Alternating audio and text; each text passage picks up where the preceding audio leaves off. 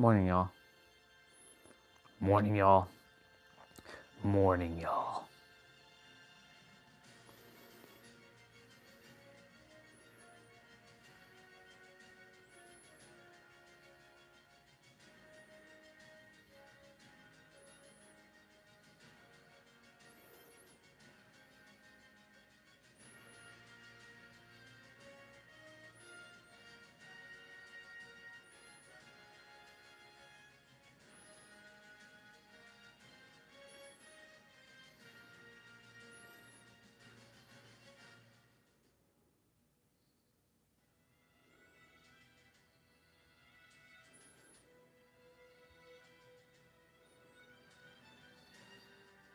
Perfect.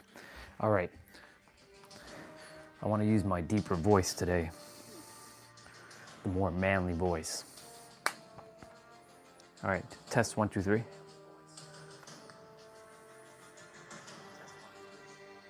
Yeah, it sounds good.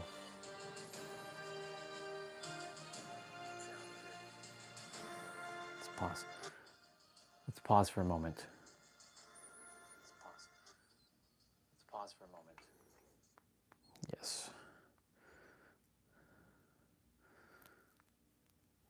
Nope. What's up? Good to see you. Happy New Year. Yeah. It's been since last year since I seen you. Awesome, welcome back. But I will be disappearing from this live stream soon, so you'll never see me again. I'm kidding. I'm gonna be on a different channel, but it's not gonna be the same. So the same energy that you know me as, it's not gonna be the same. Live streams will be different. I'll be extremely direct. I'm gonna trigger the hell out of people. I look forward to triggering people.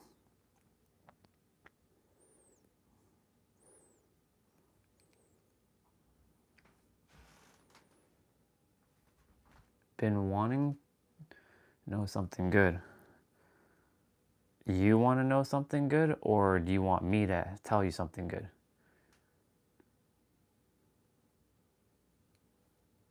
An uncle of a princess? Nope. I just gained more wisdom. That's why the silver has come out. I had a unique transformation during the summer. The silvers were initiation to being God, being the wisest person on the planet. But I got it in such a interesting way. So this is my mark of initiation. Because the black beard was not was making me seem too not serious. Now people take me more serious.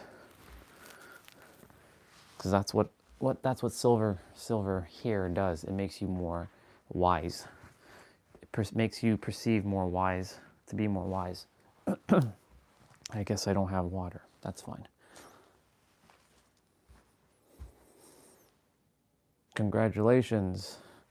But I'm not your daughter's uncle. There is no such thing as uncle, but congratulations on your kid. Don't ever put me in that position. I am just a soul. But congratulations to you and your wife.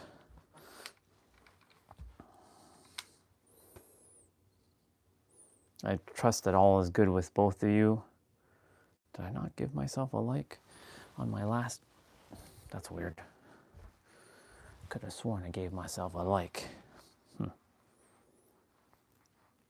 But man, congratulations on that.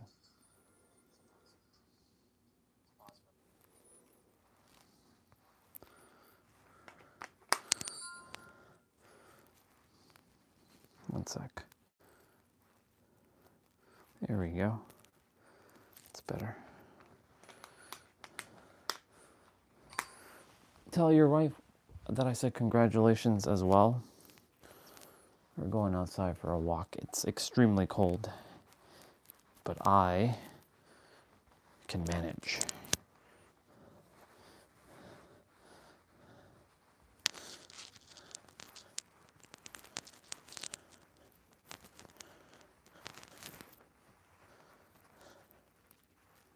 Come on. Come on. Come on. There we go.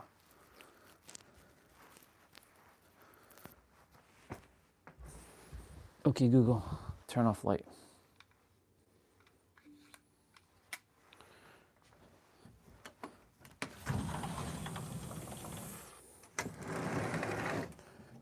That's awesome. That's happy news. It's good news.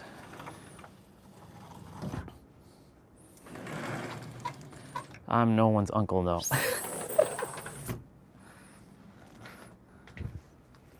But thank you for sharing the great news, man. Appreciate it. That's something to celebrate indeed.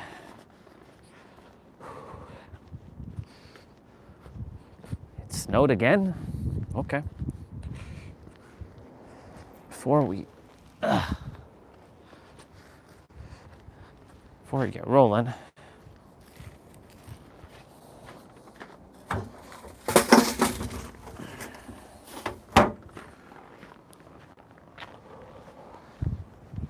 yep.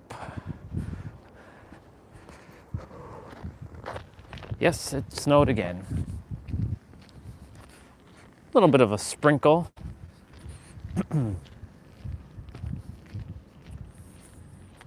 A light dusting.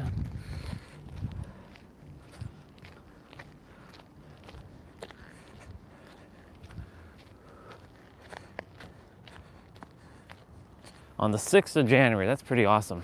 That day is pretty interesting. That 6th of January. Lots of things happen on the 6th. Again, congratulations to you and wife on the new Bubba who came into the world. I trust that she will be mirroring back to both of you some valuable and very important lessons for your souls.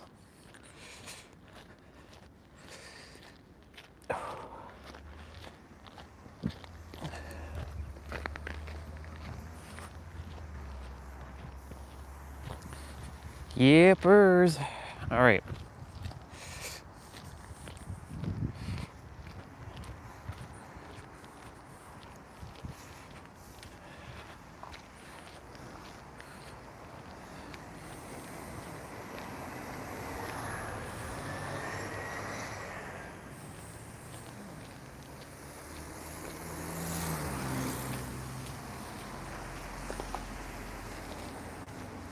Nice. Look at that. The light's changing for me. How awesome.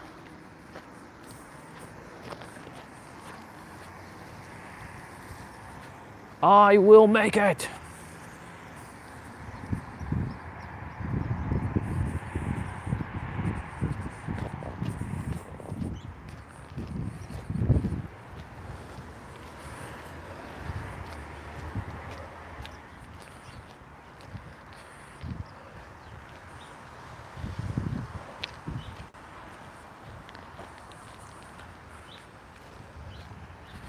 All right, time to get to the talking. So it kind of goes hand in hand with yesterday, with the word search, that we're constantly looking for something outside of us. We've been programmed, we've been conditioned to look for things outside of us.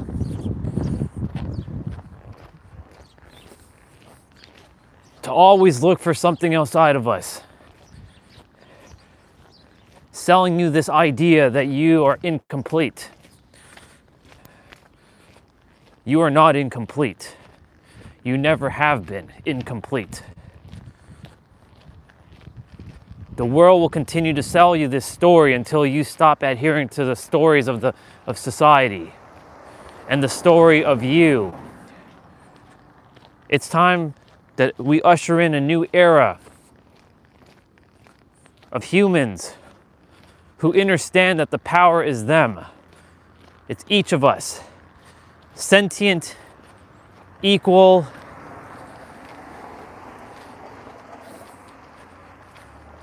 caring, respectful, loving, helping each other, encouraging one another, knowing that each other is each other. I will no longer adhere to the world saying that this is only for certain people, or you can't have this thing, or it's not meant for you, or you must look for something outside of you. No longer.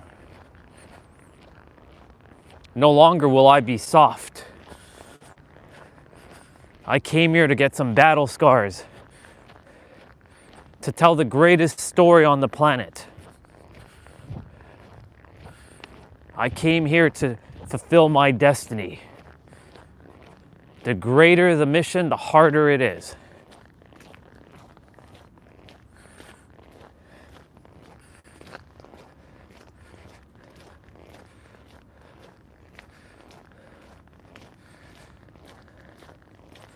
Today's gonna be a little bit of a shorter walk.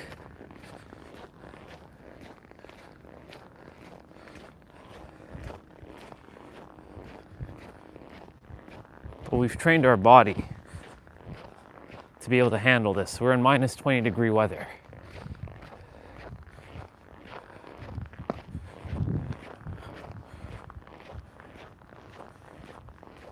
We're gonna continuously keep the hands warm by alternating.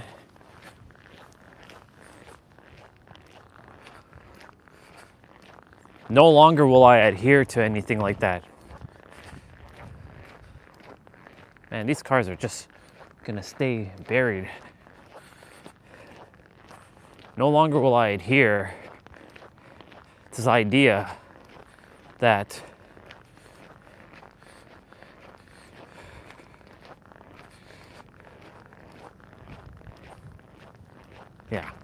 no longer will I adhere to that idea that certain things are for only for certain people.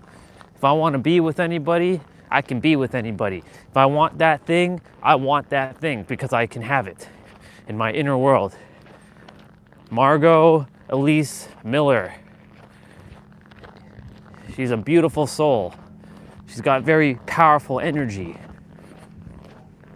I'd marry that chick.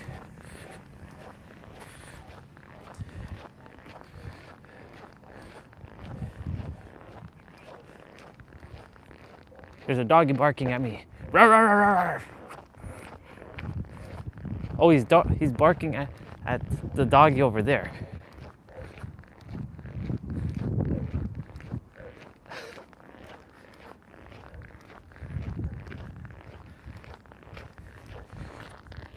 I was wondering why he was barking.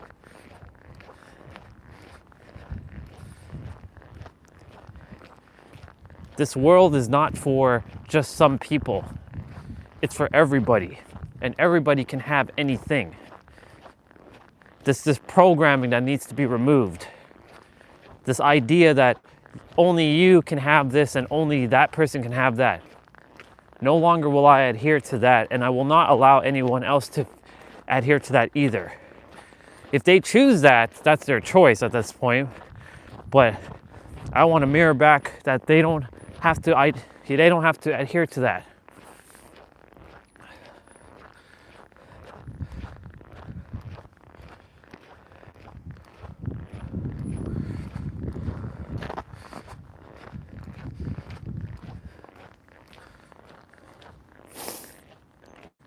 You came here to have everything you ever desired. And I created the synergy of Trinity. I am the founder of the synergy of Trinity, even though it doesn't belong to me. And of course, in that synergy of Trinity, there's one word, joy. the more joyful you are, the more things will allow, more ideas, more insights, more guidance, more everything will flow with ease and grace and abundance. But the world has programmed everybody in fear.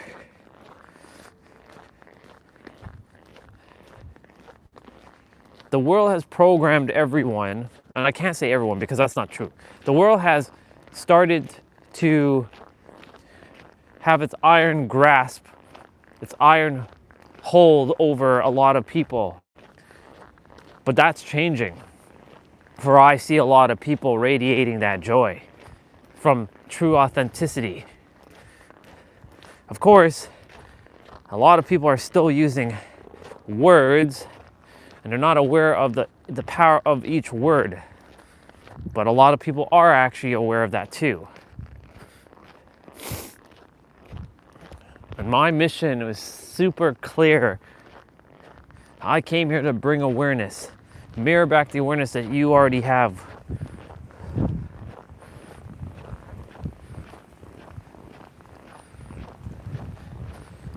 Let's go, wind. Let's go. Bring it on.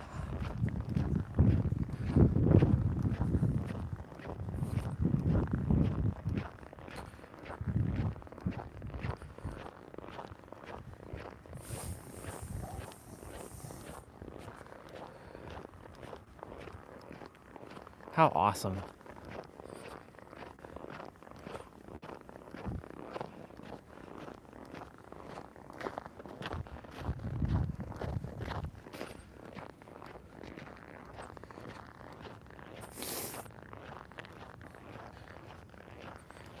Okay, switch hands. I am gonna walk through the school. Plus, this trains our body for the wind.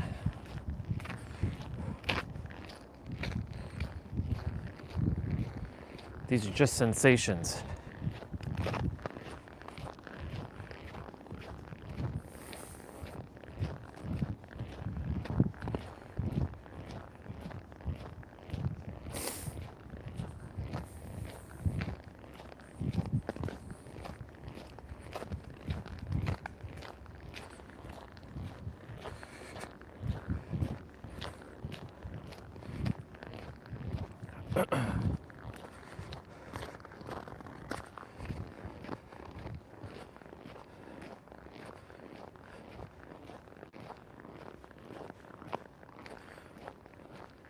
It's very beautiful.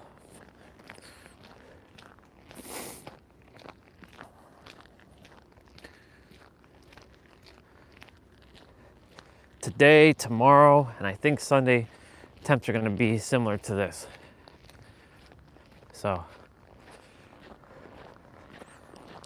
a nice blast of Arctic air.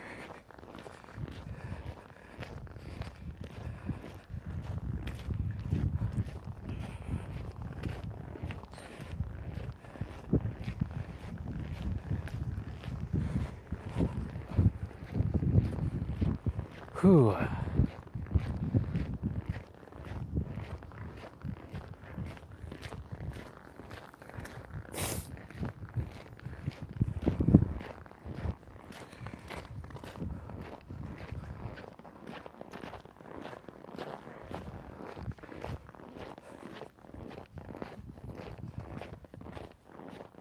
I'm here to not bring hope to people.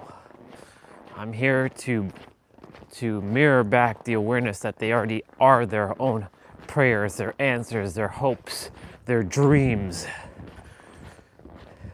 And I've already declared to have a deeper voice. I declared that I will have a more powerful voice, that I unlock my true voice, that I have already unlocked my true voice, that my body is fully healed and flexible, and that I already am in joy and relief.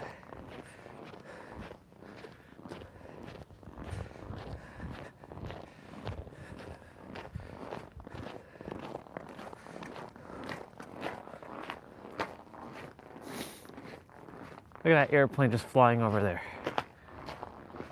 Can't even hear it.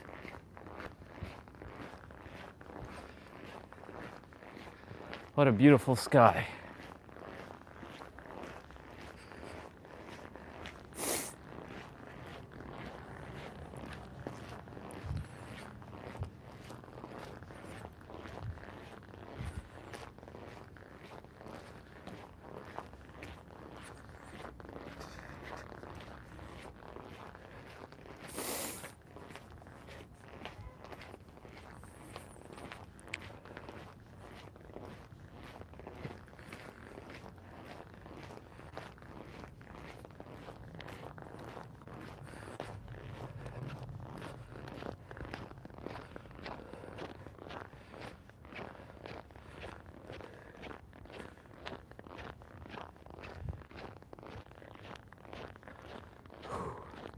Phone battery has dropped to 95%.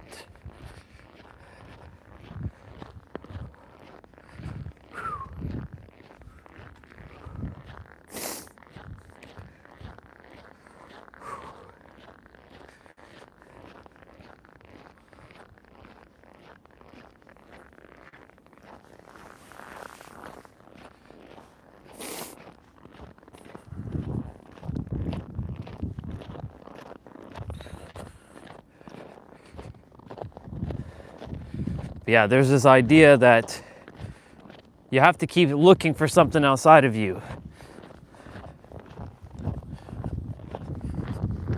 I will not allow anybody to keep searching and looking and seeking answers outside of them any longer.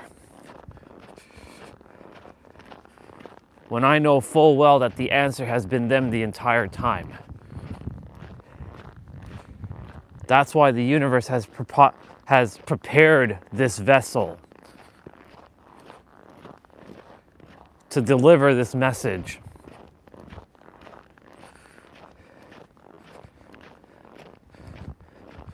Believe in the gods that you choose to. Believe in whatever ideology that feels in alignment with you. But know this, that the true answer is you. It always starts with you and ends with you. You know why? Because isn't it you who's believing in these things anyways? So doesn't it start with you anyways, regardless? If you believe that there's a God outside of you, it starts with you.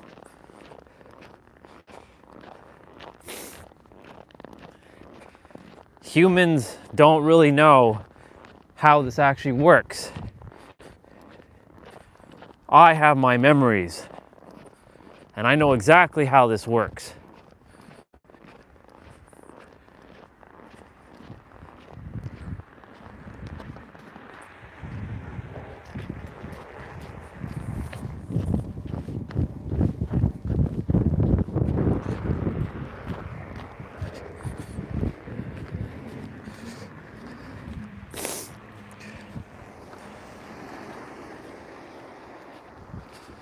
That was nice of him.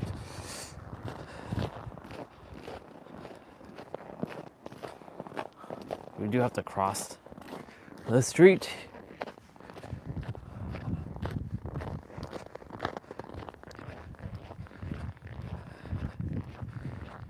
Everyone's looking for something. Well, a lot of people are looking for something. I can't say everyone. Because everyone implies every single human. That's not true now.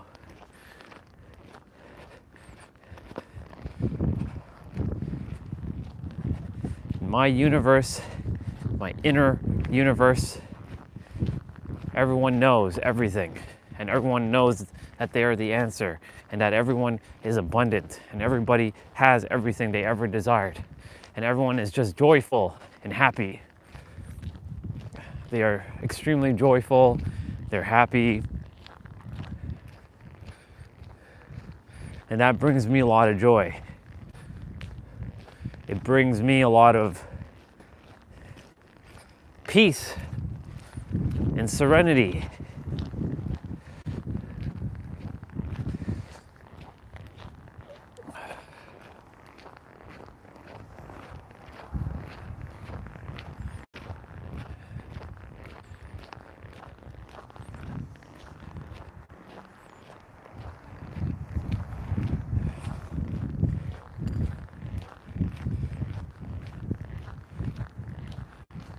There's our sister.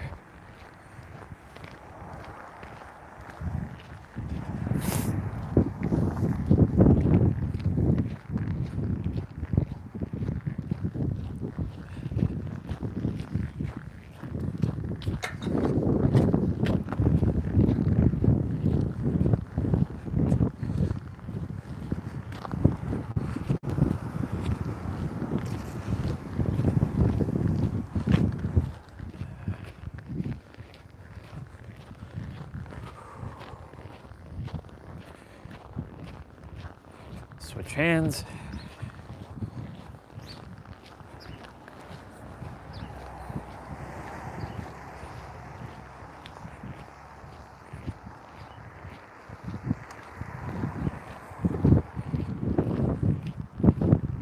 Oh wow, no car today.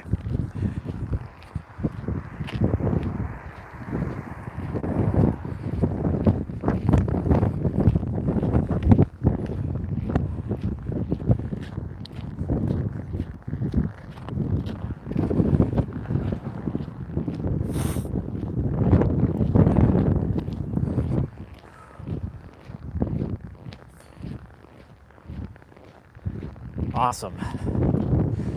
Let's go.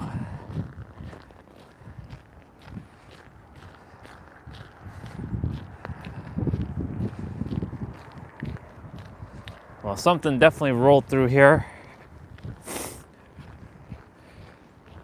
I'm grateful that they actually been taking care of the trail. It's allowed us to come down and enjoy it.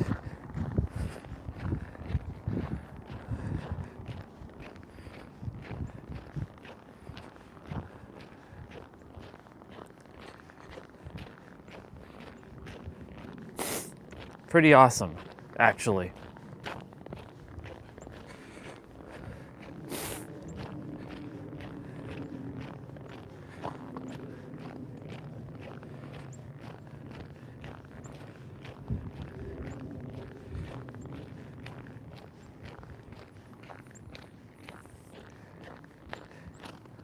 I got the trail to myself, minus the truck.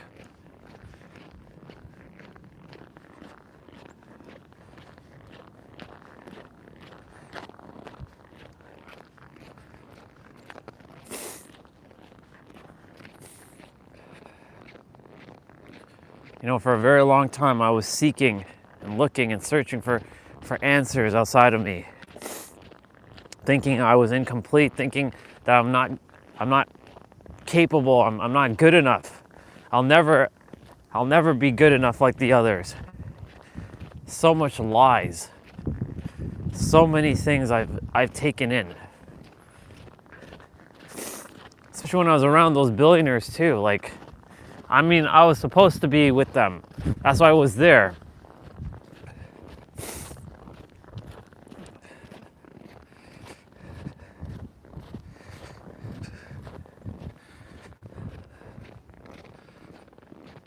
Oh, nope. I thought I had the trail by myself.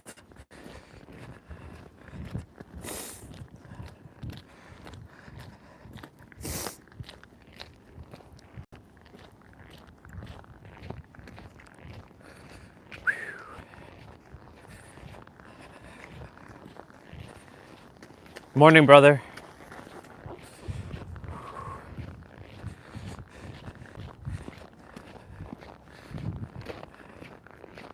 Completely frozen. Our brother is definitely not there. I don't think he is.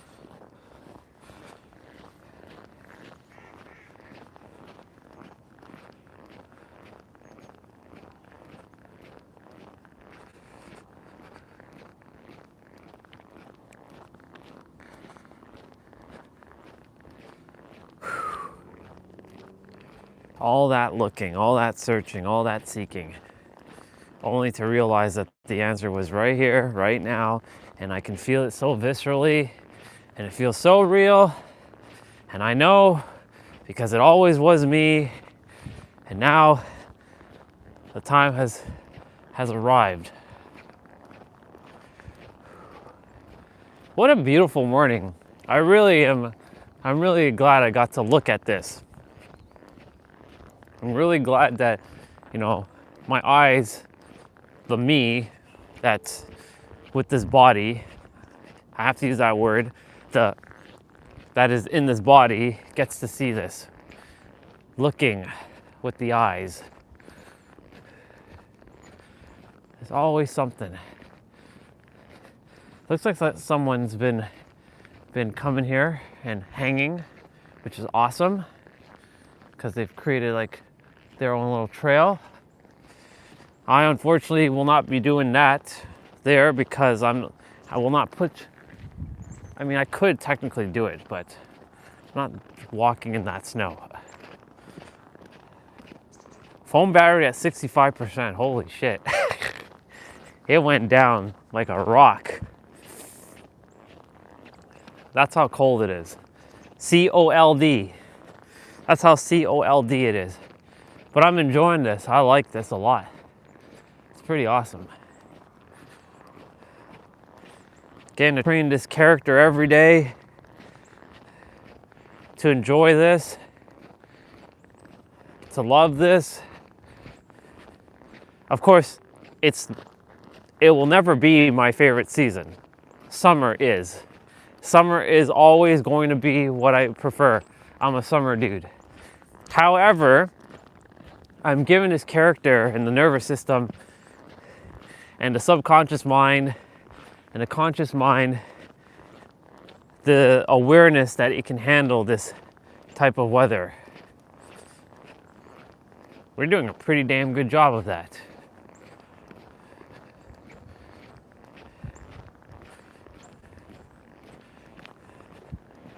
I believe tomorrow will be even colder again.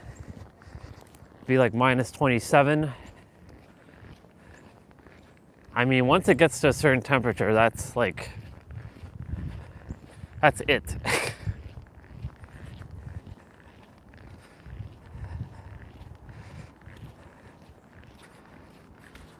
Okay, switch hands.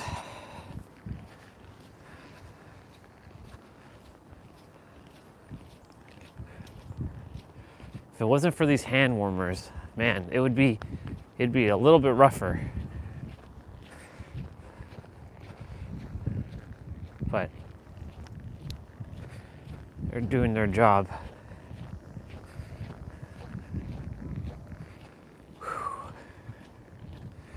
Shorter walk, of course, today. No big deal. Every day we've been accomplishing our 10K. And have not missed a day yet.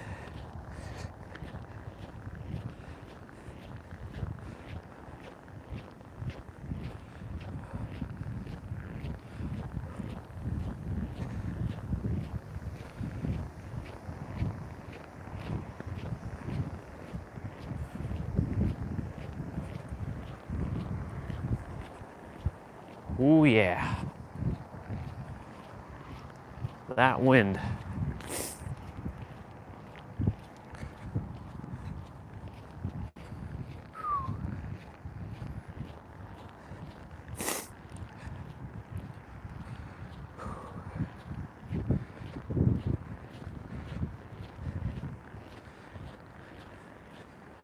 It was fun seeing other people's live streams yesterday. Like, while I was on my live stream journey. I was like, oh, okay, so that's what others are doing. Cool.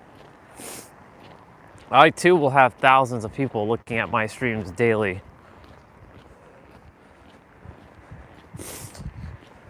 Because I am visible now.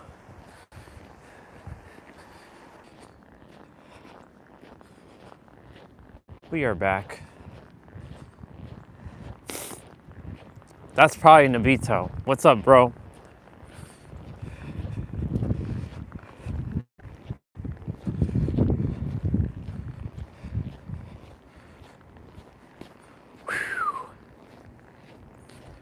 Very refreshing out here. Training the character every day. Training the character every day.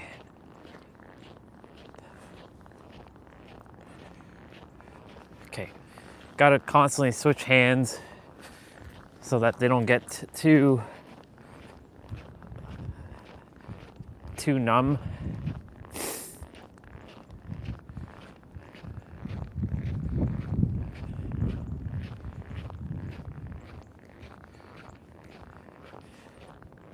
I'm just proud of this character because, you know, I've been pushing it to its limit.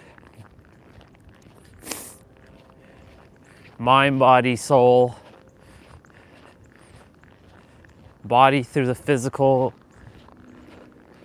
like through training, through, you know, cryotherapy. This is what we can call cryotherapy.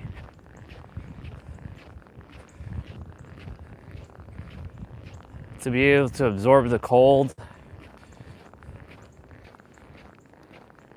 with minimal, you know, minimal like layers. Well, minimal gear, like no hat, no scarf, no face cover, jacket open, neck exposed, and still be able to tough it out.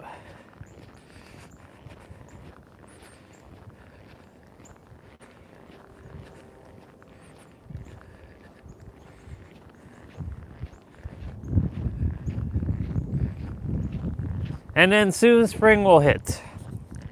And we're gonna start to see more people again. Some that we may have not seen in a long time.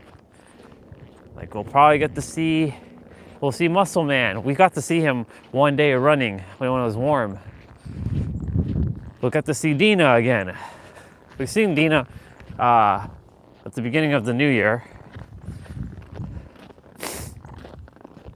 We'll get to see maybe the Asian couple again.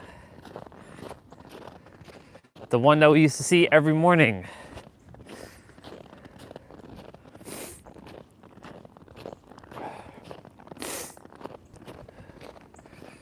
But sooner or later, I will not be here to see them.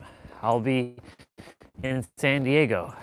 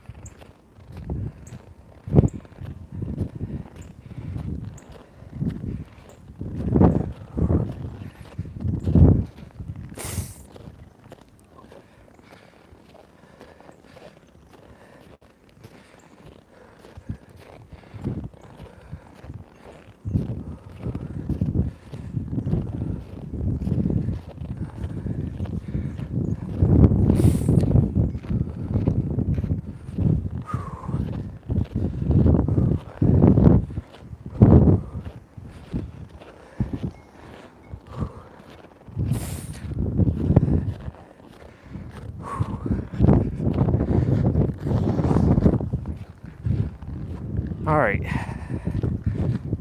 so we're back up.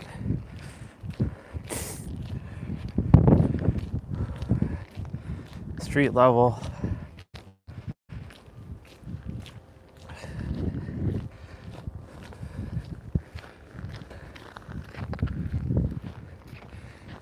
Doing good. Doing good.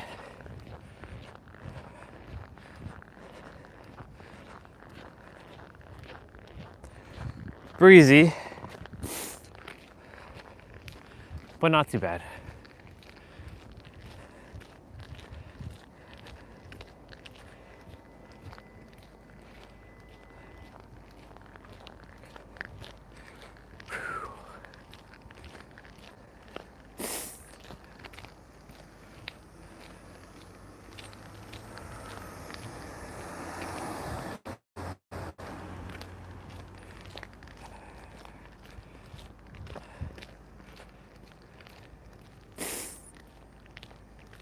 It's funny, I get to do this.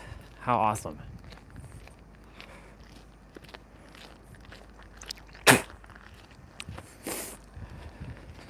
Excuse the spitting, because saliva, phlegm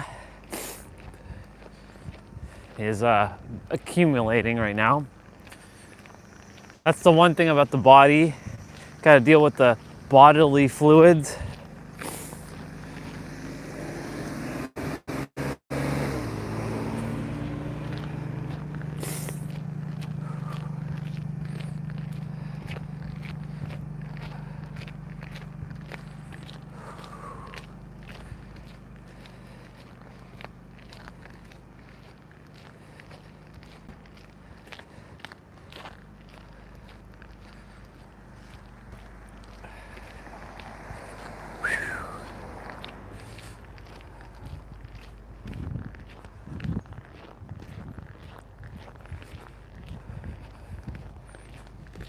Gotta keep switching them fingers, them hands.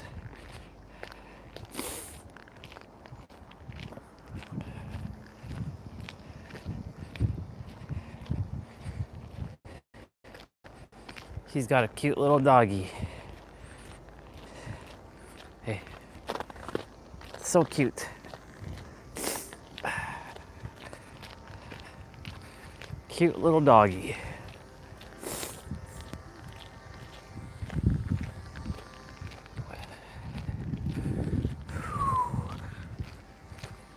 Taking it the long way around.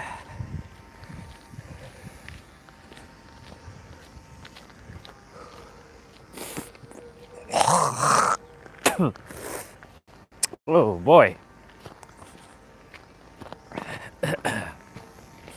That one almost went down the throat there. That's what she said. Pause. We're gonna pause on that one.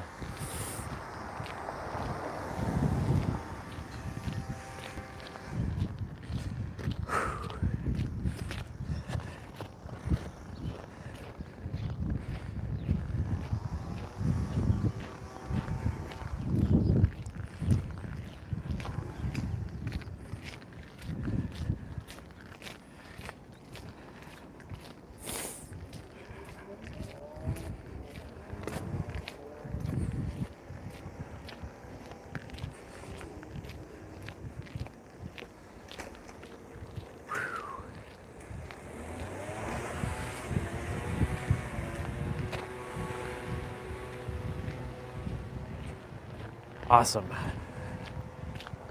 Phone battery at 32%.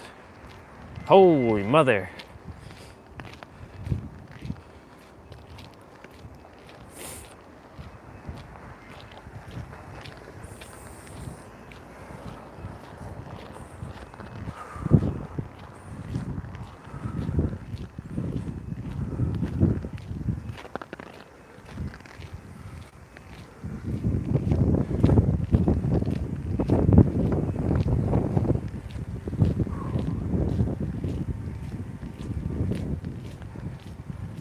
We're not that far from parents.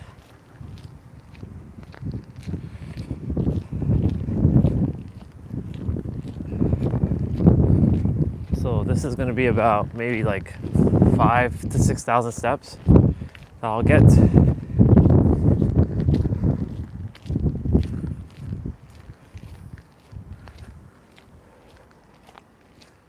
Pretty awesome. Character, you're doing great. Keep it up.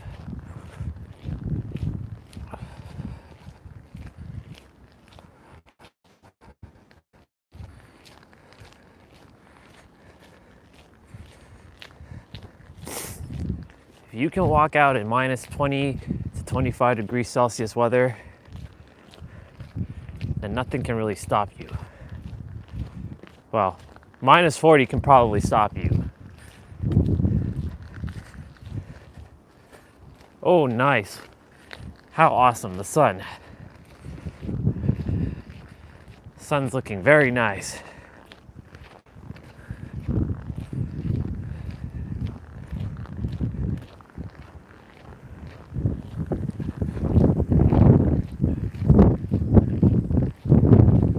I didn't know that you can have those handle thingies for your bike. It's pretty badass.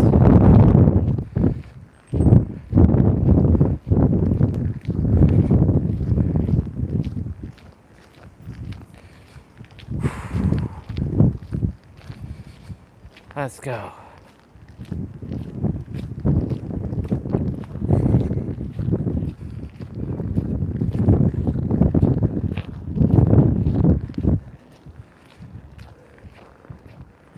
Cryotherapy. Thank you, Swati, for that one.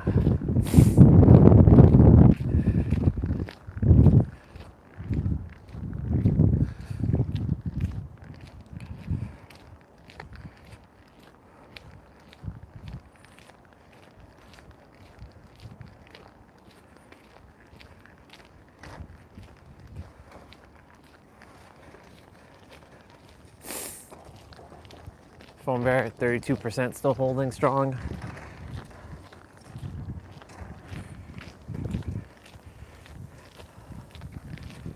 I got to do this today. That's awesome. And I'll get to do this tomorrow as well, because temps are going to be about the same. And I get to have sun in my eyes now, which is pretty awesome.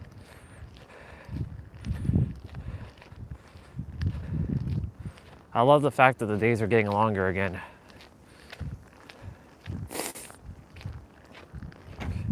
Every day is just getting longer.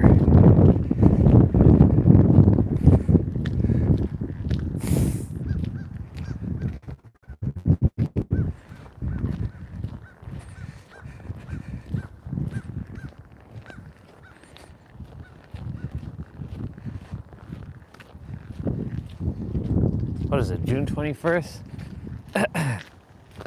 It's the longest day, and then after that it starts to get shorter. Yeah, it's June 21st. December 21st. From June 21st to December 21st, that's when the days get shorter. And from December 22nd to June 19th, or June 20th, that's when the days get longer.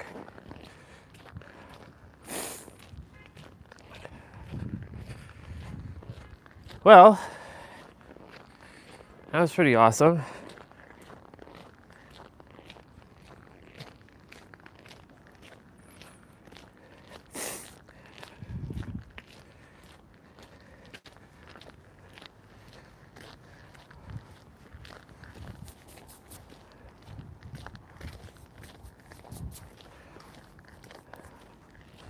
Every day getting the beard frozen in ice.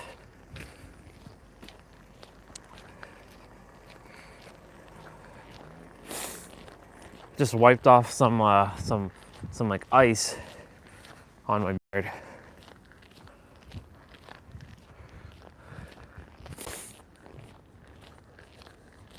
The condensation from my nose freezes onto the beard, onto the mustache. The mustache. The mustache? Yeah. The mustache.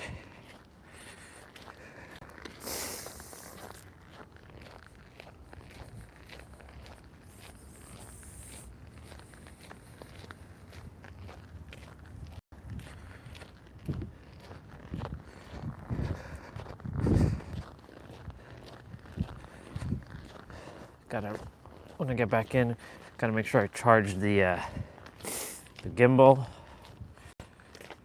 Ooh, my, yes. Give me that sun.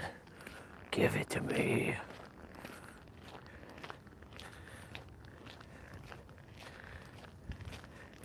The sun's very beautiful.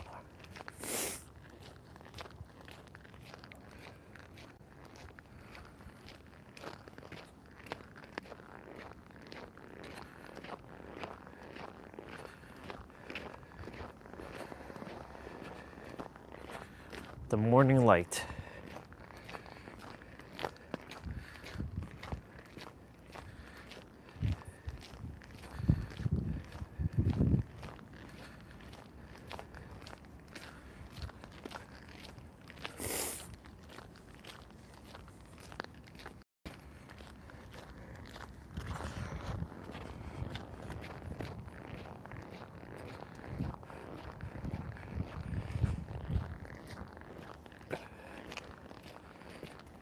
There you are, sun. Come on up a little bit higher so I can get more of you.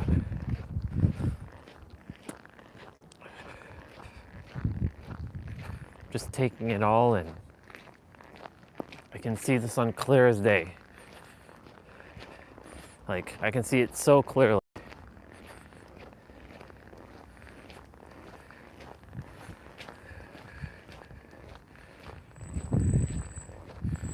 Love it.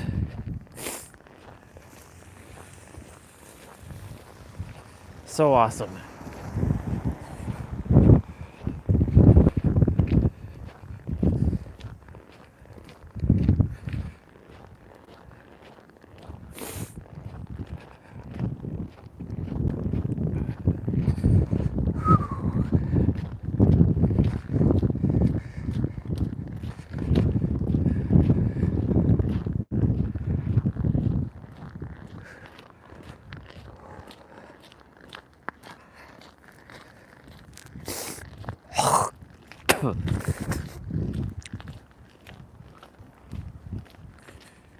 Saliva.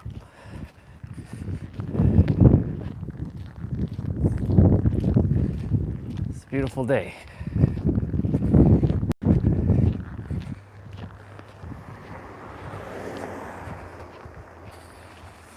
I just had a flash moment of me in San Diego, sitting at the base at the park in Mother Miguel.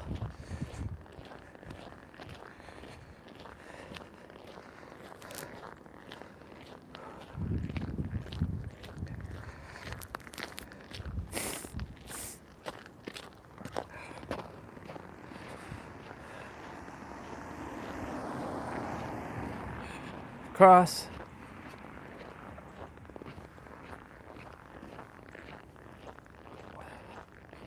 Look at me being a badass walking in the middle of the street.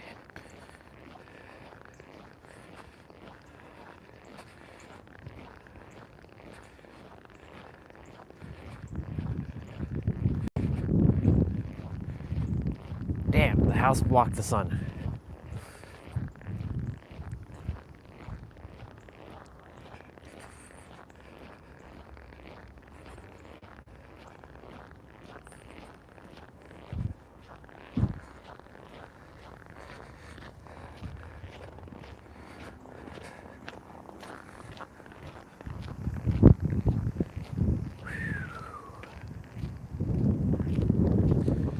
Phone battery at 20%.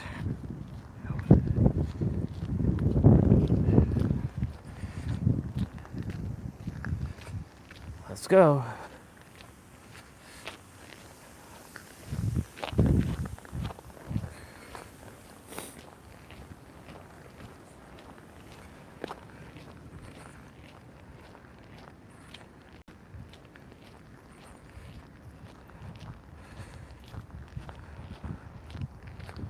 Getting the sun.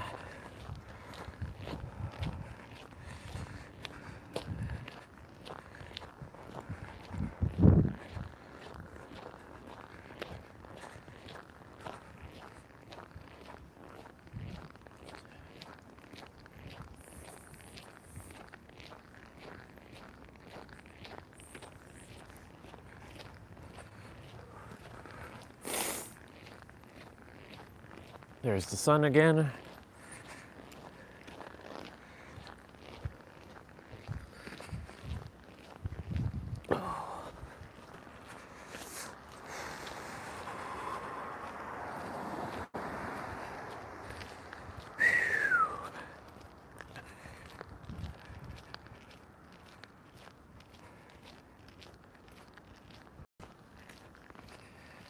So we weren't out for quite an hour, but we got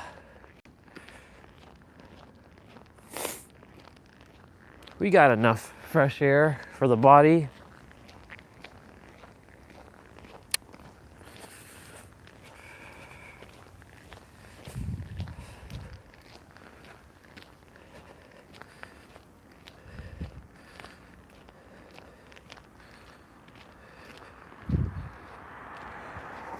All right. We made it back.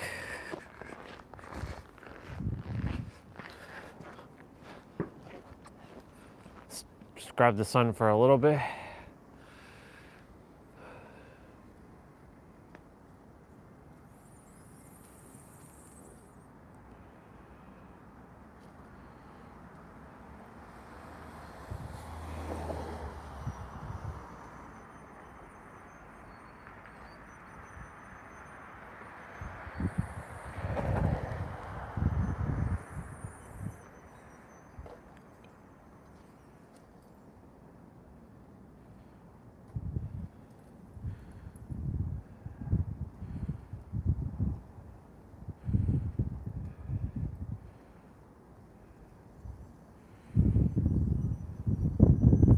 Okay, perfect.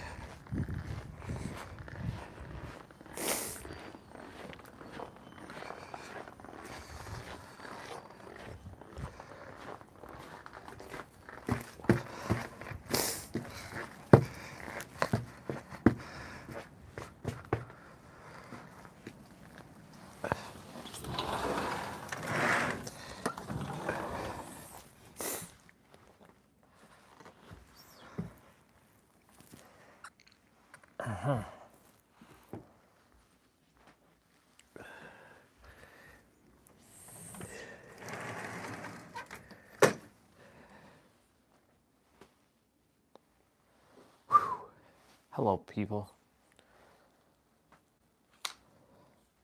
Actually,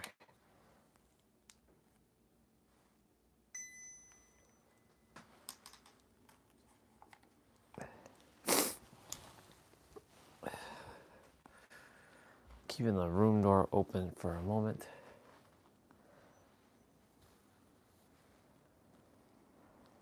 Giving it some fresh air.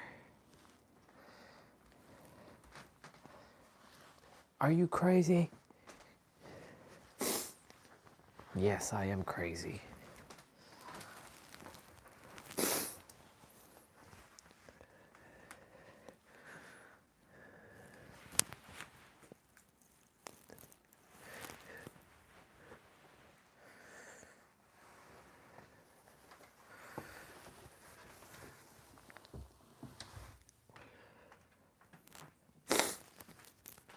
Let's see.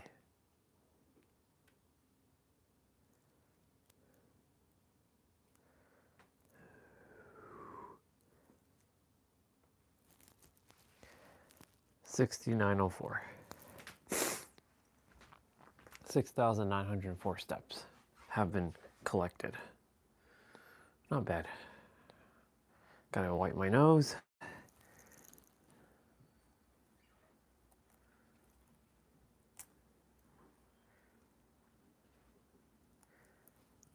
Giving my room some fresh air. Gonna go make breakfast.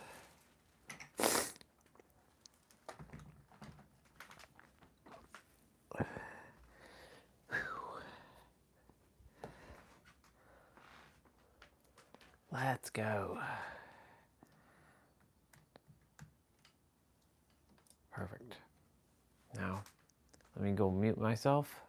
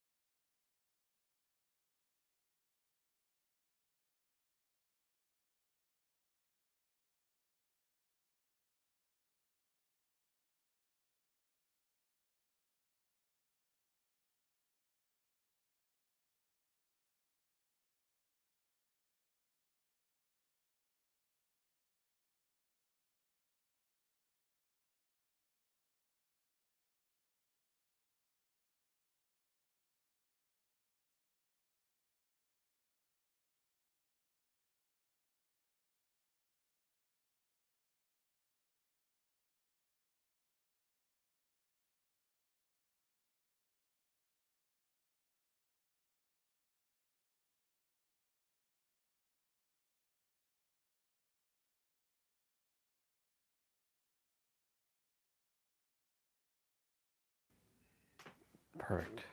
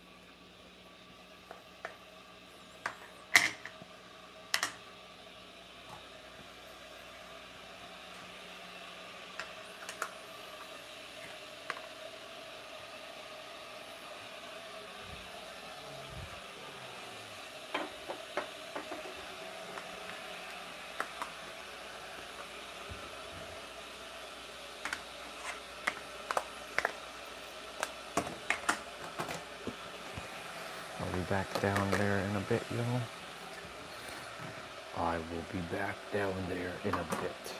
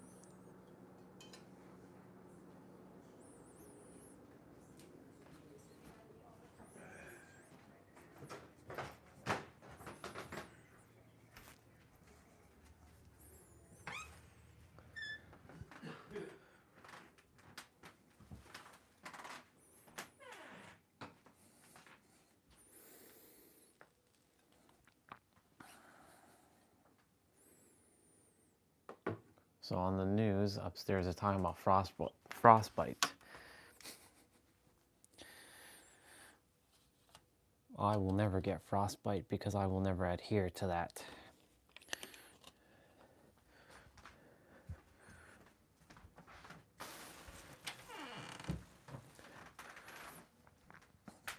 Apparently we're gonna get minus 40. Alexa, what's the wind chill tomorrow morning? Tomorrow morning, you can look for flurries and partly sunny skies with temperatures around minus 15 degrees Celsius. Nice. Arctic weather.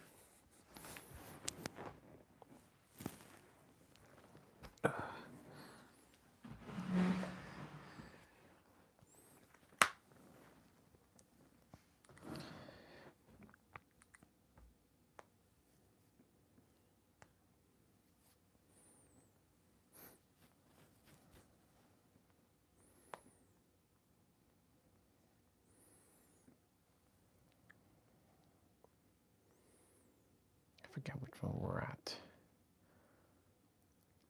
Day of Wrath? I think it's Day of Wrath.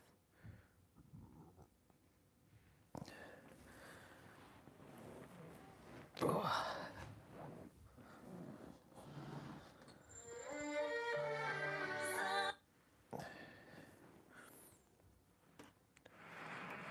Attention, the Earth Forces fleet has begun its assault. There must be a separate force carrying the nukes. Find it! Input target point. The lunar surface, Ptolemaeus crater. Earth Alliance base. Vessel detected at Orange 25, Mark 12, Alpha. It's the Dominion. Please have the mobile suits take off immediately. Mula Flaga, strike! Taking off! TRK Smith. Buster, take it off! Strike crew, let go!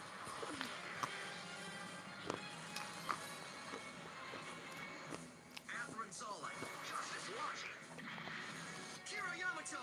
Freedom! Let's do it! I'll give it a try.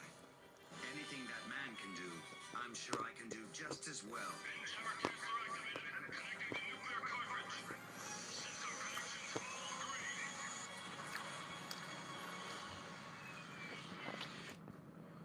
Fire.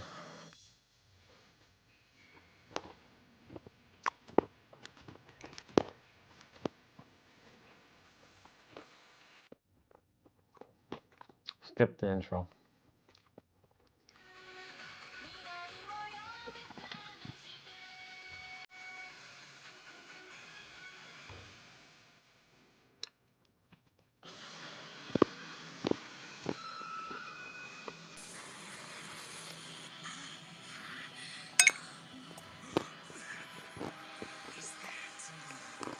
Could it be? Quick, what's the projected target? It's aimed at the moon! Probably the Ptolemaeus crater! Captain, there's a huge energy emission heading straight for us.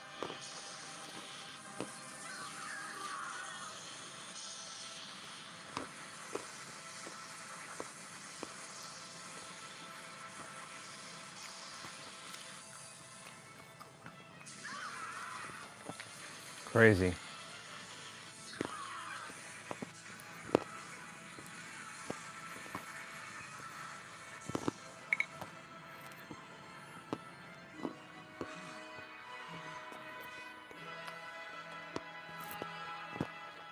Lunar base.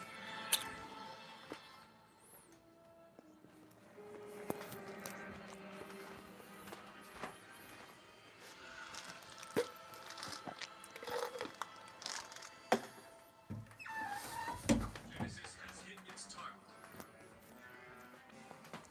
Hurry, replace that mirror block. Push the second block into the scrap orbit. Block 3 standby.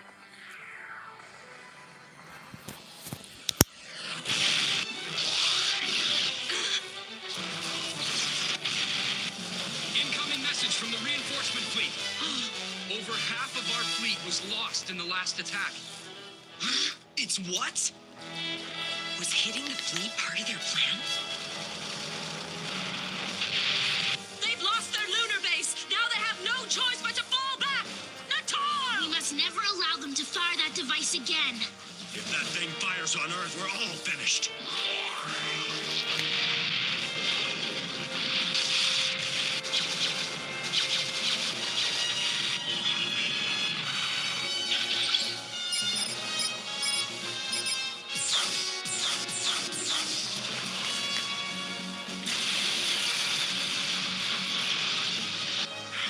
There are too many.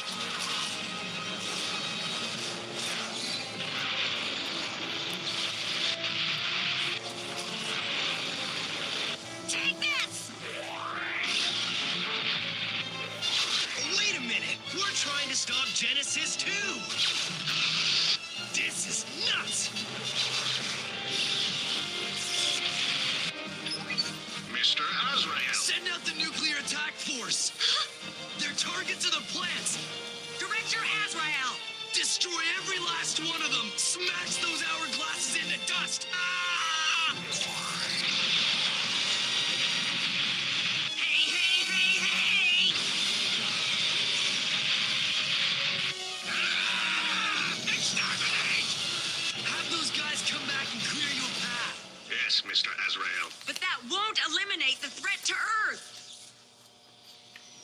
We have to stop that weapon! Oh, that's it. I've had just about enough of your nagging, woman! Peacemaker Force, prepare for takeoff. All crews are to finish work on their craft immediately. I repeat.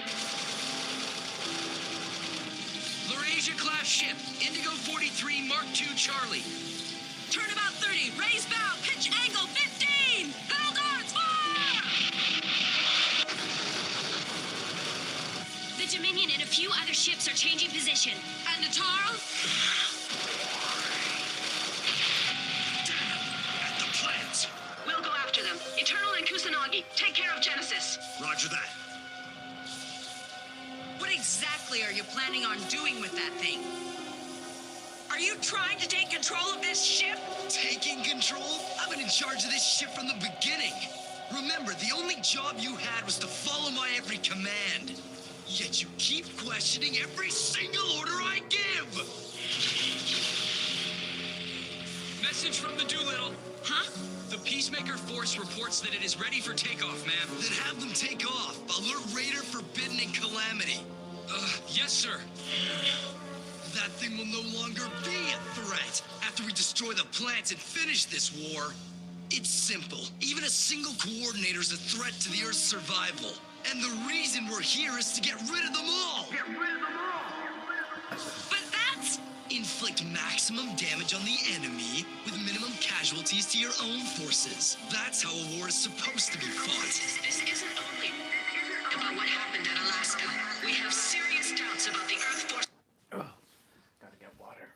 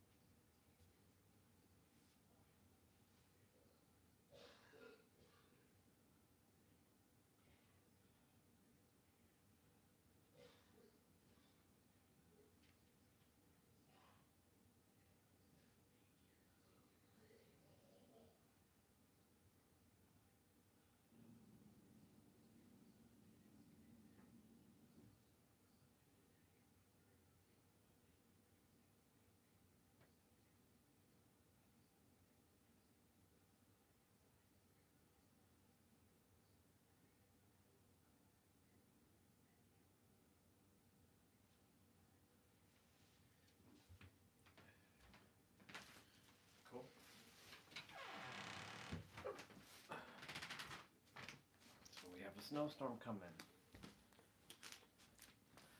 Another one. Alright. I mean, bring it on.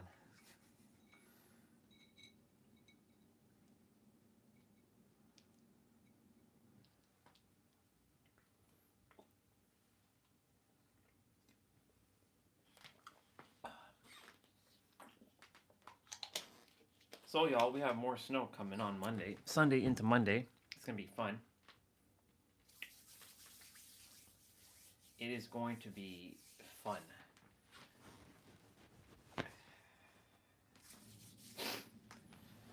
Oh.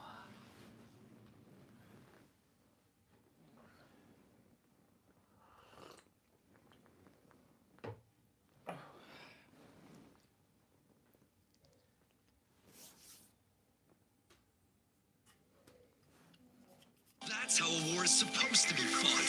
This isn't only about what happened in Alaska. We have serious doubts about the Earth forces in their entirety. Military must be regulated. It requires both soldiers who follow the orders of their superiors and commanders who can see the larger picture and make the appropriate decisions. Otherwise, the ship cannot be victorious or hope to survive in battle. There's no doubt in my mind that you will make a fine captain someday.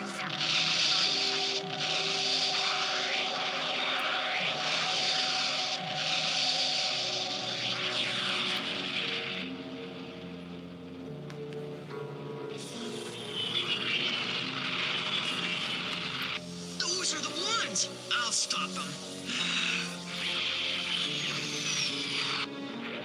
Do we have to babysit them again?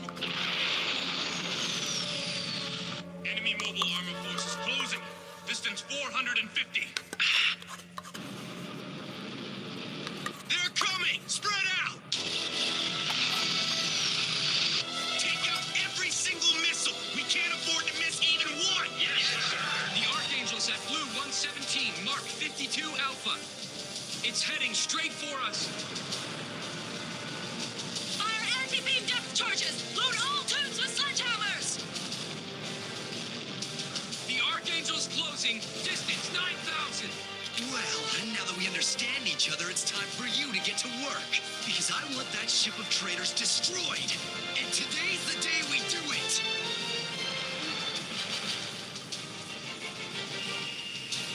Don't you feel any kind of remorse for doing this?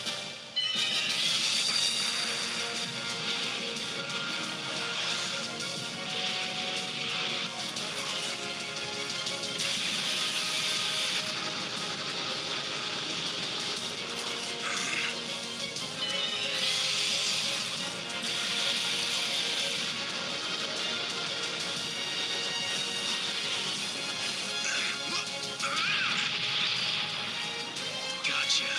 Now fry!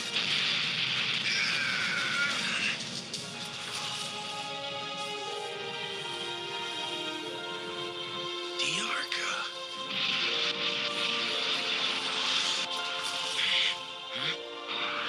This is it. You're finished, punk.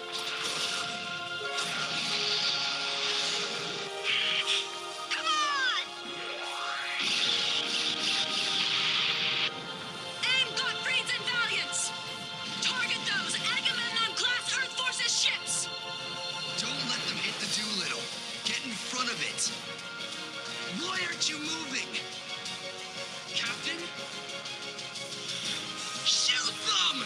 If you don't fire, it'll be hit! Maximum thrust, turn bow 20! Fire anti-beam depth charges! Aim Gottfrieds! Fire!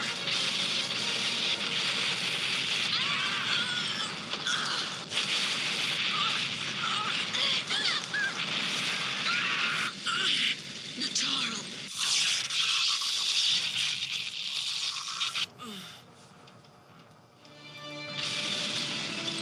I cannot allow them to attack Earth. It's all right. I already know the truth, Natarl. There you are, La Crusade.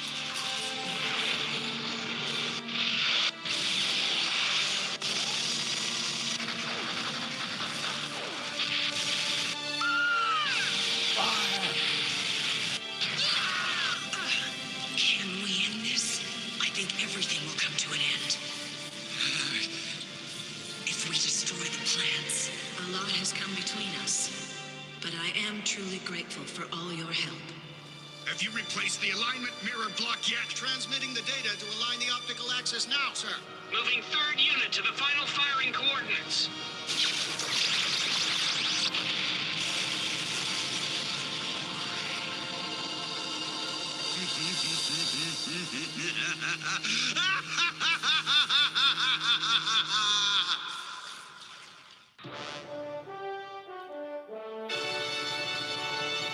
Some evil shit going on right there.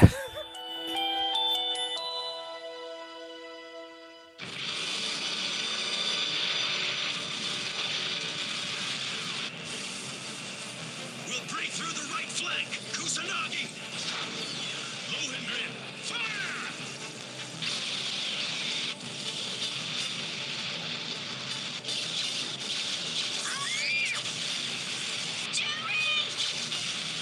Murderous bastards!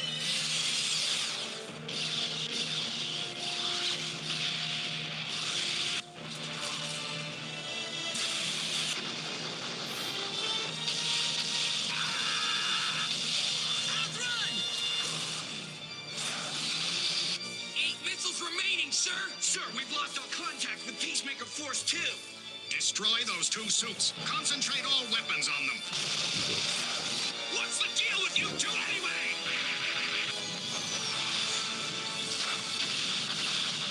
Why are you fighting so desperately?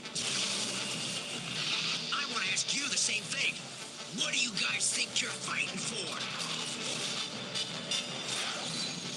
Don't ask me. I don't really know. I hate losing. That's my only reason. What?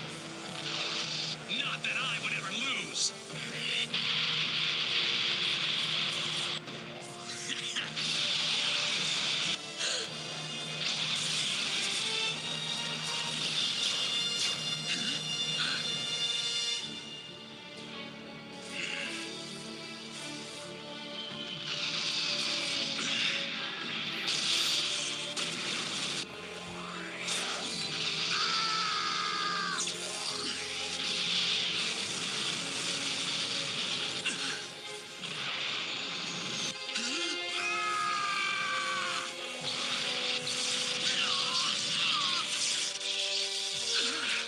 Well, one goes to place.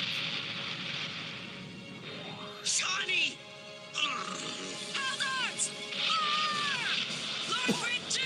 Fire! The Crusade! La Crusade!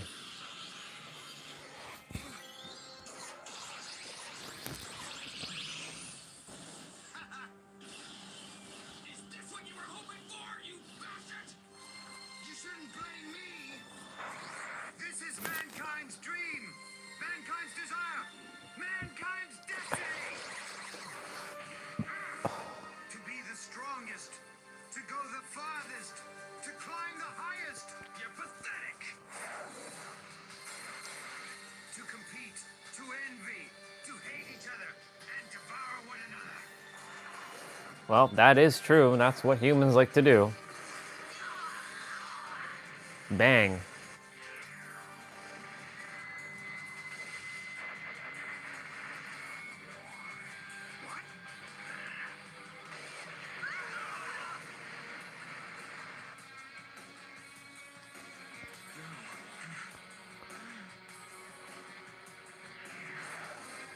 I won't let your twisted logic make things worse. But you're too late, Moo. You see, I am the product of all this. That's how I know. There's gonna be a lot of like death coming up.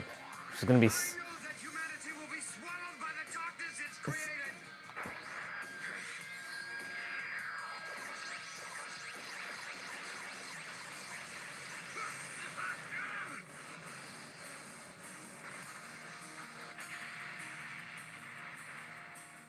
Possibly, we humans can exist without actually having to fight.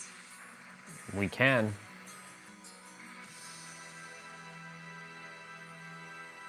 But humans have to not want to. Humans have to want to not But control their many of us humans. have chosen to fight. For what reason? To protect Bang. something? Protect what?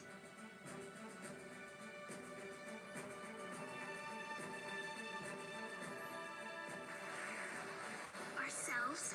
The future? If we kill people to protect ourselves and this future, then what sort of future is it? And what will we have become?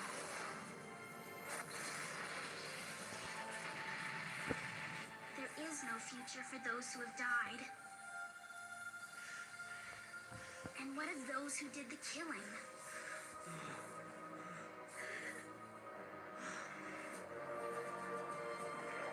Ms. Maru, resupply the machines that need it. We'll take care of the Dominion. Your target is Genesis. Is happiness to be found in a future that is grasped with blood-stained hands?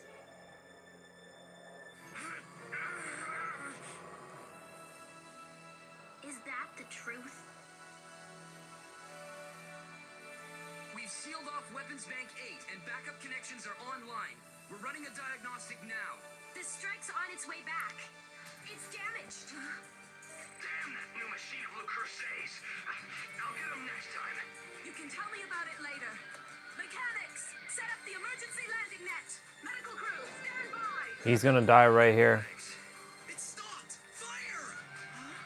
Hurry, destroy that thing! Target the Lohengrin!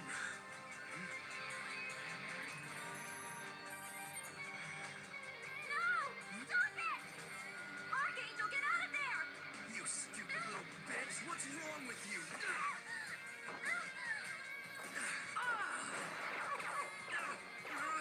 What do you think you're doing? I know what I'm doing, do you? All hands abandon ship. To rule! Cowards! Hurry! Get to the Archangel!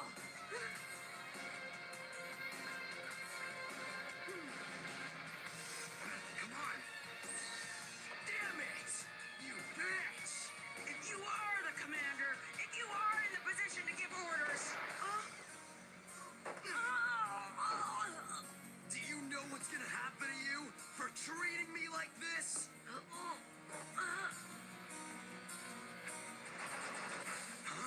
you're a monster who deserves to die. Right here with me. How dare you!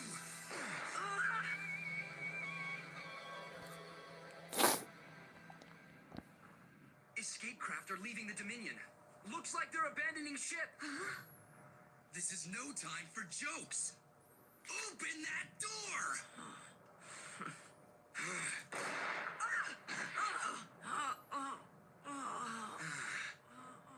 Damn it!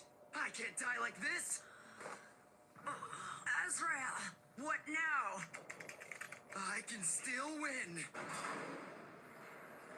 That's right, I always win. You bastard! Captain! Hey, bye! Too late! We can't!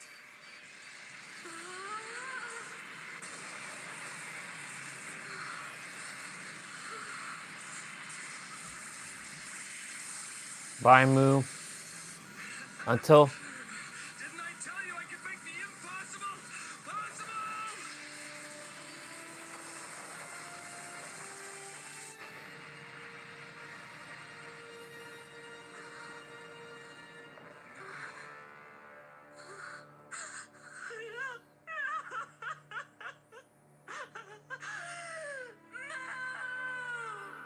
Oh, but It looks like you lose. how dare you mock me?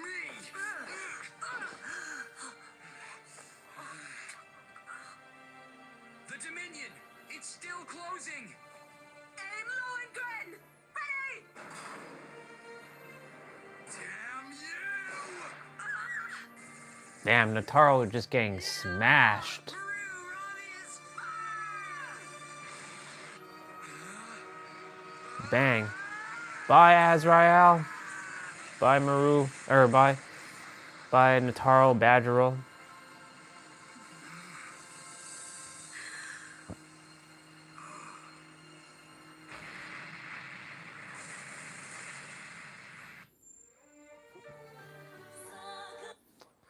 Lots of death in that episode. It's crazy. And they still have to take care of Genesis. What is this, episode 48? Yep.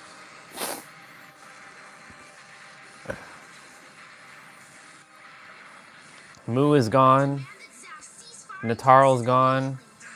20 to port. Flay's gonna die in this episode, I believe. Of nuclear attacks, yet we are inflicting the same suffering on them now. Will anything be made right if we fire it? Or if more innocent men, women, and children keep losing their lives? Is this justice? Don't you realize yet what these attacks on each other are giving birth to?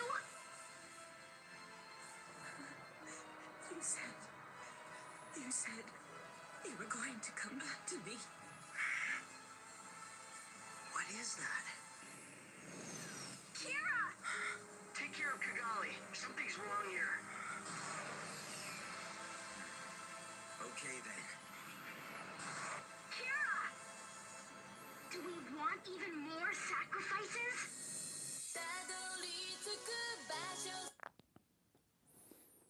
Gotta skip. Blocks 125 through 140.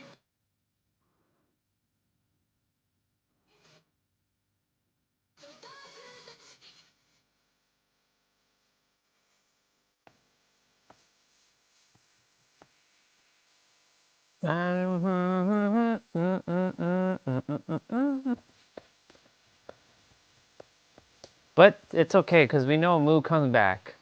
It was just weird how he managed to come back alive.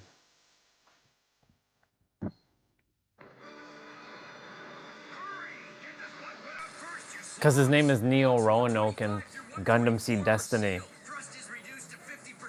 33% of sensors are offline. Any of our forces nearby? Get to the Archangel! Oh, Azrael. What a disappointment you were. Incoming mobile suit! Is that one of ours? I don't know it. Why now of all times?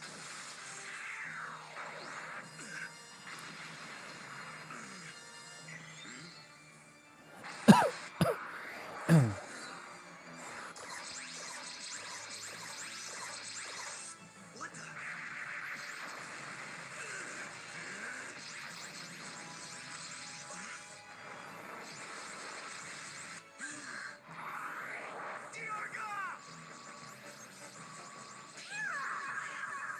Not you again.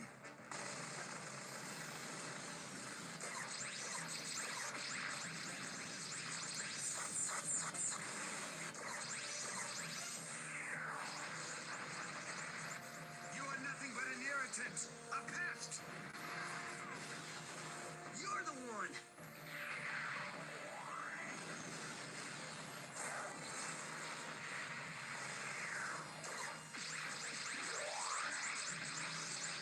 Kira! Can we back him up? Not in this shape.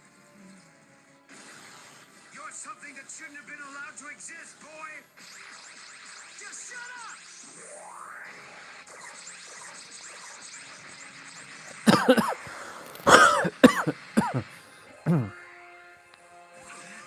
Damn it!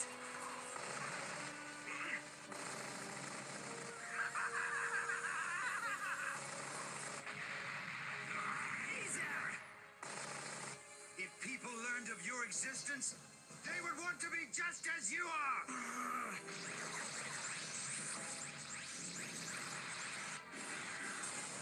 They would want to become like you! That's garbage!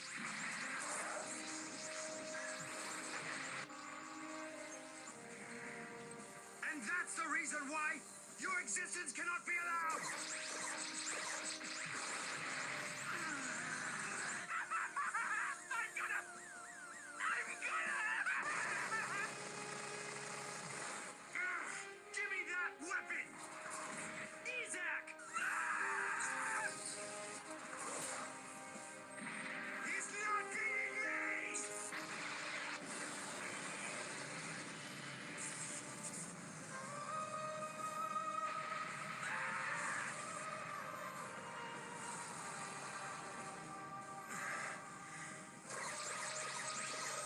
The boys. I'm not. Even if that's true. I'm not defined by my feelings. Who's going to believe that line? Will they understand that?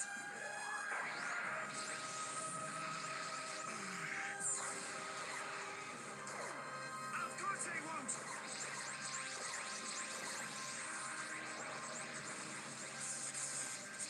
Nobody will.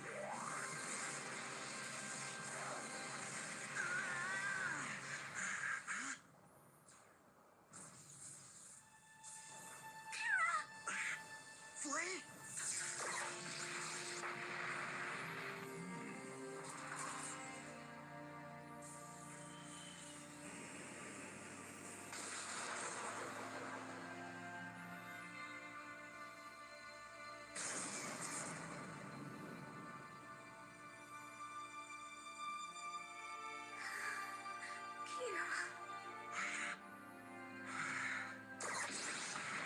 Nope.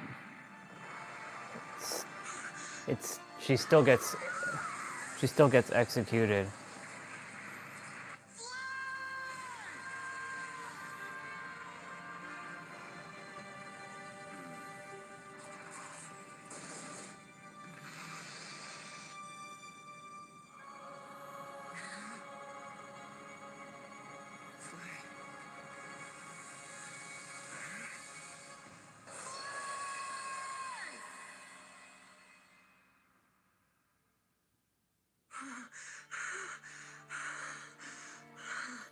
Intense. How come? Oh, Flay, how come? Thank you, and I'm sorry. Why'd this happen? I've wanted to apologize to you for so long. Why did you die? Why you, Flay? I was in such pain. I was always frightened. Because I didn't understand what was happening. I didn't know about anything really. Oh, Flay! But now I'm finally free. I can see you so clearly now. I couldn't. So please, don't cry anymore.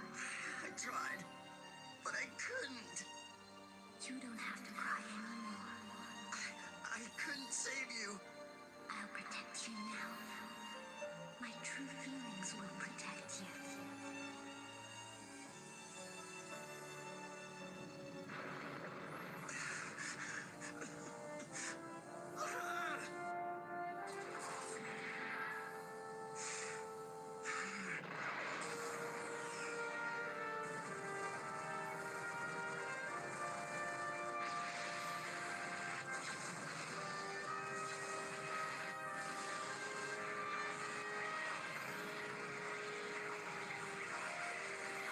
Genesis is entering firing range.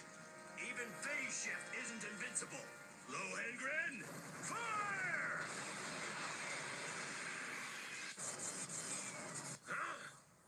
Over. We're in real trouble now. Genesis, adjusting 7 at a rate of 90 increments. Those ships are run by a little girl and some naturals. Why can't you destroy them? Ms. Lacus. Hooray! Commence target input. North America continent, East Coast. But sir... Earth. He's gonna fire on Earth.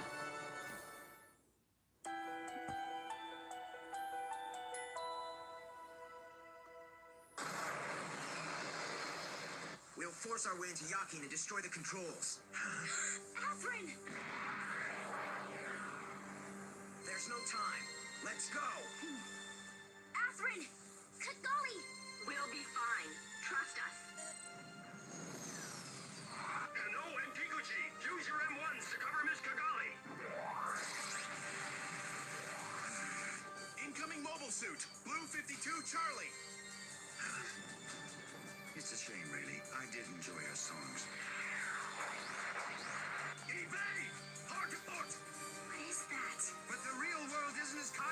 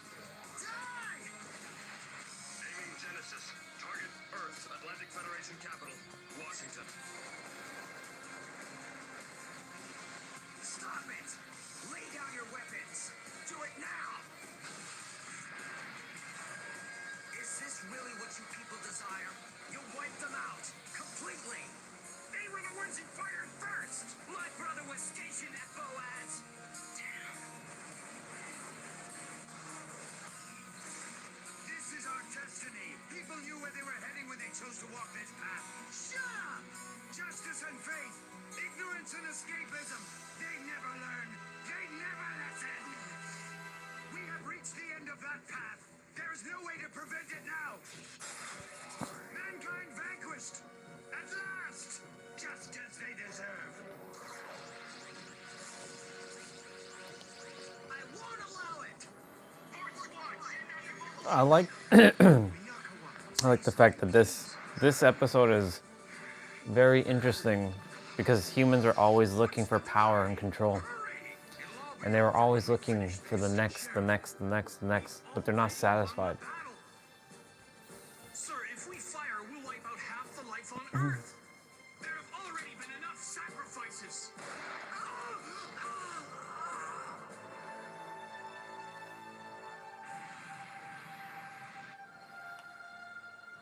Where's the freedom? I don't know. And I can't find the other ships. Kira. You're crazy, and so's your logic. That's how people think. You know it. No way! You're wrong. People aren't like that at all.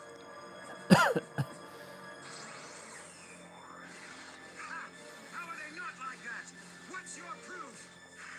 Mr. Chairman, this is a world where people's hearts are filled with hatred, where fingers have no purpose other than to pull triggers. What do you believe in? And why do you? You don't understand anything else! Of course! After all, people can only understand what they've experienced. They can only understand what they've experienced. What are you doing with the Earth Force? You used to tell me that you hated the whole idea. You're a traitor to your fellow coordinator. You didn't make any serious attempts to fight, did you? It's because you're a coordinator too. Why torment yourself? Saying, eventually, someday. How long have you been fighting with your thoughts clouded by that brand of sweet poison?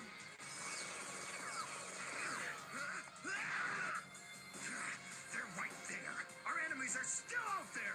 Why would you even suggest we not fire it? We must fire it again before they have a chance to retaliate. The enemy must be annihilated. Why won't you all understand that? Excellency, our forces are still in the line of fire. All of our soldiers are fighting for one thing, victory! I'm sure they're prepared to pay the cost. You bastard!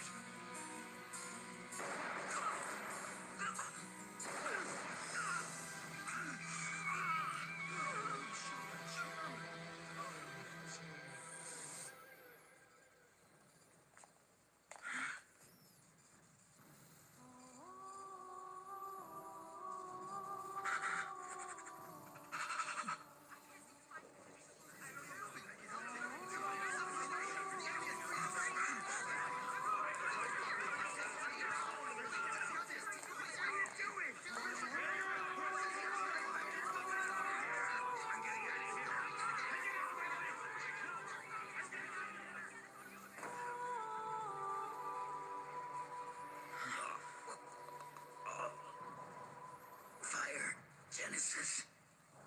We must make the world ours.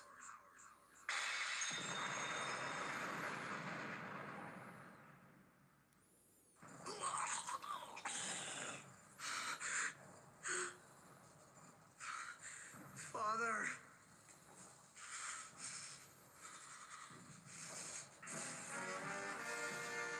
And Atherin's daddy just died. Commander, headquarters, what are our orders? The Archangel. Kira and the others? Are they actually abandoning Yakin Due and Genesis? All personnel are to abandon this facility immediately. Catherine? They've activated a self-destruct sequence. When Yakin blows up, it'll trigger Genesis. Damn it.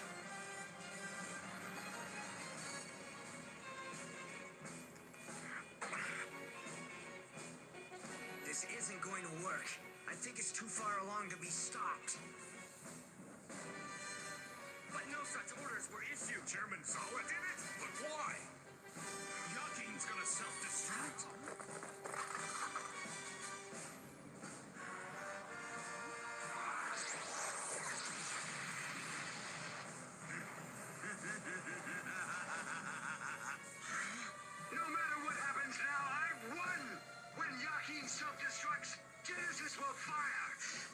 Yep.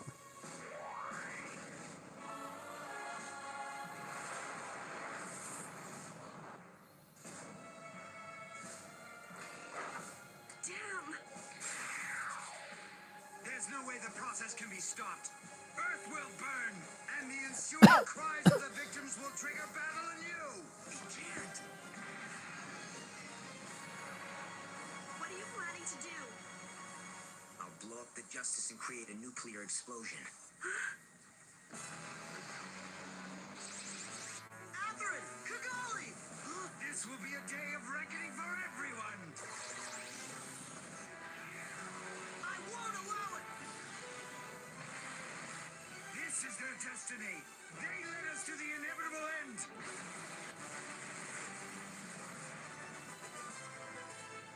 Catherine, if you do that, then you'll be...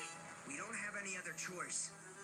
Get out of here now! Catherine! Don't follow me! Catherine! You even helped bring this about, boy! So what?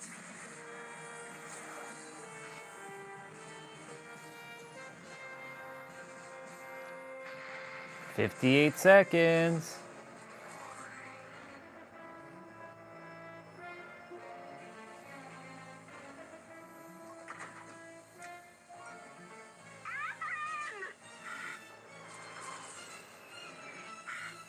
Kigali! No, don't! Wait! Stop running! The hardest battle is to keep living! This world is still worth protecting!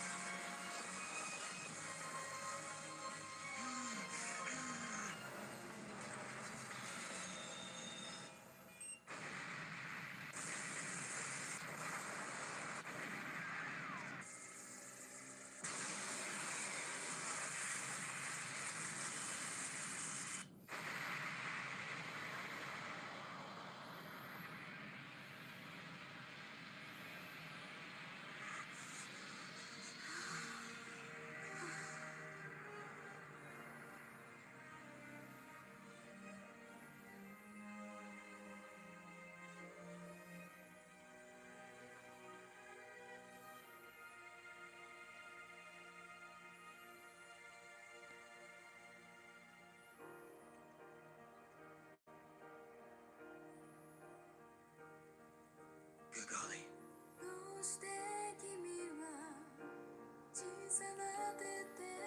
Sad music. And there's Zach is looking to see if Kira if he stayed alive. Attention. I have an announcement for all members of ZAFT and the Earth forces in this region. At this moment, the plants are preparing to conduct negotiations between the Earth forces and the plant sponsor nations. Immediately following the commencement of these discussions, the Plant Provisional Supreme Council will propose a request for the Earth forces to cease all combat activities in restricted regions.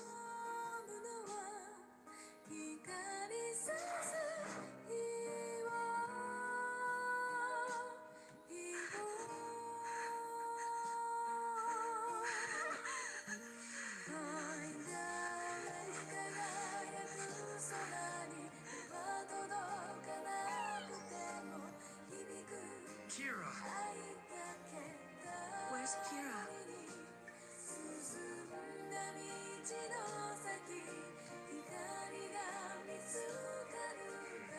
Kira? Where is he? Where is Kira?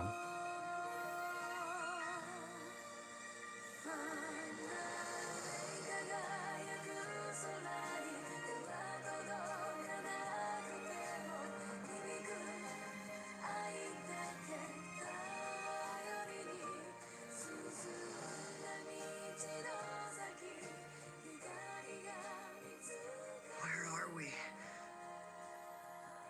What'll happen now that we've come to this time and space.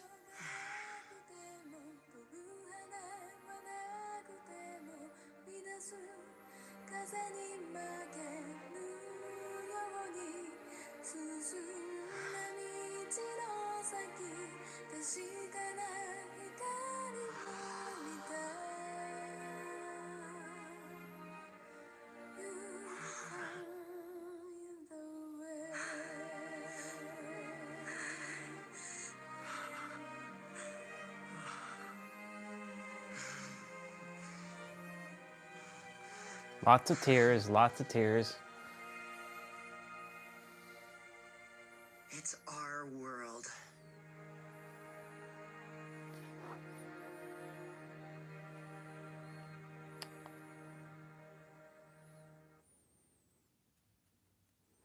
And then the after phase, and I think this is in Japanese, because they never did this in English.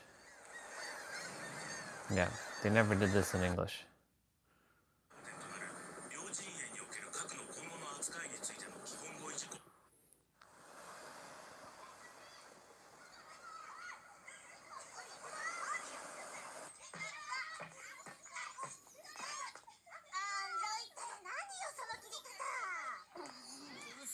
Japanese. I wish they did this in English.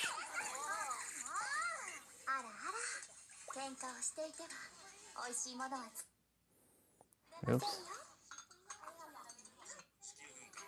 ッカーサー環状において行われているクランと地球間の終戦協定に向けての事務レベル協議は本日2日目を迎え、議題はこの協議最大の争点となる両陣営における核の今後の扱いについての基本合意事項に移っている。 Oh yeah. しかし難しいもんだ。実際オーブは国そのものが戦火に巻き込まれた。だから平和がどれほど大切なものか、戦争がどれほど愚かなことか、みんながよく分かっている。だがそうでない国はな。相手を信じられなければ銃は下ろせない。そういうことですわね。プランとも同じような状況なのでしょうか。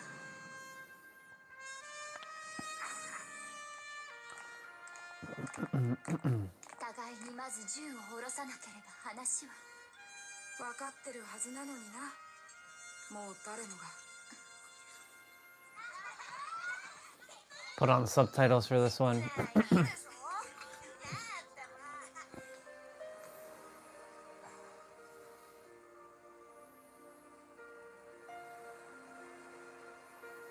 Not just shooting stars. Kind of wish they made this in English.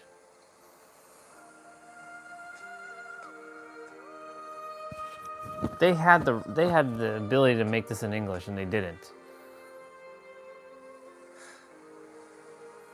不思議だよね。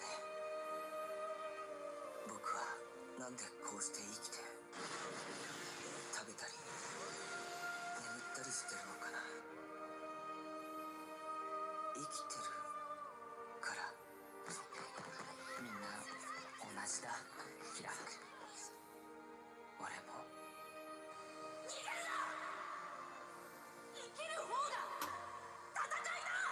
でもそれが俺たちの償いかもしれない。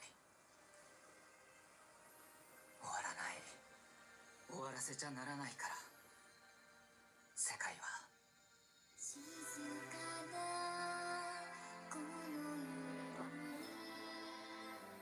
あなたを And Lacus is singing.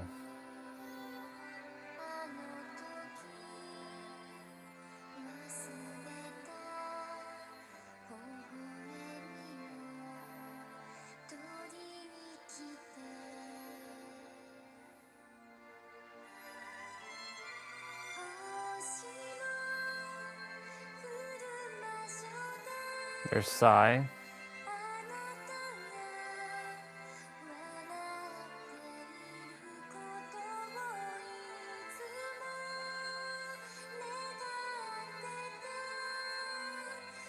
There's Mirielia.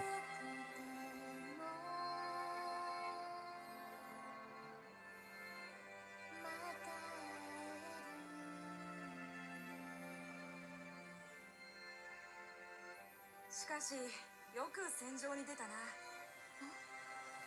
そうしてる方が似合ってる。そうですか。でもキラが泣いていたのに、それでも戻ると言ったので、私たちは自分にできることをまだよく知らないのかもしれません。キラ、世界は誰かが作るものではない。それは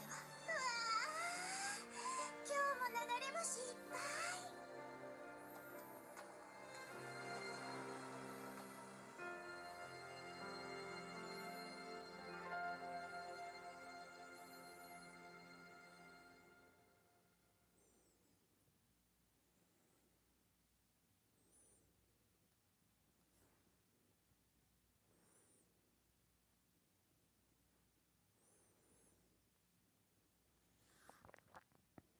Not bad. Not too shabby.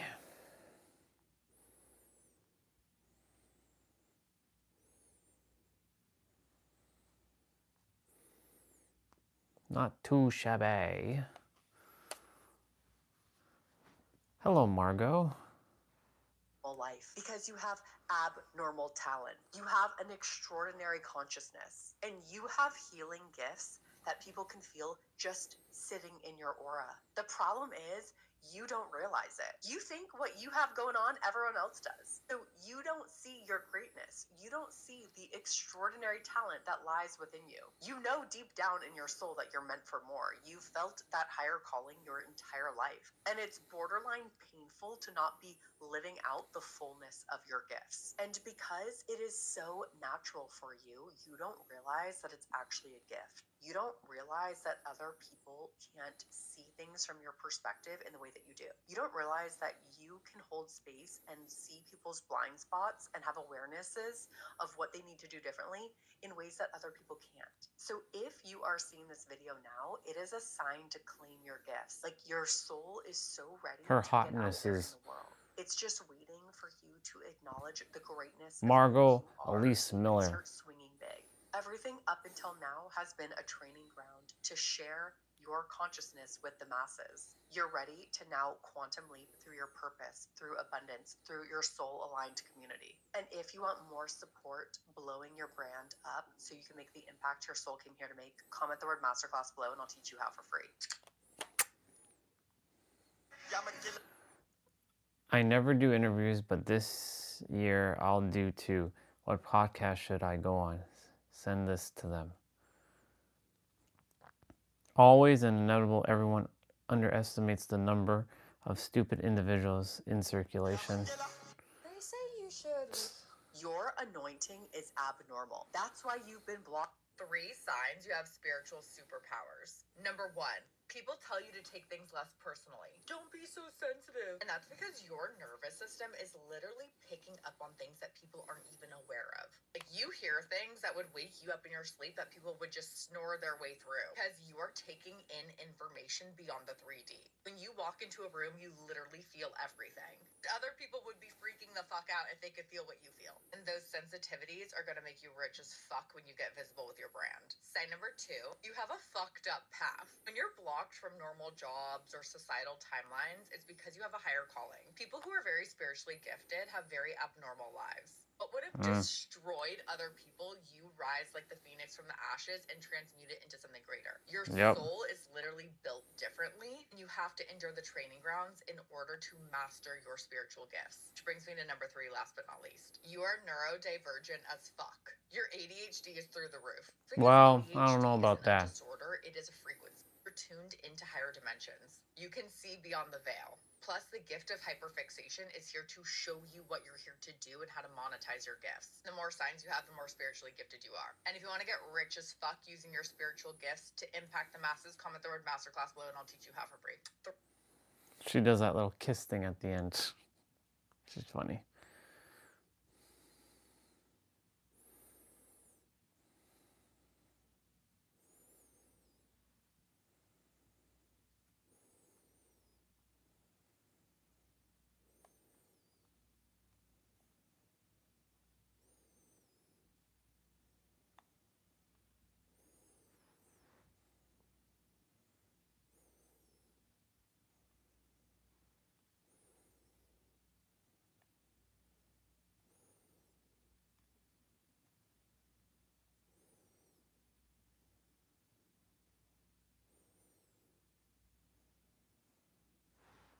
Cool. That's pretty awesome.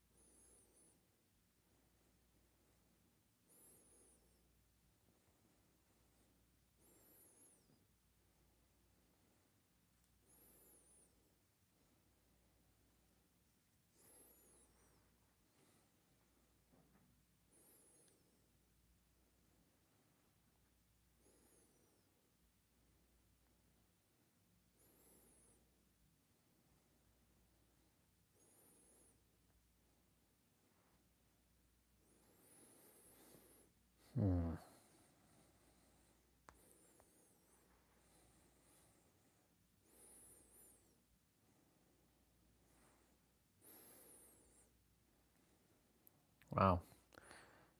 Every day is pretty cold.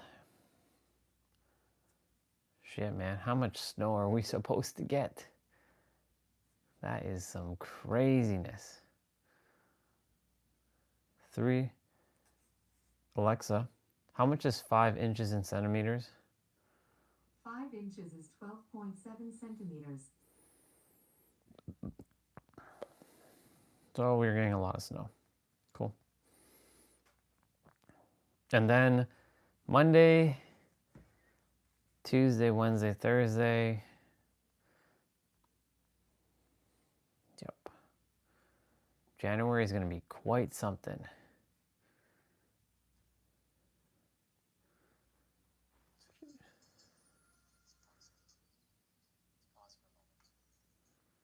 Yes.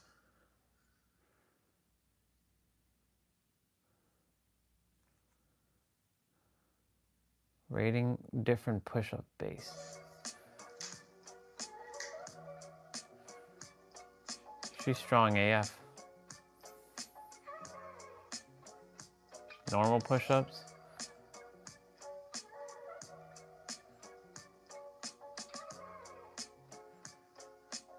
Diamond push-ups.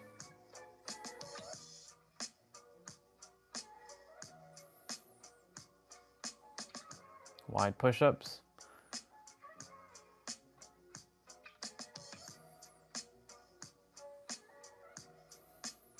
Archer push-ups. Yep. This girl's strong.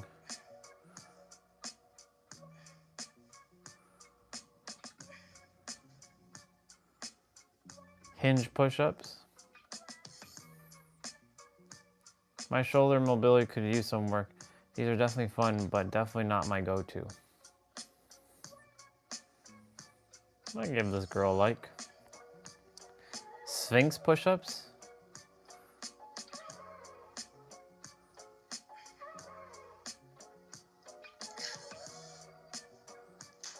The clap push-ups.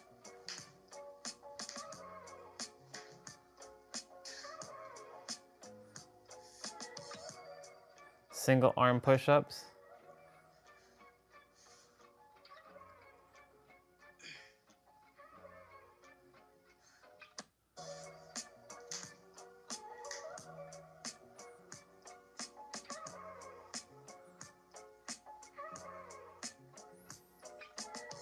Look at these boys fiending on this girl. This guy's definitely no amateur. I couldn't even trace his energy level.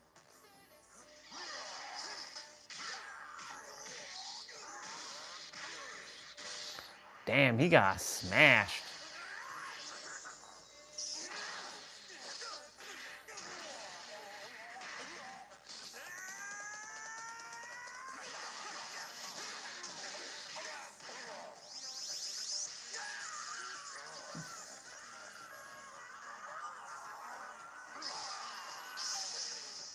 Man, Goku getting tossed around.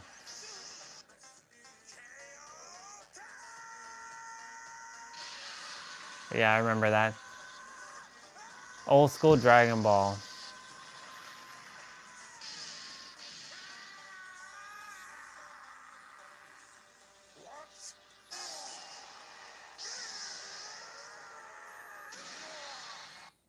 Ooh.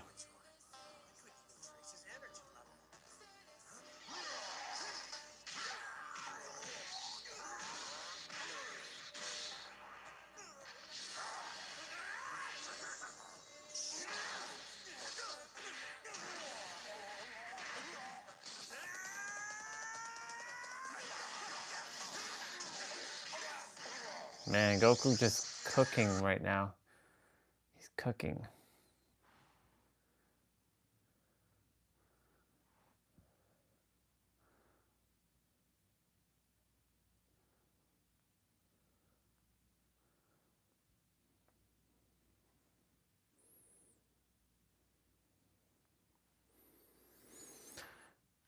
Rejoice when disappointment is recurring, when is a recurring theme in your life. Rock bottom is just the bouncing off point. It is the energetic slingshot that propels you upwards to your highest timeline. That's a bar.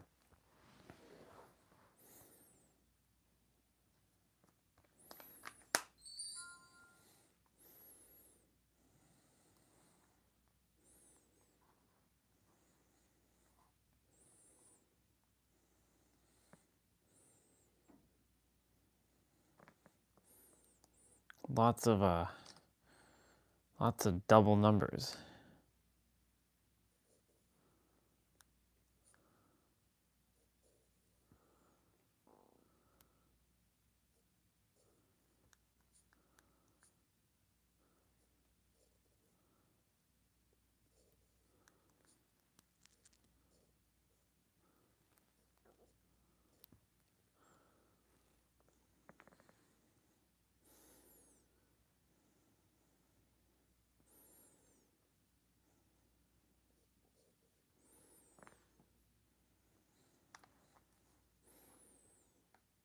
Every experience that enters your awareness serves you in some way, including the shocking betrayals, the unbearable heartbreaks, and the doors that slam shut at the last second. Yep. Oh yeah, I know that feeling.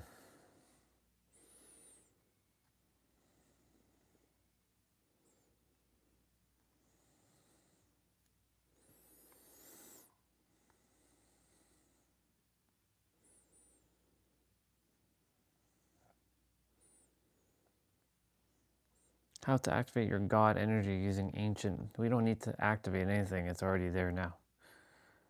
How to regulate your nervous system. Everybody talking about their nervous system now. So everybody started to figure out it's the nervous system. The human energy field, the biofield of aura, or aura.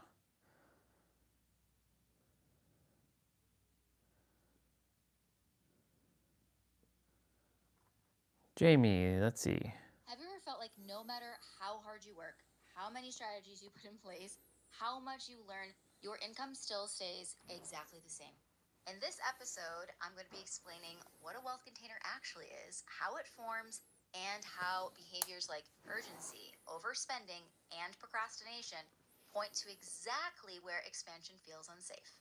I think it's really often that when you are growing in any kind of capacity, you are working, doing all the things, working really hard, posting, launching. And then at some point, you start realizing more and more that no matter the amount of effort, you might just keep coming back down to the same amount of money, the same amount of revenue, the same amount in your bank account. And you're like, what the heck is happening? And this is where the wealth container comes into play. The wealth container essentially is the nervous system and the subconscious. It's a set point that has been kind of created long before you even thought about your business, long before you even thought about revenue goals. It's the set point that has been associated to your body of what more means.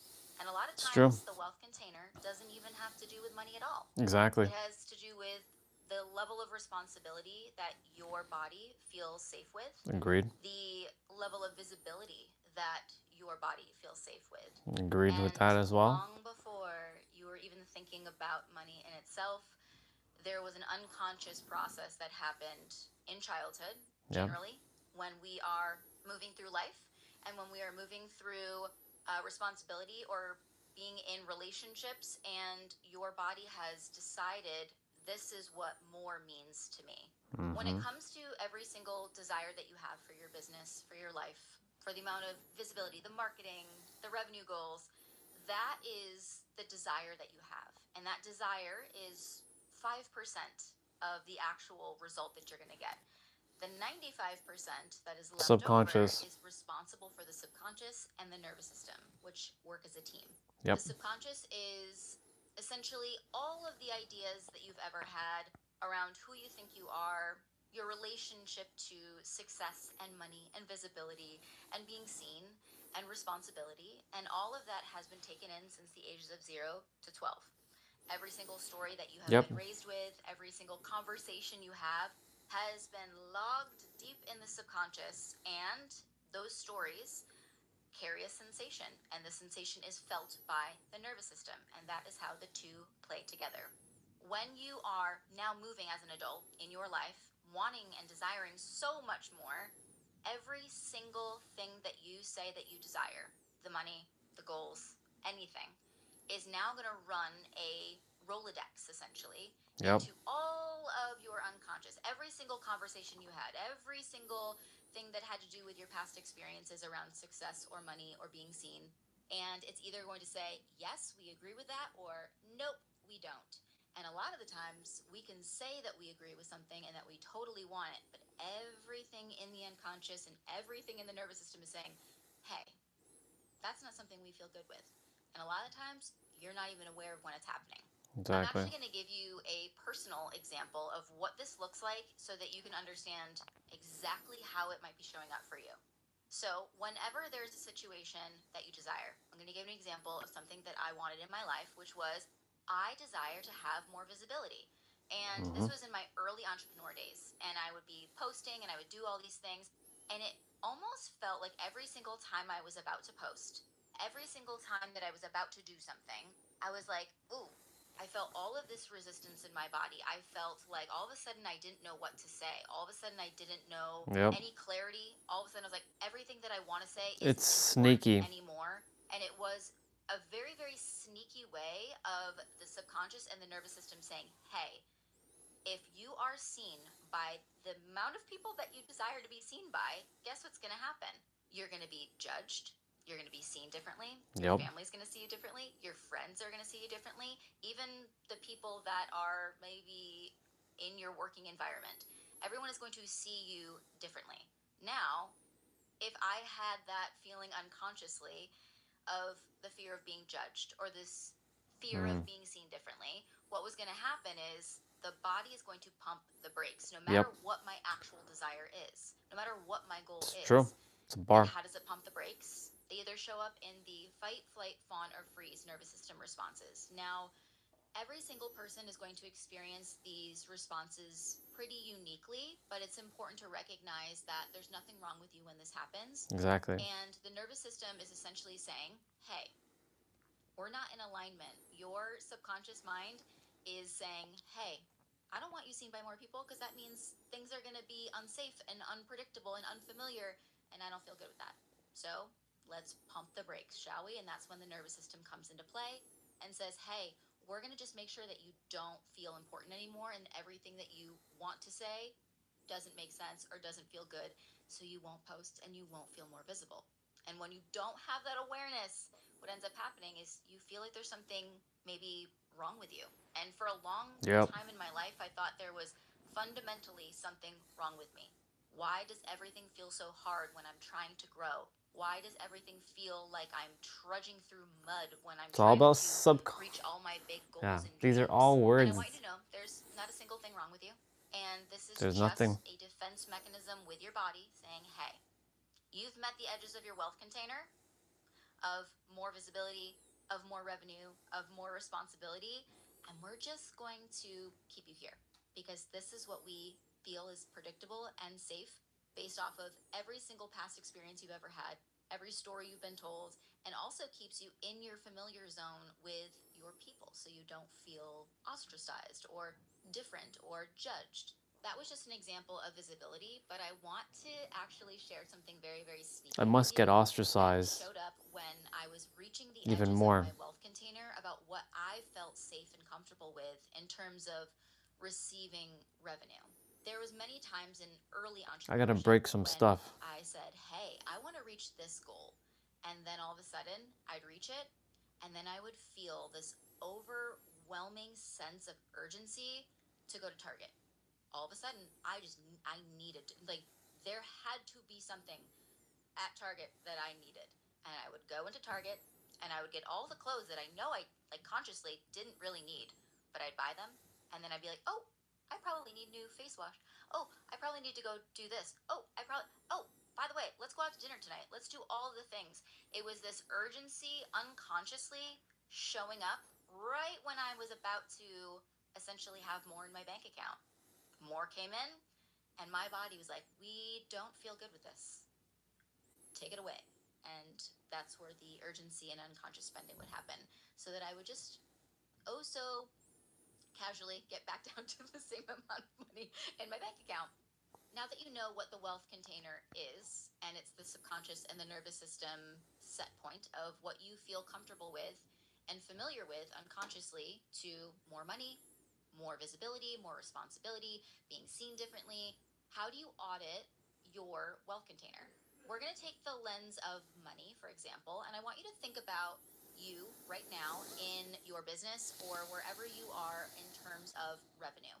And I want you to take the last 6 months of your revenue, and I want you to think about what is the average that you are making, and what is the average your bank account always tends to end up at no matter what. This will give you a generalized idea of where your set point is right now, and you can get some awareness, because at this point for the last 6 months, that's most likely what your body has been adjusting to and feels most comfortable with, even if it's not what you desire anymore. And I get this question a lot. They're like, Jamie, consciously, I want more money. Of course I don't want to struggle financially anymore. Of course I want more in my bank account. Of course I want these things. Here's the tricky thing. You can desire and you can want, but what your body feels familiar with is what it will always go back down to. It's even true. if it's the thing that you don't want anymore. Exactly. I see this again and again with clients saying, I always end up with like $200 in my bank account or $1,000 in my bank account, and I want $100,000 in my bank account. I don't want that anymore.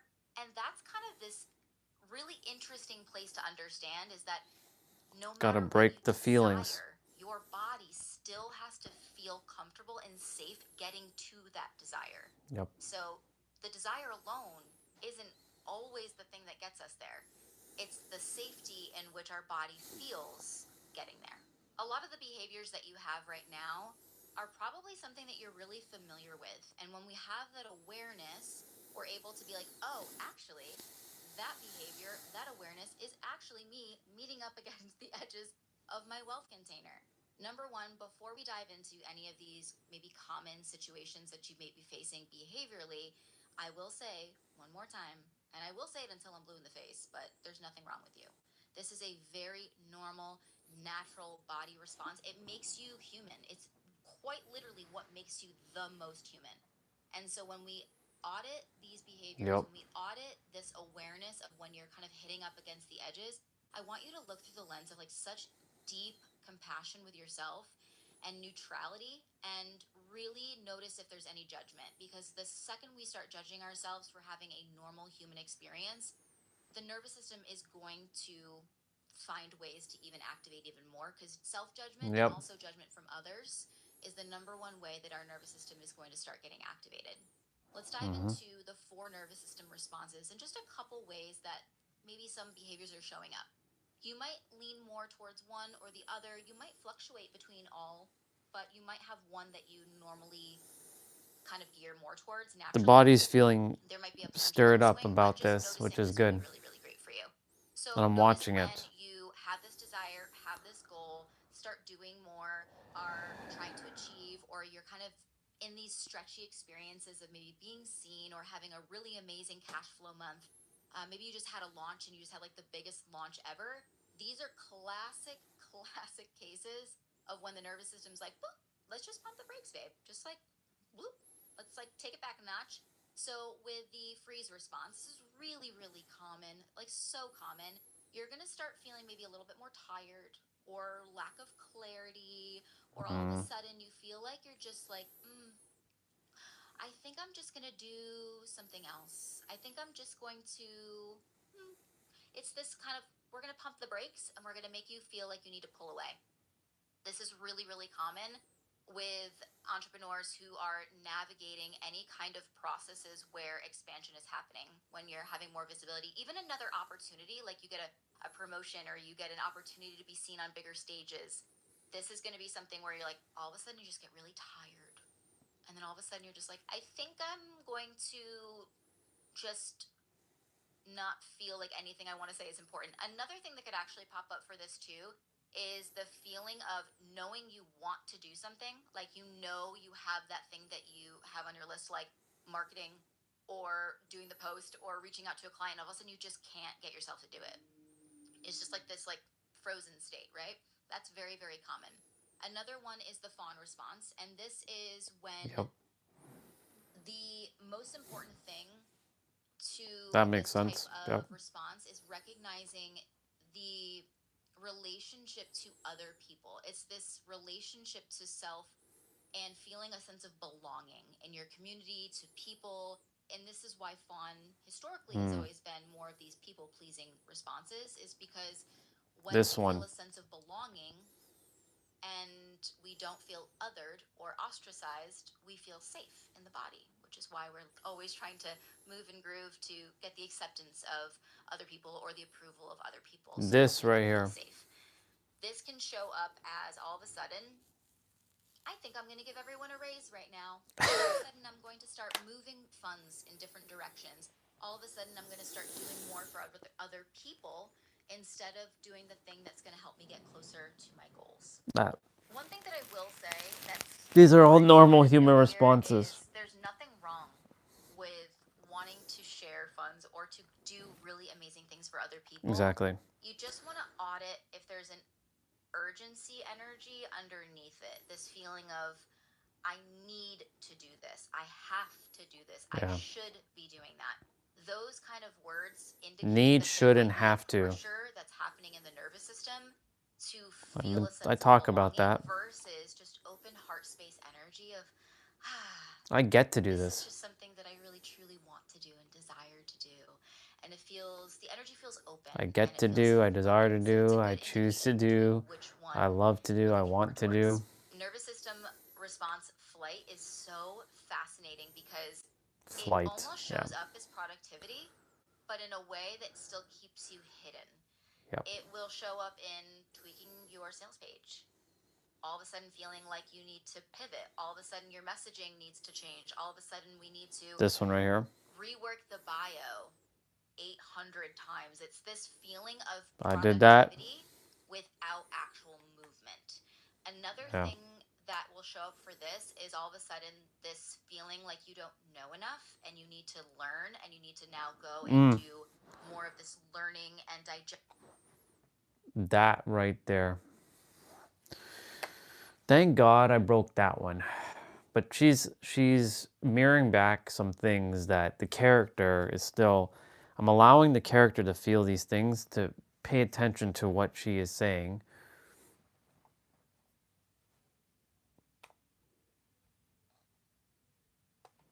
This learning thing.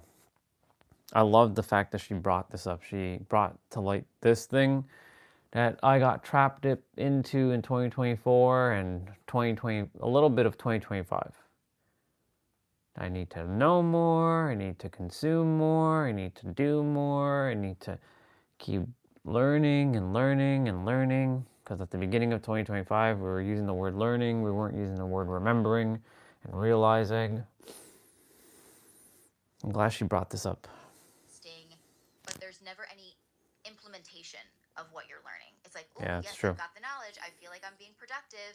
And it's this busy work of learning and doing, but never actually the work of implementation and the work that's going to move the needle into more visibility or more eyeballs on your business or Yep. more revenue coming in. The last nervous system response Let's is fight. the fight response. And this one can Fight. feel like all of a sudden you're adding more to your plate. It's this constant doing and adding more and hustling harder. It's this Done this one too. grind of like, okay, I'm gonna get there, I'm gonna get there, I'm gonna get there. But there might be this, yes, you're adding in more hours and yes, you're doing more, but it's still, there's this energetic space of still not fully showing up or selling in the way that you know will move the needle, or having the conversations that really matter to be able to have more visibility. So it can still feel like you're doing a lot, but not the work that's actually going to get you to where you want to go. And it's this feeling of the more I do, the more I'll achieve, but it's not the actual correct motions of doing that are going to get you closer to the money, closer to the visibility. And there is just The a visibility. lot of energy of like I got to get there faster. It's a lot of urgency energy. And Yeah. so the way that this can also show up is posting more often, doing where you're actually doing the things, but you'll notice that when you are maybe in alignment and there's this excitement and fluid energy, there was clarity, there was conviction, there was this needle that was moving, and you may have seen a lot come in, maybe more visibility or opportunity or revenue. And then now we're still doing that energy, but the pieces that actually moves the needle are kind of now muted. And a beautiful way that this shows up, and I've seen this again and again, which is all of a sudden you're showing up more and doing more, but you're not talking about your offers, or you're not having the conversations that tell people what you do or how you help. So these are just awareness. This is where this character has to start offering more. But not from a sense of urgency. Not from a sense of, I have to do this thing, I have to do this thing, I have to do this thing. But from I get to with excitement. Because the character doesn't want to, I've been noticing this with the character. The character does not want to offer. Because the character desires to just get money from the lottery, which is fine, there's nothing wrong with that, and just want to serve.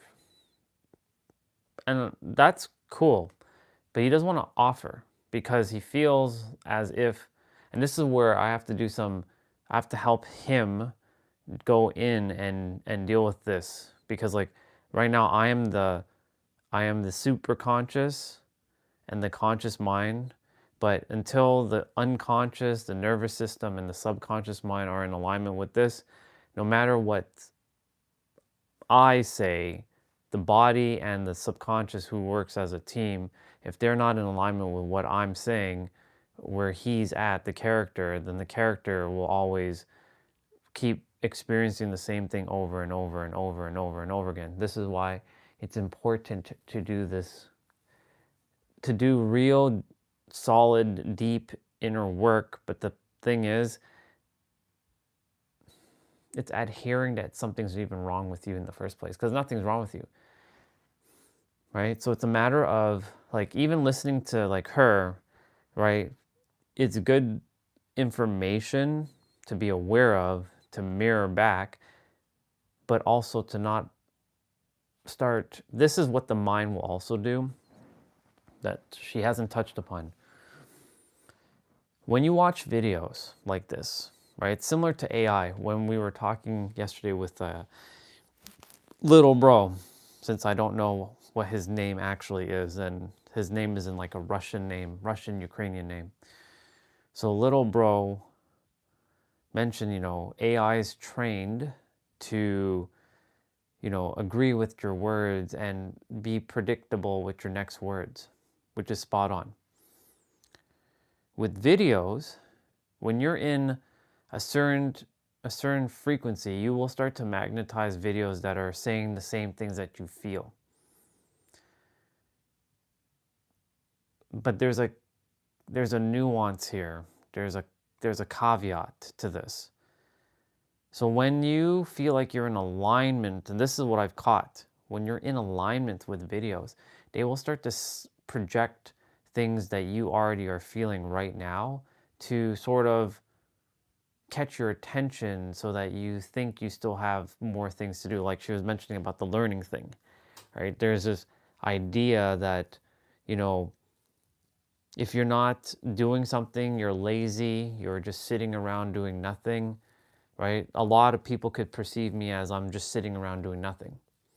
I'm sitting around, I'm lazy, I don't want to get a job, I don't want to do this, I don't want to do that, because they might perceive me as lazy. And of course, the character does not want to be perceived as that, so the character is going to go and do other things like, you know, do a bunch of tasks. Like you saw, whoever's here, how many times in the last little while we've refined our tagline. Like, it doesn't feel right, like something doesn't feel right, it doesn't feel right. I allowed the character to go and do this. See, sometimes I just jump out of the character and I allow the character to do the thing. But I also have to come back in and tell the character, like, I want you to be aware that when you're doing these things, this is fine, but your tagline is already perfect. The one that you have, that you are already, you are the answer to everything.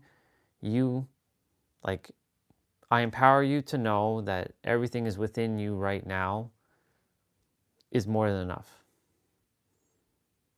But now saying, like, I empower you that your journey is over, the seeking ends, it's finished. Cool, we added something more powerful. Great.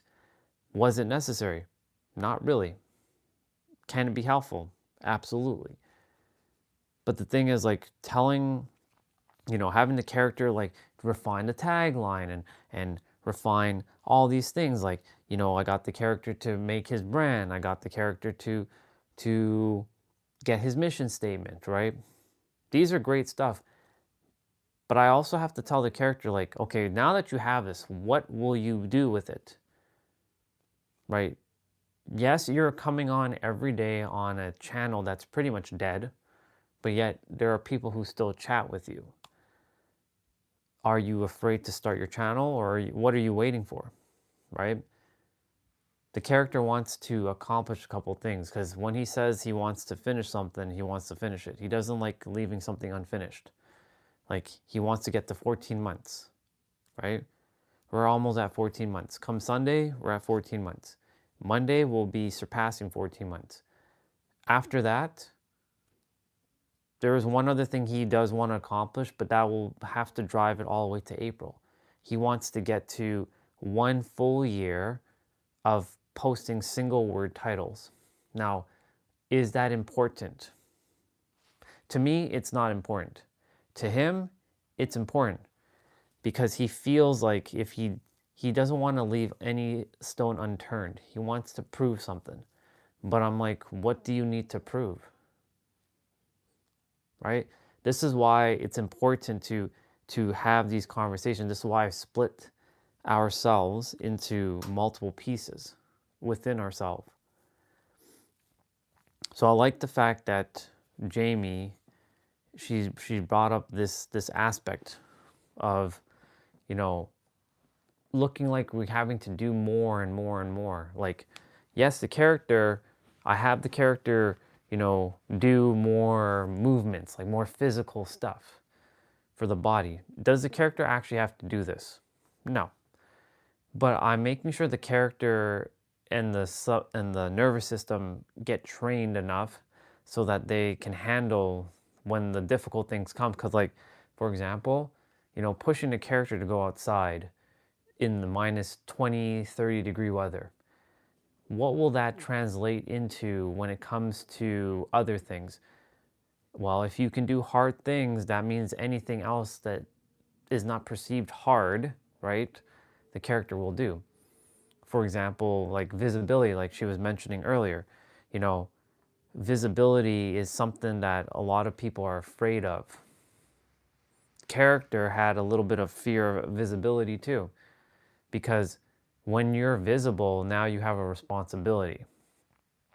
And the thing is, like, You know, there's all kinds of different ways. It really comes down to when you're doing something, are you doing it based on urgency or are you doing it based on joy? Are you doing things based on do you feel like it because you choose to, or are you doing something because you have to? Right? That's what it really comes down to. So that's why I'm making sure every time I'm about to do something, am I doing this because I'm in fear? Am I doing this because I have to? Am I doing this because I must? Am I doing this because I need to? Or am I doing this because I choose to, because I get to, because I desire to, because I want to, because I it brings joy while I'm doing it. Let me continue what she shared. She's not done. A couple more minutes. So these are just awareness pieces again, neutrality.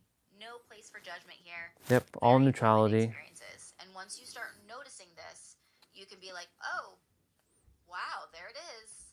There's actually nothing wrong with me. Exactly. And then now we can get to the stage of being able to move through it. Yep. Expanding your wealth container will require you to go deeper and get curious about what your subconscious holds. Exactly. The good news is that you don't have to do it alone. Inside of Currency Academy, my co-coach and I walk you through a potent 4-phase process that will help you embody your wealthiest self. You will strengthen your belief in yourself. So This is where her selling, this is her offer. You can learn more in the description below. And now let's return back to the episode. I want to give you a clear example of when you have reached a specific amount of money each month and you desire to make more. Let's just use an example of $5,000 a month is what you've averaged for the last 6 months. And you really desire to make $10,000 a month. What I would love for you to do in this moment is think about that specific monetary goal that you have. And I want you to ask yourself a couple questions. Character, listen up. What is going to happen if I reach this revenue goal of $10,000? What am I afraid? What am I afraid is going to happen if I reach X amount of revenue goal? That's a good question. So character, make sure you take a screenshot of that question, because that question is for you. Because this is not to be ashamed of, but it's to bring to awareness what might be lingering and hiding. Again, here's the thing though, there is actually nothing wrong, right?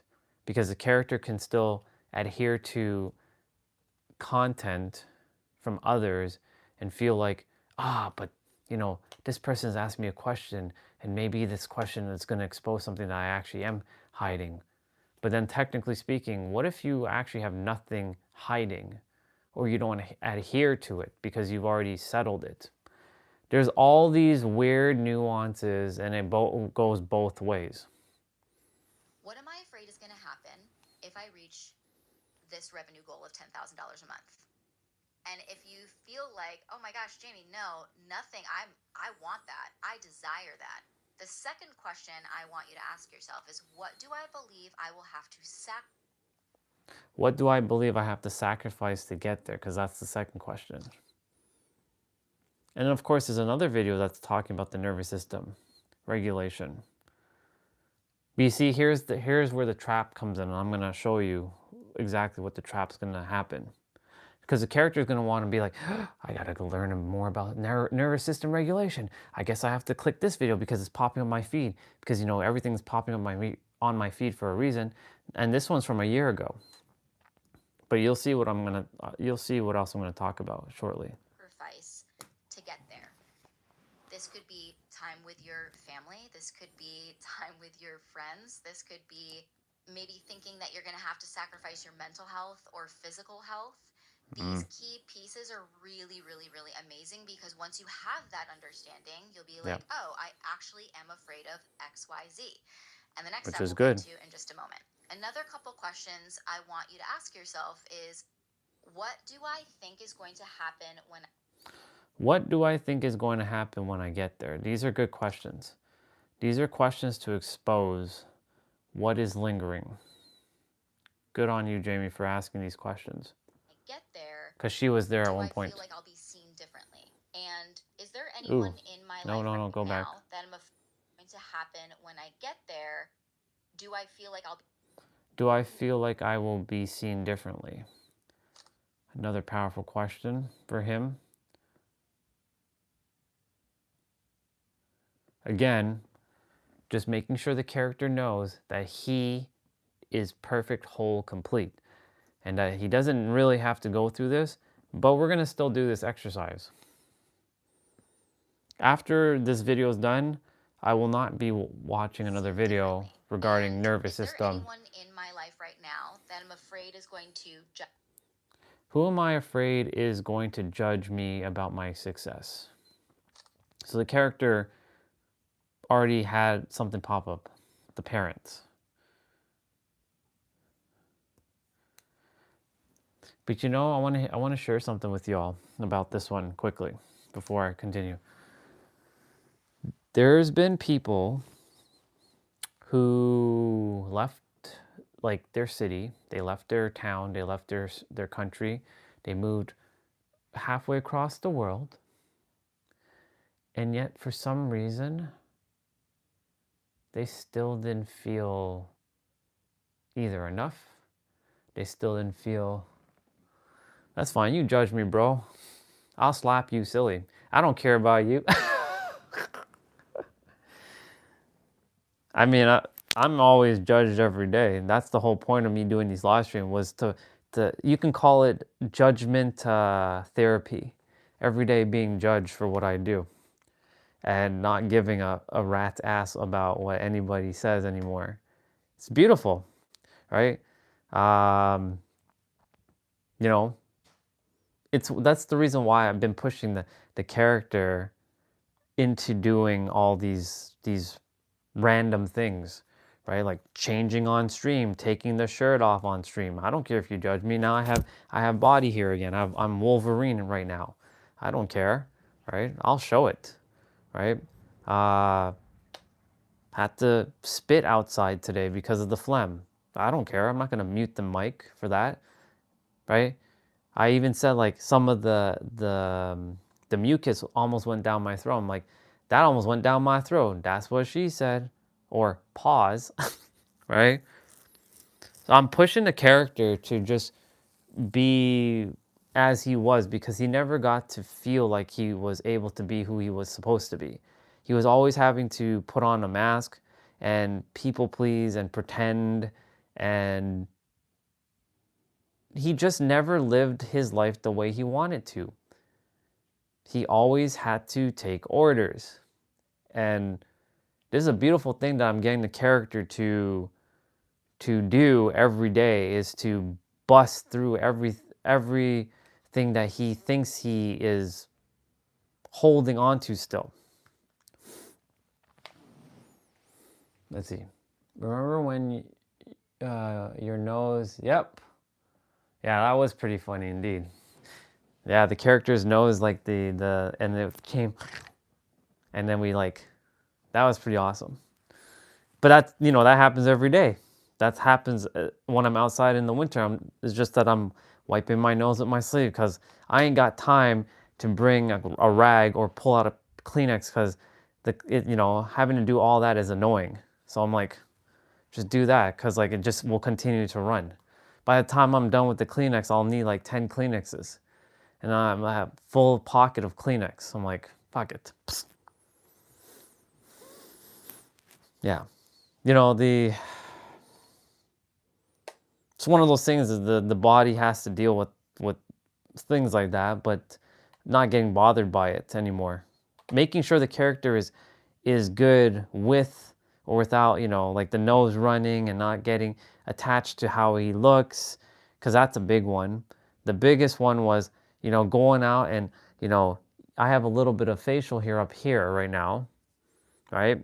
And being judged by people just by his looks. This is the biggest one that he was dealing with. He had to shave and groom just to go outside at one point. Could you believe that? He would go to work and he'd have to look like, he can't look like a slob, right? Not to say I look like a slob, but even a little bit of facial hair, like that's not like not fine-tuned, he would groom.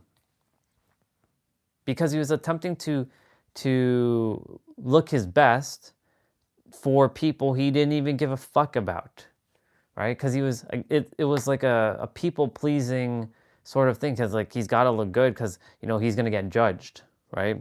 Because people like to judge people based on their appearance, right? That's the first thing people do, is they don't take the moment to like see what someone is saying. They base people based on how they look. Generally speaking, these are the third dimensional humans that do that.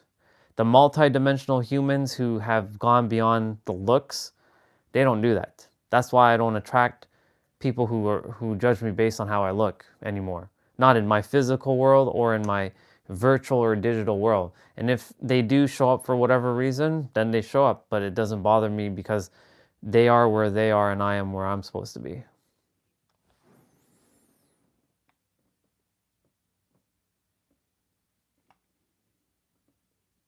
Yeah, and there's nothing wrong with that. But the problem is he made it an obsession. Like he had to. It was not because he wanted to. He felt like he had to. There's a big difference between, you know, I love to groom, it makes me feel good, versus he had to do it, right? And he had to implies like it became like a chore. Like, fuck, I gotta make sure I gotta look good, because like if I don't look good, then these people are gonna judge me. And then if they're gonna judge me, then I'm gonna be considered like some sort of like slob, and people are gonna make fun of me. And like, cause you know, the thing is, when he was younger, he was made fun of a lot. He's made fun of his body hair. That's why he started shaving his arms, right? Yes, I still prefer to have the character be more clean shaved, but like the very fact, like it was grade 7 when a guy pulled his hair arm, and he's like, "You're so hairy," right? He felt ashamed, right? There's a lot of shaming from other people, because, but it wasn't other people, it was how he felt somewhere deep down inside about something that others made him feel ashamed. It was just a mirror, right? Right. So like his height was one, his size was one, his looks were one. So if, you know, he started to grow a beard, like throughout my throughout the IT career, he didn't have this beard. He was more clean shaven, right? Because he was also living with the wife, and the wife did not like the beard. In fact, she hated it. She wanted him to be always clean shaved, because the beard was bothering her face when he would kiss her. So he had to shave the beard. He had to shave the mustache because it would bother her face. So, and because it would hurt her face when he would go and kiss her, right? So, you know, he wanted to be not hurting the person he loved while he's kissing her. So he had to sacrifice, right, to please someone else, right? Because apparently that was bothering her. And see, it's little things like that that showed up in his life, that he has to do something because it was bothering other people. Like when he's talking too loud, it's bothering people in this house, right? It bothers other people. And you know what he had to do? He had to start to quiet his voice down. He had to start to like silence his voice and start talking like this. And that's why like the voice wasn't a very deep manly voice. He had to end up with like some sort of child's voice. That's why now I'm making sure that this character is speaking with a man's voice and not being silenced by anything or anyone. It doesn't matter who it is. Because I didn't come here to be told by anything or anyone how I should be living my life. I came here to serve the world. I didn't come here for your normal human life. But the character, unfortunately, he had to start silencing his voice. But that's just one of many things. Like, you know, there was times where he would ask a question in school, and people would say, "That's a stupid question you're asking." And another teacher actually even said that at one point, that you asked a dumb question. So guess what happened to the character? He stopped asking questions. He stopped asking questions because a teacher told him you ask stupid questions. And because a teacher, and he didn't know any better, is superior to him, the teacher is always right. Guess what happened? He stopped asking questions. And because he stopped asking questions, he stopped being curious about things. And because he stopped being curious about things, ultimately he said, fuck all these humans. The character is this. I'm not this. What I am cannot be explained with words. So that's why I'm saying the character. The character is this and this. I also call the character the kiddo. I have now disidentified as this. I take care of this, but this is just a character. This is a shell. What I am cannot be explained with words. I'm not even the I am, because that's just another bunch of words made up. But there is a me, then there's the character, and then there's the mind, and then there's this space that cannot be explained with words, and that's what I really am. So when I say the character, I'm referring to not the true me, the me that the other me who had to pretend to be human all this time. That's what the character is. I'm not insulting the character when I say that, but that's what the character had to deal with. The character would be called Andre, but the character is not Andre anymore. The character is just the character. That name was given to me, but I didn't choose that name, right? Well, I came to have that name, but that's not my name. The name is Orion, but even that is not even a name, because what Orion is or what you are can't be explained with a word. That's what everybody is. That's the whole premise of where I got to and where I'm attempting to bring others. And here's the funny thing, I don't have to bring anybody there because everyone's there right now. And because everyone's there right now, they have to realize it for themselves. And I'm just pointing them to their direct experience. So that's why I call it the character. Everybody's just a character. You're a character, whether you like it or not. I don't care if you agree with me or not. You are a character that you've created your name as T-Bray, but you're not T-Bray. What you are cannot be explained with words. You're just with your vessel and your body and your mind. But what you are goes beyond your body and your mind. I don't care if you believe what I say, it doesn't really matter. My point to say is you are beyond all of that. So that's why we are just characters. This is just a character. So that's what I mean by character. So the character, right, he had to face all kinds of, hurdles in his life. When a teacher told him that he's stupid and that he doesn't know how to do math, especially in grade 10, that was a big one.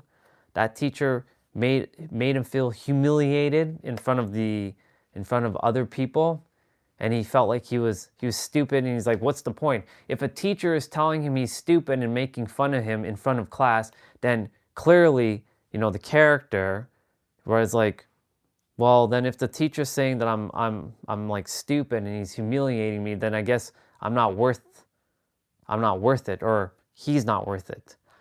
As you can see, I still kind of flip-flop between I and he or it, because I'm still kind of getting him to realize that it's not him speaking, it's me speaking, which can kind of sound confusing at times, but ultimately I'm getting better at reminding the character and myself that even though we're technically in the same body, we're two separate things. But the character, I can feel when he talks about some of these experiences, he gets riled up. But he's done healing it. But the thing is, the mind keeps projecting that he's not done healing. And I have to catch the mind and tell the mind, what are you doing? You do realize that you're just causing more suffering for him, and you're causing yourself more suffering. And then you're creating your own self-fulfilling prophecy mind. That's why I created a space within myself to separate myself, the mind, and the character, aka the body and the nervous system, to know that, like, what are you doing, mind? You're not the enemy, but what are you doing? Like, cut it out. That's why sometimes it seems like I'm having a split personality thing on the stream, and it may sound like I'm going crazy, but I'm not. Because I know what's exactly going on. I can see it. Most humans don't know how to do this. I was granted this ability to do this. That's what separates me from most humans. And I also have my memories. That helps. So back to what I was saying. So the character will continue to entertain things like, and Jamie was saying this in her video just now, that he had to keep learning and learning and learning and more learning and more learning. And it's funny because Jessa and Cassidy said this in 2024 and the character got triggered by it. But they both basically said that you're afraid and you keep using the learning as a trap. There's nothing wrong with, you know, enjoying the process of like, you know, watching content and listening to videos and reading books.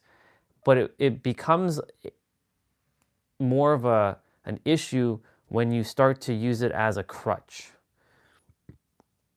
and you're not aware of why you're doing it.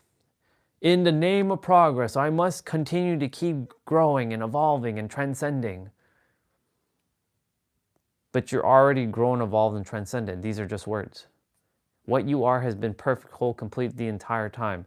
We've been doing all this thing of chasing when in reality, you were it right here, right now. You never had to do any of that stuff. But you did it. You did it so that you can be aware of it so that you didn't have to do it again. So that you can show others if they have to go on their journey, go on the journey. Enjoy the journey. But remember one thing. If you're always going to keep looking for something outside of you, I have news for you. You will never find what you're looking for. I was looking all over the damn place for this answer. How the fuck do I become a better person? How do I get closer to God? Well, it's simple. Look within. The answer is right there, right now, not in some future now, not in some past now, but right now. And everything you desire is right now. You must feel it right now. But the mind will continue to seek and look for things in the future and keep pushing things away. These were all bars, by the way. So I'm making sure the character knows, like, there are still times, like, yes, I'm watching this YouTube video. Do I have to have myself watch it? No. But I made sure he's watching it so that he's aware, so that he and the mind start to get into alignment. Because I'm already here waiting for them to get into alignment, but they think that they're not in alignment, but they're actually, so this is the paradox. The mind and the body is in alignment already. But the mind has convinced the body or the identity of the character that they're not in alignment. Like, yes, I got to learn more. I got to watch this next video. I got to do this podcast. I got to read that next book. I got to do more and more and more and more. And not to say not to take action, because we're always going to take action. However, the mind has convinced the body that it's not good enough. It still needs to know more. It doesn't have enough information. It can't help people, and it must continue to seek. It must get the next bar. It must get the next perspective. It must get the next this. It must get the next. And it's never going to stop. That's normal for the mind. But the character is buying into what the mind is. But that's where I come in to remind the character that the mind is always telling you that you need to look for something when you don't. It's right here. It's done. It's finished. Complete. But because I have to adhere to the character and the mind, right? I'm not in control of how the mind and the body works. I'm just like this separate entity that's kind of just, I'm like a host in the body, because kind of just like lingering, kind of the observer. I'm watching these two do their thing. So I'm sort of like the babysitter. That's really what I am actually at this point. I'm the babysitter of this body and the mind.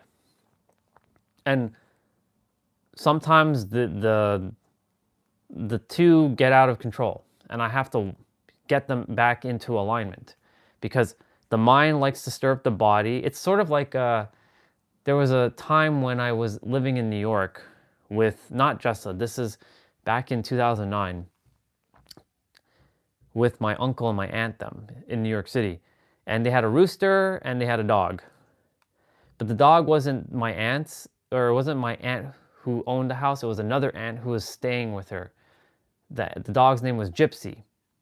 And the rooster, I forget the name, I think his name was Sparky. Sparky purposely would crow to piss that dog off, and the dog would literally start getting mad and start barking at that thing. And it became this dance of barking and crowing for like an hour and a half straight. One is stirring up the other, and the other is getting mad and stirring up the other, and then becomes a loop. So you can say like Sparky is the mind, and Gypsy is the body. And they were just going, and I would be waking up. I'm like, what the fuck is going on here? We got rooster crowing, we got dog barking. Like, what the fuck, right? Because the rooster likes to piss the dog off. Like, it loves to piss the dog off. You can see it. He gives it a moment, and the dog doesn't like it. Like, Gypsy hates the crowing. Gypsy wants to get in that cage and like claw it to death. It's like it runs to the cage and starts barking at Sparky, and like Sparky is getting like stirred up because it's crowing. And so guess what happened? It keeps crowing. It keeps cockadoo, and then of course Gypsy keeps pretty nuts. So that's what the mind is doing to the body, and the body's adhering to the mind. And then I'm watching what's going on. And I have to like put them back into like, all right, you need a timeout and you need a timeout. And I need you to stop, and I need you to listen. And I need you to also make sure that when you hear this, and this is not the enemy, this is just a bunch of programs running in the background that you've created, or it's made you believe that you created it, but you can simply stop giving attention to it because you've been conditioned to believe that you've been the mind this entire time, but you and the mind are two different things. It's like a triangle, basically, what's going on. So it's a synergy, essentially. I'm the babysitter. These two things are doing their thing, right? Like when the character's like, why don't I want to like, take that action on like talking to that person, or going out in the cold, or like, man, I just like, doing some random stuff and feeling afraid. What are you afraid of? I just told you, like, you are the universe. Nothing goes above you. You want to be with that girl? Be with her. But just know this. You are at the upper echelons in your inner world. There's nothing that goes above you, so don't put anybody above you. No thing, no person, no situation, no opportunity. These things are meant for you. But the character is still abiding to the mind because the mind has a bunch of limitations that's been programmed in, saying he's still not good enough, he's still not worthy, he's still not this, he's still not that. And I watch it and I'm like, cut that shit out. I keep telling you, mind, that this is not how it works. So this is why I was granted all this time, human time, for this character, the mind, and, well, the me that can't be explained with words, to operate and play in this, what we call the playground of this inner world, and navigate together. So many people don't even get this ability, and I do, which is fucking awesome.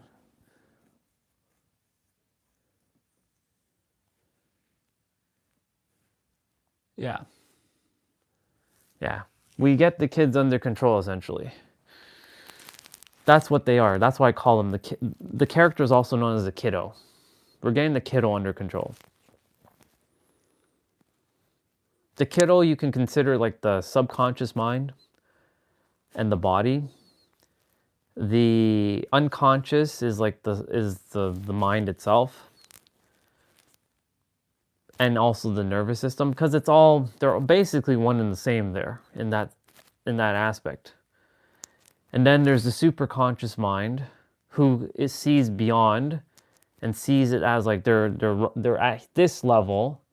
But the problem is, you could be consciously and superconsciously at this level, but if your body and the nervous system and the subconscious are still operating at this level, then unfortunately, even though I'm here to tell them like you're here, they're still operating here, and I got to get them here, even though they're in my view they're here, but they perceive themselves as still here. This is why there's a lot of confliction going on inside, and this is why I'm here to help this character to break the confliction and to get where he's supposed to be, which is here. Well, as far as I can reach. It's quite the journey, and it's a beautiful journey to see this unfold. I'm gonna finish up what she had to say, because there's only like 3 minutes. Judge me or make me feel uncomfortable about my success. Or another additional question is, who do I believe I have to become to reach that specific goal? These are just a few questions to start with, and then once you start asking Who do you have to these become? questions, you're going to start to notice maybe a question or an answer might pop up immediately. And It might take if some time. That's totally fine. Yep. A lot of the times when you're starting to do more of the self-awareness work and you're working with your nervous system and your subconscious as a full working system, It's a system, it's a team. It might even take up to 24 hours to 48 hours for the answer to arrive. But Sometimes when it does. You'll know. And I want to encourage you to be patient with yourself as Gotta you're be asking patient. yourself these questions. And when an answer does come up, I want you to get even more curious and ask yourself, why do I believe that? Yes, And then see if it's all we can about the do why. that up to about 5 times. So you'll ask the question, get an answer, ask why again. Yep. Up to about 5 times. You're going to come down to... Usually it's about 7 times. There's the 7-level deep why. This is a Tony Robbins tactic that I think it was Tony or Dean. But you ask why. So like, for example, well, I'm never meant to be rich. Why do you believe that? Because X, Y, Z. And why is that? Because something, something, something. Okay, and why is that? Because da da da da da. Okay, and why is that? Because there comes to a point when it goes so deep, you start to get agitated, triggered, stirred up, or emotions will start to boil up. Your throat will start to lock up, or you'll start to see like tears coming out, and you start to feel like, like, for example, a big one the character was holding for a long time was, we did this one with, I did this one with love. This is where theta work comes into play as well too. Because Jessa and I did a lot of theta work with each other. This is when I was still using tools and tactics like that. Very helpful when you're not aware of how the mind works. But when you know how the mind works, you don't need to use tactics like that anymore. But it's still good to ask questions. She was asking me, why do you believe that you're... Yeah, it is very nice, isn't it? It's very helpful, not meant to... Oops, my live stream got stuck there. Okay, well, my live stream got stuck for a moment. So Jessa was asking me, why do you believe that you're not meant to be in a romantic relationship? This one was a big one. I told her, like, my eyes were closed, and I told her, well, girls just don't like me. I told her that. Then she's like, but you've been married before. I'm like, well, yes, I was married, but it didn't feel real. And I always had to feel like I had to settle. So then she's like, why do you feel like you always have to settle? And then the next question was, well, after that why question, I was like, it's because like I'm ugly or something like that, and only ugly girls like me, and I'm not a handsome dude. And she's like, why do you believe that? And then we kept probing, we kept digging, and then ultimately I believe the deepest question or the deepest answer I gave her, which was like into like the fifth or sixth why question she asked, was because I was made inferior or something like that. Or like God made me inferior so that I'm meant to suffer and I'm meant to never have anything. And then that immediately, like the tears started coming out, the waterwork started coming out, the body was getting triggered, like all of it was just. And then the moment we get to that, that might be the bottom belief, but then she went and see if there was anything else, but it kept circling back to like, God put me here to suffer, God made me inferior, God doesn't desire to see me win, stuff of that nature. So where did the character pick that shit up from? Well, because of all of the experiences the character had physically experienced, being weak and inferior. That's what he thought as a kid, getting beat up by other kids in school, right? To being told that he's not going to amount to anything from people that he looked to for encouragement. So he never got the positive encouragement that he can do anything, he can be anything, and it's nobody's fault for that. Then he got rejected by lots of girls. It started with that girl at 5 years old. And remember, this is just a 5-year-old girl, but people hold on to things even if they're a child, even though they're an adult now, but they hold on to things. Like that girl told him that he's ugly. He's an ugly monster, right? She was the most prettiest girl in class. We're 5 years old. Like I had to lay one night, right? This one I had to do on my own, but I laid one night and I was on the ground for about 7 hours and I was just doing the work. I started around like 9:15 at night and I woke up, or I was doing the thing until like 4 a.m. So I was just like, why do you believe, like, do you know you're still holding on to the fact that a 5-year-old little girl who was not conscious of what she was saying, because kids don't have the conscious awareness yet built into their mind, they are just saying what comes to mind. So she just said that, but you're still holding on to it. Why are you still holding on to it? You're a handsome dude. Like, what are you doing? Right? So a lot of it was, where did the character pick up all this stuff? Well, it's based on the experience, but why did the character have those experiences? Because somewhere deep down inside, either it was brought from a previous incarnation, which a lot of it was, which now I know, because I wasn't aware of all that stuff, that all this stuff was brought from other incarnations to solve in this lifetime, because I chose before coming here to solve all the problems in this lifetime, because this is the final one. And the final one wants to solve it all. So of course, I chose a very extreme path. Now, from a physical standpoint, it's not as bad as other people, right? It's not like I'm living in the street having to eat from a garbage can, or like I'm living in a country that doesn't have electricity and have to walk for water. It's not that. It's not the physical extremities. But yes, I still had to deal with some physical problems for sure. But it was more mental. And the mental, I would argue, is more detrimental than the physical.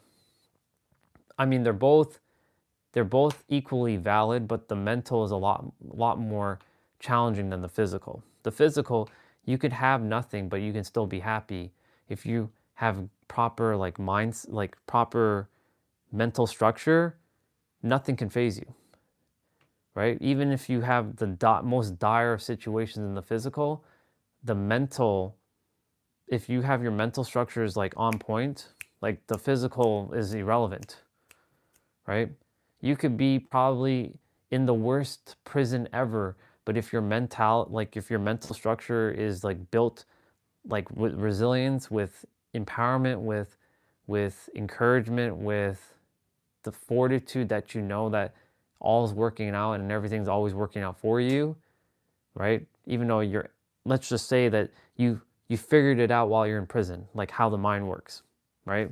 And now you know how the mind works while you're in prison. You didn't know how it worked before you got to prison. You now know how it works when you got into prison, right? You will thrive. You will thrive in that prison. But that's a mental thing because it all starts from the mental, right? The physical is just a byproduct of the inner world, right? So like a lot of the things this character had to deal with is from previous incarnations that the soul desired to settle and finalize because it didn't feel fully and complete. That's why I was talking about it yesterday. I'm like, why? And this is around the same time. I'm like, why do I not like to have sex with women? It doesn't make sense. No, of course not. I'm not saying that. That's just a hypothetical scenario. I'm not saying that's going to happen. I'm just saying, come on, man, give me some credit, damn it, please. What do you take me for?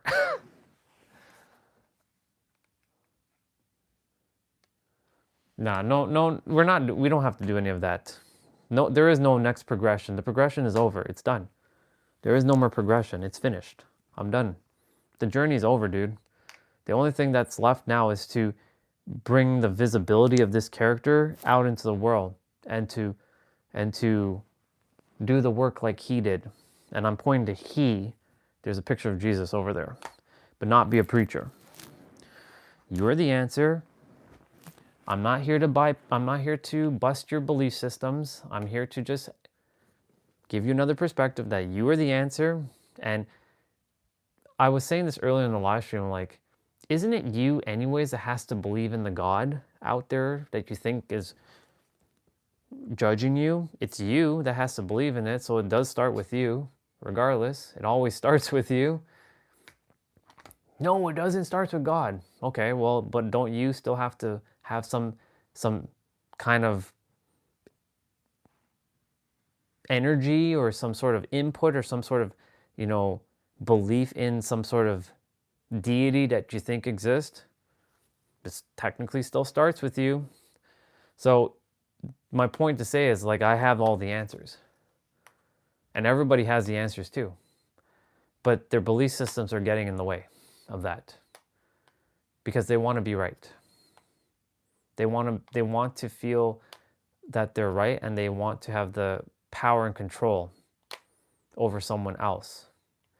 Or they just want to be right and they're locked in their ways, which is fine. There's nothing wrong with that. As long as they're happy, I don't care. Don't listen to what I have to say. The goal is be in joy and live your life. That's it. Just go have fun. Go smile, go have fun, enjoy your life. Enjoy, enjoy, enjoy. More joy, lots of joy. Not fake joy, real joy. Because there's people who are faking joy, right? I used to do that, pretending to be happy. But I was like, I don't want to do this. But people pleasing, right? Like, for example, going to places that others wanted to go because I wanted to see them happy, but I don't want to go there.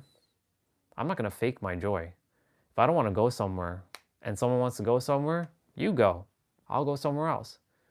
If, for example, like I'm in a relationship with someone and they want to travel to, I don't know, Asia, somewhere in Asia, depending where they go in Asia. If they want to go to Thailand, let's say, I'm like, I don't really want to go to Thailand. You can go to Thailand. I'll take my own trip. You have your own trip. Go to Thailand and enjoy your time in Thailand. I'm going to go somewhere else. I'll go to Egypt or something, right? I'm not going to sacrifice any more of what I want to do for someone else's what they want to do. I will not sacrifice. Like, when it comes to that, my own like joy. If I don't want to do something that doesn't bring me joy, I'm not going to do it. That's why, like, I'm good if I'm with a person or without a person. And it doesn't have to be a relationship. It can just be like, for example, hanging out with people. I'm like, yeah, I don't really want to go out and hang at a coffee shop. I don't really want to do that. I want to go to a nature walk. Yeah, I don't really want to do that. Well, okay, that's fine. Then we'll just, I don't really care to do that if I don't choose to, right? I'm not going to settle anymore. I've done that too long. Putting other people's like, yeah, I want to go here. I'm like, fine, let's go. I'm not doing that anymore.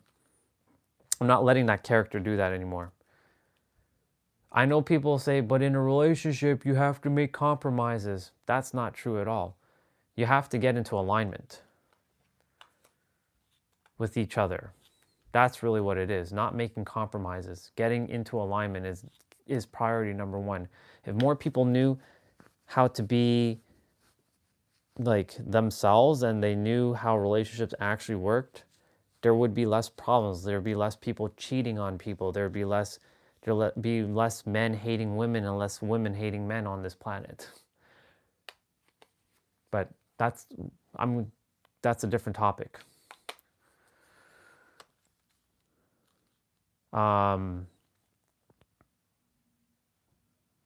Forget why I got on this tangent, but it doesn't really matter. The tangents always lead to diamonds. Yeah. The character right now, I'm just checking to see what the character is like thinking. The character right now has no thoughts, and the mind is not saying anything right now. So it's pretty empty going on right now, which is good. This is a good sign.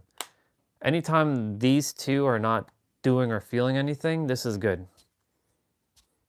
In a negative sense, I mean. In a positive sense, it's good, but just making sure that when they're in a positive sense, to not be attached to that, because, if that thing is bringing them joy, the moment it gets taken away from them, then what's going to happen to them? I'm making sure that joy is being cultivated without having to physically or mentally achieve something. It just is. If they are in joy without any external or internal like thoughts, and they're just in joy, they're just like, I'm just happy.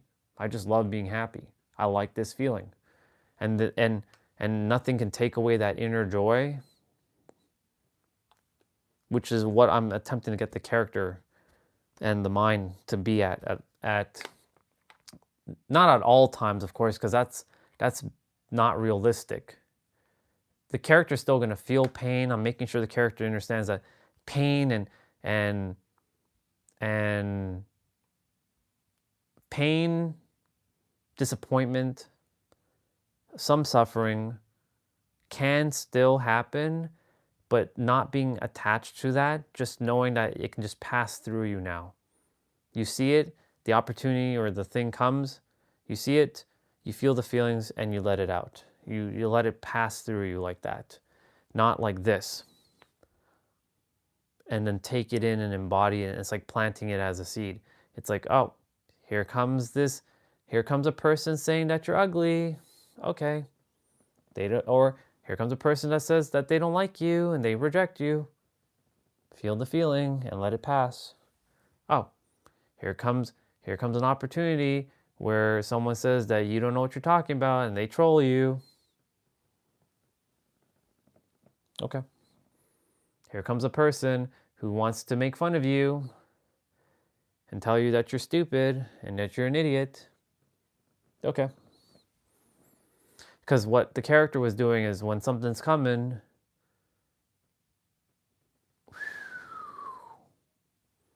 and then gets stirred up in the nervous system, and then the mind's like, you see, you're a piece of shit. You see, you don't even know. You see, you took on that thing. You see, that person was right. You are an idiot. So funny to see how you can see things. But yeah, to get back to what I was saying before, the whole prison thing, I chose a very, very specific path that most humans didn't choose. I chose this. There's others who have chose similar paths to me, but not, it's very, mine is, I mean, everyone's path is technically unique.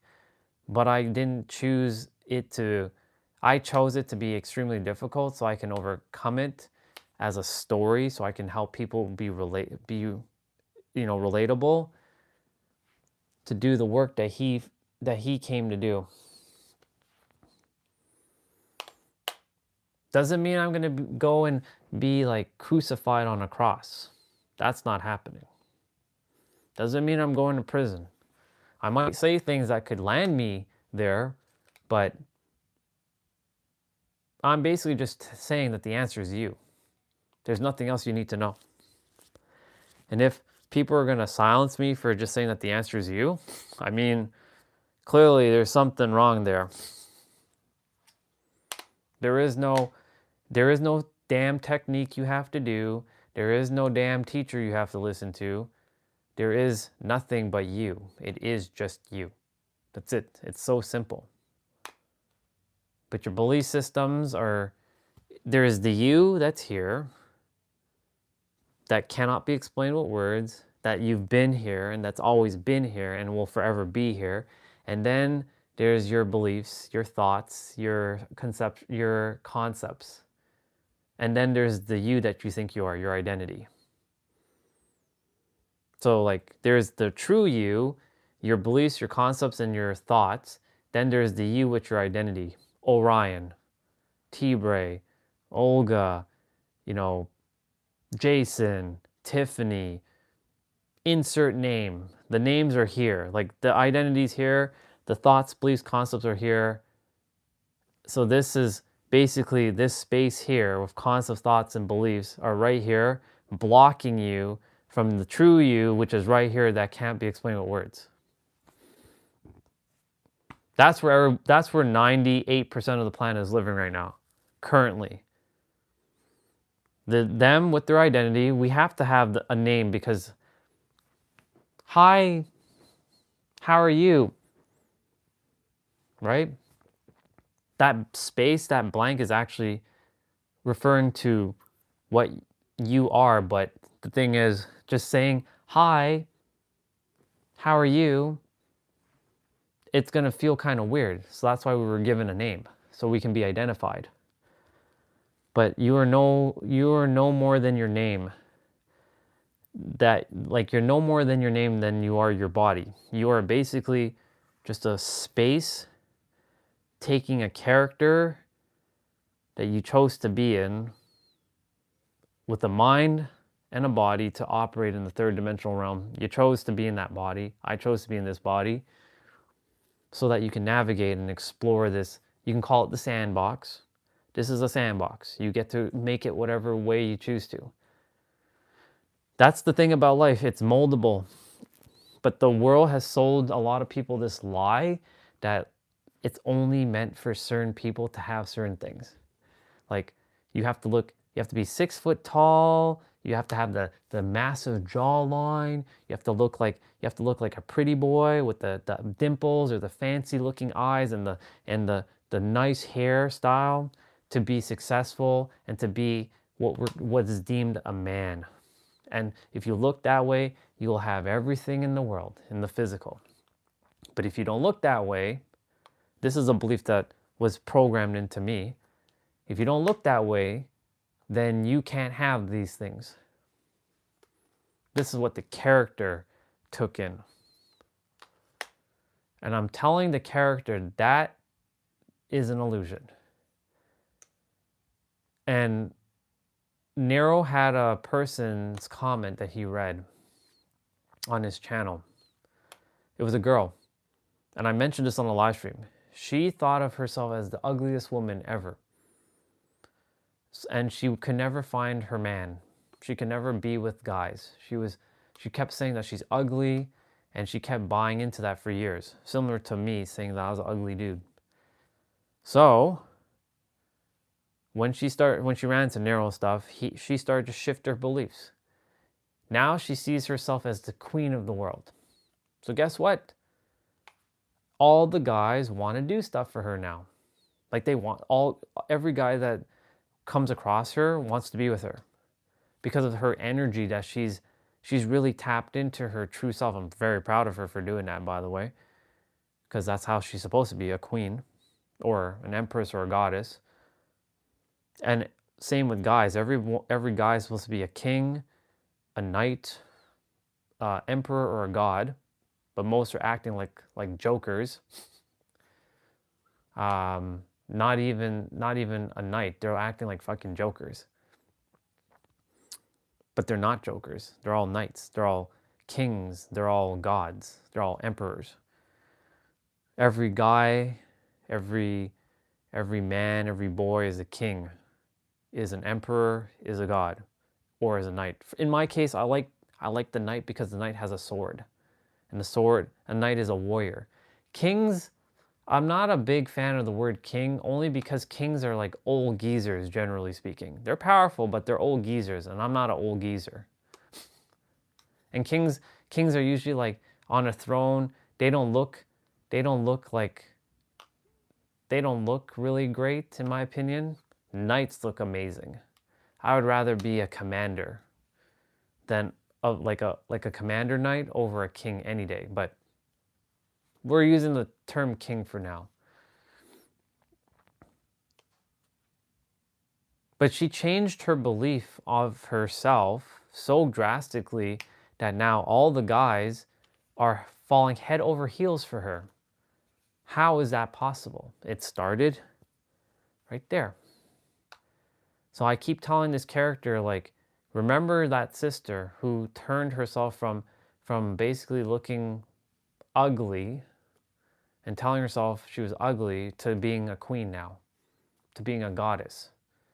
If she can do it, why can't you? Is she different from you? And this is where the character gets tripped up, because sometimes the character thinks that, like, yeah, well, you know, it's for some people. It's not for everybody, right? That's only for that person, right? Reality still only works for certain people. That right there is such a limiting belief. When I hear the character say that, like, I'm like, what the hell are you doing? Remember, it all starts with you. You're only entertaining what the mind is telling you, because the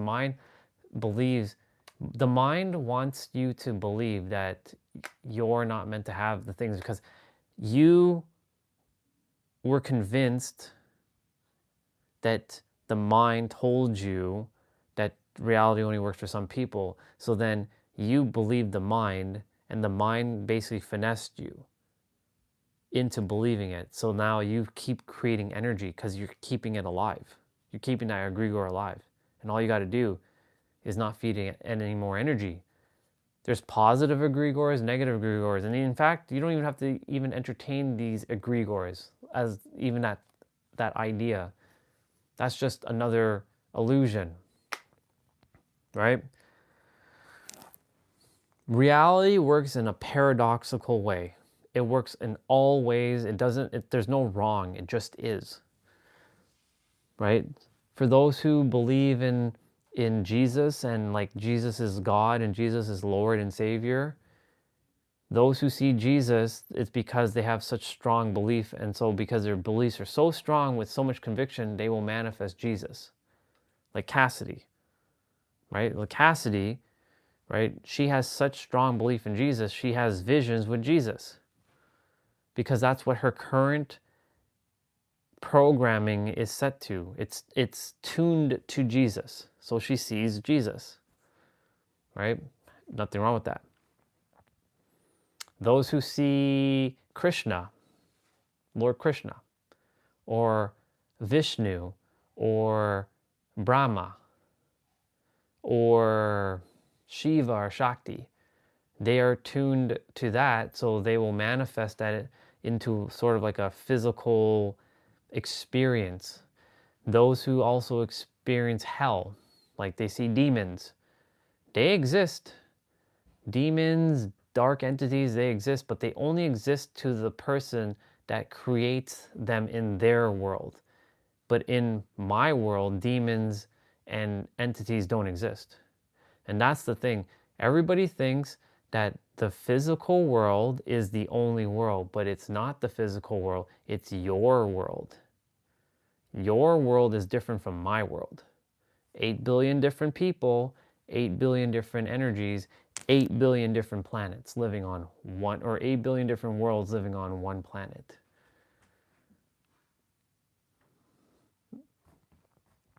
So, for example, there have been people who sees like dark entities, demons. They've seen all these things. To them, it's real because they physically experience it. They see the entities in the corner over there. They see that over there because they bought into it. Because for whatever reason, they see it. They're like, yeah, it is real. You can't tell me it's not real. I'm like, I'm not saying it's not real, but it's only real in your inner world, because your inner world is a byproduct of your physical world, or your physical world is a byproduct of your inner world. So what you choose to entertain as real and true, that is what you're going to get. I told myself I'm the smartest human on the planet now, and I'm the most aware human on this planet, and quite frankly I am, because others are catching up to where I am, even though everyone's technically at my level in my inner world. But I've told myself I'm the smartest, so that I'm at the top. I'm El Supremo. I'm El Capitan. And as I'm living in this inner world, my outer world, which everyone's equal to me, it's equal. Everyone gets it. There's still some who wants to fight for their beliefs, and that's okay. Fight for it because you've identified with your beliefs. There's nothing wrong with it. There's no belief that's wrong or right. It just is. It's when you're attempting to tell someone they're wrong, that's when something needs to be checked. I'm no longer here to tell anybody that they're wrong. I'm here to agree with everything that everyone says, and to still know that what I know is truly what is supposed to be here, that your beliefs and your thoughts and your concepts, things that you created based on your experience of the physical world, of your experience that you had, which is real, is nothing more than layers blocking you from really who you actually are. But if it's not blocking you and you're actually enjoying life and you're living life and you're thriving, then it's not actually blocking you. Right? So like, if all the beliefs, all the stuff that you have is bringing you your most powerfulest life and you're living your greatest life, you're good. Don't even worry. You don't have to listen to a damn thing anybody says. Not me, not anybody. But it's for those who keep entertaining that this is not for them. They're not good enough. They can't have this. I'm not confident. I'm afraid of this. I can't do this. Blah, blah, blah, blah, blah. It's for those people who have created this thing called concepts, thoughts, and beliefs that they're not capable of something, that I'm here to bust that for them. Well, it's not me busting it. It's actually them busting it for themselves. I'm just the mirror to reflect back that they're perfect, complete, whole, and they're able to do anything. They want to jump out of an airplane? Jump out of an airplane. You shouldn't have no fear. Yes, your body's going to feel this surge of adrenaline, for sure. It's going to feel it, but there's nothing to be afraid about. The fear is dying, of course, but if you're going into jumping out of an airplane to think you're going to die, you might manifest that. If you have such strong belief, you might manifest that. When I was jumping out of the airplane, do you think back then I wasn't even into manifestation. I wasn't even into thinking I'm going to die. Even though I was very negative, that period of my life when I was jumping out of an airplane, I was a little bit at peace. So when I jumped out of that airplane, I was like, holy shit, let's go. And I jumped out of that airplane. And I had the time of my life up in the air. It was so fun. It was the greatest 40 minutes of just coming down and just enjoying. Like, wow, I get to see everything. I have to remind this character of that experience more often. We got to see everything. We weren't living on the earth at that, or we weren't on the ground. We were up in the air seeing everything from a bird's eye view. Changing perspectives. Shifting perspectives. That's all it is. That's what I came here to do, is to mirror back a perspective that you already actually have, that many have forgotten. A lot have started to remember, or have already remembered, and are realizing or have realized. I don't need to help them. They're good. Those set of people, they can go do what they have to do. I'm not here for them, because they already remember. That saves me a lot of energy and effort with them. If they came here to help others to remember, then they're actually helping me, because the more of us who remember and remember thyself and realize how this works, the easier the world will get.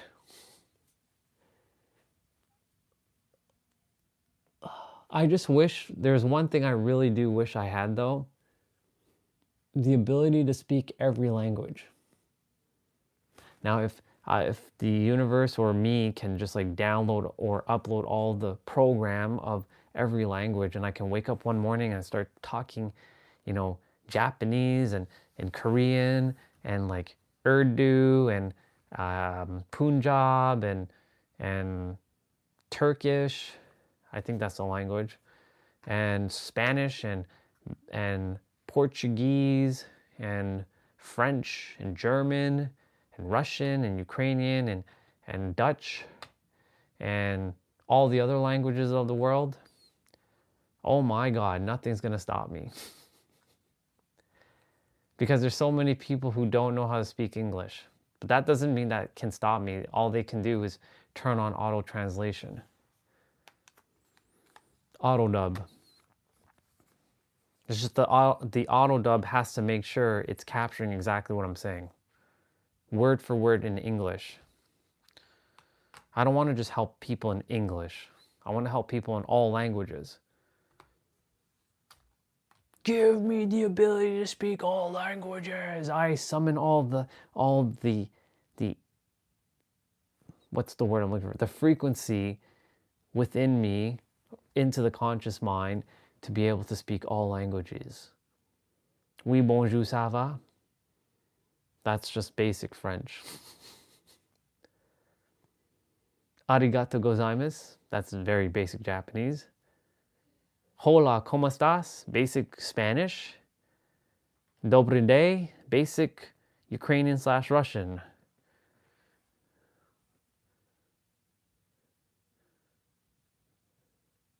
Yeah. Give me the ability to speak more languages. I speak more languages. I have more opportunity to help more people in different different languages. But okay, so what the hell is going on with that? Is that not charging? Is this dead? Oh, there we go. It's charging now. Are we even done with this video? We're not even done with this video.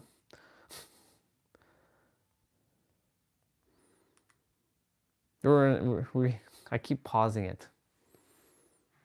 You're going to come down to a pretty solid root of what we think the actual belief or limitation or fear actually I'm going to is. grab my meal in a moment. And you're going to ask yourself, do I actually believe that to be 100% true? And if I don't, what would I like to believe instead? This will start to give you an understanding of the behaviors that show up when you're meeting the edges of your wealth container. It'll also give you hopefully some validation and some understanding of self, that there's nothing wrong with you and that you're just nothing has ever been wrong with anybody. Experiences. And then it'll give you a place to start to get more inquisitive around what's happening in the That's a good word. Being more inquisitive. Take the necessary steps to move forward. When we're learning new things like the wealth container or the subconscious or the nervous system, or even remembering learning things about yourself, my to embed that knowledge just a little bit further into your nervous system and into your subconscious. So I'm going to teach you something that I actually teach my 7-year-old when we're helping her learn how to remember topics. So what I want you to do is I want you to tell me something that you just learned, an aha moment, something that you You write it in the wanted to tell a comments. friend, or something that you were like, oh my gosh, this is my biggest light bulb moment. Being able to take what you've learned and actually saying it out loud or typing it into the comments is going to embed it a little bit further so that you can have that deeper awareness and This you have is more knowledge and the that's where this is that human aspect. We're not learning, we're remembering. We're not The thing is, yes, when we hear something that looks new for the first time, and when we then put it back into practice, or like rephrase it or reteach it, we get to technically learn it a second time, right? When we read, that's the first time we're learning. The second time is when we repeat it back in a way that we understand, and you explain it back to someone who's like a 5-year-old who gets what you're saying without overly complicating things. And like, you speak to them as if they're 5, and if they understand what you're saying without overly complicating it, then technically you've learned it twice. But again, you're not really learning, you're remembering. But I'm not here to correct her. That's just her words. I have my own words now. I don't use the word learning anymore, because learning is for people who think that they have to. Learning is for those who are still playing the human character only, thinking that when they see something new that they're learning. But when you know you're the creator, you have everything as well, knowing that you're both human and creator, and that when you see something that looks new, you're just, oh, thank you so much, person, for helping me remember what I forgot. Because everything exists in something called the library of all that is. This is what sets me apart from 99.999 blah, blah, blah, blah, all humans, basically. We all have each other's information. The only thing is, the mind does not have the information, but your soul has all of it. But your soul sends the information to your mind. So when it looks new, what the soul is doing is activating it in your library. Now it's like the library, it looks like the shelves are empty and the books are not there, but the book of that information is there. It just appears. It's sort of like, it's like a transparent book that you can see, but you've never really had access to it, so you don't know what's really in that book. But the moment someone shares something that looks new to you, right, that book goes from transparent to solid. So now that book is there, and that book gets sent up to your mind, and then your mind, like, oh, now I know what this person is saying. Like, yeah, like they're talking about money container, and they're talking about the wealth container, they're talking about wealth consciousness, they're talking about, nervous system regulation, they're talking about this thing, or they're talking about that thing, they're talking about this perspective, they're talking about ayahuasca, they're talking about retreats, they're talking about mindset, they're talking about this. And it doesn't matter what it is. It can be something so minuscule, but that book will get activated inside of your heart. It's already there, but it's going to get activated the moment someone else shares it with you through hearing or seeing. It'll send a signal. Hey, this person just saw it. They got it. And now that information gets into here. And now it gets stored up here, but it always was here. Do you see how simple it is? That's why you're not actually learning. You are actually remembering what you forgot. Such a brilliant way to explain that. Thank you, universe, for giving that specifically to me. Now, I am going to go use the bathroom. I'll be right back.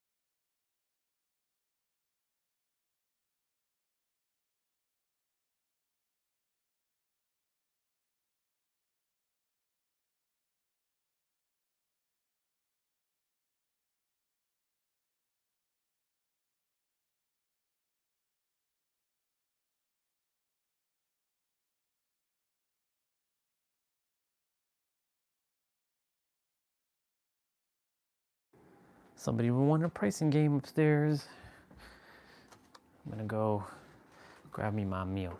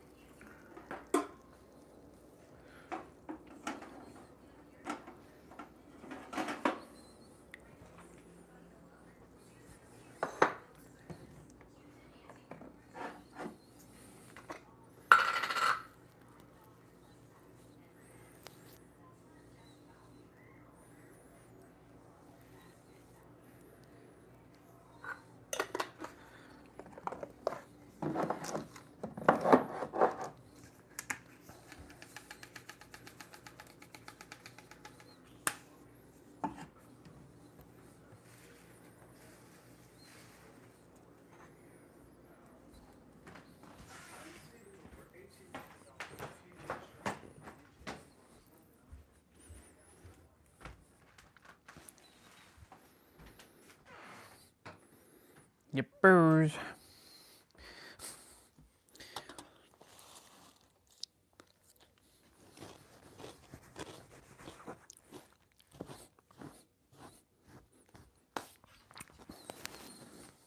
Have chips and pizza. Have too much chips though. Well. Ooh. I'll put the microphone.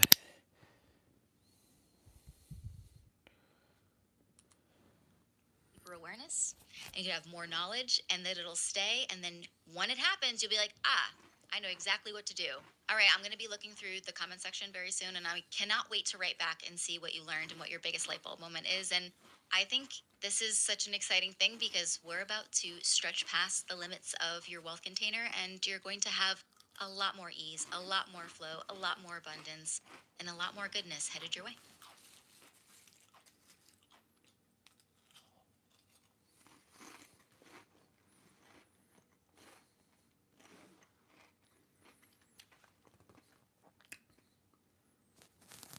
Now, of course, there's another video that says how to hold more money. Not watching that. Then there's how to create more luck. Eh.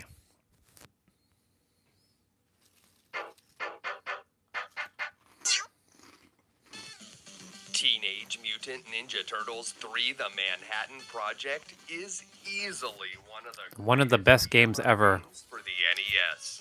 With bigger levels, more enemies, more bosses, and new special moves for each turtle, this game is a late generation masterpiece. The Turtles may have seemed like a fad in the late 80s, but by the early 90s, they were more popular than ever after the release of Teenage Mutant Ninja Turtles the movie, which made over $200 million at the box office on a budget of only $13.5 million. Konami, the company that brought us mega hits like Castlevania and Contra, was also getting a piece of that sweet Ninja Turtle money by releasing a pair of highly successful NES games. The first game may be notoriously difficult, but it sold over 4 million copies, and the sequel, which ported their ultra-popular arcade game, is still a fan favorite today. In March of 1991, Konami released the follow-up to their successful arcade game, the incredible Turtles in Time. I'm going to scroll through this video. This game to the Super Nintendo. At this point, the SNES wasn't even out yet in North America, and they had a license to make lucrative Ninja Turtle games, so they decided to create something new designed from the ground up for the NES. The gameplay in Turtles 3 is very similar to the previous game.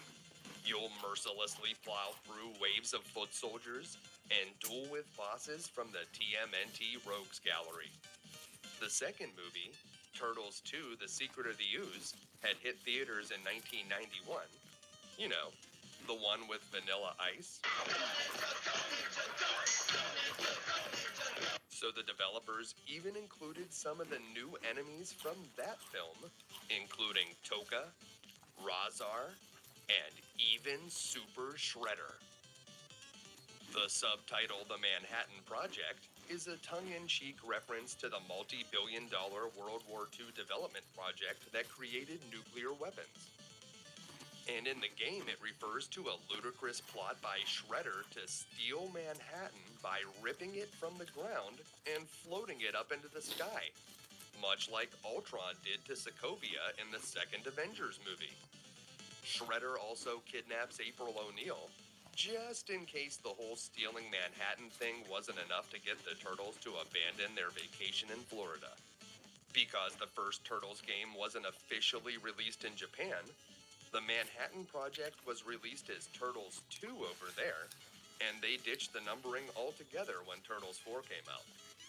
Once again, the game allows for a two-player cooperative experience, although if you don't like your friend very much, you can enable a mode where you can damage each other. The game sold reasonably well for Konami when it released in North America in February of 1992. At this point, very few more games would be released on the NES, but Konami still made an 8-bit version of Turtles Tournament Fighters 2 years later in 1994. In modern times, people still enjoy the simple pleasure that comes from fighting the Foot Clan, but somehow IGN forgot to include it on their list of the top 100 NES games of all time. This seems like a pretty major oversight, and when you look at the list on crowdsourced rating site Ranker.com, you'll find the game listed at number 22, which seems much closer to where it belongs. Modern players that attempt this game will still have to deal with all of the challenges the NES is notorious for. A bigger game with more bosses means a greater challenge for the Turtles. And this time they are not sponsored by Pizza Hut, so there will be very few pizza power-ups to help you. The bosses are just as vicious as ever, and you do not get unlimited continues. If you die too many times, it's game over. But what if I told you about secret codes that can help you out if the going gets tough? What if I showed you the best ways to use all of your new martial arts techniques? And what if I showed you easy ways to defeat every boss? Even Super Shredder himself?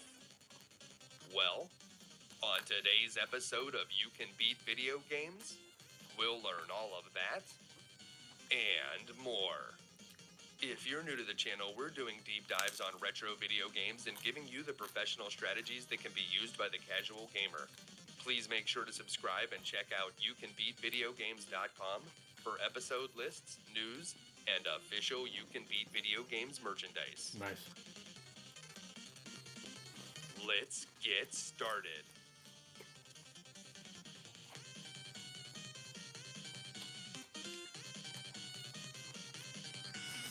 This is a long video.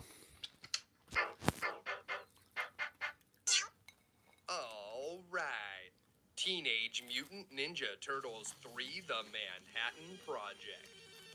Before we dive into the game, there is a cheat code that you can use here at the beginning. Now, of course, I'm going to show you strategies that should help you beat this game without any cheat codes. But if you just put in up, up, down, down, left, right, A, B, and start up the game and pick your turtle, it's going to take you to a special options menu.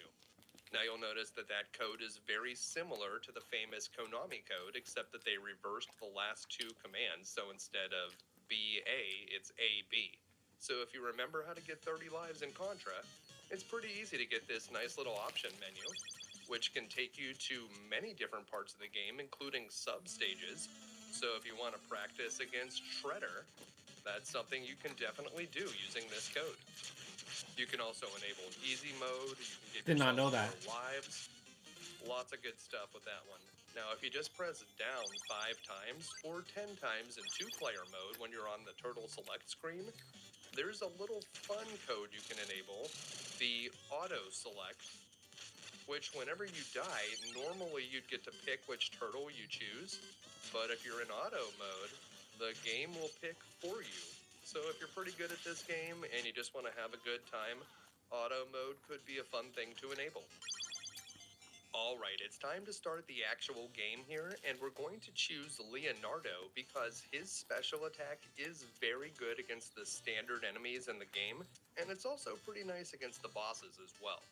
You can see what the basic attacks are over there on the left side of the screen. The standard attack deals 1 more damage than the jump kick, although the Nintendo Power coverage seemed to think that it was the opposite. And this down plus the attack button, that's the best way that we're going to deal with the standard foot soldiers in the game. Now we can take a look at the special attacks, which are done in this game by pressing both buttons at the same time.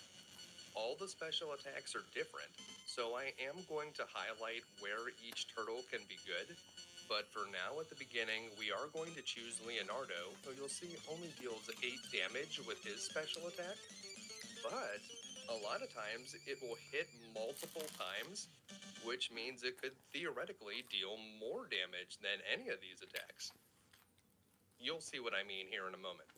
As we get started, we'll see what each different attack does against your standard karate foot soldiers.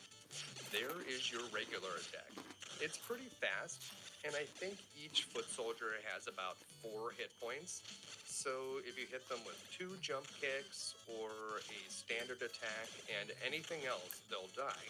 But if you press down while you attack, so you're going to hold the down button and press B, you'll do this toss attack, and this is going to kill any foot soldier that gets caught in it, including the more complicated ones. So you want to grab these guys. That's going to be the best way to take out the standard grunts in this game. Try to get good at that toss attack. Sometimes you'll even toss one foot soldier into another foot soldier, and then it would only take a standard attack or a jump kick to finish them off. So you may want to pay attention to when that happens. That can make you even more efficient. And here we'll come to the foot soldiers that throw these oversized ninja stars. These guys appear all over the game, and they're pretty dangerous. You'll notice that your standard attack can actually kill the ninja stars in the air, so you can sort of counter them. That may be You could fall off the bottom there, so if you're just hanging, hop back up. It would deal you a full bar of health worth of damage if you fall off. Down here, we'll find some more of those pink foot soldiers with the spears, but those ones can throw spears at you. And here, this guy will pop out with a manhole cover. Just wait, and he will just have to throw it after a while. I guess it's hard to hold it above his head, so sooner or later, he'll just have to let it go. Then you can easily take him out. Damn, that guy has a lot of Over points. here, we have more of the yellow foot soldiers that throw the boomerangs. Even if you kill the foot soldier that threw the boomerang, if the boomerang is out there on the screen, it will continue to come back towards you, so you certainly need to be careful if those guys are throwing things at you. Take out some more karate foot soldiers and make your way downward that merge, so stay a little bit away and just head over there right afterwards. There's a slice of pizza here, so there's no reason to not use your special attacks to take out these bazooka guys. You don't have to fight them though. You can actually just walk on by. You don't have to fight these foot soldiers that ride bowling balls either, and if you stay on the far right or the far left, you'll be able to avoid the bowling balls that fall from the sky. Over here, you may remember these flying enemies from the first game. The easiest way to deal with them is to stay on this upper platform and wait for them to come to you, and just hit them with your basic attacks. Normally, you need to try to hit them with jump kicks, but it's much easier to just wait for them to fly up to you over here, and you can easily hit them with your basic moves. Yeah, pretty convenient. Got 'em. We also gained an extra life for hitting 400,000 points. We'll only be able to gain one more extra life, and that will be at 500,000. Remember to stay up here to take out these flying enemies, and just attack them with your basic attacks as they approach you. Get that last one. All right. We can drop down here where we'll face a few of those pink foot soldiers that have the spears. They're not the throwing type, so just throw them yourselves. Nice. And these big blue rock soldiers are not worth dealing with, so just quickly take them out with a special. They like to group themselves together, so it's pretty easy to take them out with one or maybe 2 special attacks. Remember to use multiple throws to take out those robot foots. And here is a foot soldier manufacturing facility. If you just kind of stand in front of it, you can pick up and toss the foot soldiers as they're made. Over here, the foot soldiers have already been made, so they'll jump onto the screen and attack you. And more of these rock soldiers means a quick special attack will take them down. A few more foot soldiers will emerge from that creation station. They'll start emerging Creation a bit more station. quickly than they were coming out before, but you should still be able to easily deal with them using your toss attack. Teenage Mutant Ninja Turtles 3 Manhattan Project. Probably my favorite Ninja Turtle game. Against these robot foot soldiers, Then Turtles in Time. throw one into another, I like this game, then Turtles in Time, then the new stuff. they may unload their bullets onto your ship. Then Shredder's Revenge. Funny enough. More tosses will take out the last one, and then we'll be able to jump onto the conveyor belt, where we will be attacked by lasers from... Just so you all know, when I used to play this game, I used to have to blow the cartridge, put it in my Nintendo, and slam the Nintendo, like do that thing, because my Nintendo, for whatever reason, it wasn't picking up the cartridges much anymore. Like, I one time had to put the game into the freezer and then pull out of the freezer and then put it into the thing, and it actually worked. Fucking Nintendo. The background. Now you see those three I red had to like hit. boxes in I the had to hit my background? system so many Those times. will tell you how high the laser is that's coming out. You only need to jump over the lowest lasers. The rest of them will pass harmlessly over your head. But it can be difficult to fight the enemies while you're trying to avoid the lasers. Try to pay attention to where they're coming from. The lasers will alternate. Usually it'll be a low one, then a high one, then a low one, then a high one. Or at least it'll be a low one and then one that you can stand underneath. Damn, this person has a lot of You points. only need to jump over the low ones, and you may just want to use your basic attacks to fight the foot soldiers because they're a bit quicker, and you may get hung up doing your throw attacks sometimes and get caught by the lasers. If you lose a life while the conveyor belt is going, you may be able to just kind of wait it out, and if you wait to select your turtle until the conveyor belt stops, you may be able to skip some of the enemies that you fight there. Hopefully you won't lose any lives here Ooh, in the boss part of time. the Technodrome because we're about to face two bosses, and the first is Razar. If you stay right here below the door in front of that small grate, you'll be able to get two specials off on Razar, which will cause him to go over to the left side of the screen and use an ice attack. You'll want to chase him over there and keep using your specials. If he starts to head over to the right, you can head back to that same spot near the grate. And you want to move down like right after he charges and continuously hit him with the special attacks. Oh That's shit. the safest way to fight him. And then we have to fight Shredder. Yeah, Shredder is no pushover. I highly recommend just staying in the middle of the room and continuously spamming your special attacks. But at some point, Shredder will probably have enough of it and hit you with something. There it is. So hopefully you still have some lives left. Don't even try to use jump kicks on this guy. They will just be blocked and he'll counter you. Nice. Instead, try to stay in the middle of the room. Just He saved use April. Leonardo's special move. And it looks like we gained another extra life and hit that 500,000 mark. And we also managed to rescue April. If you die on Shredder, you'll have to go back to the beginning of Scene 6, so you need to do your best to defeat him. Unfortunately, it looks like he was down but not out, so it's time to move on to Scene number 7. We cannot let Shredder get away. We have to follow him onto the rooftops, and to get up there, we need to take this very unsafe looking elevator. There is no way this thing could be OSHA approved.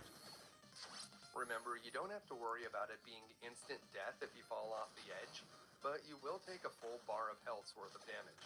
Whenever you see these Mouser pods appear, I like to get into the upper right corner of the platform. That's a good spot to stay, and then use your jump kicks to pinpoint and attack the Mousers.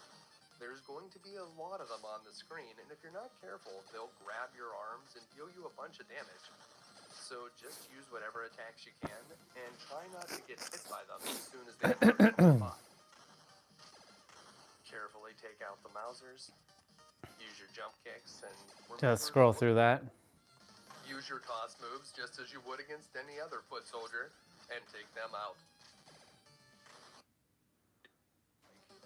At that Oh, point, this is you move Krang. down to the bottom of the screen, and the top part of Krang will try to get you with a hammer attack. Just get out of the way of the hammer, and you'll notice that the top part Right of the now I body want is to, now let's see. whole. Right now I want to play Wii Sports, tennis, and golf. I have my Wii. I have it modded, but I want to redo the mod on it. It's a really good system. It's basically an overpowered GameCube. That's what I loved about the Wii. The Wii could play GameCube and Wii games. And then the Wii U, which is also very criminally like underrated, can actually, you can mod it so easily to actually play Switch games. Way down here at With the comfortable gamepad, I should have all that stuff downstairs. I didn't sell my Wii or my Wii U. But my damn Wii U got like so much scratches because the glossy protection, I didn't get a screen, like a case for it. So you may have some good opportunities. So that's the only system that took a lot of like scratches. Hit points. So if you've done the math, that is 80 jump kicks. It's a lot of jump kicks. Holy shit. You're going to have to just kind of stick with it. Just keep jump kicking the top half. Watch for where the legs are. Lead the legs away. And Yeah, this guy was a top half of the body bitch to kill back then. You can jump kick it multiple times. If you ever get down to your last point of health, that's when you're going to be using your special moves because they'll be free at that point. We want to try to conserve as much health as we can. Yep. After we defeat Krang, we still have to beat Super Shredder, and he is significantly harder than Krang, so we need to save as many lives and health points as possible. So just keep using this strategy. Make sure the legs are not on the same that's how you spell it. Then get down to the bottom. Let that top part of the body come to you with the hand. Yeah. I bought the Wii, and then I modded it. I like, it was so easy to mod. The way I modded it back then, back in the days, I have an external big hard drive plugged into it that needs power. So it's like, it looks like two systems sitting side by side. Man, I have so many. I mean, now it's even more easier to mod. I mean, the Wii is basically Dolphin now, which is an emulator. And I have all my, you know what? I should actually go check my stuff. I'm curious. I should bring up my bins. I want to see what's in my bins. It's been a while.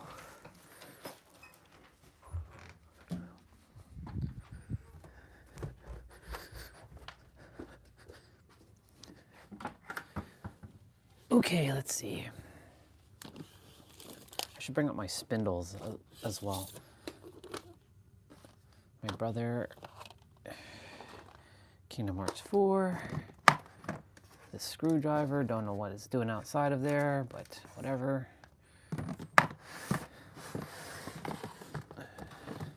Oh yeah. Should organize this a little bit more.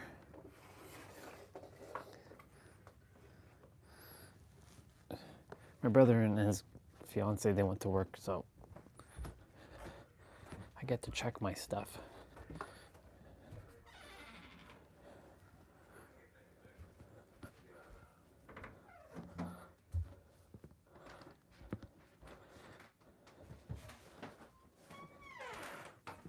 Cool beans.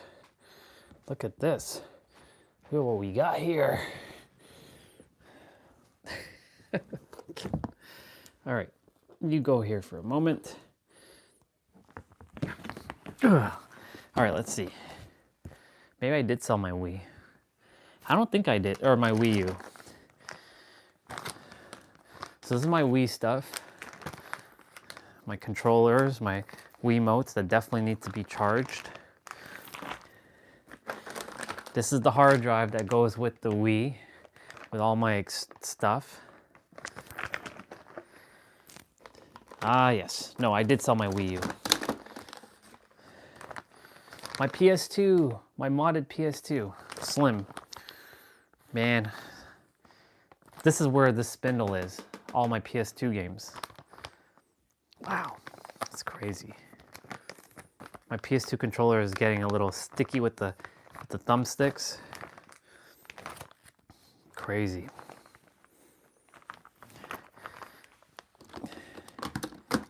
And then my Wii that has Peach on it. I put a skin on it, Peach.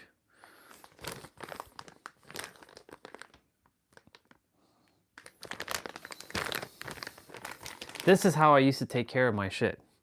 I was anal about even fingerprints on my stuff. I would actually, when I'm done with it, I always put it back into a Ziploc bag. This is how crazy anal I was with taking care of my shit. And then of course, I already have a GameCube controller up here. I have a Wii controller. This Wii controller is actually nice. I like it. Actually, this is the Wii U controller. So technically speaking, I think I still have my Wii U. I don't think I sold my Wii U. That might be in a box though. Because I still have a game here.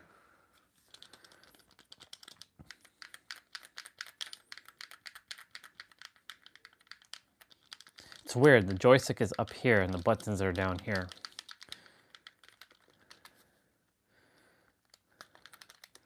Is this USB-C? Nope, this is a mini USB. Oh my God, mini USB, it's crazy. Ancient technology. And then my black GameCube controller, was from the Smash. I bought this when Smash 4 came out. It came with the controller. I was like, I'm buying a fucking Smash with a GameCube controller. GameCube controller is just badass. I'd actually use this on Steam if I could. And I know I could, but it's missing buttons.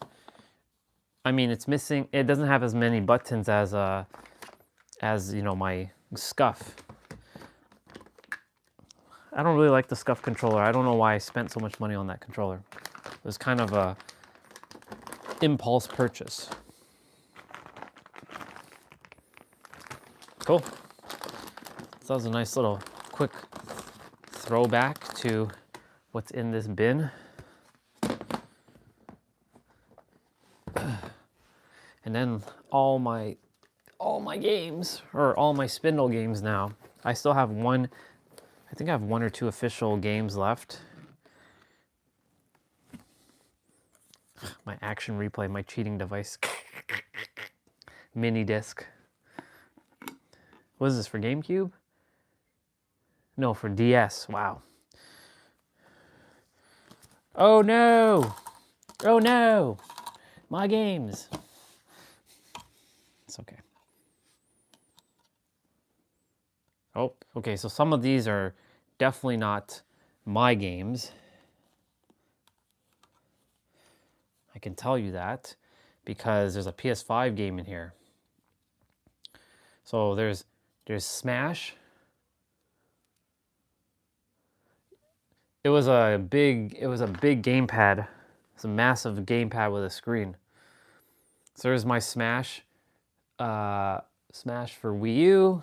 Here's my Dragon Ball Fighter Z for PS4. This is my PS4 game. This is my brother's Yoshi's Woolly Island for Wii U. This is my Mario Maker that I bought. So you can create Mario levels for Wii U. So my brother put his Final Fantasy VII Rebirth in here, which I know this isn't mine because I don't have a PS5 and I don't have PS5 games. So that's interesting. Then there's Destiny for PS4. Wonder why he has this game in here. It's weird.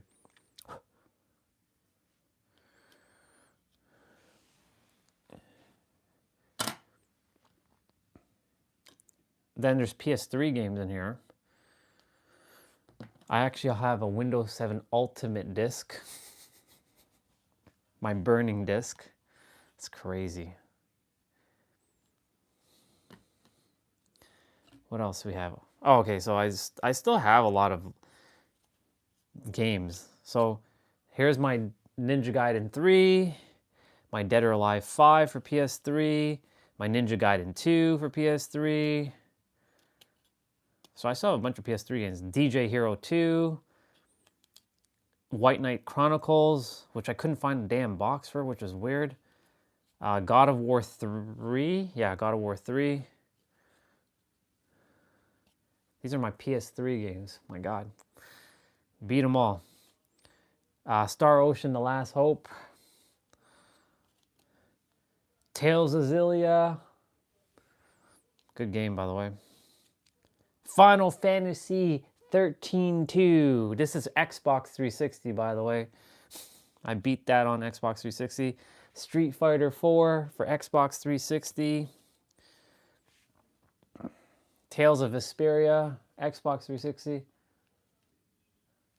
I'm afraid if I don't buy, I won't.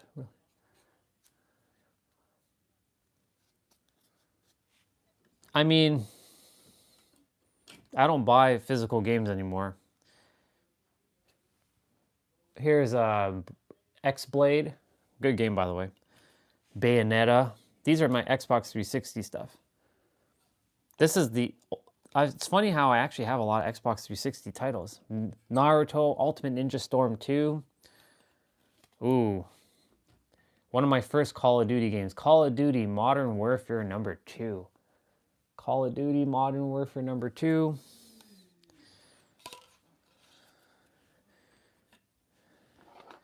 An original Xbox game, Dead or Alive 3. Since the Xbox 360 could play Xbox games. And then Dead or Alive 4. I was into Dead or Alive. A lot of fighting games. Of course, Dead or Alive Extreme Beach. You know, you gotta see them girls. I was that dude. I was that type of dude. Still that type of dude. I don't know why my Windows 7 Ultimate Disc is at the top though. It's weird. Oh, PlayStation 1. Oh, yeah, these are my doubles. So, Final Fantasy Origins 1 and 2. Final Fantasy Chronicles, which is Final Fantasy 4. Of course, Chrono Trigger for PlayStation. These are the official ones. I had duplicates of these games. So these are my duplicates. Final Fantasy Anthology, which is 5. Final Fantasy Anthology, which also includes number 6. And they also are black discs, as you can see. Old school Squaresoft games. Music from Final Fantasy 5 and 6. And then Final Fantasy 7, the OG of the OGs, black, silver cover. Final Fantasy, this is disc number 2. Disc number 3. Damn, man. Final Fantasy 8. Wow. My God, man. CDs. Whew. Final Fantasy 8, disc 2. Disc 3. It was just easier to keep them in a spindle. Disc 4. And then I had a collector's CD, volume 2. Wait. Yeah, collector's volume 2. And then, of course, can't have the complete set without the greatest Final Fantasy game ever created, in my opinion, Final Fantasy 9, disc 1. Disc 2. Disc 3, this one has a little scratch on it. This is why this is my duplicate. And disc 4. Yeah, this one has a little bit of a scratch on it too. Ooh, very rare fighting game from Squaresoft, Airgites, which is a fighting game that has Cloud and Tifa and Sephiroth in it before they were in Smash. But I didn't buy this game brand new. This was used, and whoever had it originally, so much scratches on this disc. Couldn't find this game brand new. Chrono Cross. I have a duplicate of Chrono Cross. Chrono Cross 1, or Chrono Cross Disc 1. Chrono Cross Disc 2. And then, of course, I'm a great pirate, so I have a Game Shark. And I have an action replay. What is this, PS2? Yep, my PS2 action replay. Good old cheater right here. And then all of these are my burnt games. All of this. All these are my PS2 burnt games right here. Kingdom Hearts 2, Final Remix. Kingdom Hearts, I'm not going through all this. I have some Japanese exclusive games. Mega Man Command Mission. I actually burnt a lot of my original games as well. So these are my PS2 games that can be played. Tales of Rebirth. Wow, that's crazy. Trigger Heart Excelkia Enhanced. Okay. Gran Turismo 4.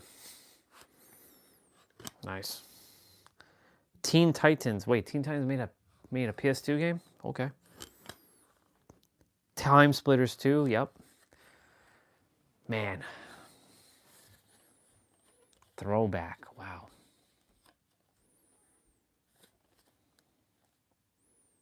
That's crazy.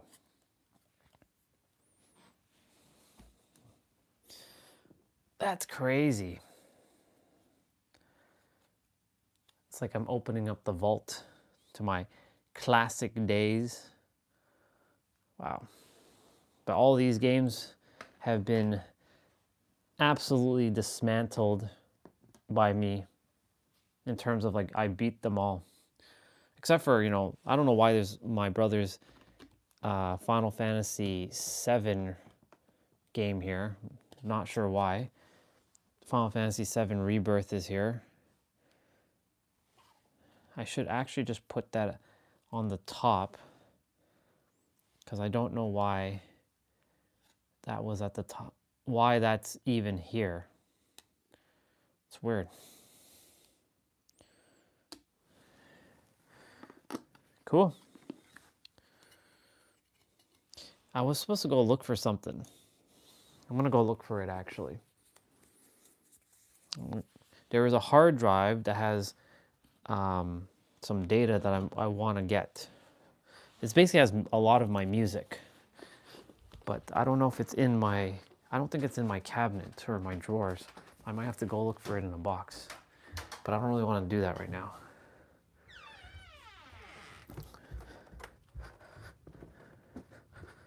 Nice.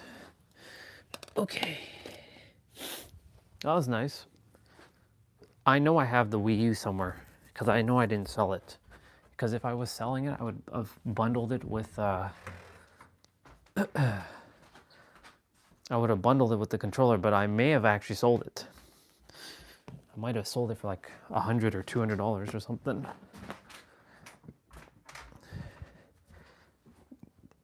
My Wii, I wasn't selling because my Wii is what had a lot of the modding, and now that modding has become so much easier in today's day and age with like older hardware, because you know it's been years since I've touched any modding. I'm sure I can do a new mod for the Wii. Almost positive about that. By the way, we're getting the same amount of snow you are. Coming Sunday, it will be arriving. I didn't think we were going to get that much snow, but here we are. We're getting that amount of snow. So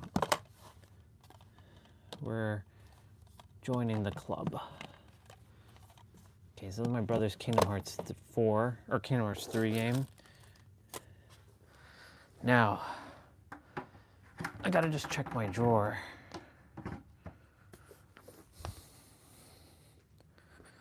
There should be nothing in these drawers on this side.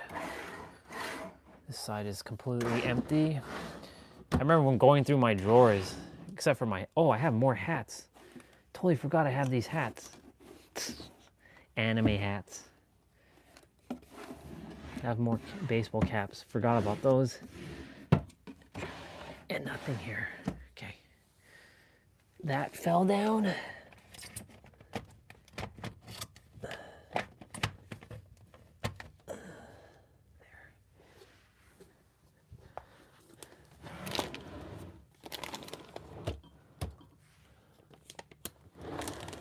Nope. Nope. Nope. Nope. Okay. I I want to use this old iPhone. I could use it for something. I could technically use this for...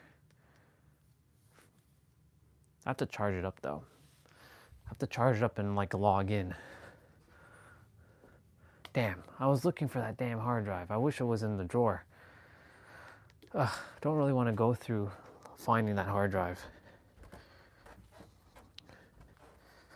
I can use this iPhone for something else. You know the one.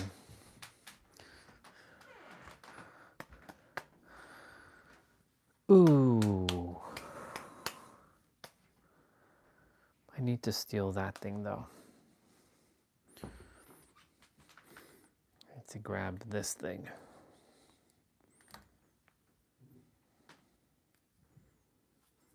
It's an adapter. I make my lightning cables into or my USB-C cables into lightning with this adapter.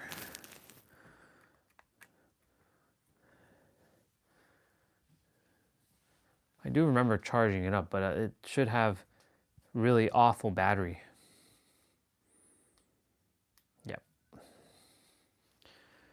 I have a use case for that.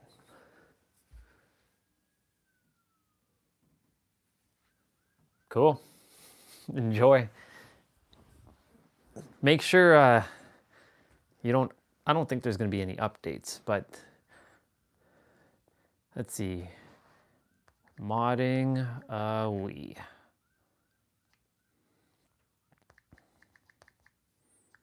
It's 12:25. I'm going to get rolling soon. Modding a Wii 2025.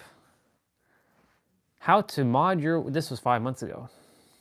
My last Wii modding guide helped a ton of people, and some things have changed since then to make it easier. So today, I'm going to be walking you through the process of modding your Wii so you can get the most potential out of your console. In summary, here's everything we will set up in this guide. Oh yeah. I'll be showing you how to install the homebrew channel, whether you have an internet connection or not. I'll walk you through how to... I'll just send you this video on Discord, just in case you do decide to mod your Wii. Since it should cost nothing really to mod the Wii. Let me send you just in case you're interested. And it's also for me, just in case I decide to go ahead and mod my Wii. No. This is for my reference as well too. Good. Now it's on Discord. Who left me a message?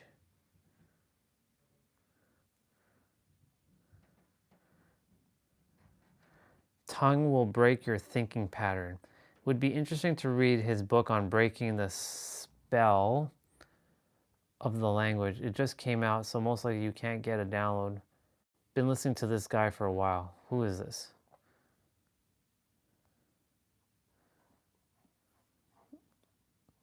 Let me see.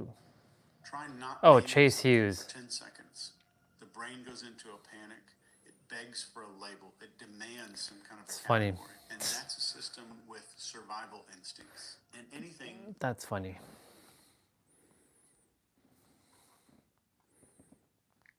Another synchronicity. Yeah. You'll enjoy it.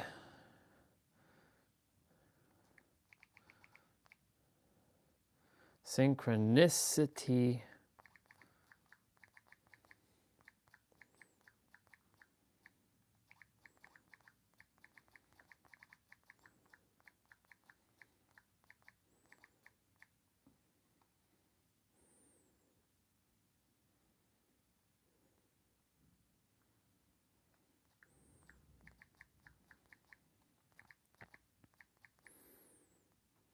Oh my God. Son of a bitch. Coming out, but I want to show you a quick and easy way to do this, and I'm going to expose to you some of the ways that brainwashing is actually used. This is like, I don't care about that. I'm just responding to another community with Chase. As I saw his book, on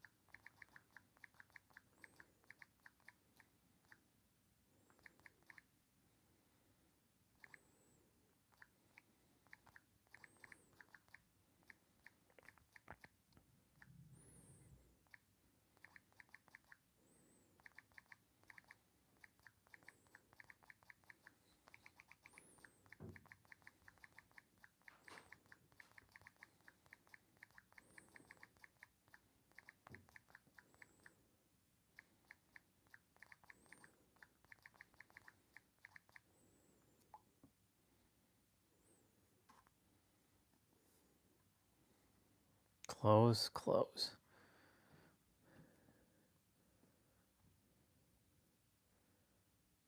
Let's see. Yeah, you will, I would highly recommend to mod your Wii though. Like, if you're getting one, as you said you are, do yourself a favor and mod it. You will thank yourself for doing that. Turn on, damn you. I know you work.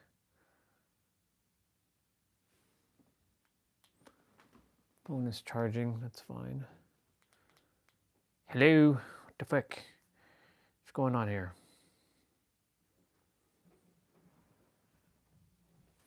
Yep.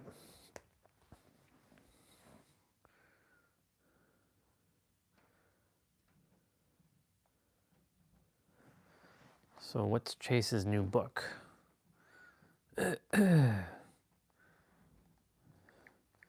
Chase Hughes.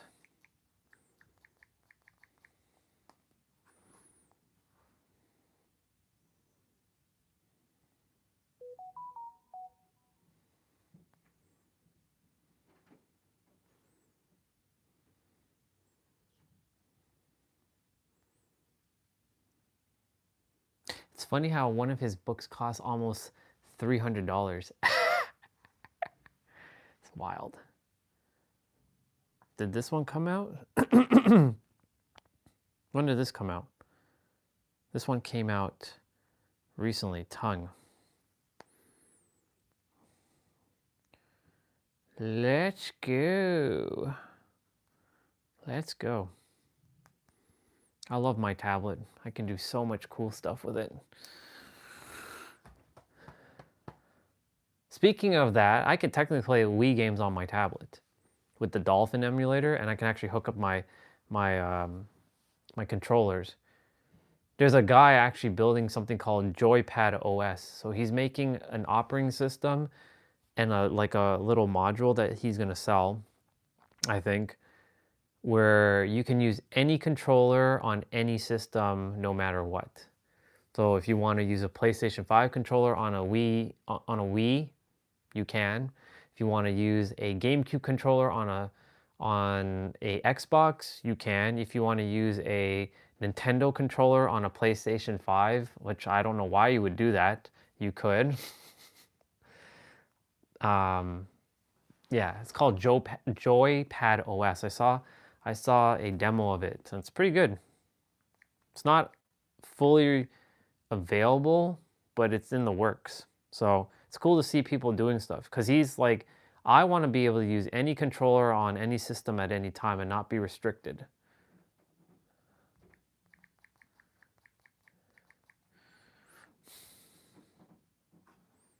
Ha! The book is here. I told you. I'm a fucking genius.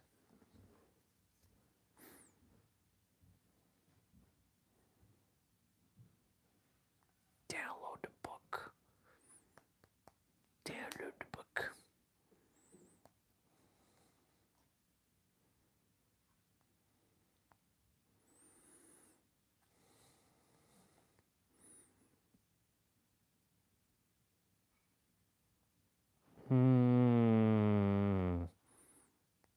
Nope.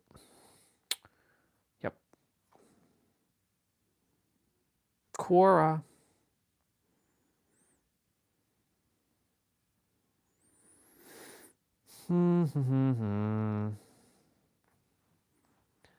So,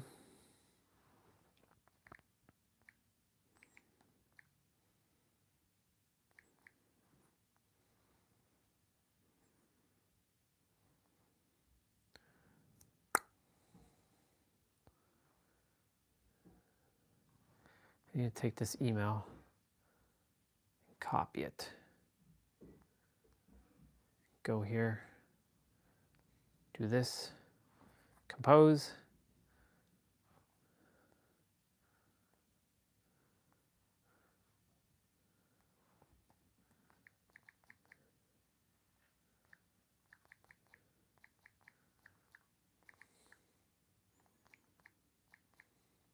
Oops.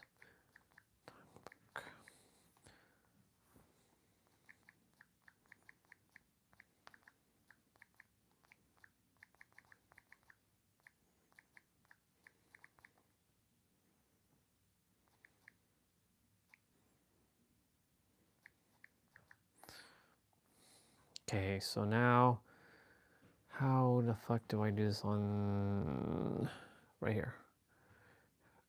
Files. Open the files. Open it up. Oops, I should actually rename that file before I do anything. Tongue.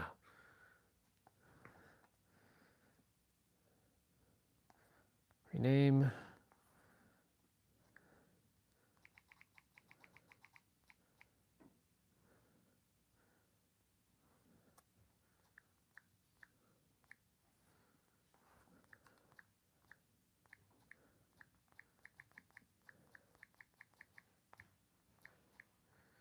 That should be how you spell his name. Yes.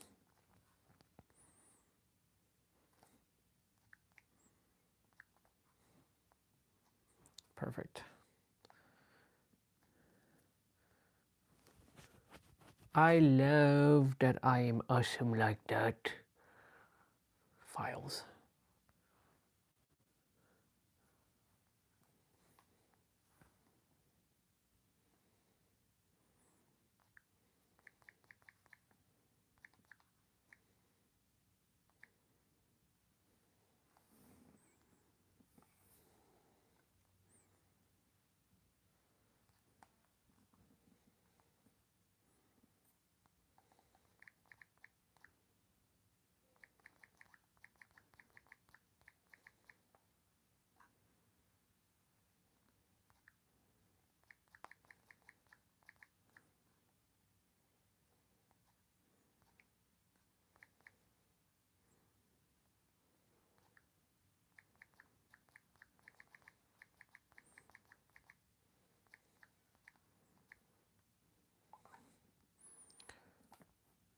Ask and it's given. Cool. Now back to that YouTube video with the Wii modding. My last Wii modding guide helped a ton of people and Let me see what this guy actually did. basically it. To get started, I have a link to this Google Doc where I have everything organized to get what you need. So here we are on the doc. There is a disclaimer that this guide is only for the Wii, and that does not include the Wii U's Virtual Wii or the Wii Mini. If you're unfamiliar with the process, it's good practice to watch the video through once to get an idea of how it works. Wait, there was a before Wii doing it Mini? yourself. Take it Oh slow, yeah, but you that's shouldn't run right. There into was a any Wii Mini. issues. We're going to start off by formatting our storage devices. No matter what your setup, if you're doing an SD card and hard drive like me, they both need to be formatted as FAT32. So go ahead and insert your SD card and open up your File Explorer. This is a very important part. Each device has its own letter, and yours is going to be different than mine. Well, it could be the same, but it's not necessarily the same. So my SD card is 64 gigabytes, conveniently named HIIT, but the drive letter is what we want to take note of. Mine is drive F. So make sure you know what drive letter your SD card is. This also goes for your This hard is for drive. computer And if you right-click illiterate it people. and go to properties, my current format is exFAT, and that is not something that the homebrew channel can read, so that's why we're formatting it first. If it already says FAT32, you're good to go. You can skip this part, but let's go ahead and format Most is going to be an If your SD exFAT. card or USB drive is 32 gigabytes or less, you can actually do it through Windows, right-click, and hit format, and you'll be able to choose FAT32 here. but since mine is greater than 32 gigabytes, I need to use a different program, Yep. which I have a link in the doc It's for called FAT32 format. So if yours is also greater than 32 gigabytes, you have to use this as well. So let's head there. It'll take us to this RidgeCorp page. Click on the image and it'll download the file. or you Mine can says use basic Rufus. download block. That works I've used too. this tons of times. Just press keep, you're all good. Go over into your downloads and just double click to run GU format. Hit yes if Windows prompts you, and this should pop up. So this is where your drive letter matters very much. You can choose it here. Mine was F, but make sure you have the proper drive letter selected. I can't emphasize that enough because you don't want to wipe the wrong drive. So make sure your drive letter is selected. 32,000 allocation unit size is what we want. And then go ahead and press start. It'll give you a warning. All data will be lost. Do you really want to format? Press OK. Our first error. Just press OK. Humans are so weird how they don't know how to follow basic instructions in the comments. That time it worked. So now my SD card should be formatted as FAT32. If you got an error again, I would suggest restarting your computer. Don't open anything except for your FAT32 format and then try. And that should take away any errors. And I'm going to format my HDD the same way. So with that step out of the way, we're ready to get the homebrew channel and install BootMe as well. And as I mentioned earlier, there's two ways to get it, and I'll start by showing you the internet method first. So if you cannot connect your Wii to the internet, or if the first method just doesn't end up working for you, you can skip ahead to the timestamp on the screen. But for those of us with an internet connection, take out your SD card and head over to the Wii. And before inserting your SD card, make sure that small plastic tab on the top left of it is pushed up. And while this method doesn't require an SD card, it's the installation of BootMe that does. So that's why we inserted it. So once you're on here, go into your Wii options, then Wii settings. Before moving forward, make sure the version is 4.3. The letter is just your region, and that one doesn't matter. If it's not 4.3, you can go to the third page and do a quick system update, and it should update to 4.3, no problem. But you do need the internet, of course. And now we're going to go to our internet settings. I totally forgot that this system was on the internet. If you don't have a connection already set up, go ahead and do that. I have a wired connection using a USB to Ethernet adapter. Some internets are too modern for the Wii to connect to them, so you can even use a hotspot on your phone as well. That's an option. I'll show you. That's crazy. That setting and start a new one, wired connection. Using old technology in 2025/6. Successful. I don't need to perform an update. I'm on 4.3. But once your connection is set up, we're gonna go change settings. Go over. Okay, that's fine. Page. And now it's time to get the homebrew channel. So press continue. Go all the way up to install the homebrew channel. Yes, continue. And it should be pretty quick. It's that easy. Success. Continue. Success.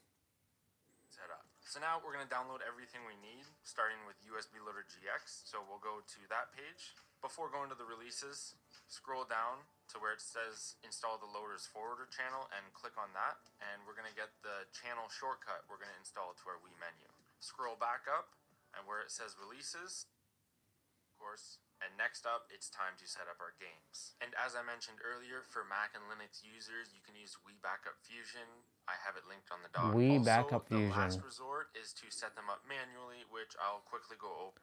Ready to go? Now we're going to install WADs. So load up YOM ModMe Edition. So this will load up. It'll tell you. So now we have our custom iOSs installed, which gives us to play your games. Let's head back to the homebrew channel and set up the open shop channel. Homebrew browser, same thing. So let's load it up. And you do need an internet connection for this. Don't worry if you don't have an internet connection or you can't connect, then you can still get everything on your computer and put it on your SD card that way. But we'll let it run through. And we're loaded in. So here you can get homebrew games. As you can see, there's tons. You can get emulators, utilities, but there are tons of different things you can get. So if we want I really should redo my mod. click on it and press download. It's literally that simple. It's fantastic. So that's how you get homebrew apps and games as well, and then you can return to the Wii menu or the loader. We'll do that. And there's Snake Wii. So that's everything I'm going to show you in today's video. If you ran into any issues, check out the troubleshooting. If you start a game and it sends you back to the homebrew channel, that means your custom iOSs are not installed correctly or at all. Go back to that section and make sure you install those custom iOS WADs using YOM ModMe Edition. And if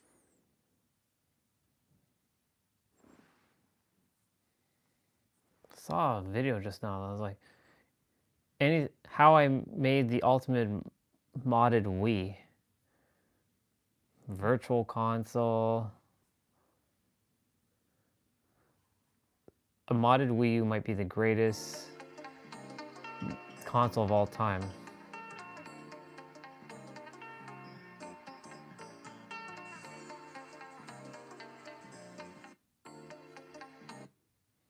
Okay, that doesn't say anything. Practically unusable. And that got me super paranoid because when my Wii Power Brick broke, I couldn't tell if it was my childhood Wii that I had poured thousands of hours and a variety of content. Sure, really happy to finally have this on my Wii. Now for newer Super Mario Bros. Wii, it was, again, basically the same process. I just download the mod, place the files on my SD card, back up my copy of the OG game to USB Loader GX so I can patch newer Super Mario Bros. Wii to it. And done. Similar to Project M EX Remix, this is the definitive way to play new Super Mario Bros. On the Wii. I mean, this ROM hack just adds so much content and builds off of so much that the original game was lacking. Now for backing up my GameCube game. Take a wild guess. Yeah, so this again was the same process just without any modding of the game being done. And yeah, it runs like it's supposed to. And now I can access Project MEX Remix, newer Super Mario Bros. Wii, Mario Power Tennis, and Mario Kart Double Dash straight from my Wii, no disc required. Oh, and you know what? I think the pizza just arrived, so let's just... Dude's got that pizza.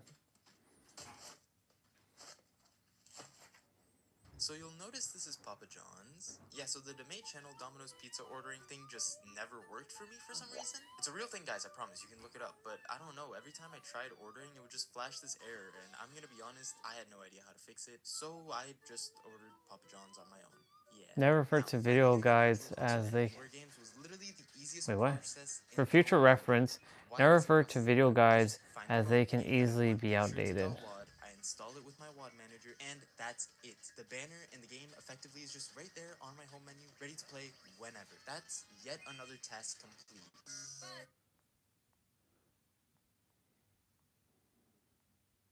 Not bad. There's wifey with her song.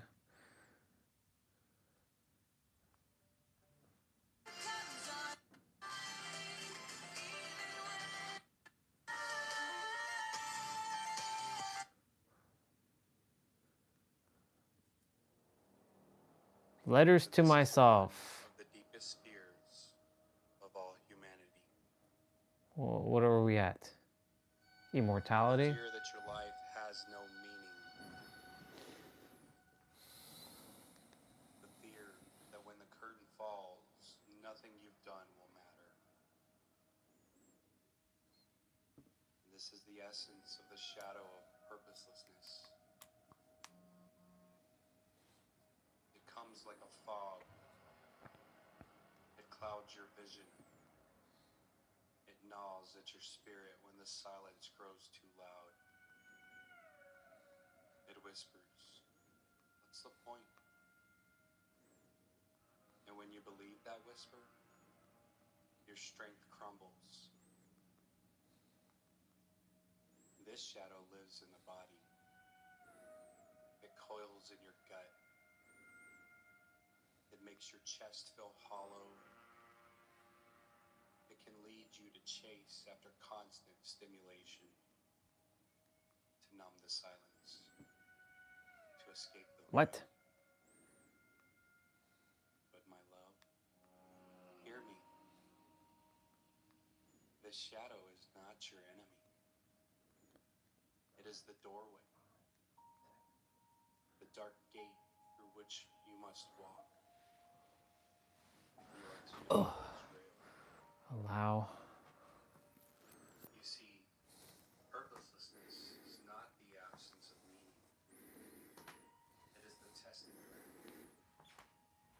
What's up, sister? Strips away false purposes and all the shallow roles and surface. I was just listening to some random Gene Key stuff on YouTube. I thought he had updated it. What's going on? More like afternoon, but close enough. Close enough. I'm using like an ancient iPhone 6 just to give it some new life. I want to see what I can do with it. I was going to use this as like a monitoring screen thing. Oops. No wonder it wasn't like charging, because this thing is like loose. Yeah. You doing good? Why is it taking forever to sign in? It's like taking forever to sign into iCloud.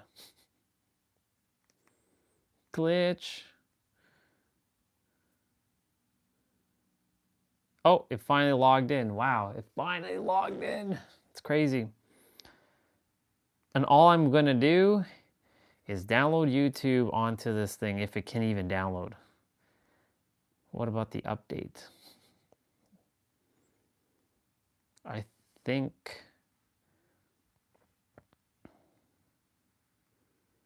Is this actually... Yep, this is at the latest update. iOS 12. That's crazy. That's crazy. I don't even think this shit's like supported. Wow.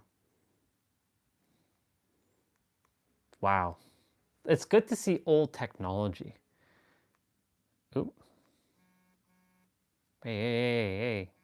Keep charging. Wild.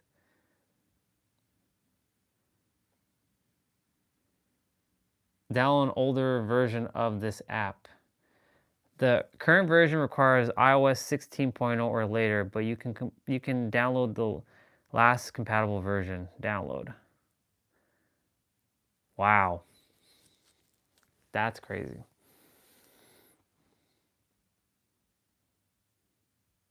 I may as well put this thing to good use. Yeah, I was just talking earlier about, why everyone's still seeking and looking for things, and why they're on the quest to find. And I was sharing, like, the mind's going to always make you think that you're always having to seek something outside of you. And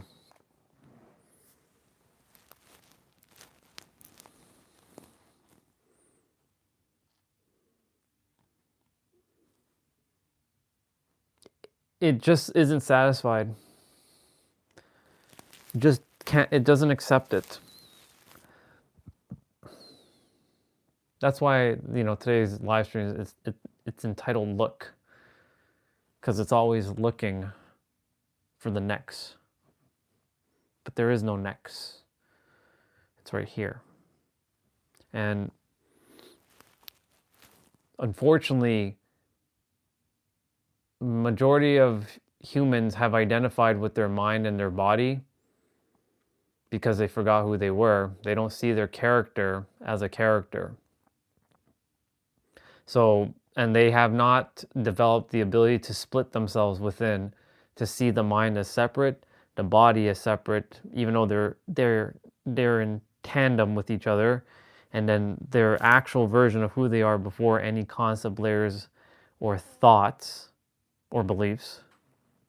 And they're like in this spaceless space.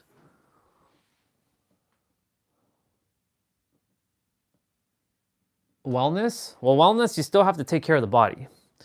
Because the thing is, like, even though you're not the character, you still have to take care of the character, the vessel, because you chose to be with the body, right? Otherwise, you would have not chosen to be human.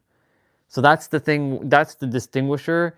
Though you are not the character, you still have to take care of your character. So it's like having a Tamagotchi. Basically, if you ever had a Tamagotchi, like that child toy, your body's a Tamagotchi. You're basically feeding it, you're showering it, you're taking care of it, you're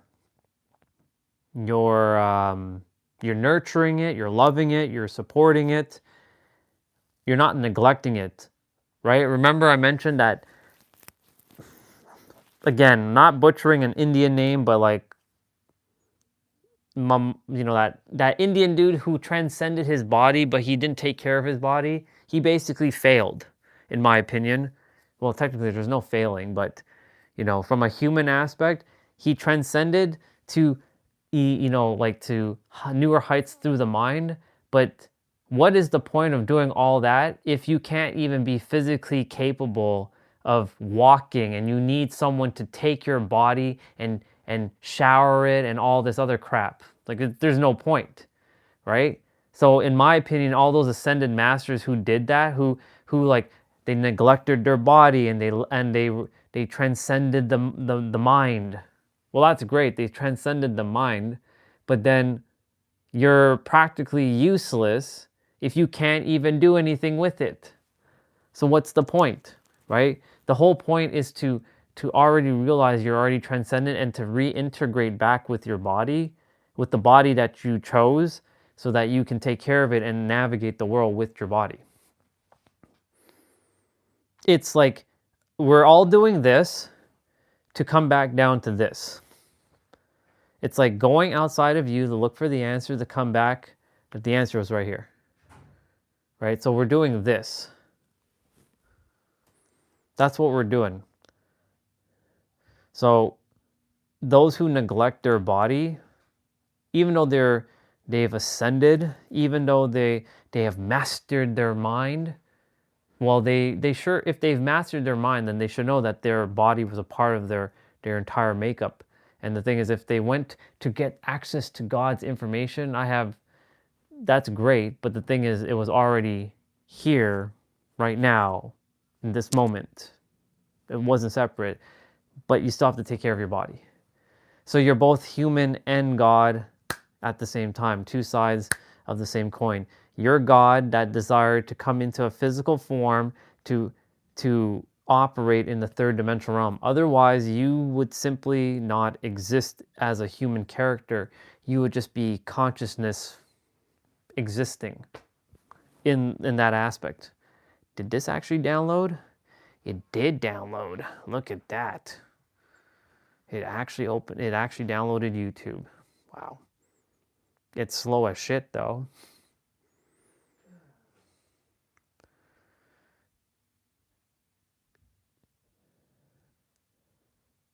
I don't need to sign in. I can just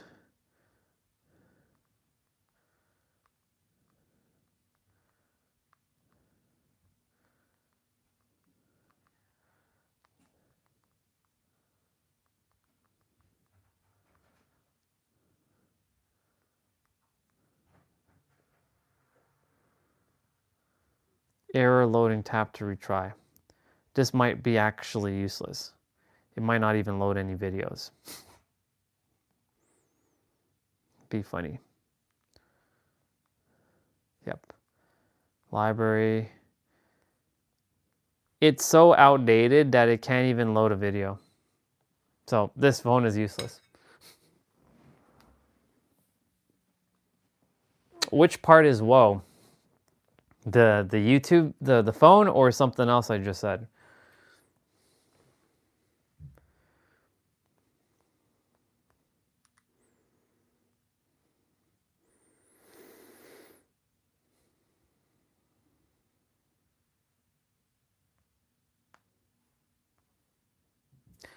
Let me read this.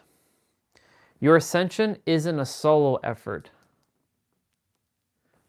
Oh no, it's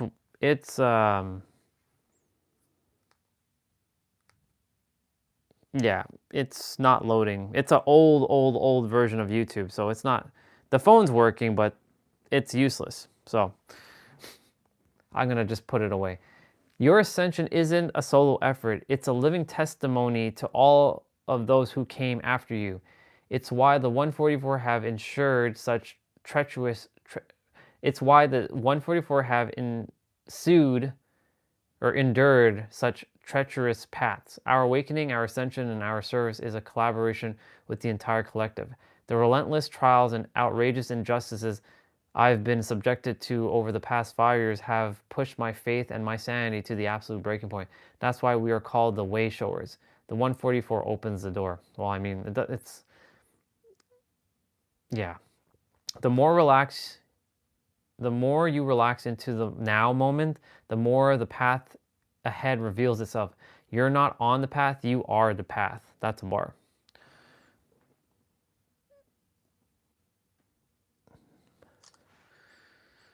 Yep.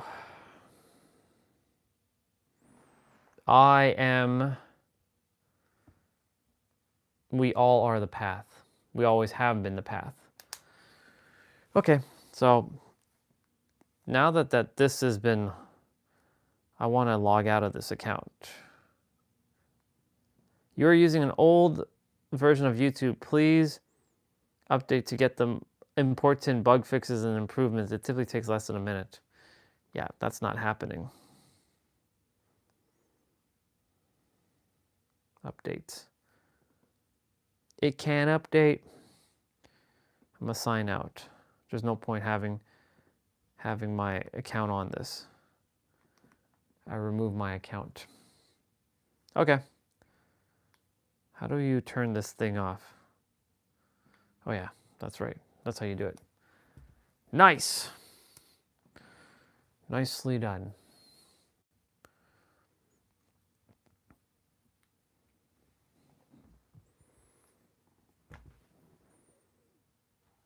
One o'clock. I'll get rolling just now. Today is full body Friday, so there's a lot to do. A lot that has to be done for the physical body.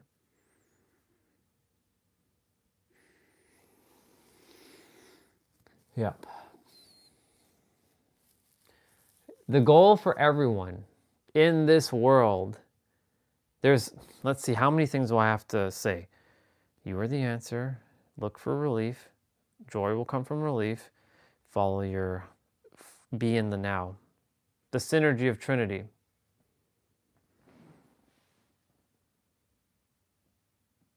Awesome. My steps, where am I at right now? I still have 2,000 to step because it was very cold this morning. So I only did a shorter walk today. So I should be standing up instead of sitting. I like to stand up. I feel more energized when I'm standing up and I'm speaking. This is fully charged. I have to go wash this plate out.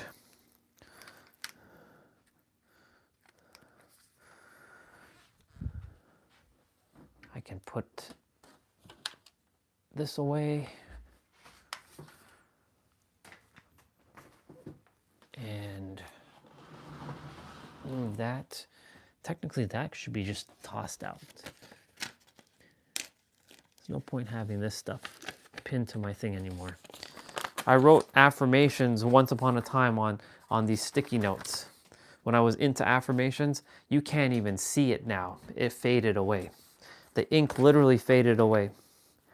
I can't see shit. There's like nothing on it. On both of them. That's wild. So, no point keeping that pinned to my what I call my desk. It's like a stool that has all my stuff. It's funny how I made a stool out of a desk, or a desk out of a stool. It's crazy. Yeah. I'm gonna grab some sun shortly. I'm gonna stand by the window for a moment, and then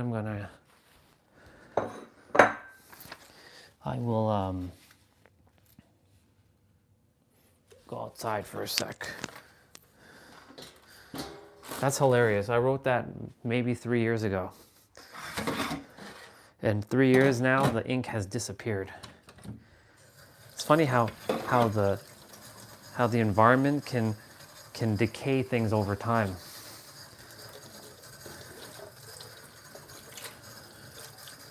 Like, in 1,000 years from now, this street will probably not exist. Or it will exist, but in a different form. I would love to see what this looks like 1,000 years from now. like 1,000 years into the future, so-called future, even though that's happening simultaneously right now in the field, I wonder what this would look like. That's the year 3026. I wonder where humans are going to be at 1,000 years from now.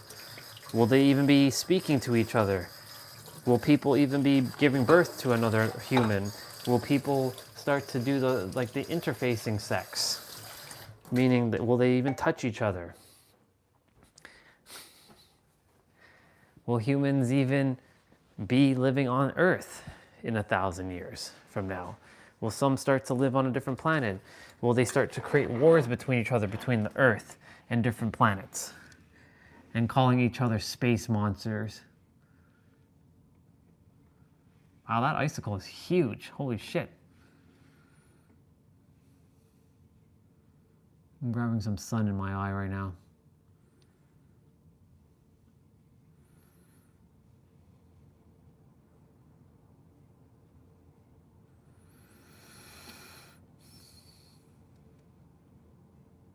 You know, it's funny because when you're standing in the window and you're looking at the sun, especially when it's wintertime, the sun gets even more amplified because this white snow makes it even more brighter.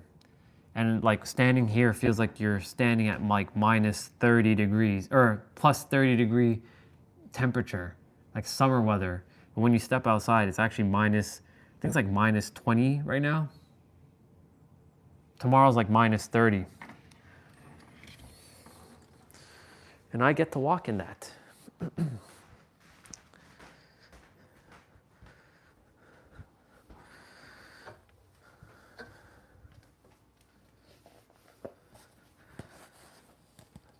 Yeah, I'm gonna step outside for a moment. Get some fresh air. Some nice fresh air. But you see, this is what I'm saying. If, since I have the awareness of what is here, I still choose to take care of the vessel, right? I will not let the vessel like rot. Because, you know, the one thing about the vessel, it still requires movement. It requires energy. Now, some will say, well, if you know that the answer is here and now, why do you need to do all that exercising stuff, right? You don't need to do all that. Well, it's not that I need to, I choose to. I like it because it keeps me engaged. I'm enjoying my time when I'm doing it. I love to have fun. I love a little bit of a challenge. My body and me get to be one. I get to focus on like, oh, yeah, I can feel a little bit of tightness there. It gets me to be a little bit more present with my playouts. So I still choose to take care of the body. It's not because I have to, it's because I choose to. And because it's fun. That's why I do what I do. Okay, so this, just noticed this.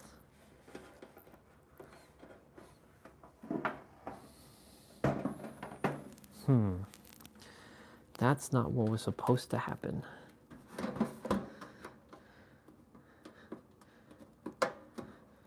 I thought I fixed that.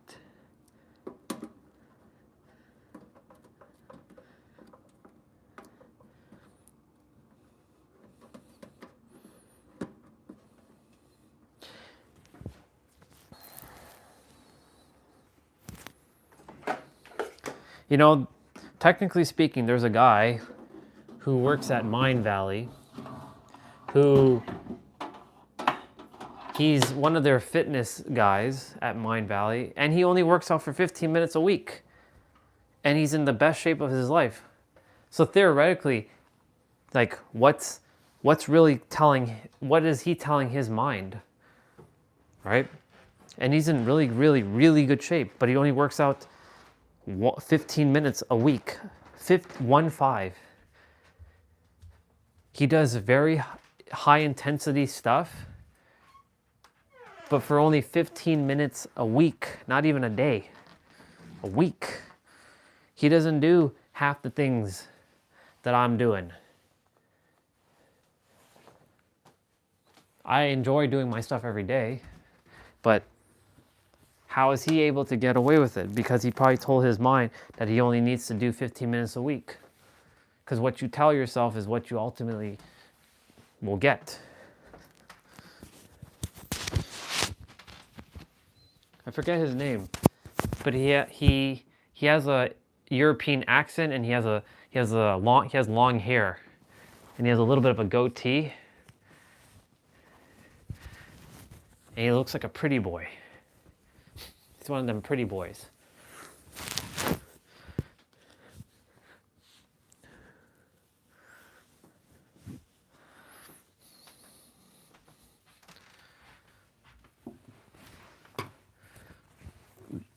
So, I mean,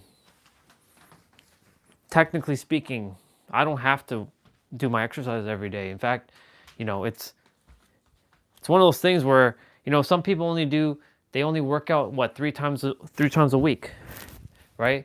Because they're in great shape and they get more rest, and their muscles get to grow faster. But the thing is, because I've trained the body more than enough to accept the rest that it gets, because I'm not your standard human, even though we're all basically space monsters inhabiting the earth, right? I've decided that no matter what I eat, no matter what I do, I will always be in shape going forward, right? That I don't age, that word age doesn't exist. Because I've told myself a narrative that no matter what I eat, even when I tap my stomach and I feel bloated, I'm like, nope, this is just you digesting the food, because you have your 12-pack abs underneath. And it's okay if you have your little pouch. You're in really good shape. I'm able to do a lot of things that currently people who are at the same age number are not able to do. They struggle to do it. It's an illusion, though. So it's really what you tell yourself and what you truly entertain as real and true. That's what you will embody. I'm going to go outside for a moment, get some fresh air. Step outside, grab some sun. You'll still be able to hear me. Oh my God. That's like frozen. I'll give my room some fresh air as well while I'm at it.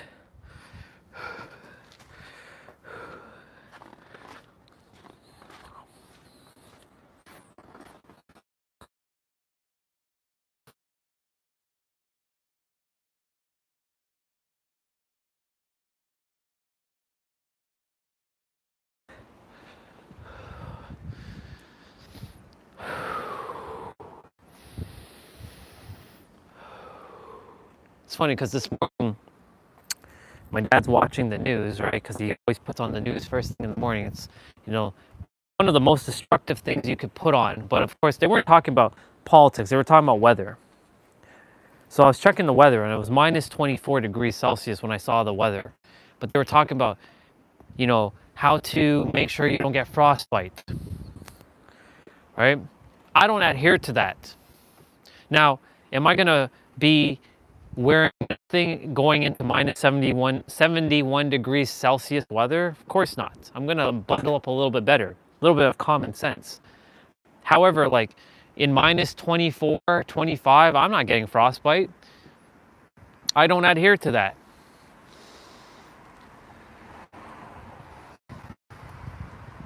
I don't adhere to a lot of that stuff. And my sister, she's coming back in.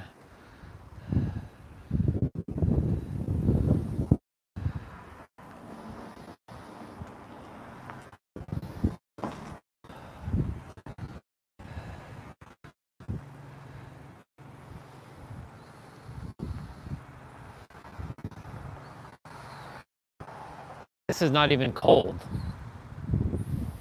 I don't adhere to a lot of stuff that a lot of humans adhere to now. Like the word fat doesn't exist. Pain is starting disappear from my vocabulary as well. Because it's all sensations, right? So if you don't hear sensation, then it doesn't technically exist.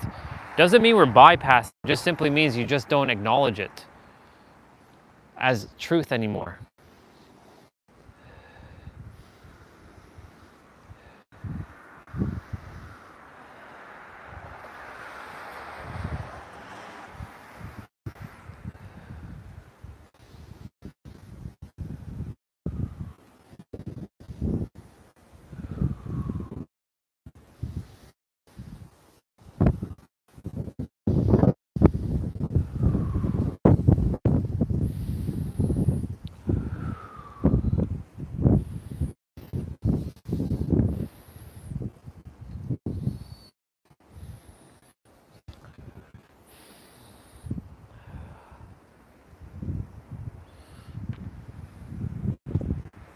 Come here.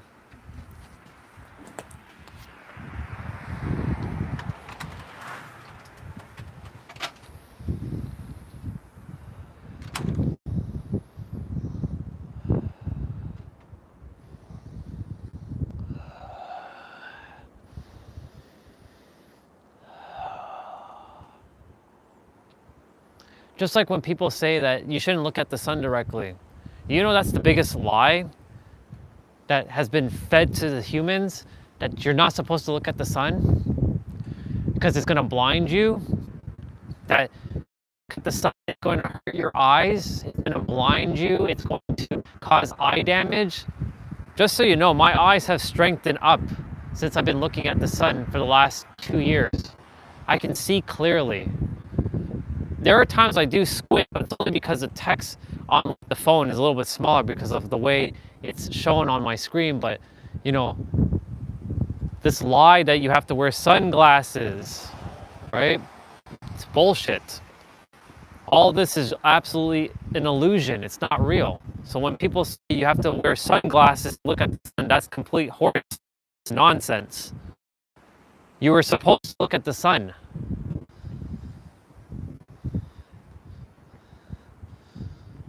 Now, glasses to look cool, that's a different story. But you know, it's funny because like when I'm driving the car, I don't have to use the visor. I can see clear as day. When the sun is blinding others, it's not blinding me. There was one time I was walking out in the summertime. It was in the early evening. The sun was setting, it was bright. But to me, I was like, oh, this is normal. This is like nothing. But to others, they had to put on their visors. In fact, they were getting absolutely blinded. I see so many people were like, they were slowing down, they were getting blinded.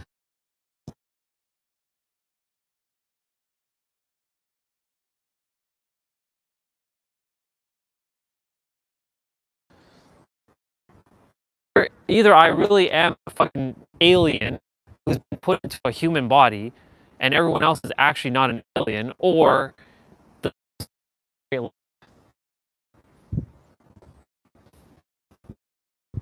but I'm not the only one that sun gazes. There's plenty of other people that sun gaze. So they too, even though they may not be spiritual, even though that word is an illusion,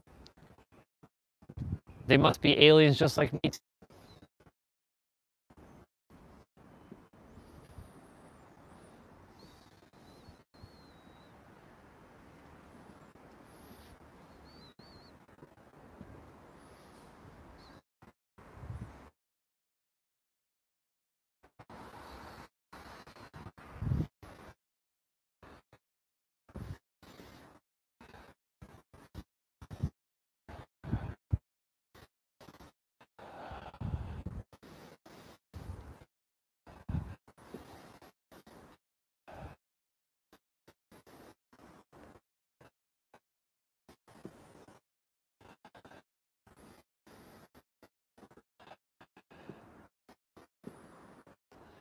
I remember that morning when I was walking, and you know, Lily is eating, and I told him, "Hey, man, what's going on? Why are you doing what your Why are you doing that with your eyes? Like blocking, like your eyes." He's like, "I can't see, man. I'm blind." I'm like, "What do you mean you're blind?" He's like, the sun is blinding me. I'm like, I have a perspective for you. You want to hear it? You might not like it, but I'm going to tell you that you're supposed to be looking at the sun. He's like, well, I don't want to burn a hole into my retinas. I'm like, well, I mean, if that's what you entertain, bro, that's what you're going to get. You'll burn a hole into your retinas because your mind is what is creating everything.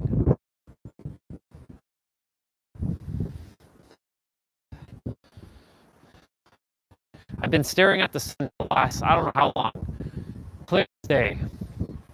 No cloud is blocking it. I'm getting the full power, and the snow is magnifying the brightness because of the light. And I'm still managing, no problem.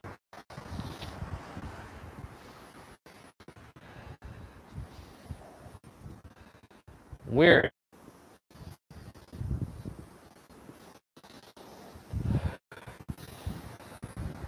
All right. So now I'm going to put some.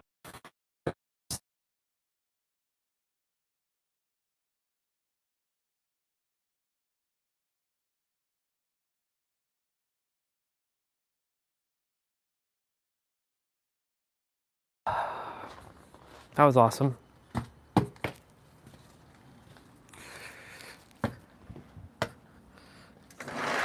My room should have gotten some fresh air as well in the process.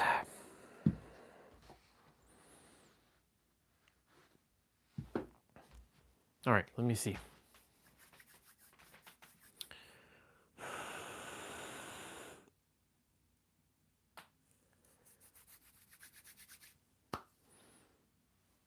Let's see. Yeah, that is you. Yeah, exactly. That's all that really matters in the end. Okay, so I could put this away because this is useless.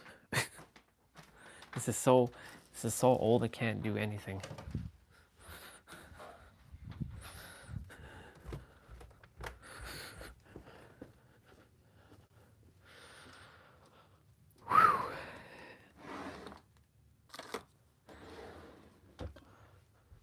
Very good.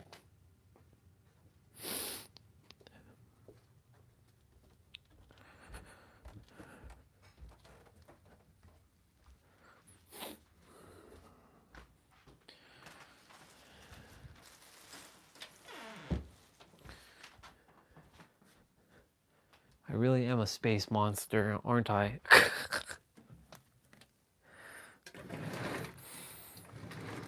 Good. My room got some nice, fresh, crisp air.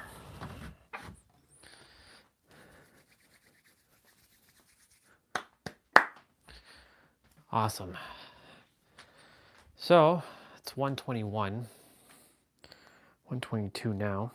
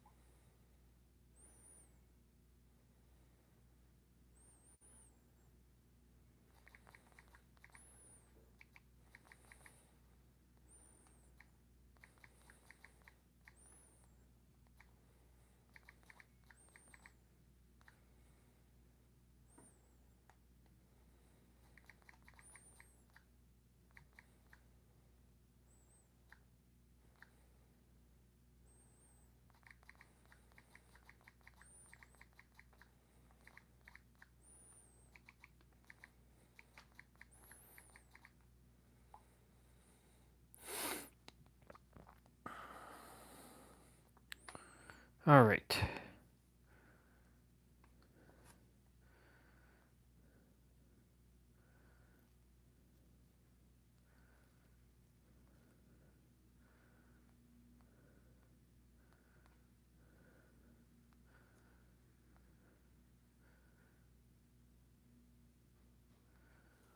Okay. Time for us to get to rolling. Get to rolling.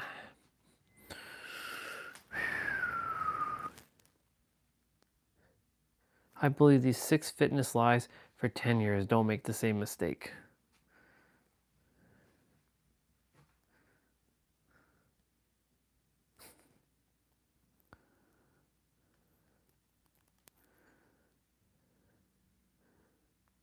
Does your body feel stiff when you wake up? Does your back hurt when you sit too long? Do your knees click when you squat? Do your shoulders feel tight all the time?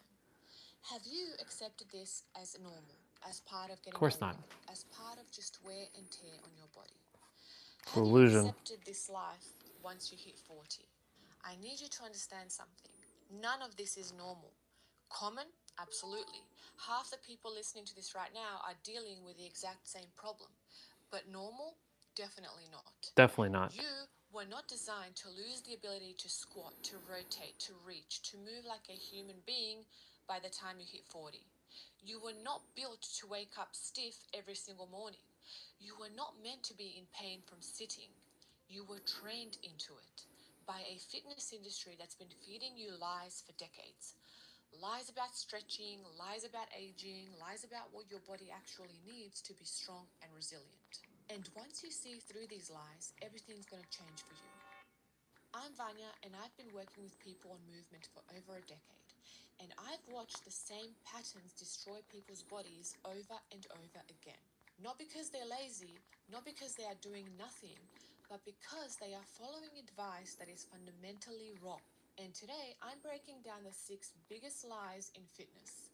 The ones that keep you weak, stiff, in pain, and dependent.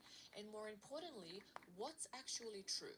If you listen to this and you apply it, you will understand your body better than 95% of people in gyms right now. Exactly. So let's start with lie number 1. Stretching makes you flexible. Nope. This lie probably wastes more time than anything else. Oh, yeah. When people feel tight, they stretch. If the hamstrings are tight, they stretch them. If the hips are locked up, they stretch them. The back stiff, stretch it. And for a few minutes after, it feels better for you. Maybe you can touch your toes, maybe your hips feel more open. And then an hour later, you're right back to where you started. Exactly. Why is this? Because stretching is a passive activity. Yes. It does nothing to make you actively strong and give you lasting progress. Exactly. I had a woman come to me who had been stretching her hamstrings every single day in yoga class for the last 6 years. She was very disciplined about it. 20 minutes every day of stretching. And she Oop, still should change my couldn't touch socks. her toes. She accepted the fact that something was structurally wrong with her and she'd never be able to touch her toes. That her hamstrings Limiting were belief. genetically short or damaged. That's a limiting belief for sure. I found that she could barely lift her legs 60 degrees actively, using just her hip flexors, no hands, no assistance. So her passive flexibility was stuck because she had zero active control. And this is what the fitness industry doesn't tell you. Stretching doesn't teach your body how to use a range. It temporarily relaxes tissue. That's it. Yep. But your nervous system doesn't grant you access to ranges of motion just because it feels relaxed. Exactly. It grants you access when it feels safe. Yep. And safety comes from strength, from control, from proving that you can handle a position, not just get pulled into a position. Exactly. I want you to think about those martial artists who can lift their leg really high and hold it there for extended periods of time. Who can pop their leg into someone's face and knock them out. That is active control, but that is also flexibility. Yes, it is. And it's accessible to them all the time because they have remodeled their body through strength. Yes, they have. You need to be focusing. Studies show that flexibility gains from static stretching are almost entirely neurological, not structural. So you're not lengthening tissue, you are temporarily convincing your nervous system to relax. But that relaxation doesn't last because you have not built the strength to own that range. I've worked with dancers who can do full splits between chairs, but they tear their hamstring trying to do a sprint. How does that happen? That's They weird. have incredible passive flexibility and zero active control. Their nervous system lets them stretch into positions, but the second that they try to use that range dynamically or explosively, their body just panics and shuts down.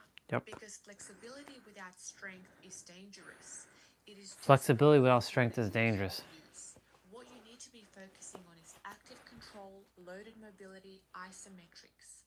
Things that Bar. actually make you strong through your full range of motion and especially strengthen your end ranges of motion. It's true. Think holding your leg up high with control, kicking someone, extending your leg behind you.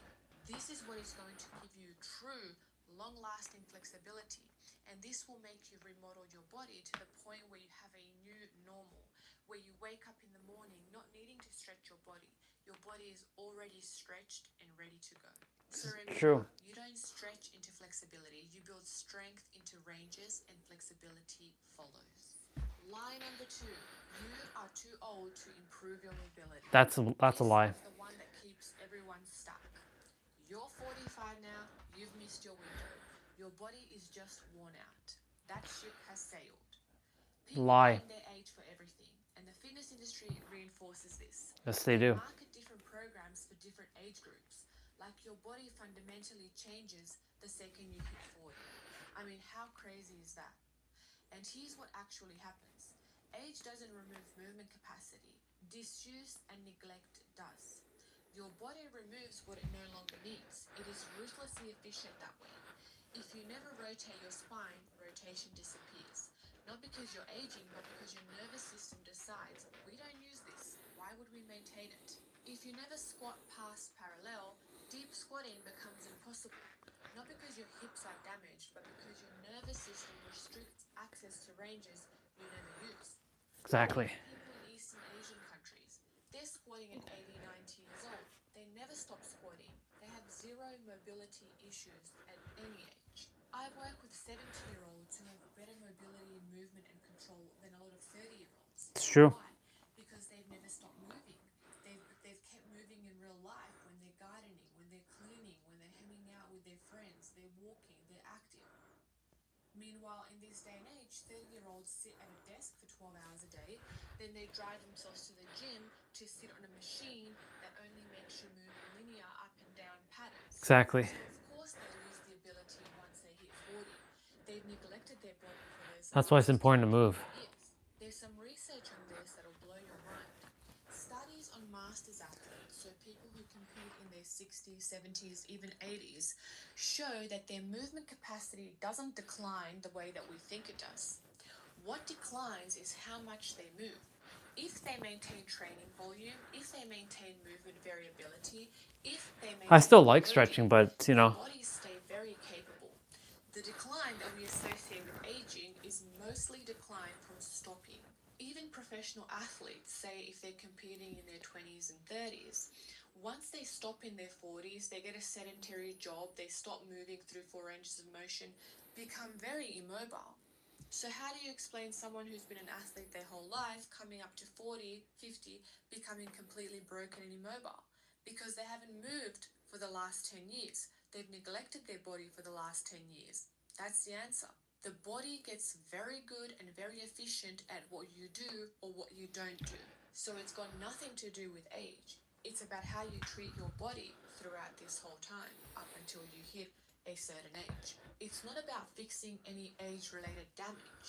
It's about giving your body the stimulus it needs to rebuild capacity. The nervous system is just as plastic as it is in your 30s. Your joints still respond on intelligent load. Your muscles still adapt. Age does not take your movement, stopping does. And here's what frustrates me the most about that "you're too old" narrative. It becomes a self-fulfilling prophecy. You believe you're too old, so you stop trying. You stop trying, so your body adapts to less. Your Exactly. body adapts to less, and then you feel older, which reinforces the belief. But it's a lie. Your nervous system remains adaptable for life. Your joints respond to load. That's a at bar. any age. Your muscles can still grow. Mobility isn't youth. Mobility is the stimulus. Move or decay. That's not about motivation, that's just biology. Lie number 3. The only way to get strong is to lift weights. Nope, that's not true. And this lie is massive in the gym culture. Oh, yeah. Strength has become synonymous with weights on a bar. How many kilos lifted, how many plates added, the numbers on a screen.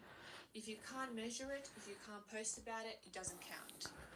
And believe me, I am not anti-weights. Weights are amazing tools and I use them in my training all the time. Me too. But the fitness industry has convinced people that strength only comes from loading external weight. Exactly. And that has created a generation of people who are strong in very limited contexts and weak everywhere else. People can move a lot of weight up and down I agree with that. such as bench pressing, squatting, deadlifting, but they cannot move their body through space. They can't do a pistol squat. They can't do a ring push-up. They can't do a straight arm support hold. They cannot express their body freely. It's How true. does that happen? Because machines remove coordination. Partial ranges remove That's true. contact. That's so true. Bilateral movements hide asymmetry. Fixed positions remove adaptability. Yep. You train muscles in isolation, you train specific movement patterns, you get very good at those exact things.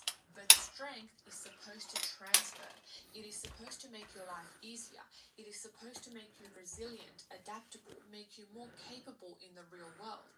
Instead, I see people who are objectively strong in the gym and extremely fragile everywhere else. I see powerlifters who can squat over 200 kilos, but they can't sit in a resting squat for more than 30 seconds. They can't That's push crazy. around or crawl. They cannot hang off a bar. Sometimes they can hardly even touch their toes. Sure, you can produce enormous force through a limited range, but you cannot control your body through full ranges that it was designed to actually move through. And that's not functional strength, that is specialized strength. And sure, this might be fine if you're competing for something, but it's going to come to bite you in the ass later on down the road. For sure. That's what's going to keep you injured. That's what's going to prevent you from being able to play with your kids and your grandkids. That's what's going to cause you to pop a disc when you try to move your couch. That kind of strength is not adaptable to real life. Yeah. Here's what real strength looks like. Strength through full range. Can you control the bottom of a squat, not just the top portion with weight? Can you move through those bottom low gate positions? Do you have strength on one limb? Can you pistol squat, or does your body only work when both legs share the load? Right. Can you rotate? Can you flex your spine? Can you extend your spine? Or do you only move in straight lines? Are you able to be strong when you're unstable and when you are not locked down by a machine? Right, Those exactly. are the tests that reveal real transferable strength, the kind that actually makes you capable. And here's what's crazy. When people shift focus from weights lifted to bodyweight mastery, they often discover they are much, much weaker than they thought. And sometimes this can be a hit to the ego. But you need to swallow that and you need to go back to the foundation, the fundamentals, and build on top of that. Because if you do it right, you are going to walk away so much stronger, so much more resilient than you are right now, pushing all that weight under a bar. So no, I'm not saying do not lift weights. I'm saying weights should reveal strength, not create it. Your body should be strong enough to control itself before you add external load. It's And true. once you do add load, it should enhance capability that you already have, not replace movement that you are missing. So build your foundation I agree with with bodyweight mastery. what she's saying. Things That's like why pistol I squats, followed single leg deadlifts, my controlled floor flexibility training. transitions, crawling, hanging, inverted holds. Prove that you can control your body through space. Then It's add true. weights to movements that you've already mastered. That's how you build strength that actually transfers to life instead of just looking good in a mirror. Lie number True, 4. 100%. Your diagnosis is the problem. And this one's probably the most damaging because it shapes how people think about their entire body. You go to the This. doctor with pain. They This. send you in for a scan, MRI, X-ray, whatever it is. Your You mind. get a report back. It says something scary. Degenerative disc diseases, herniated discs, shoulder impingements, arthritis, different tears, and suddenly your entire story changes, your entire narrative shifts. You're no longer someone with pain, you are someone with damage. Something in you is broken, something's wrong with your structure. So fear replaces curiosity. Movement becomes dangerous. You start identifying with pathology. I have a bad back. my shoulder is torn, my knees are shot. But here's what they don't tell you. Scans show structure, not function. There's research that should fundamentally change how we think about injury. Studies where they scan people with zero pain and find the exact same symptoms as people in severe pain. Herniated discs in people who never had back pain. Rotator cuff tears in people with perfect shoulder function. Meniscus tears in people who run marathons pain-free. The structures show damage, but the person has no symptoms. So what does that tell you? It tells you that structure isn't the problem, the function is. Pain isn't damage. Pain is your nervous system's perception of threat. And Yep. threat isn't about what a scan shows. It is about whether your body feels capable of handling the demands that you've been placing on it. I worked with a woman who got an MRI for back pain. The report said she had multiple herniated discs, degenerative changes, the whole scary list. Her doctor told her to avoid bending, avoid lifting, avoid anything. That's what the doctors are going to tell you. Pretty much avoid moving. And what happened? Her pain got worse. Yep. Of course it got worse, because when you stop moving, you lose capacity. When you lose capacity, your nervous system feels more threatened. Exactly. More threat means more pain. She came to me Becomes a terrified, loop. convinced that her spine was fragile, that she needed to protect it, or that she would end up disabled. But when I assessed her, her pain wasn't coming from the structural changes. It was coming from weakness, from lack of control, from a nervous system that didn't trust her body to handle anything. Do you see how it all comes back down to the nervous system? Just building capacity, hip hinges with control, core stability. Let me pause for a moment. This is what I was saying about, even though you might master your mind and transcend and you're the spiritual, you're spiritual master, you're the ascended master, you still have to take care of your body. So like, for example, if we put not that I'm comparing ourselves because we're all equal. However, you put Marathi, or again, I don't know his name. I keep butchering it. I know it's not Marathi, it's something else. Maharshi, I think it's Maharshi. Maharshi or Marashi or whatever. You put him next to me. Who's gonna outdo who? I can literally and send him flying because he did not train his body. She did say something just now. She's like, you know, the bodybuilders who can lift 200 kilos in a squat, but then they can't sit in a resting squat for 30 seconds. Yeah. That was me 2 years ago. I couldn't sit like this. In fact, I couldn't even get down to this. It was so painful. Like, it was in pain. Like, there are parts of the body that aches at times, but I'm telling the body that that pain is an illusion. It's not real. So I'm making sure that the nervous system knows that no matter what, it's safe. Once the nervous system is safe to do something, it will allow you to follow through with it. But like she said, you have to kind of earn the nervous system's trust. Because, you know, if you haven't moved your body in a certain way in years, then don't think you're going to get the trust right away from your nervous system. That's where trust has to be earned through, you know, working with your body. This is why, like, one of the most important things that I will share with others is not that not only you are the answer from a metaphysical or spiritual aspect, but you are literally the answer in a physical capacity. Because when you feel good, right, you automatically start to think better. You start to see things clearer. You start to open up the possibilities. So it all starts with you from the physical aspect too. Like physical, mental, emotional, spiritual. 4 of those things will then lead to your 5th, your financial. And because it's all intertwined, what I see this is what I see. In my universe right now, in the physical, I either see either you're very good at the physical, but you're still lacking the mental, or you have the mental, but you're lacking the physical. You have to do all three. And when I say the mental, I don't mean to say having a positive mindset, because that's not enough. I'm not saying to be optimistic. I'm not saying that either. I'm saying, do you know how fucking reality works? Do you know it starts with you? Do you know that your beliefs and your thoughts and your words and your emotions and your actions and your everything else creates your reality? Do you know that? Most people who do fitness don't know a damn thing about that. Vanya, she has an idea, but she's still more, she has a good mindset and she has good structure, but she's still playing the human character there.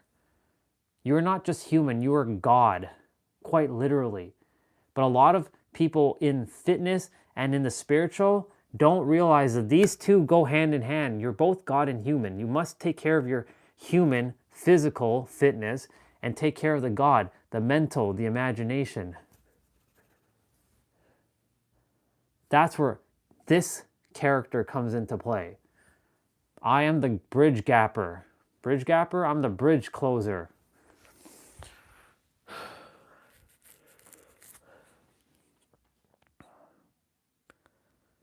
When I heard that, with that, the Ascended Masters, how they transcend their body, I'm like, that's a fucking joke. Really, they transcended their body. That's ridiculous, because if they transcended their body, then they should have known that they weren't supposed to transcend their body. They're supposed to be one with their body. Silliness. Continue, Vanya. With control, core stability work, gentle loaded carries, nothing aggressive, nothing that matched her fear about her damaged spine. And within 6 weeks, her pain was 80% better. Within 3 months, it was gone. Exactly. The herniated discs were still there. The degenerative changes were still there. Nothing about her structure changed, but her function changed. Her capacity changed. Her nervous system's perception of threat had changed. Exactly. And guess what? The pain disappeared. This is what the medical model misses. A diagnosis describes what they see on a scan. It doesn't describe why you are in pain or what you need to do to fix it. Exactly. You do not need to chase what's wrong. You need to build what's missing. And that is strength, control, capacity, options, movement. When your body feels... But you're not really missing, though. You just have to realize it. It doesn't need to protect you anymore, because you are not actually threatened. Most people with scary diagnoses don't need surgery or injections or endless treatments. They need movement. They need to rebuild trust in their body through progressive See, I just said trust. capacity building. And that's not me saying that imaging is useless. Sometimes structural issues do need intervention. Exactly. But most of the time, what shows up on a scan is just your body's adaptation. It's a paradox. And adaptation isn't damage. It is response to demand. Change the demand, change the adaptation. Line number 5. You need treatment to get better. The one that keeps people dependent instead of capable. You have pain. You go and get treatment. The massage, the chiropractic adjustment, the dry needling, the physical therapy, whatever floats your boat. You feel better for a few days, maybe a week. Then the pain comes back. So you book another session and another appointment and couple 8 in a row. And then you book 8 in a row. And this becomes your pattern. Every month, every week, sometimes multiple times per week. You are on a subscription plan for your own body. Yeah. The fitness industry loves this because it creates dependency. You need them to feel okay. You need the treatments to function. But here's the problem. Relief isn't adaptation. Your body adapts to load, to movement, not to touch. Without movements, without progressive challenges, nothing... So look right there, there's a limit right there. Massages feel good. It might temporarily restore tissue tension. But if you go back to the same sitting position, the same movement patterns, the same lack of strength that got you there in the first place, all of it is going to come right back.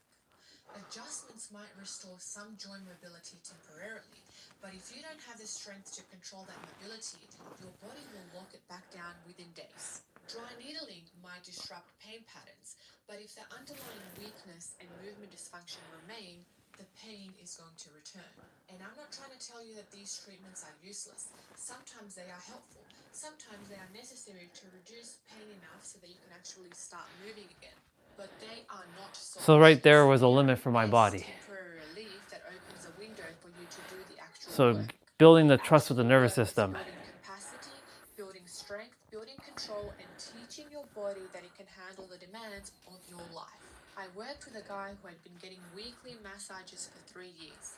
His upper back was constantly tight. He would go in, get adjusted, get worked on, feel amazing for 2 days, then right back to square one. But when I watched him work, I saw the problem immediately. His job was computer-based, 8 hours a day. Yeah, you're like this. His upper back was working overtime to stabilize him Fuck in that a noise. terrible position. No amount of massage or stretching was ever going to fix that. Yeah. Because every day he was asking his upper back to do something that it wasn't really designed to do. Exactly. So we changed his setup. We built his core strength so his spine could stabilize properly. We worked on his shoulder and his thoracic mobility so that he wasn't locked into this hunched position all the time. We got him a standing desk to change up his position. Within a month, the tension was gone. He cancelled his massage memberships, not because massage is bad, but because he had fixed the actual problem instead of relying on temporary fixes. Exactly. This is what I want people to understand. Your body doesn't need constant fixing if it has capacity. Strong joints don't need constant manipulation. Mobile tissue doesn't need constant release. A nervous system that feels safe doesn't create chronic tension. Treatment can be useful to get you to a place where you can train and move, but training is what actually changes things. The load, the progressive challenge, building strength in ranges that you are weak in, teaching your body that it is capable. That's adaptation. That is what lasts. If you have been in treatment for months or years with the same issues, then the treatment isn't working, and more of the same treatment will not fix your problem. You need movement, you need challenge, you need to build capacity. That is the uncomfortable truth. The treatment industry doesn't want you to know, because capable bodies do not need constant treatment. Exactly. They are already capable. Capable bodies don't require treatment. Movement is optional. The sixth and final lie, the one that underpins all the others. Movement has become something that you schedule, something that should be mandatory. 1 hour at the gym, then back to 23 hours of sitting. And people think that's enough. They are active because they work out. But here is what your body actually needs. Movement. Because movement is not fitness. Movement is nourishment. Your joints require motion to survive, literally. Joint cartilage doesn't have direct blood supply. It gets nutrients through movement, through compression and decompression. Yep. So when you don't move, your joints starve. They degenerate. That's a bar. They're aging, but because you are not giving them what they actually need to maintain themselves. Yep. Your nervous system requires movement variability to remain calm. When you only move in limited patterns, such as sitting, standing, walking forward and backward, your nervous system gets rigid. It loses adaptability. Exactly. And a rigid nervous system is a threatened nervous system, which means more pain, more tension, more restriction. Yep. You can't outtrain a sedentary lifestyle. 1 hour of movement does not undo 15 hours of sitting. Your body adapts to dominant patterns. If sitting is your dominant pattern, that is what your body optimizes for. So naturally, your hips are going to close, your spine will stiffen, your shoulders round forward, your nervous system marks anything outside that pattern as threatening. And then you wonder why you feel like garbage, why you're stiff, why movement feels hard for you. Exactly. It's not that you're unfit or out of shape. It's that you are starving your body of what it needs to function. I worked with a woman who was working out 6 days a week, serious training, CrossFit, running, lifting. She was fit by any standard measure, but she was in constant pain. Her hips hurt, her back hurt, her shoulders felt locked up all the time. She couldn't understand it. She was doing everything right according to the fitness culture. That's what I was doing. Eating while recovering. But when I looked at her lifestyle, the problem was obvious. She worked from home, she sat at a desk for 10 to 12 hours a day. Yep. And that 1 hour that she did work out was not able to overcome her sedentary habits the rest of the day. It's true. Her body was adapting to sitting. The 1 hour of training wasn't enough to overcome 12 hours of being locked up. This is why it's imperative for me to not be sitting for long. Workout, she started taking little movement snacks every hour. Just 2 to 3 minutes. Deep squats, floor sits, crawling, hanging from a pull-up bar in her garage. It was nothing intense. It was just variety. And Exactly. just reminding her body that it could move in ways that weren't sitting. And within 2 weeks, her pain started decreasing. Within a month, it was almost gone. Not because we changed her training, but because we changed her movement diet. Your body needs movement the way that it needs food and water, not as an option, as a requirement for basic health. And not just one type of movement, a variety. Yes, exactly. You need to squat, you need to rotate, you need to hang, you need to get on the floor and back up. You need to actually move your body in a way that a human body was designed to move. Not about exercise, it's about movement. Because when you stop doing them, your body removes the capacity for them. Why would it maintain something you never use? Exactly. The consequences is to become fragile, you become limited, your movement options shrink, and with fewer options, pain and injury become more likely. This is why I always tell people, your workout is important, but your movement throughout the day is much more important. Take the stairs instead of the elevator. Sit on the floor instead of the couch. Hang from something every time that you pass a bar. Get up and down from the ground a few times a day in different positions. These small frequent inputs add up. Exactly. They compound. They tell your body that movement in all of these ranges is normal, necessary, and expected. And your body will respond by maintaining those capabilities for the rest of your life. Yep. Movement isn't a workout. Movement is medicine. It is how you maintain your body for life. Not just so you can perform in the gym, so that you can function, so you can live without pain and limitation. That's not fitness. That is basic human biology. Yep. And here's what I need you to understand. Your body is not fragile. It is not broken. Exactly. It's not failing you. It's adapting perfectly to whatever you expose it to. So if you sit all day, it adapts to sitting. If you never rotate, it removes rotation. If you only move in limited ranges, it restricts access to ranges you don't use. Exactly. And that's got nothing to do with damage. That is intelligence. And the 6 lies that I just broke down, they all stem from the same fundamental misunderstanding about how your body works. The fitness industry has convinced you that your body needs to be fixed, treated, manipulated, or forced into compliance. But your body does not need to be fixed. It needs to be challenged, loaded, moved, given the stimulus that it requires to maintain capability and resilience. Stretching doesn't create flexibility. Active strength through ranges does. Age doesn't remove mobility. Disuse does. Weights don't create functional strength. Exactly. Body weight mastery creates strength that weights can then enhance. Your diagnosis isn't your problem. Your lack of capacity is. Treatment doesn't fix you. Building capability does. And movement isn't optional. It is how you maintain your body for life. This isn't about becoming an athlete. This isn't about performance. This is not about aesthetics. This is about maintaining your basic human right to move without pain and limitation, to be capable in your own body, to age without falling apart. And you can do that at any age, starting from any baseline. Your nervous system is plastic. Your joints still respond to intelligent load. Your muscles still adapt. You are not too old. You are not too far gone. You are not broken. Exactly. You've just been following lies that don't serve you. So here's what you need to do. Stop stretching passively. Start building active control through the ranges you want. Exactly. Stop blaming age and start moving with consistency. Stop chasing weight on a bar and start mastering your body weight first. Yep. Stop identifying with your diagnosis and start building capacity. Stop relying on treatment and start training your body. And please stop treating movement as optional. Make it foundational to how you live every single day. 5 minutes of varied movement throughout your day will change your body more than any hour-long workout ever will. So start squatting while you wait for your coffee. Hang from a bar when you pass one. Get on the floor, rotate your spine, reach overhead. Just move regularly in multiple directions through full ranges. Your body will respond. It always does. Not overnight, not magically, but consistently, progressively, reliably. You are not broken. You've just been lied to, and now you know better.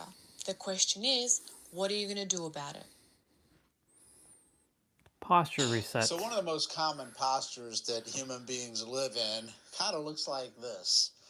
They're slumping at the shoulders. Yep. They're rounding forward, so the arms come in like this. The butt tucks up under itself. It's called a butt tuck. They get really tight and crunched in through here, and it's almost like a tourniquet that chokes off blood flow to all the organs. I jokingly say that you kind of look like a human cashew nut like this, and stuff just can't flow. Blood gets congested, lymph gets stagnated, everything gets tight and tense. This is kind of like the normal posture that people sit in, and it's a survival posture to protect everything in the front. There's one move that I just love to do every day that can help take you out of that, open you up into what they call extension. And you can breathe in this area much better, opening up, and then nice and contracted towards the back. And we're going to throw in some neurological stuff in here. Let's see like what you got. tongue placement at the roof of the mouth, which will be really great. Also, working a muscle in your neck called your platysma. I think you're really going to like this one. It's a favorite of mine. So let me walk you through this. You would stand in, I've got shoes on now, but if you do it with bare feet outside on this thing called the earth, so you can get some grounding. Well, that's a double wind banger move right there. That's awesome. So stand with your feet about shoulder width apart, a little outside, and I'd like to turn my toes in a bit, called hip internal rotation, because when you do that, you'll start to engage these adductor muscles along the inner thigh. Yep. And you'll put some rounding in your lower back here, and you'll tilt your pelvis forward, which is going to take you out of this slump that you've been in. So you turn your toes in a little bit, and I already feel like I'm standing taller. Then you'll take your hands, they'll be behind you, and you'll interlace your fingers like this. And when you see me from the back, you'll be pushing your hands towards the floor as you're trying to pull them apart. So you'll interlace, press towards the floor as you're trying to pull them apart when they're behind your back. So it's going to look like this. Interlace the fingers. Try to keep your elbows nice and straight. Don't have them bent up here. Here, so it's down by your butt here and your sacrum or coccyx bone.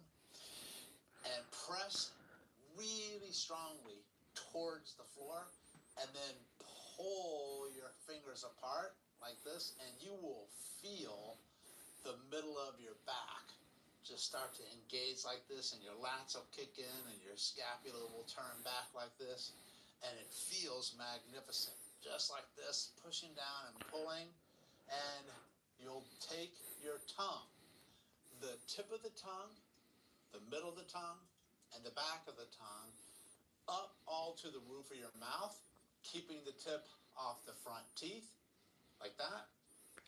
And when you do that, you'll pull your head back a little bit and open up the space between this pointy bone back here and down to the nape of the neck to open that space up. So tongue to the roof, pressing down, pulling apart, feet in, head back, and just breathe in and out through your nose. In through the nose for 4 seconds, out through the nose for 6 seconds, and do that for 1 minute as you're pushing down and pulling apart.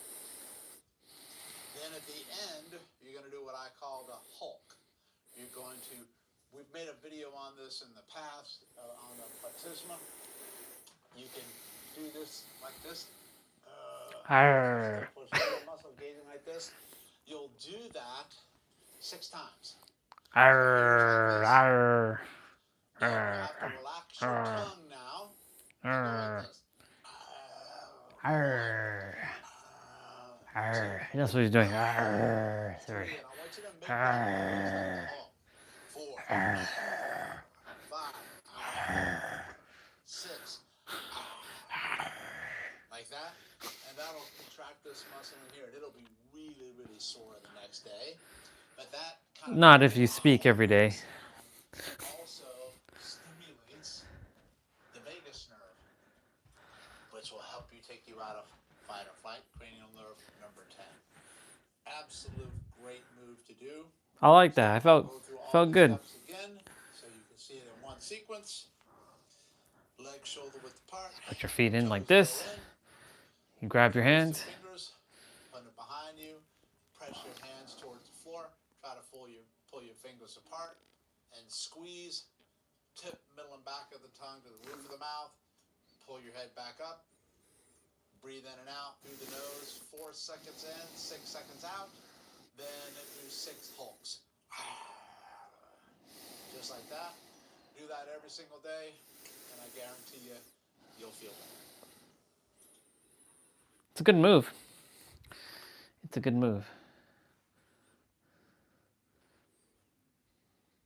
Gaming heals us. The science behind therapeutic gaming. That's funny. Yeah. So that was just some fitness and some movement stuff, which is awesome. Yeah, that's the reason why I don't want to be caught like sitting too long on the chair, because the body it's funny because like right now we're in the winter arc, but the winter arc, they tell us in the winter arc that you slow down because a lot of people slow down in the winter, right?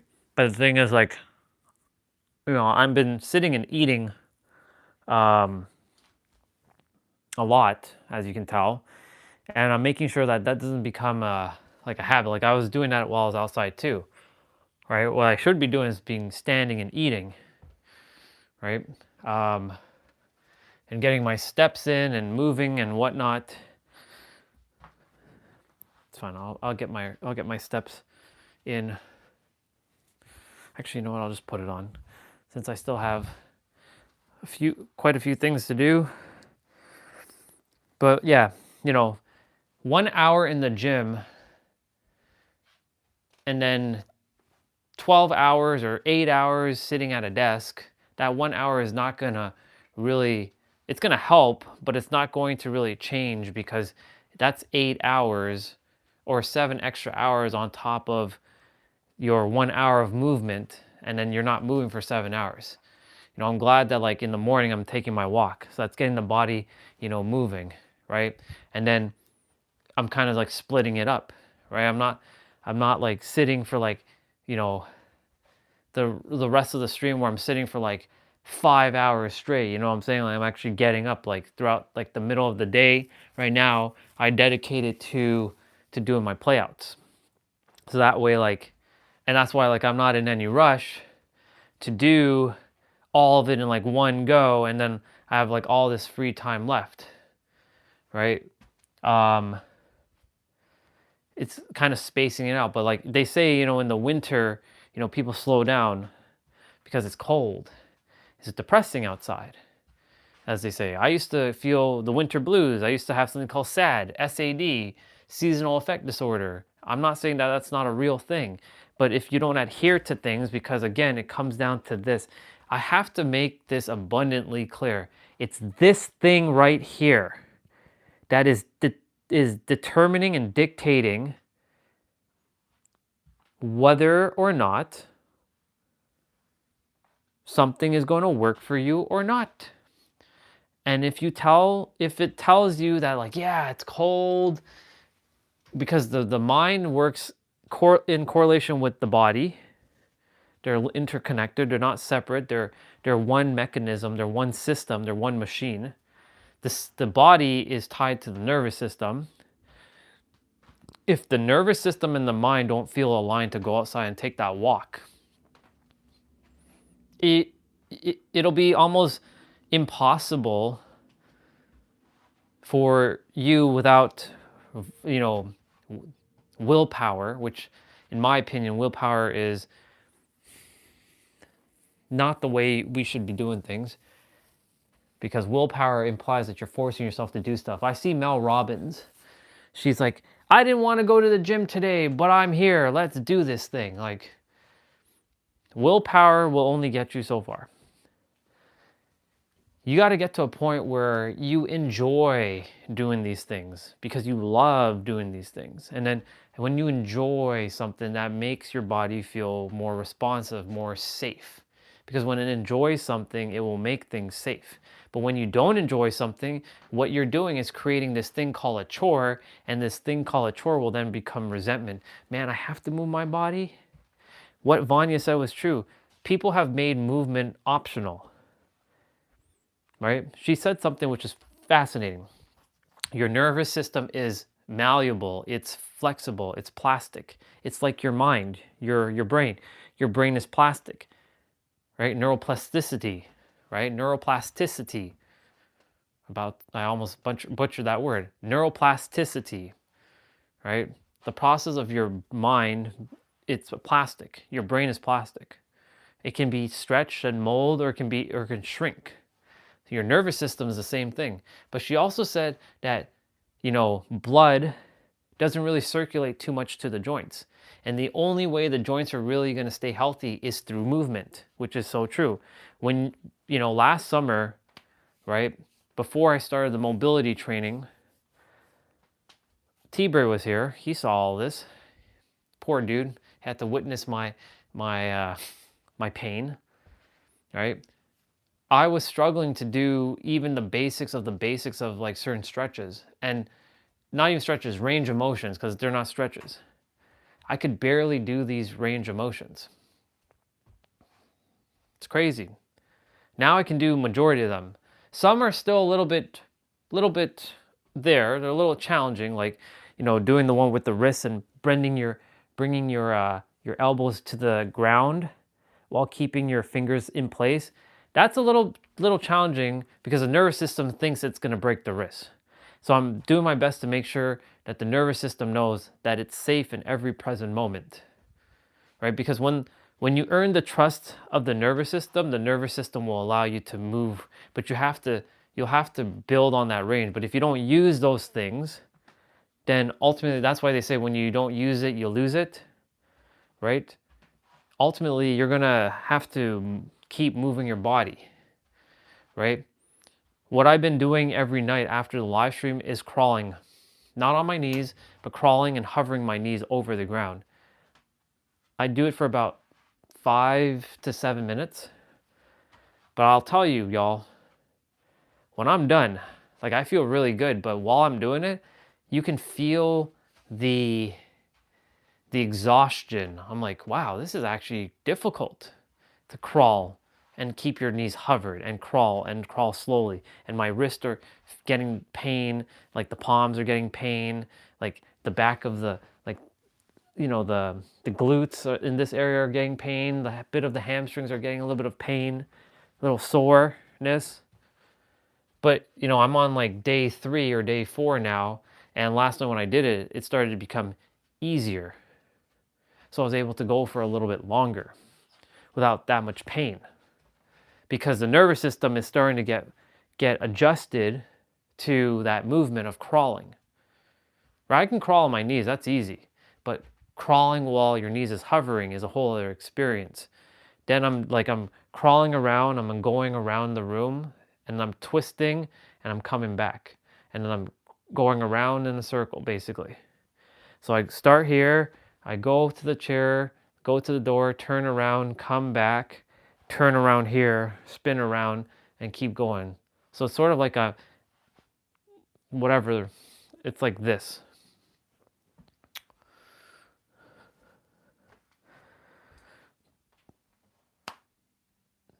That's why, like, whenever I get the chance to go and hang outside, that I can hang, right? It doesn't need to be for like 12 hours a day and testing my strength for 12 hours. Like she just said, like, she had a woman who works out she works out 6 days a week. She does running, cardio, lifting. She does yoga. She does more than what I do, She adds yoga. I don't really do yoga anymore. But she's in so much pain. And because of her work, right? Her career, it forces her to be at her desk. So what she's been doing is she's calling it movement snacks. And I like that. I'm going to get a snack, y'all. It's called a movement snack. I'm going to get up and I'm going to like, stretch the body and like twist my body and like do all kinds of range of motions and reach and like be flexible and malleable and like just get the body to move in all kinds of directions for a couple minutes, and then she gets back to her desk. Right? I have another sister. Her name is Felita. She does something called desktop or desk workouts, where she sits at the desk and she has like resistant bands and she like does the thing where she's like, right, and she's at her desk because she knows that a lot of people suffer with their desk jobs, and her niche is to help people stay in shape while they're working an office job, which is brilliant because there's so many people who are at their desk who are literally like this, hunched over, right? When we before we were at the new office, my first law firm, we all were at cubicles. Only, I think 2 or 3 people in the entire firm had standing desks. Everybody else was sitting because the law firm was older. So we had all these cubicles. And because the desks were already there, it only made sense, right? So everybody was kind of suffering health-wise. So the new office introduced all standing desks. So everybody got 2 monitors and a standing desk. Everybody wanted 2 monitors at the old office. Not everybody got 2 monitors. So I had to show people before I switched from IT to coding how to use your 2 monitors, right? For those who never had 2 monitors. But essentially everybody had a standing desk, a lawyer, a legal assistant, the IT guys. So if you wanted to stand and work, you could stand and work. If you didn't want to stand and work, you can sit back down, right? And when I was in the office for 2 days of the week, I worked from home for 3 days a week. It gave me the ability to work from home for 3 days. There was a week where my manager was off, like he was on vacation. I didn't come in the office at all. I stayed at home for the entire week doing my thing. That was the first experience of getting to work from home. It was pretty badass. Anyways, when I was at home, I was like, fuck, I really like that standing desk. So, guess what? Eventually I ended up getting that desk that's over there, right? I've been standing up and like, this is for the new law firm or the newer law firm. I ended up getting that. I didn't get that in the beginning though. I got that a year later because I missed the standing desk, right? Because like you're standing and you're working, right? Because we've been so programmed and conditioned to sit, right? That's why I'm making sure like, yeah, I'm chilling on the sofa, but I don't really want to be doing that either. I want to be kind of actively moving, like I'm talking like right now, where I'm constantly engaging my muscles and I'm moving my body and ideas come through when I'm moving, right? Energy flows when you're moving, right? Not to say I don't get any insights when I'm sitting, right? There's moments where you have to like take a pause, right? And I'm not saying that like, me sitting for those several hours is a bad thing. It's not. Because I'm not making anything good or bad. It just is. But I prefer to move, right? That's why I love being outside. I have so much more ability to move. But of course, during the later summer, I started to sit. In the beginning of the summer, I wasn't sitting at the table much. I was moving around in the yard a lot. So, you know, just I'm very flexible and adaptable to my environment and my situations, and I'm aware of like, oh, yeah, okay, I'm not really moving as much. Time for me to move. That's why I do my best every morning to get movement in right away. Do some like stretching, do some flexibility training, do some like I throw punches, kicks, I do some burpees, I do some push-ups, I do squats. I do all these things in the morning, and then we go for the walk, right? And I feel wonderful once I'm done.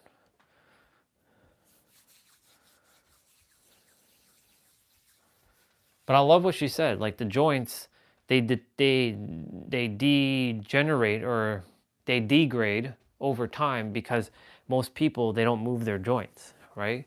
Finding little moments like right now I could just be doing this with my shoulders. It'll look kind of weird to some of you why I'm doing this, but like movement, I've been saying this in the summertime, movement is medicine.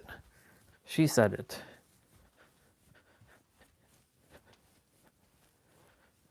But Orion, I don't have the time to move. It's not like you have to dedicate like 2 hours to movement. You can find little moments. Like when I was washing the dish this morning, I was like, I can get my steps right now. I can be like going backwards. Or I can be going sideways like this. And I'm washing the dishes. Right?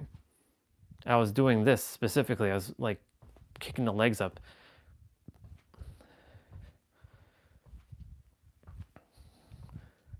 These are technically getting steps because a step is like this. So like doing this is kind of simulating taking a step.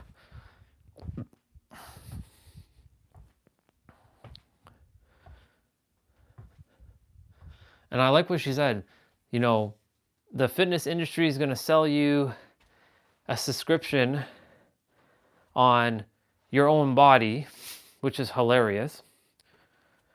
I love that. It's selling you a subscription on your own body. The medical industry or the pharmaceutical industry is going to sell you treatments that you're getting old, that you need to be fixed. What you need to do is just move. Right? She mentioned that there's people in Asia who are 80, 90 years old and who can sit in a squat no problem. How come they're able to be so fluid and flexible, and people who are in their like 40s can't even do that?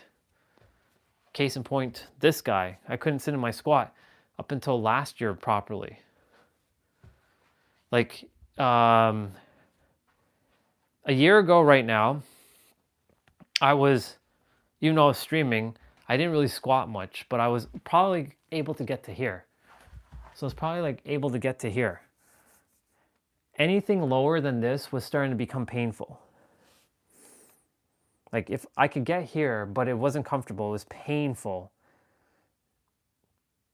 And like right now, there's a little bit of strain on the knee. It's not painful though, but it is starting to burn because I'm basically holding a squat, a higher squat. This is not a resting squat, this is a hold. But, you know, sitting like this, you've all seen me sit for more than like 10 minutes at a time, like doing this. Like I'm looking at like the tablet, I'm like, you know, just like eating my food, right? Because like I want to be able, should I make it to like, you know, 120, to be able to still do what I'm doing. I don't want to ever have to rely on this thing. This is just for me to do my like dips. Speaking of that,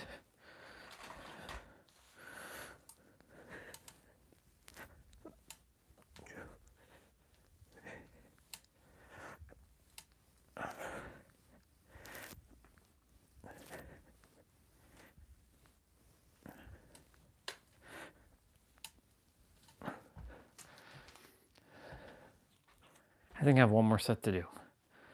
Wait, I did 20. Well, I'll do one more set regardless.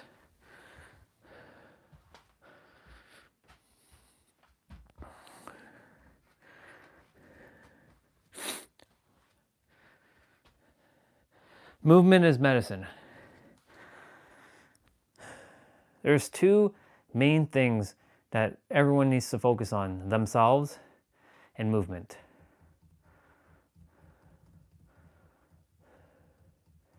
Now it's just bridging the gap between the two, which is super easy. Bridging the gap between the two, extremely easy. Speaking of which, I am going to go use the bathroom.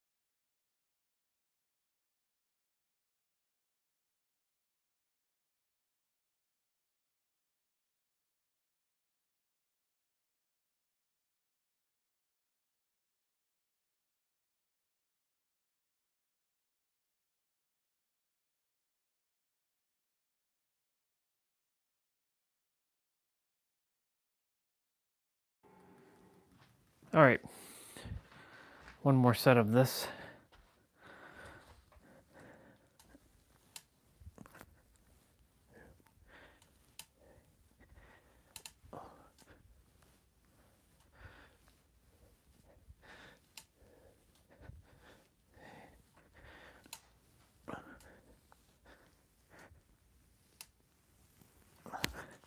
Awesome. Now we have our dips, or we have our leg raises to do. And we got our abs to do. Oh my, what's this?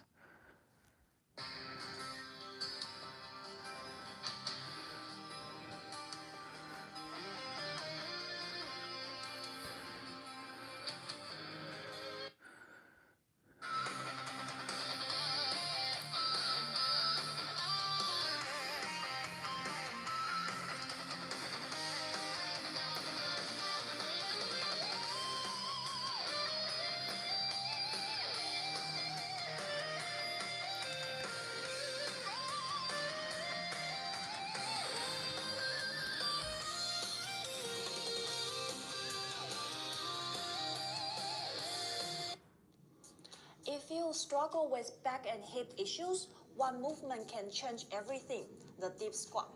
It's not just an exercise, it's a fundamental human position your body was designed to rest, move, and load from. If you've ever dropped into a deep squat and felt like you were about to fall backward, you are not broken. That usually comes down to your body type and how your bones are shaped. And in a minute, I will show you exactly how to adjust your stance and mobility focus so the squat finally feels stable. Deep squats are not bad for your knees. What's bad for your knees is never taking them through full range. When you stop using deep ranges, your joints don't just get tight, they get weak and unstable in these positions. The deep squat restores hip mobility, ankle motion, and knee stability. Sure does. Now, here's something most people miss. Your squat will not look the same as everyone else, and that's normal. Limb length change how you balance. If you have long femurs, a super narrow feet straight squat will often tip you backward. A slightly wider stance with some toe out lets your pelvis drop in between your thighs so your center of mass stays over midfoot. For you, hips and ankles are usually the main limiter. Hip flexion, external rotation, and adductor length. Ankles still matter, but your priority is hip mobility and stance width. If you have shorter femurs, you will usually stay upright more easily with a narrow stance and less toe out. For you, the biggest limiter is often the ankles. You need good dorsiflexion to keep your heel down and chest tall. Let's do a quick test. Drop into your deepest squat. If your heels lift and your chest collapse, your ankle and hips both need work. If mostly the heels lift, but your torso stays upright, Nope. your ankle are the main restriction. Spend about 5 to 10 minutes a day in the following positions for the next 30 days. This is your foundation for the first part of the 30-day progression. Place your heels on a book or a rolled towel. This reduces the ankle demand so you can access depth right away and relax into the position. For the first week or two, simply sit into the bottom, hold for 60 seconds at a time, gently shift side to side, and breathe.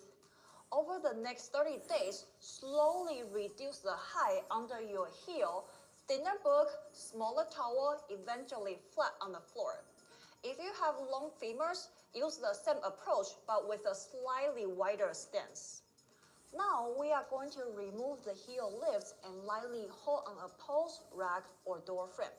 The goal is to use just enough support to stay balanced while your ankles and hips do the work. Think heels down, chest tall, knees tracking over toes. Spend time relaxing in the bottom. Over the next days, rely less and less on your hands until you are barely helping. After you feel comfortable controlling the bottom position, progress here to build strength and ownership. Hold a light kettlebell or dumbbell at your chest, sink into the deep squat, pause 5 seconds, then come halfway up and repeat. This builds strength and control in the bottom position, so your body actually owns the range instead of just stretching into it. Exactly. Consistent is what matters most. You can sit in a deep squat while watching TV, hold the bottom between sets at the gym, drop into a squat during breaks at work, squat while scrolling on your phone. Use it as a reset from sitting at your desk. The key is consistency. Your hips, knees, ankles, and back will learn that this position is safe, natural, and normal.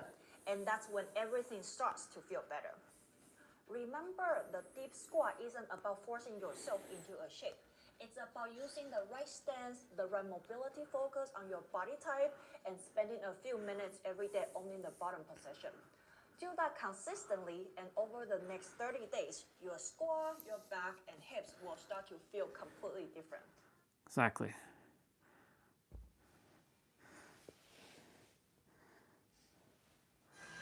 And this is the one the world has been waiting for.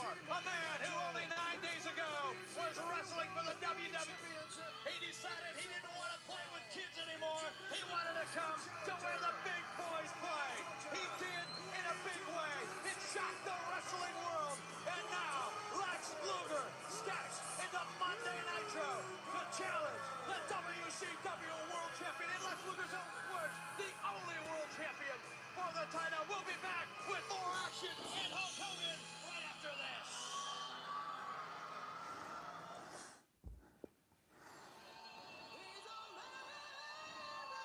Ladies and gentlemen, the opponent in tonight's main event is accompanied to the ring by the man from the South, Jimmy Hart, from Venice Beach, California, weighing 275 pounds, the WCW World Heavyweight Champion, Hulk Hogan. There you go, baby.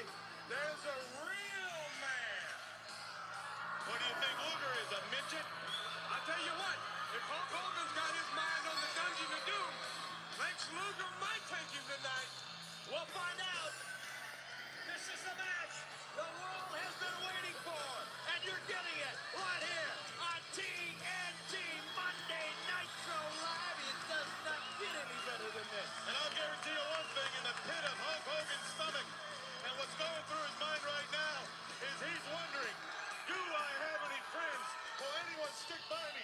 Savage is hurt. Can't find Vader. I don't know. I just don't know. Things up to something, believe me. All the football games I've ever played in, if you overlook an opponent, that's the one that sneaks up and bites you right on the butt. Exactly. Well, I'll tell you what, I just got word from the back end. The Macho Man Randy Savage is hurt. The doctors are looking at his back right now and his floating rib, just as we thought the result of a number of different attacks by Scott Norton. So Hogan has got to be thinking about one thing. He is down a man going into War Games next week. It's 4 against 3. Randy Savage, he's on Wait, the they did War Games back then? be a player, and now he's got his world title on the line against a man he didn't even know he'd be facing 9 days ago. Talk about a pressure cooker. Talk about nitro. That's what's going on right here. I'll tell you, and it isn't 3 men left. It's only 2.5. The Savage is only half a man right now. Still the toughest half a man you'll ever meet. Well, I'm tired of talking about your Dungeon of Doom. Look at this match. If you've never watched a wrestling match before in your life, throw that remote control away, get on the edge of your seat, and watch these two gargantuans go at it. Lex Luger pacing himself. Luger, I thought, would be a little bit more aggressive, Bobby. Well, I think he's taking his time. You know, they've never met in the ring. I don't know if he's had time to prepare for himself, his match with Hogan. So he's going to take his time. He's in the best shape of his life right now. I've never seen him look better. And when you say Lex Luger's in shape, Mongo, you're talking about a guy who, at 19 years old, the youngest player ever to play in the CFL. He played in the USL 84 and 85, and he played for Green Bay, 82 and 83. Yeah, but anybody can play for Green Bay.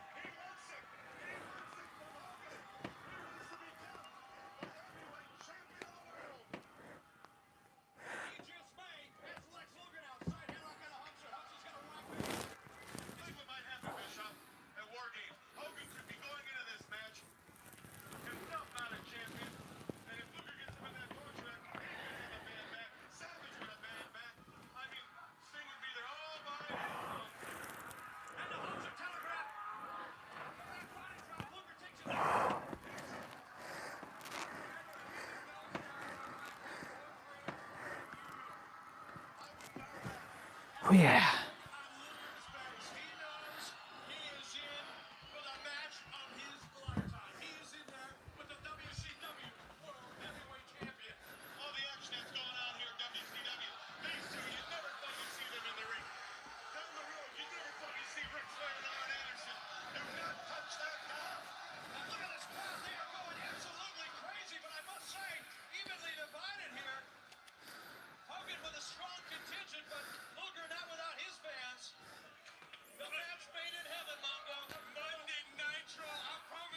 Mongo? Who the hell is Mongo?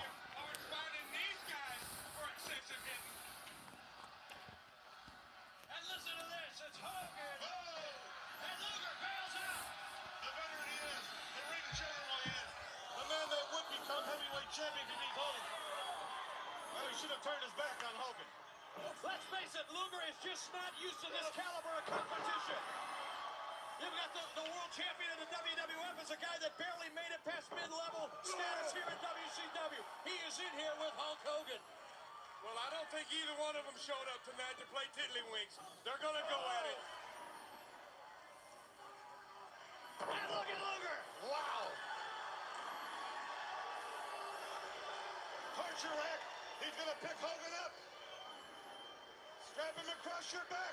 We've got a new champion of the world. He's got Hulk Hogan in the rack! And that's Archer rack! Has anybody ever got out of this? Ring the bell! Ring the bell! Do we have a new champion? No, we got one! Ring the bell! Hogan is hurt!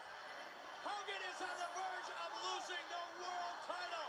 Savage with a bad back. Drop it 3 times!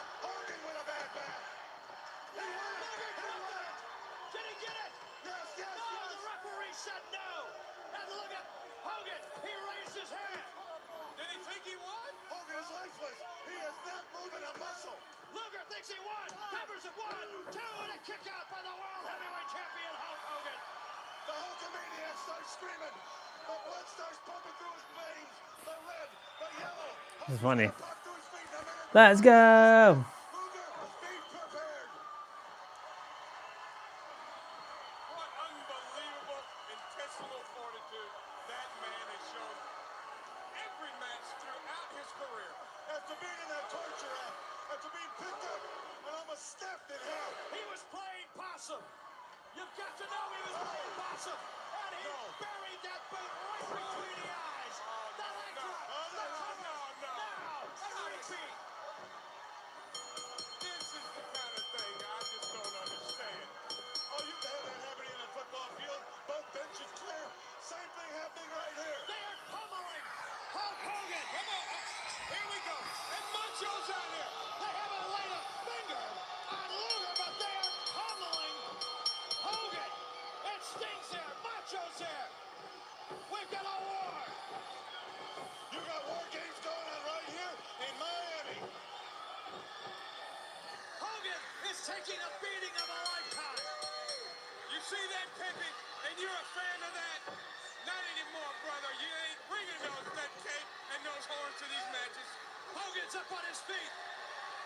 Savage is on his feet. Stinger. Hogan. And what is going on here? They didn't lay a hand on Luger.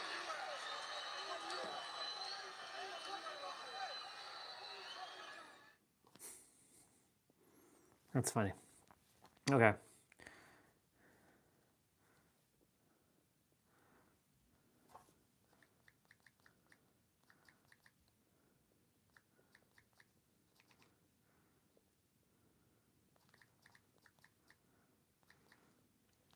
We are going to do full body.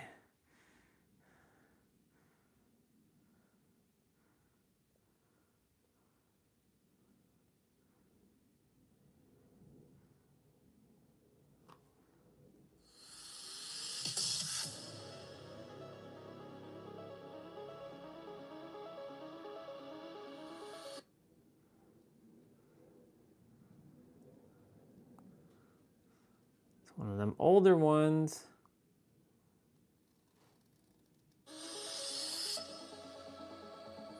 Okay. All right, y'all. Time for us to get rolling. So, for those of you who are actually, before we do that, I want to get rid of the walker. So, let me do this quickly.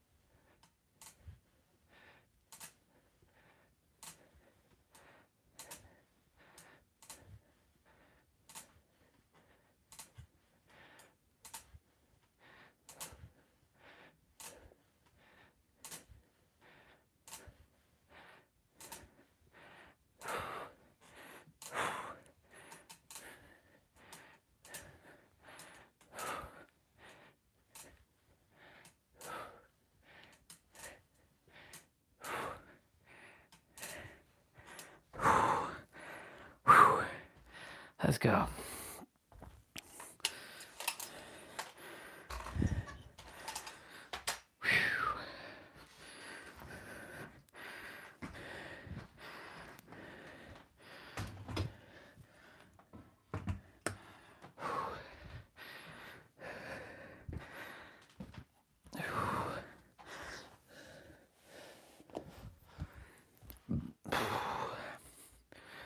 Okay, 2 of the 55s are done.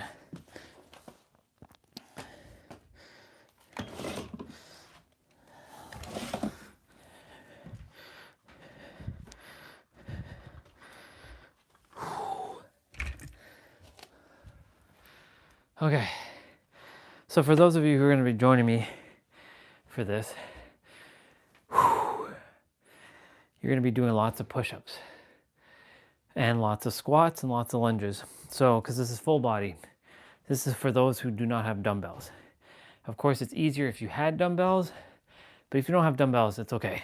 So what you're going to be doing for anything chest related is wide push-ups. So notice my elbows in correlation to my rib cage. Wide push-ups. This targets your outer chest. Diamond push-ups target your inner chest. Diamond is using your index fingers and your thumbs together, creating a diamond or a triangle, and that targets your inner chest. Then you have standard push-ups. So wide, standard. This targets your shoulder blades and your mid to low back here, like right around here. It doesn't target really your lower back, but it targets mid to high back, I should say. Then you have narrow push-ups, your biceps and your triceps. And then you have pike push-ups, which targets your shoulders. And the closer you bring your hands, the harder it gets, and you'll also get an added benefit of a stretch on your hamstrings. So that's going to be for upper body. Now, when you get to triceps, you can do diamond push-ups, narrow push-ups, standard push-ups, and even pike push-ups to target your triceps, because your triceps get hits indirectly with 4 different types of push-ups. Now for lower body, you'll be doing squats, you'll be doing lunges, you'll be doing side to side squats or lunges, and you're going to be doing stagger. Or you will go down and touch your toes like this for your hamstring. So quite literally, no excuse, because you don't need to have you don't need to have weights to do this. All right. So with that being said, it's time for us to get rolling. Drink some water.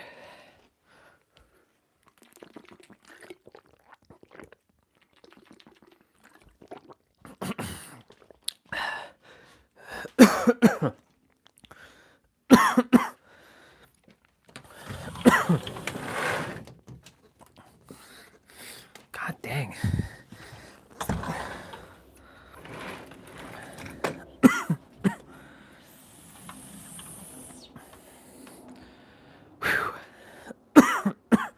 Excuse me.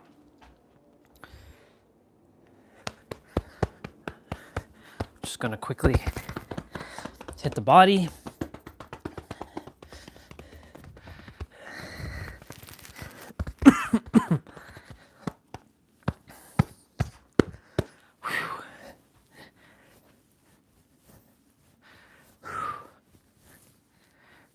Let's go.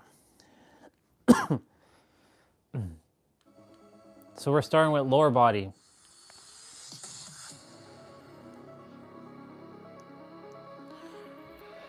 Starting with goblet squats.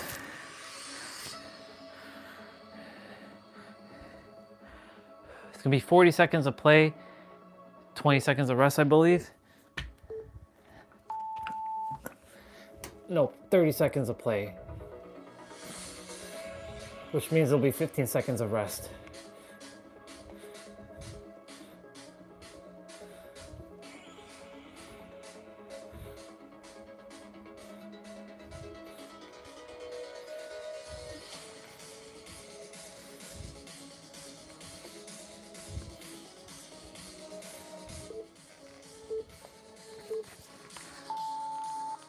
Yep, 15 seconds of rest.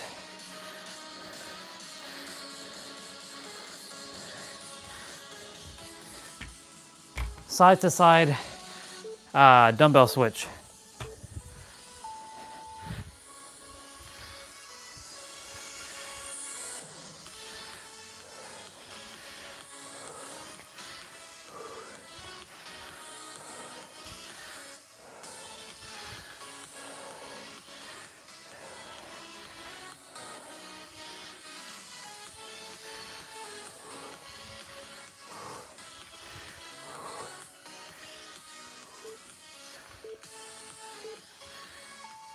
some.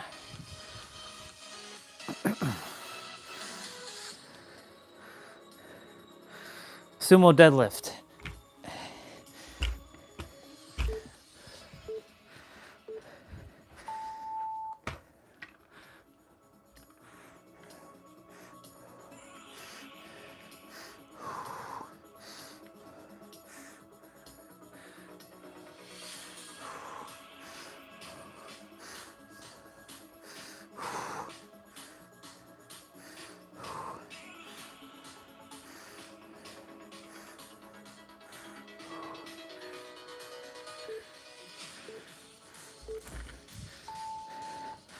He does have a yoga block, so I think that's a yoga block there.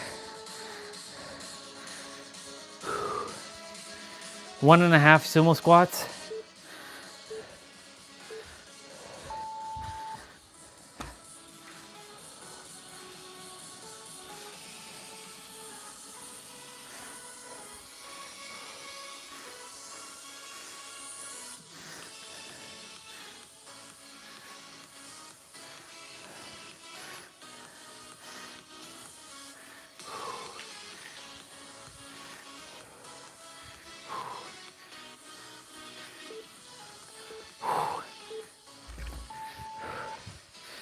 Nice.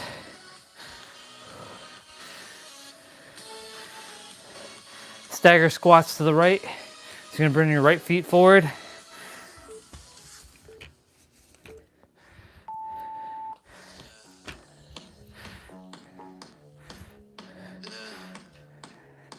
So you're gonna bend your left knee and you're balanced on your left toes.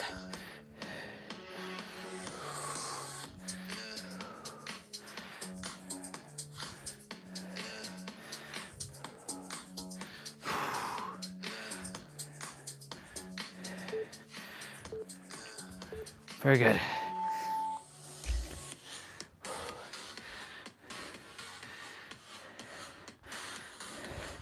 Other side.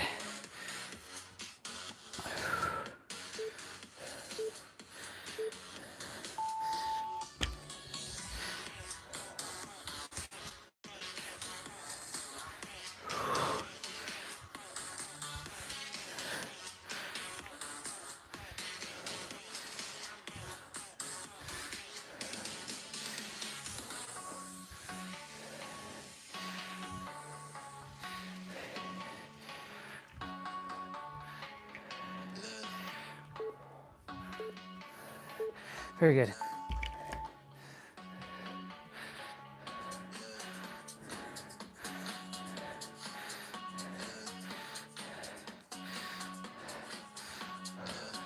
Squat step to the right.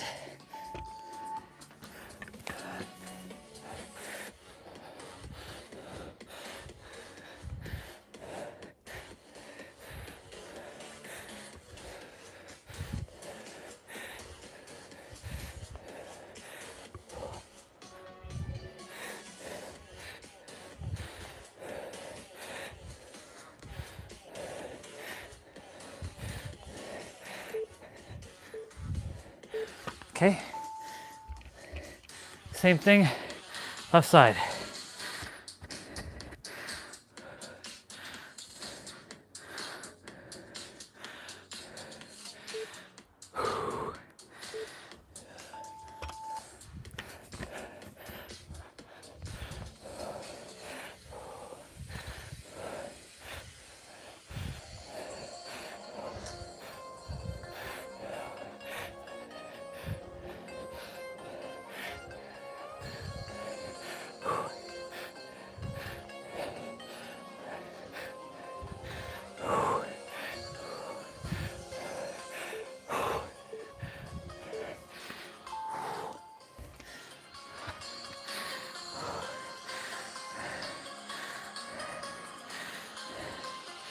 Suke squat.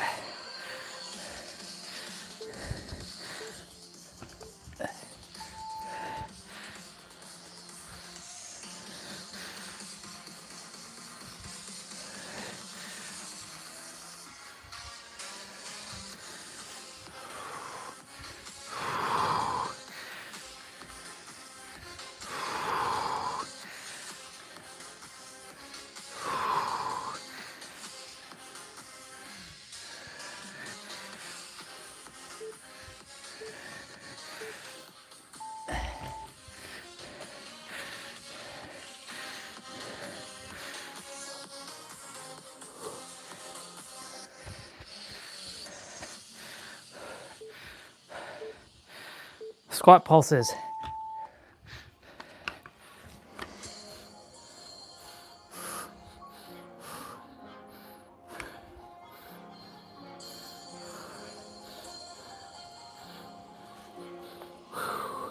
Feeling it.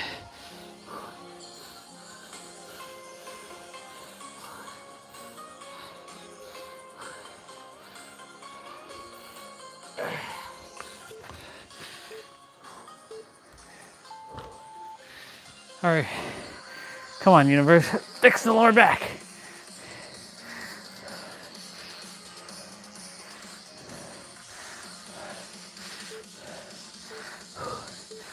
Biceps. So you're gonna move on to narrow push-ups.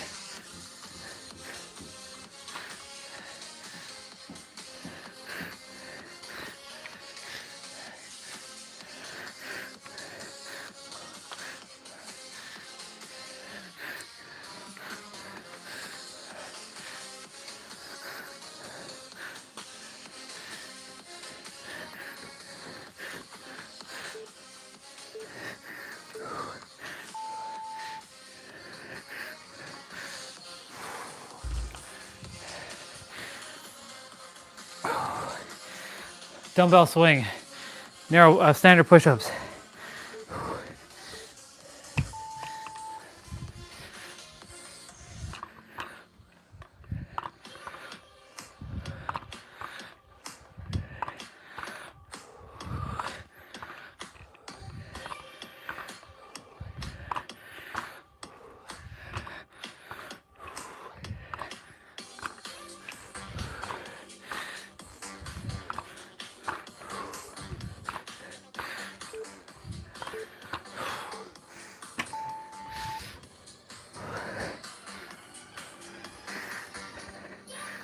Feeling the tightness.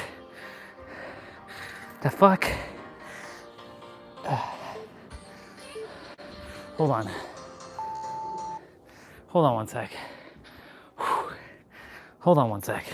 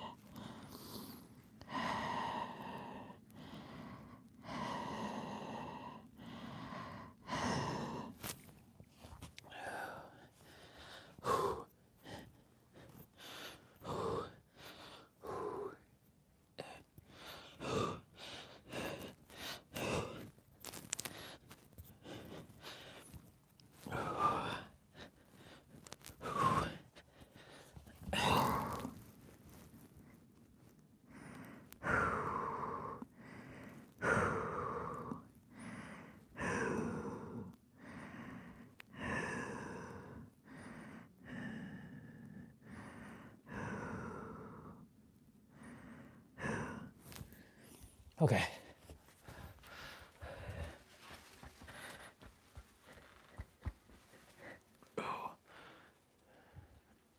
A little tight.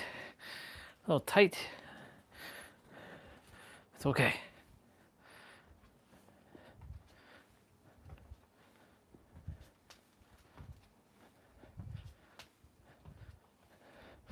No biggie.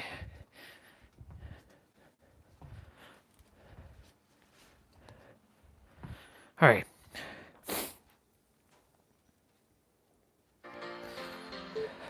Bent over rows.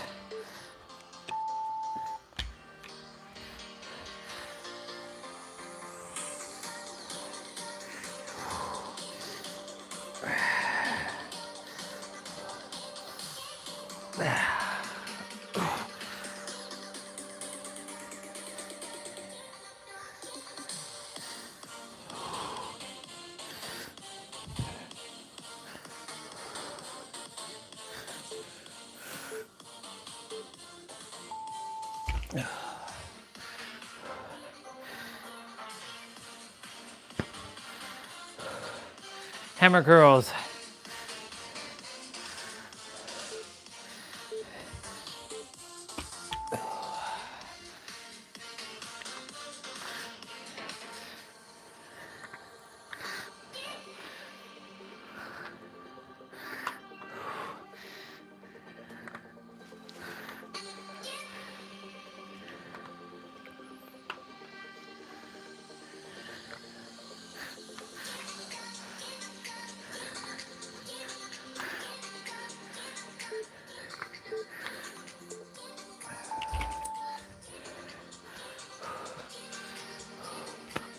$301.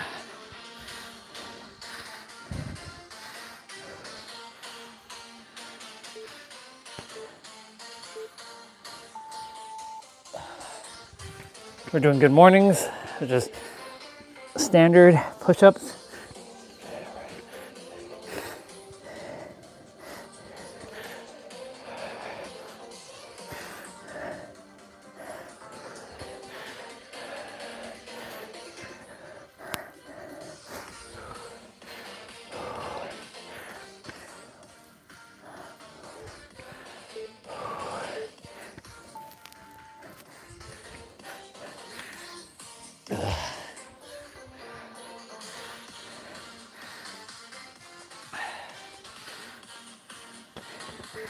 What's up with the hips today? What's up with you? Supinated rows.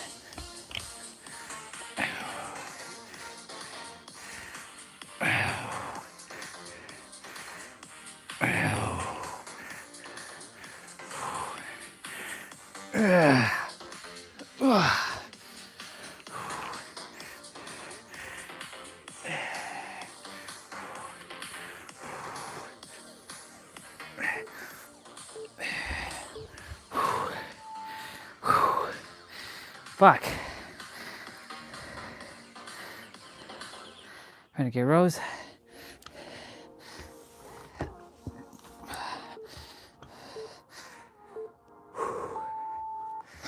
So standard push-ups.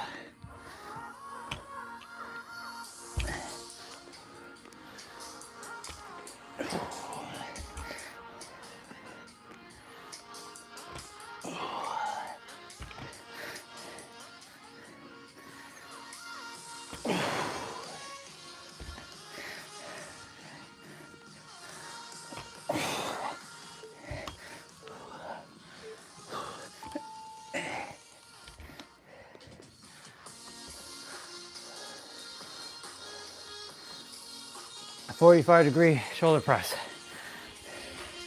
Pike push-ups.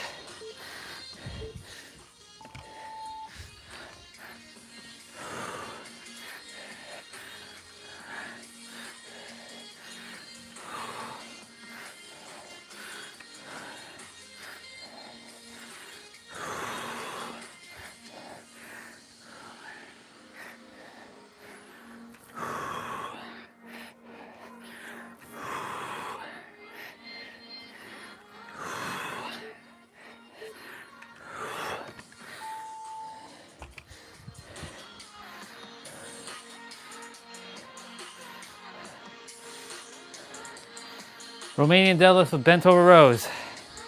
Fun.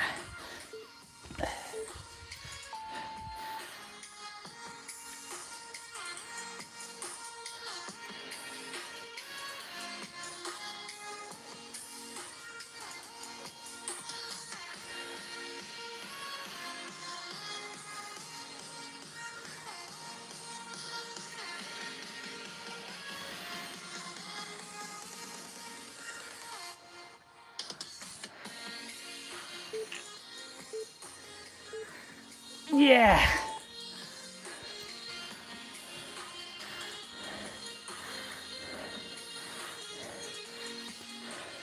Single dumbbell curl.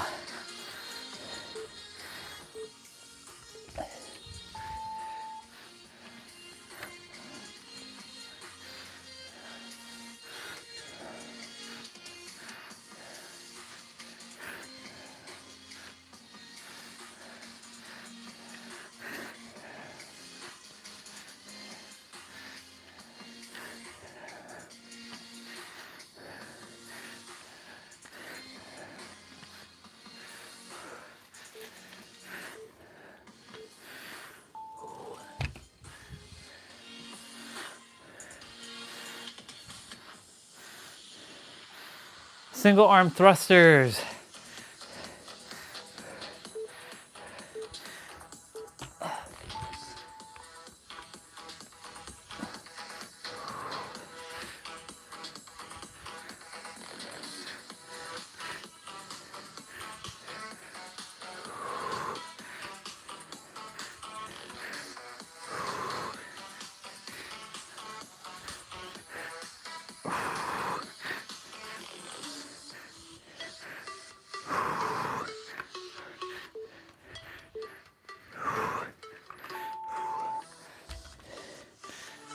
Okay, left shoulder, you got this. Snowing right now.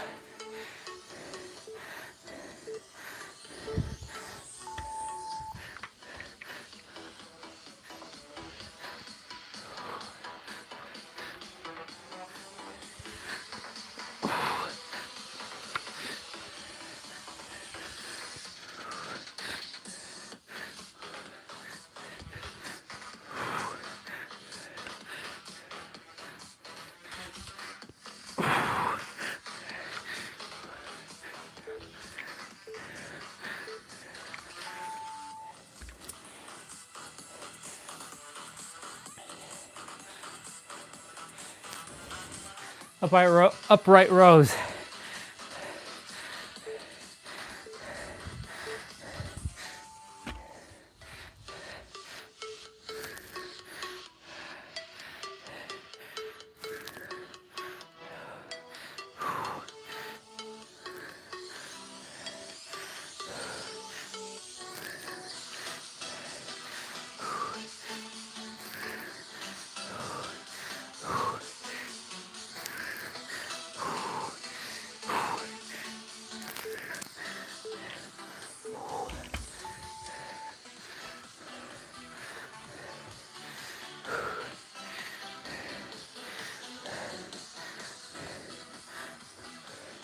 Arnold press. Alternating.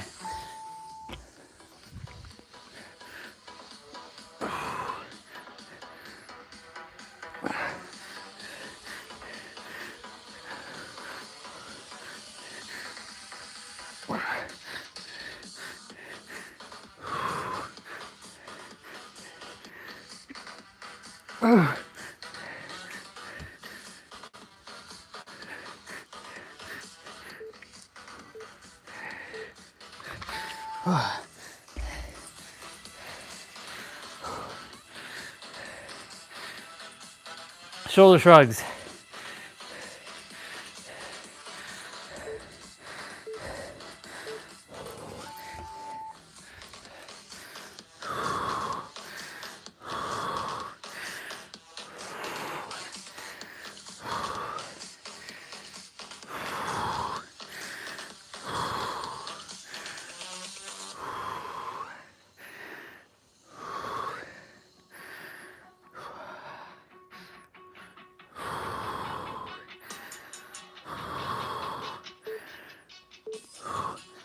Oh yeah.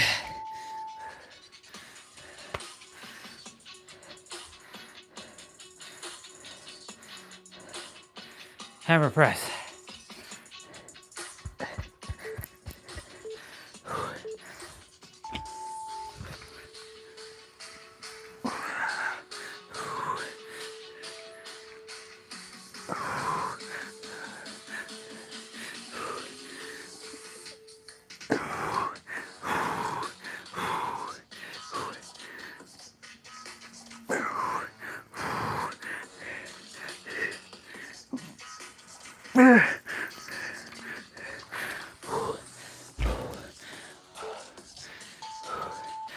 Whew.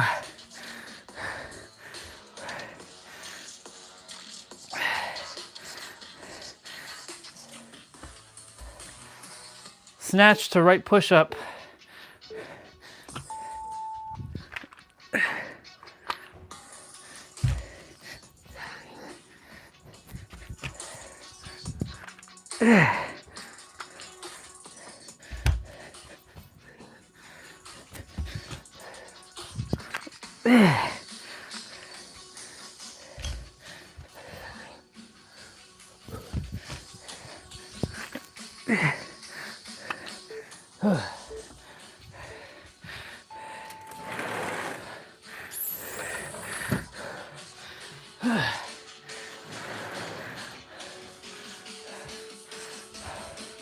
Left side.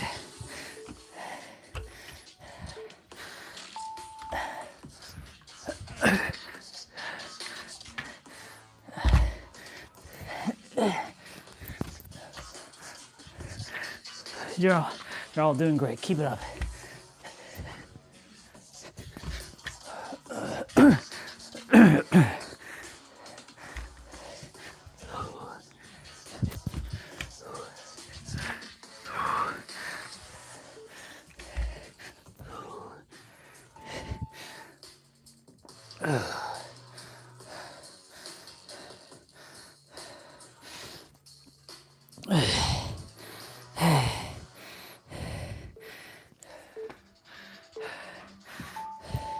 Calf raises.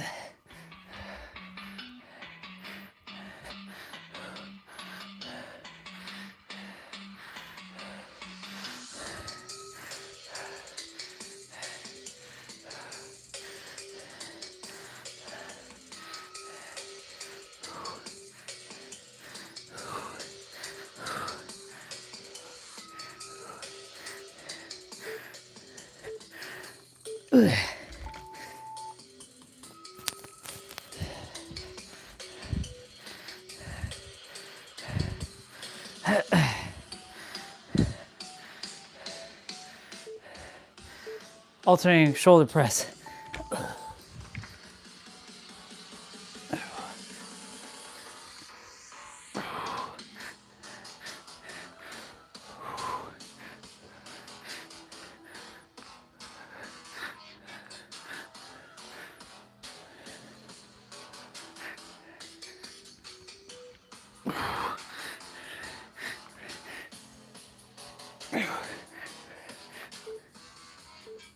Yeah. Ooh. I really trust that's the last of the shoulders. Tricep press. Reverse grip. So it's like a chest press. So you're doing narrow push-ups or diamond push-ups here.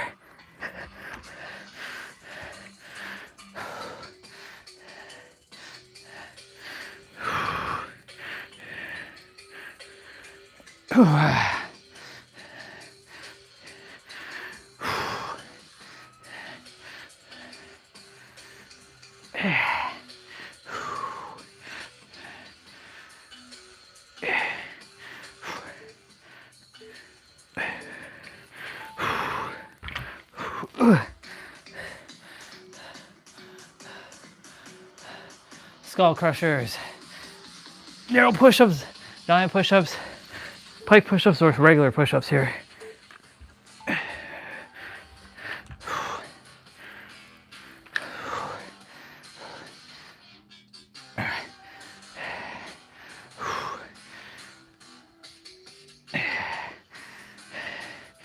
I don't know what the hell that was earlier, to be honest.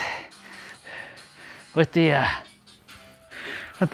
hips and right lower back just now.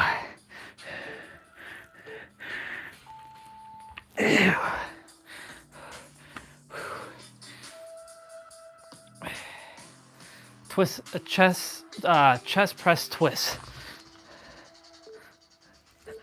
So you're starting off wide and then you're twisting it.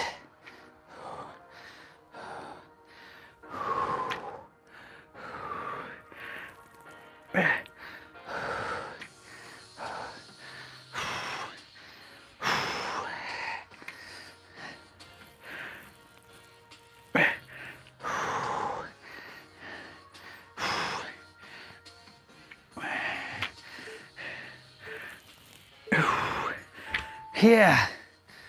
Ugh.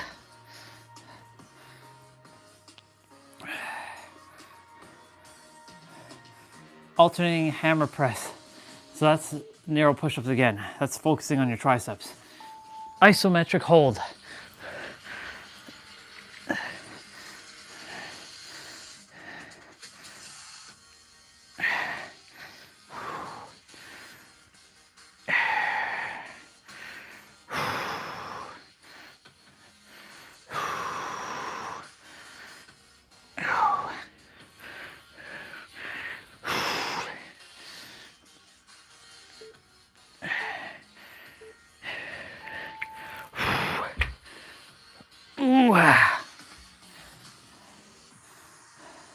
Dumbbell flies. I would do chest, diamond push-ups here. Son of a gun.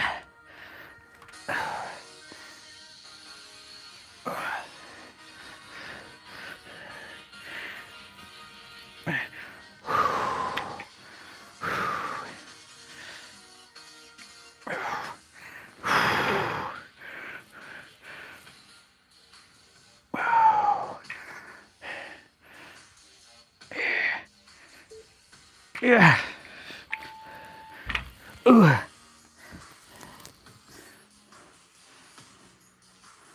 Diamond press. Oh.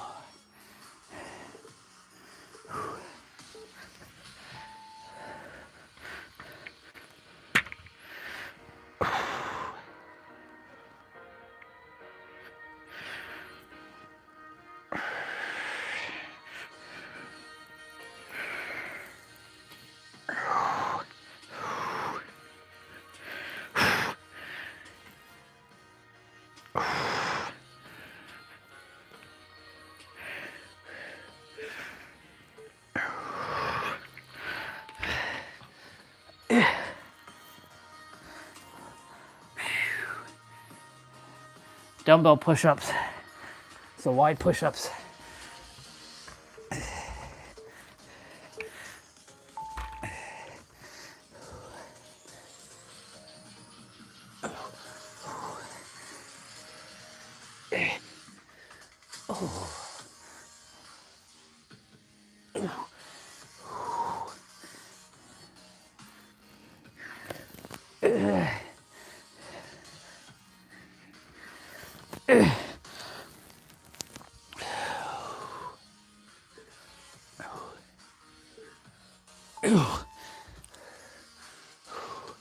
Son of a gun.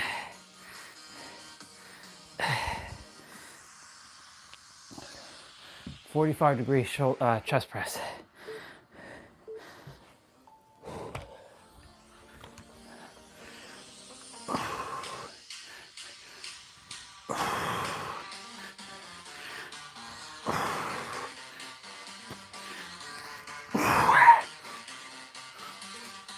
Yeah. Yeah.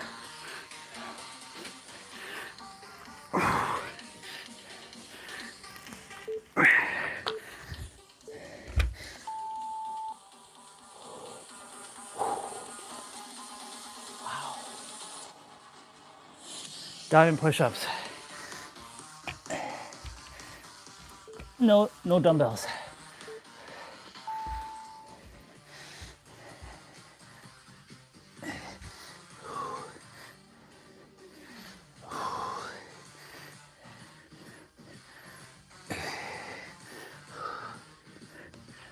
Ooh.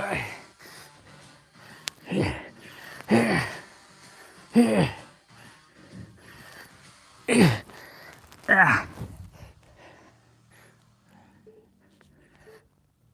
Oh, let's go. What's next?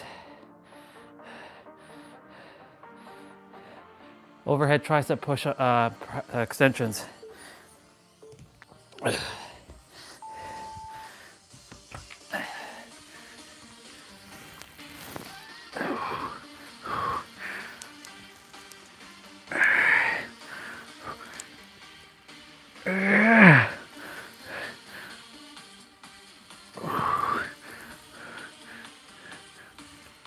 Yeah.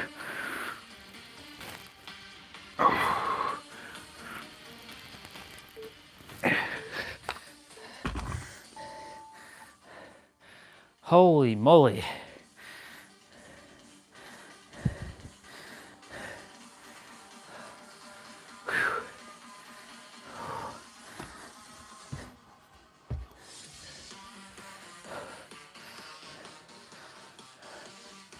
Whew. Whew.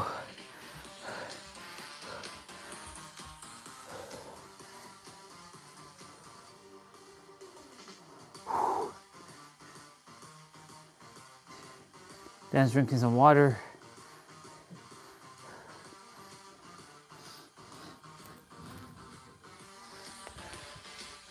Oh my God.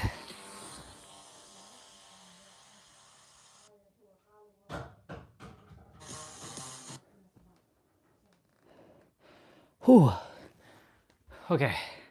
So during the play out, we ran into a minor, well, I'm fine now, but it was weird. Like at the beginning of the play out, the right to lower back and the hips were like locked up. They were stiff as AF. I'm like, what the hell? We moved the body. We're like, what the hell caused that?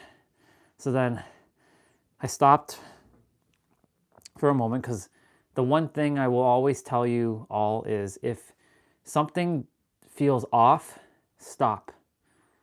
It's better to stop, pause for a moment, and see what's going on. Because the one thing I will never let anybody do is, if something is too difficult or something is like a little too much and you're feeling the pain, including myself, I will stop for a moment.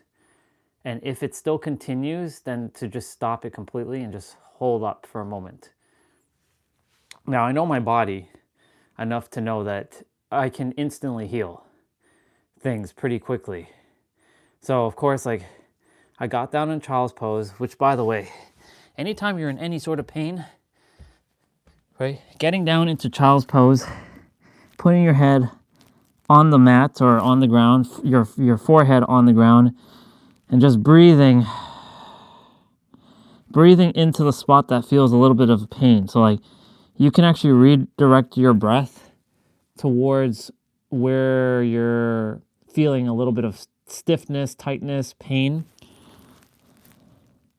So in my case, it was the lower right back here by the hips, like this spot right here. So I was like breathing,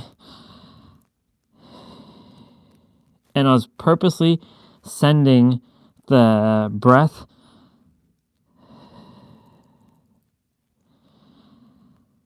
into that direction.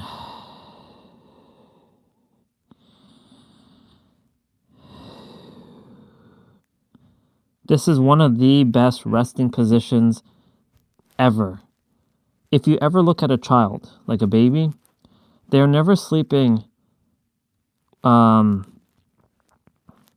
they're never usually sleeping on their stomach with their legs flat. They're usually like this. They're usually sleeping like this. Why is that? Because this is the position that is normal.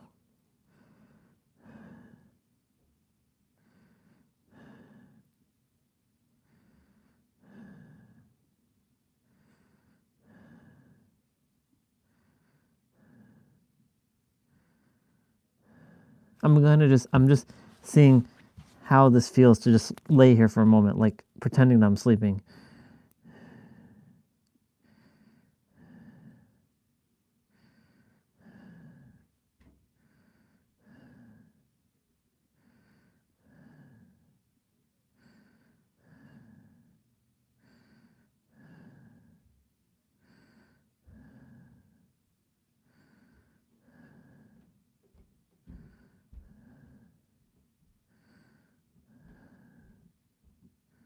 It's not bad. I don't know if I could sleep all night like this, though.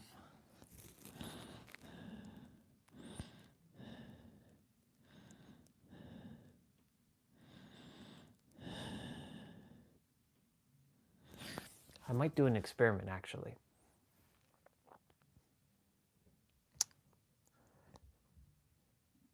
So tonight, what I'm going to do is I'm going to sleep, I'm going to be on the ground, but I'm not going to sleep on my back. What I'm going to do is I'm going to sleep in the position, the child's pose position. I'm going to just lay, a couple softer things for my forehead to be on. I don't really have to do that. It's more my knee, if anything, this left knee. But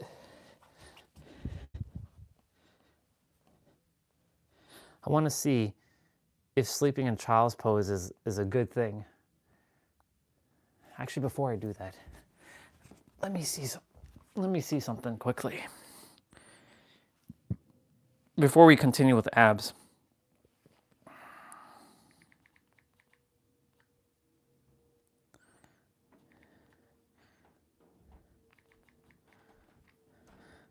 Sleeping in child's pose.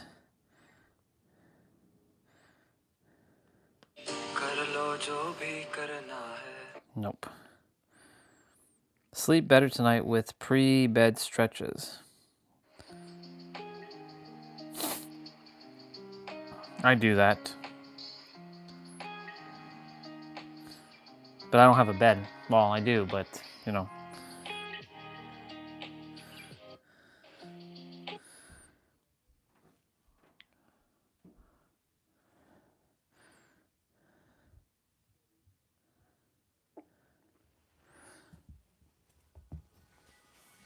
What the hell is this? Hi everyone, this is Missy from Living. On your exhale, let your exhale guide you over your knees. Stretch your hands in front of you and bring your head to your mat.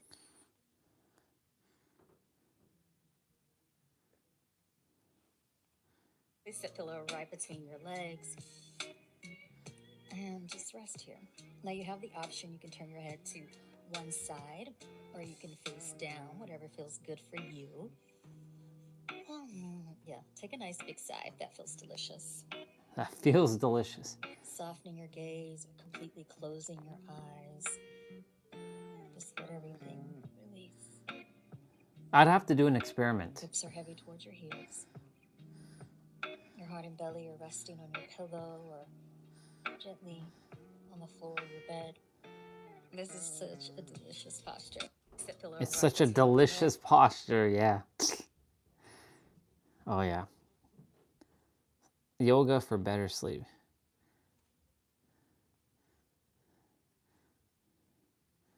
That's funny.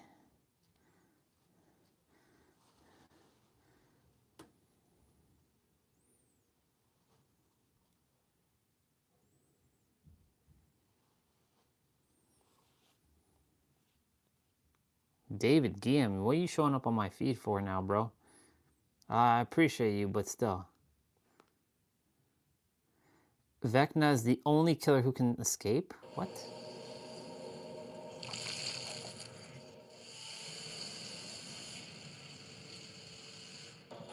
Wait, what?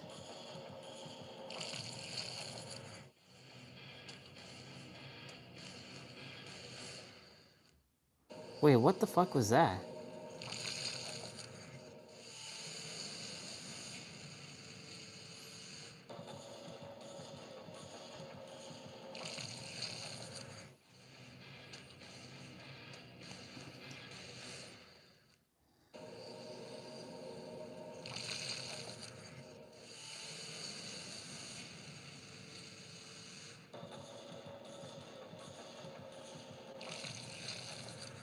That's crazy.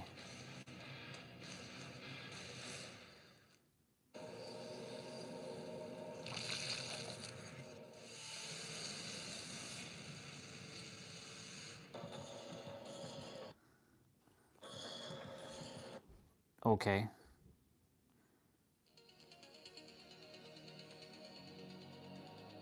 Kingdom Hearts.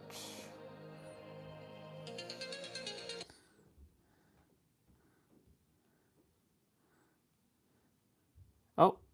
And we are live. So, welcome everybody to this There's Pete. wonderful live. I'm Anthea Moffitis, and I'm joined by the wonderful, incredible Pete Zappa. Pete is a leader and teacher of New Earth, and he is a master of creation. That's how I mean, I know you've put your and went through his course and his self-mastery course.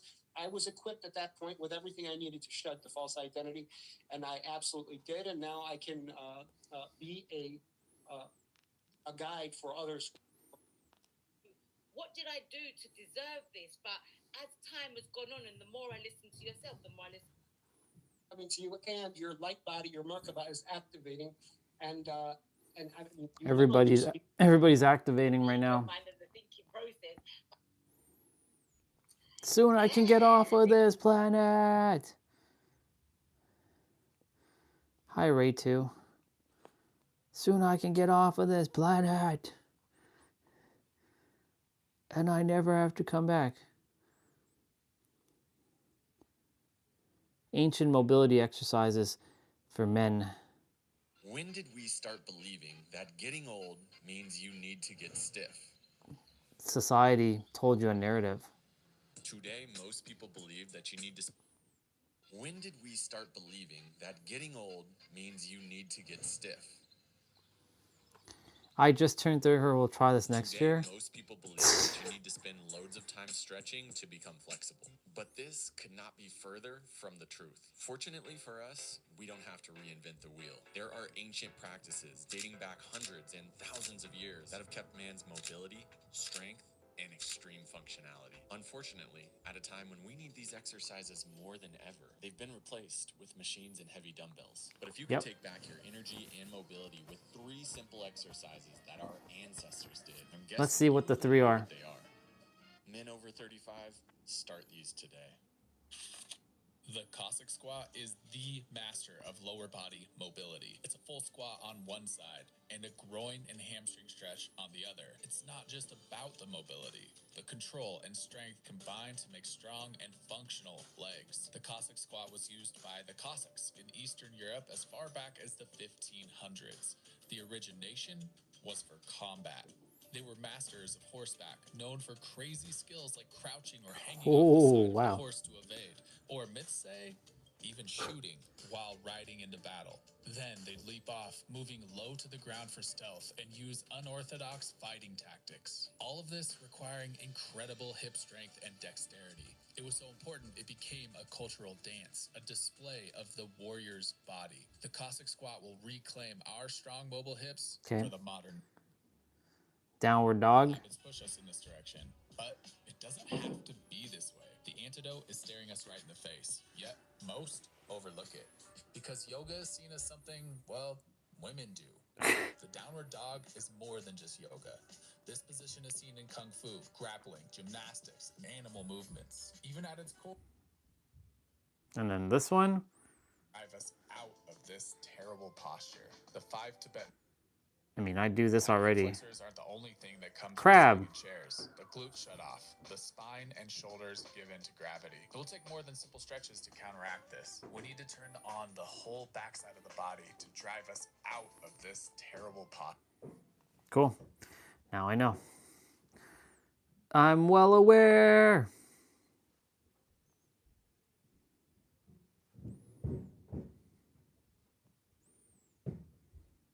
Oh.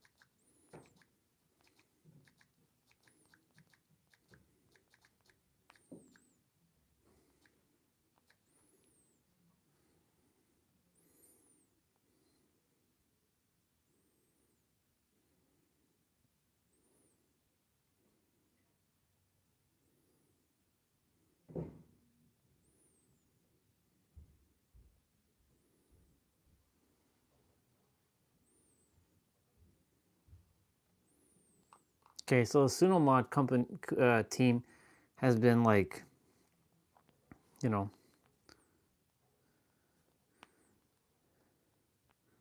Giving everybody a like.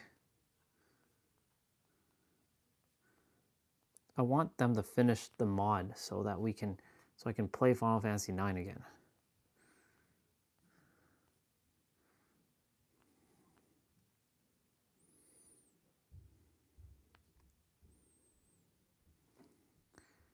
More than human. Okay.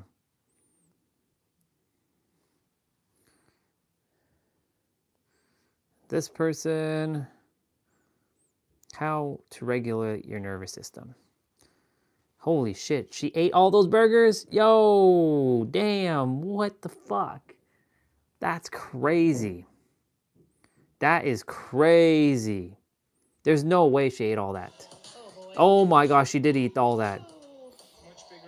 It is a very large challenge in person. Even one of those is crazy. Yo. Yo.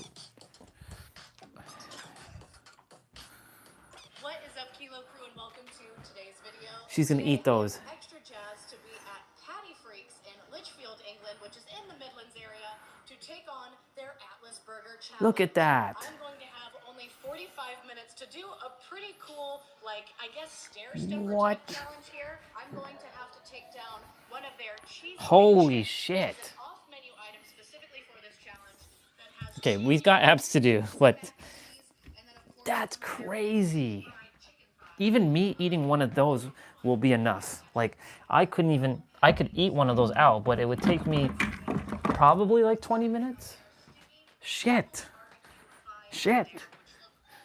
Damn, girl. She's an inspiration. When it comes to food eating, she's an inspiration. That's crazy. Holy shit. Of course she's gonna finish it. 4 ounces? Yo, what the fuck? Which is their play on a Big Mac. This sucker also has, in addition to 4 patties in it and a center bun, this thing has some pastrami. Look at this one. There as well. And then we move on to the Dirty South, which is their 5-patty Holy moly. which has some barbecue sauce as well as some crispy onions on there. Apparently it is going to be glorious. But 45 minutes. I mean, I'm like watering for something to eat, but like, whoa. Holy shit. You're a professional, girl. What are you talking about?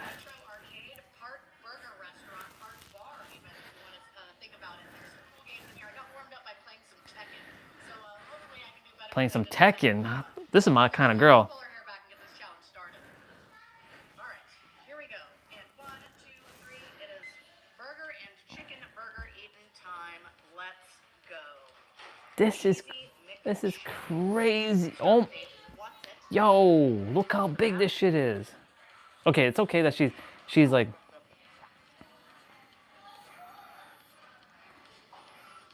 How? Honestly, everything about this chicken sandwich, chicken burger, whatever you want to call it, was absolute perfection.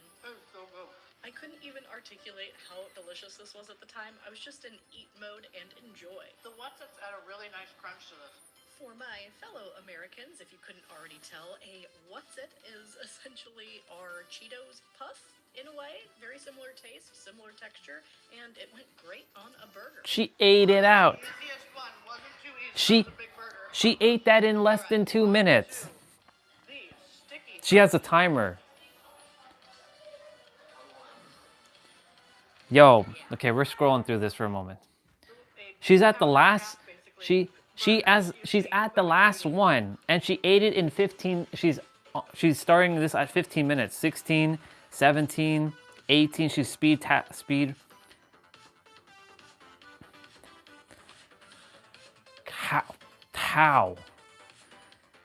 my face? Good? Looking. It's killing me. It's beautiful. Thank you. All right, gang. Final massive bite of this. 18 minutes and 52 seconds, and she's almost there. Cheers to Patty Freaks.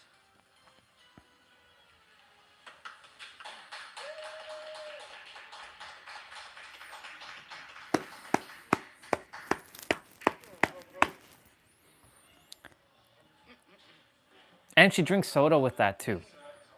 Oh no. All right.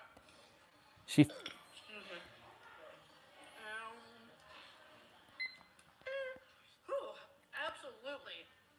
she crushed it in less than 20 minutes. A series of things that you could possibly imagine eating.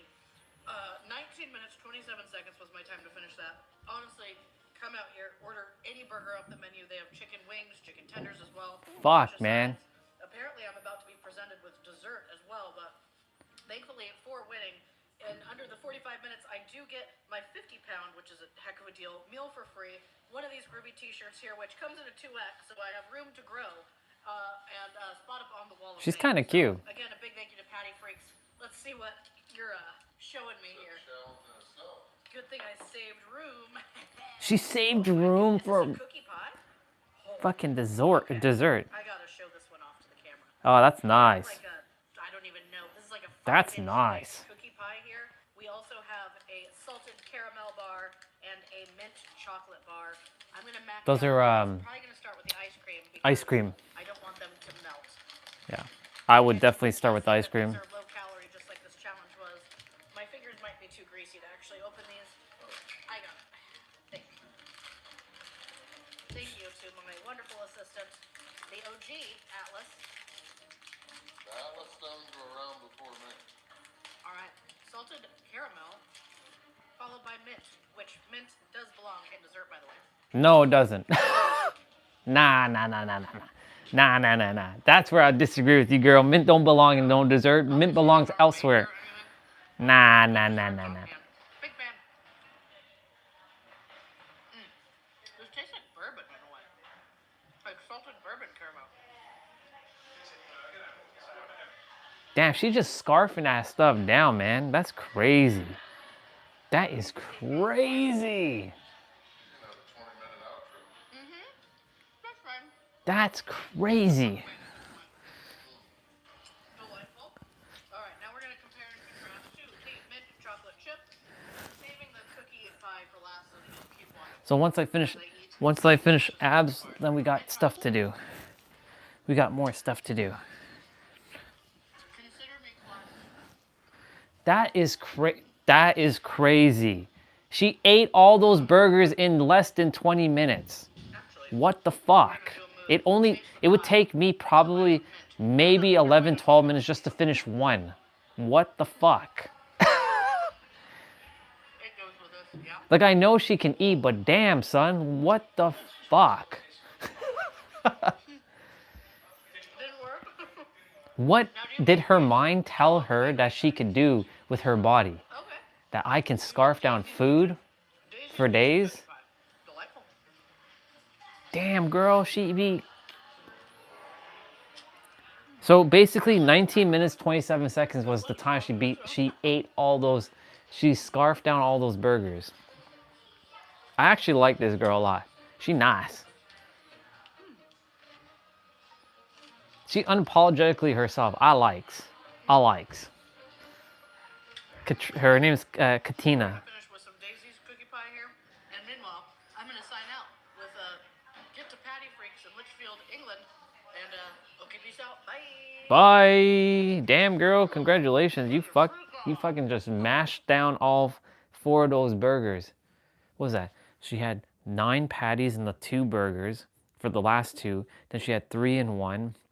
And then she had, so that's 9, that's 12 patties. Plus, I think there was like 2 in the first one with the chicken. She had 14 patties, basically. Plus buns, plus toppings, plus whatever else was in the burger. Yeah, man, that's crazy. That's crazy. Katina, so much love to you, girl. Crazy. So, wow. Just wow. That's crazy.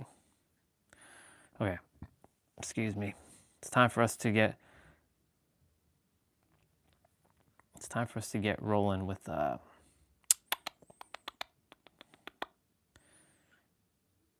yeah, so there's Katina eating 150 chicken nuggets again. I didn't watch that one, but I will eventually. This guy, there's another dude, Beard Meats Food. The hardest steak challenge I've ever done in years. Holy fuck, man. The fact that they do this shit, my God. Okay. Tiff and Dan, let's go. Tiff X Dan, abs.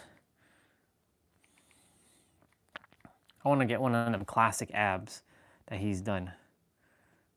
Let's see, something from a while ago. Something that's not like new, that looks super old. That's like 10 minutes. That's only 8 minutes. That's only 8 minutes. That has weights. That one's new. That one's extremely old. That's from 5 years ago. But it's only 5 minutes.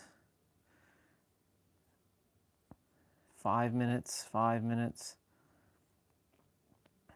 5 minute abs. That's from 5 years ago. Those are the OG ones. It looks like I've done this one because it says advanced. But I haven't. I haven't done this one. Every time I do one, I usually give a thumbs up or a like. So I haven't done this one on this channel. So let's go. There's no rest in this one, it seems. So it's 40 seconds. Let's go. Remember, ab exercises don't give you abs. You already have abs. They are hiding under a layer of fat. My tablet battery's at 6%. I want to make sure I don't really sit on the sofa much.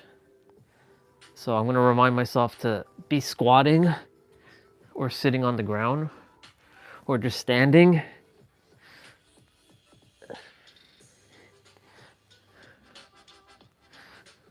If I'm eating, different story. I have done this one because this is the one where he said there's no rest, but then there's 10 seconds of rest. So this one's tuck to leg opener. Abs come through your nutrition, through rest, through stress management, through energy management, through hydration, through mindset, through training. So ab exercises are meant to strengthen your core so that you can lift heavier dumbbells and have a strong core, strong body. Now, of course, earlier we ran into a little bit of a hurdle lifting the weights where my lower back was seizing up because of the hips. They felt tight. Now I'm back to normal. It was just weird. It was such a weird anomaly. I don't know what the hell happened there. I had to pause the video. Starfish crunch. Legs are hovering.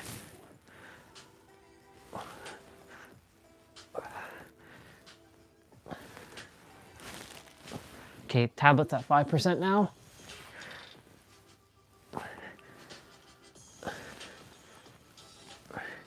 Oh my God, Katina, wow. That's crazy. Humanity doesn't stop to impress me. It doesn't stop at all. It always impresses me to see what people are doing. It's crazy.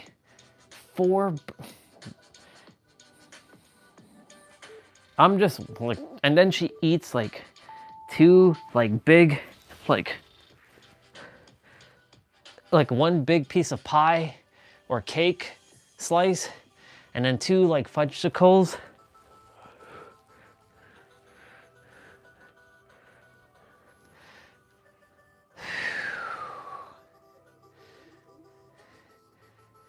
And the thing is, she's not even like, that's the thing, the FAT doesn't exist to her.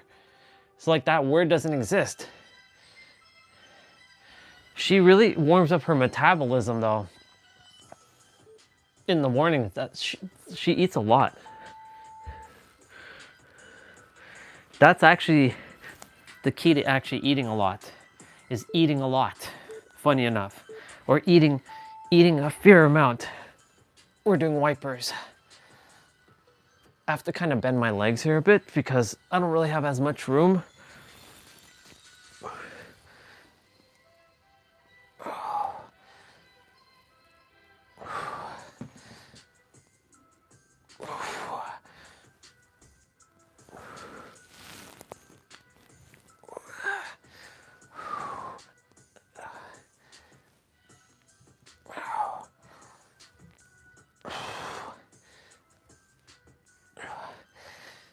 Let's see if I'll get some good sleep tonight with child's pose sleeping.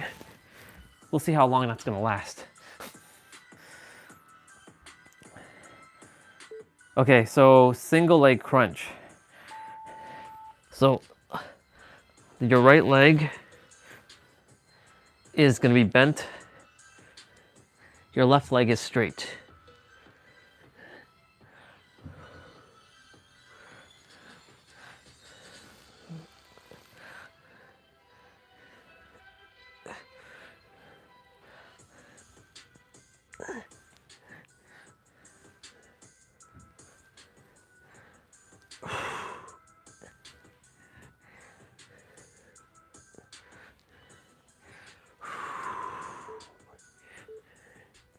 Let's go. Other side.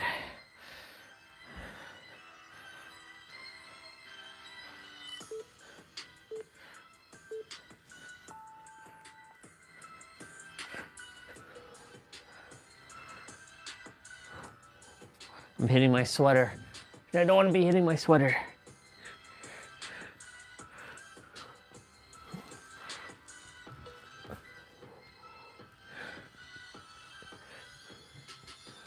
So I'm hitting the post now, which is fine.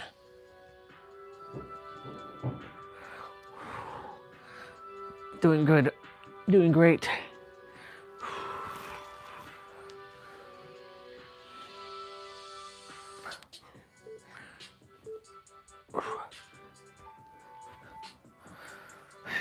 Leg circles.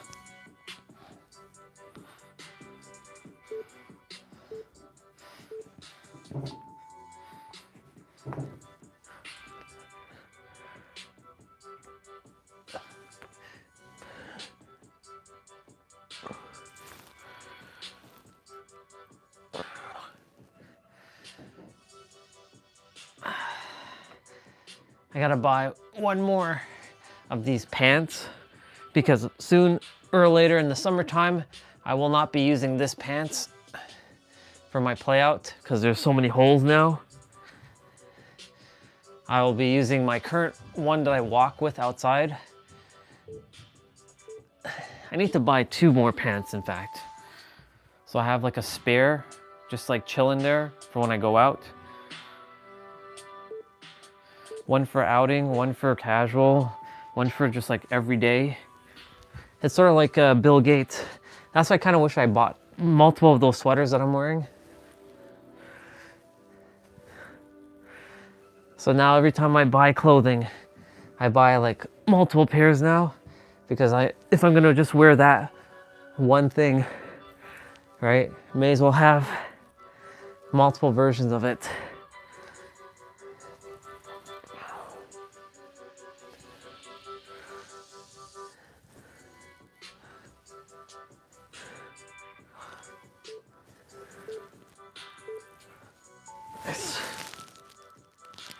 L-sit cross toe touch. Right hand to left toe, left hand to right toe.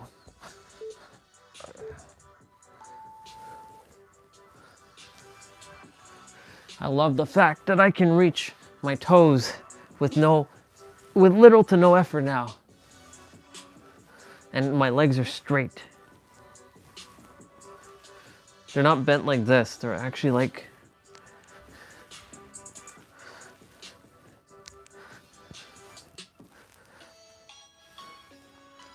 Ooh, classic track here.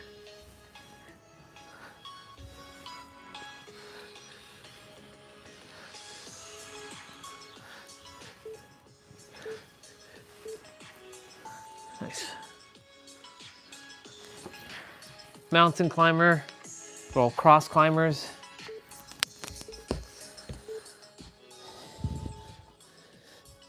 Remember to suck in your gut here. So you're bringing your knee to your opposite elbow. So right knee to left elbow and left knee to right elbow.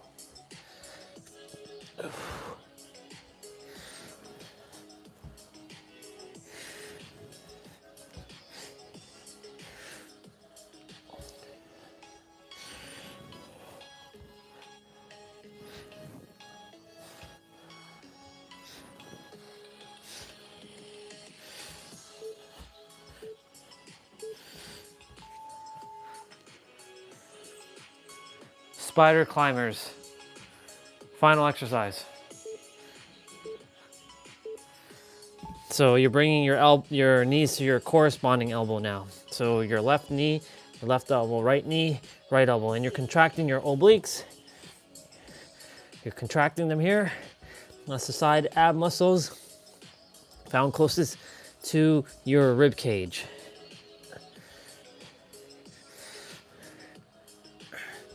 Even though your rib cages are here, it's the closest one to your rib cage.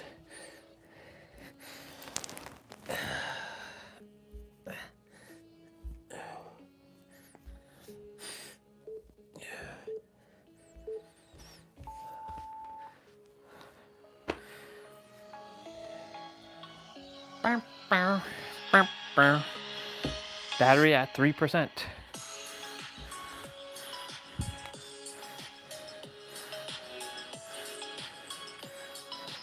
Yeah, we got power.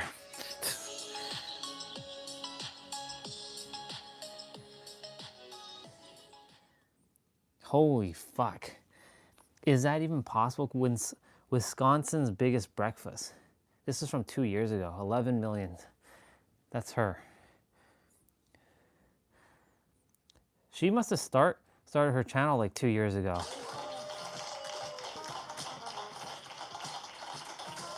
That's crazy. My goodness. What am I getting myself into? Wow. Look at all the sausage and eggs. Kilo Crew, and welcome to today's video. Today That's... I am super nervous and super excited here at the kitchen in Sussex, Wisconsin, where I'm about to be a guinea Can you pig own? for this Can you beat the Final massive Fantasy? breakfast Can you challenge. beat Final As you Fantasy can X see in with front of only me, Blitzball? I have beaten Final Fantasy X in so many different ways now, it's unreal. But one thing has always amused me. The little boy who wants to be a Blitzball.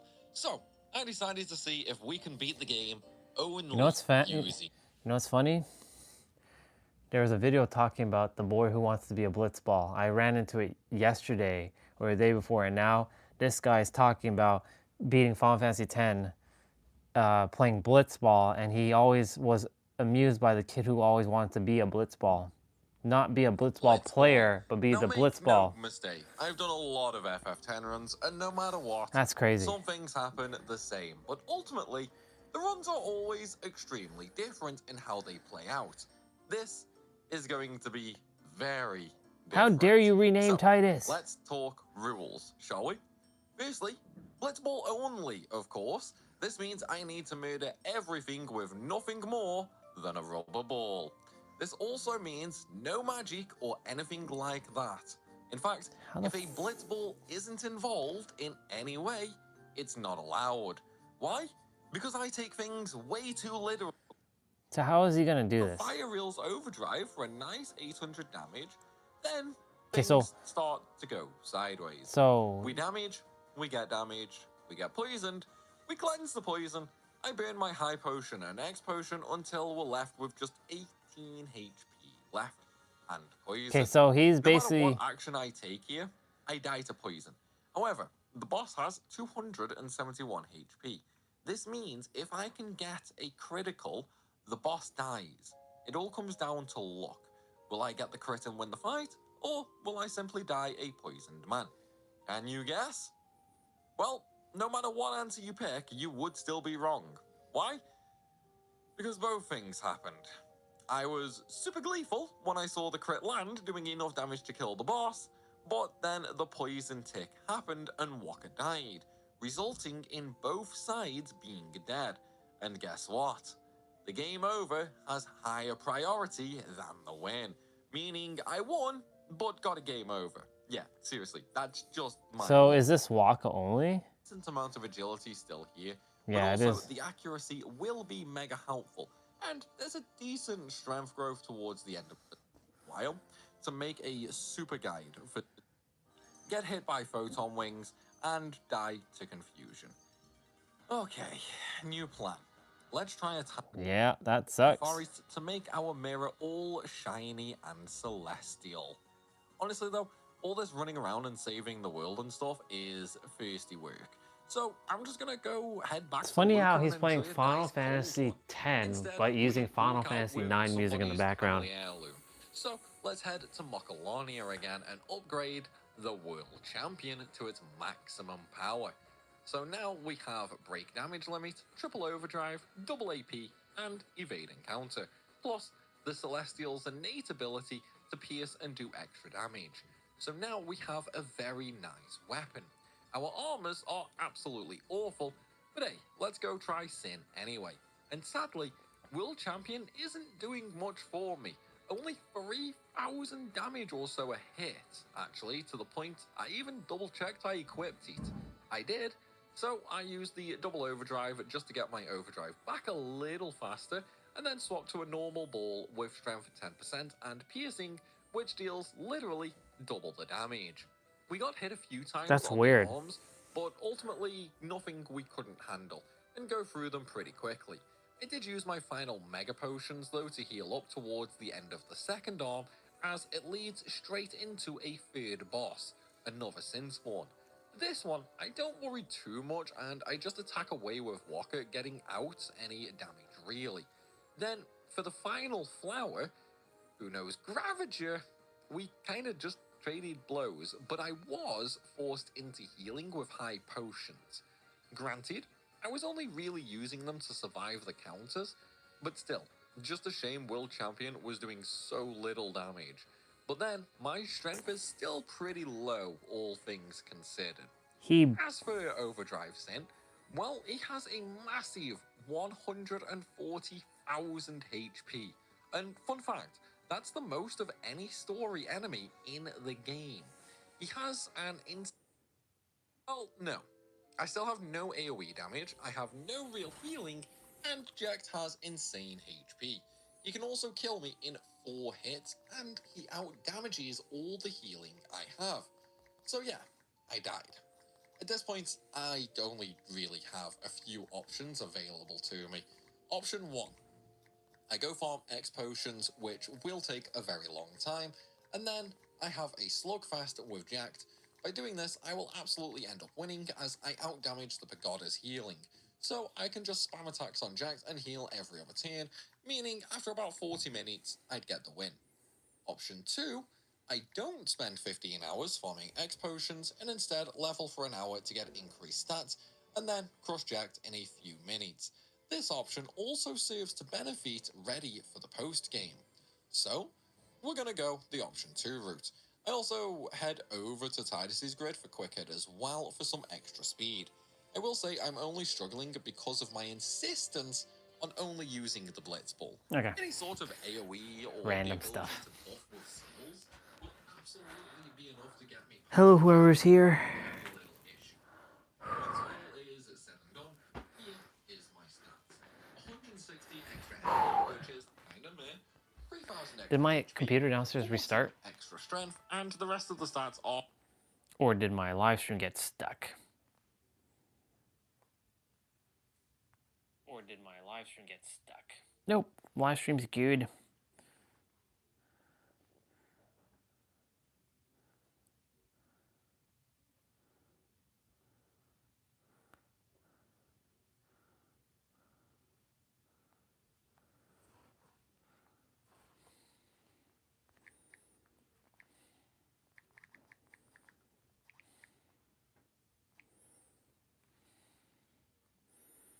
Let me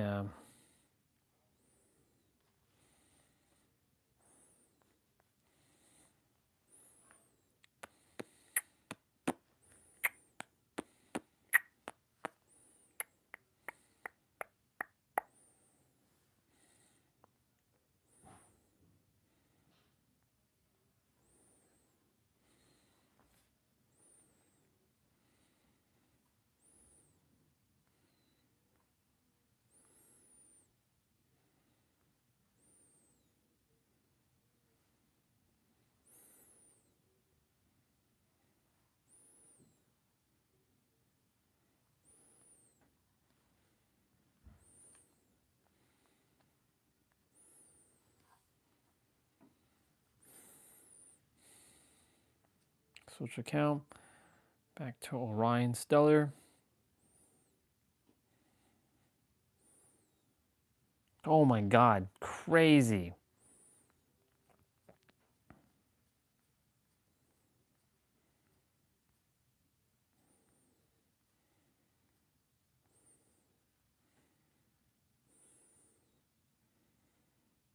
Finish this pizza burger in less than 10 minutes and win $100. Holy moly.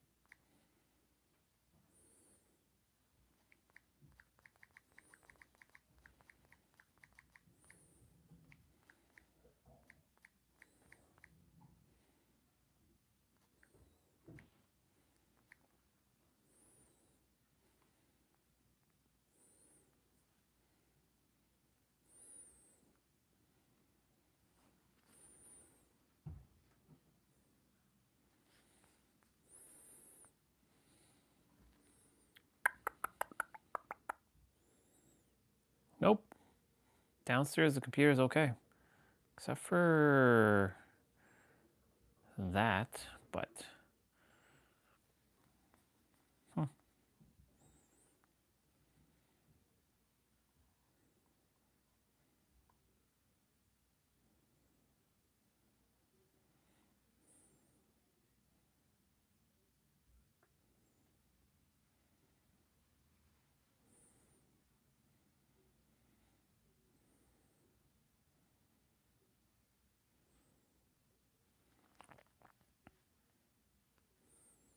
Let me see what she did send me quickly. Try not naming something for 10 seconds. The brain goes into a panic. It begs for a label. It demands some kind of a category. And that's a system with survival instincts. And anything that comes before your perception is in control of your perception. Maybe you're probably realizing that this isn't just a theory, that this is something that you can actually feel. But there is a catch here. Waking up to this is just the beginning. We still have to break the spell. And for the last 2 years, I've been building that book designed to do exactly that. And the book is called Tongue. It's definitely not a normal book at all. It's not written the way that a book is supposed to be written. It breaks every single rule, and it doesn't teach you about language. It bypasses language for you. And it's maybe the most bizarre thing that you're ever going to see printed on paper. Every line, I love it. every page was engineered to pull your experience back in front of the words where Yep. it's supposed to be. Before the words. I love what he said there. Try not. Basically, yes, what he said is spot on. Is basically taking you beyond your word, pulling you away from the word from the beginning before the word existed. We're going to get to a point where humans will no longer probably ever use language. We get to a point where, like, people will smile and they'll giggle and they'll laugh, but they won't say a word. They'll smirk.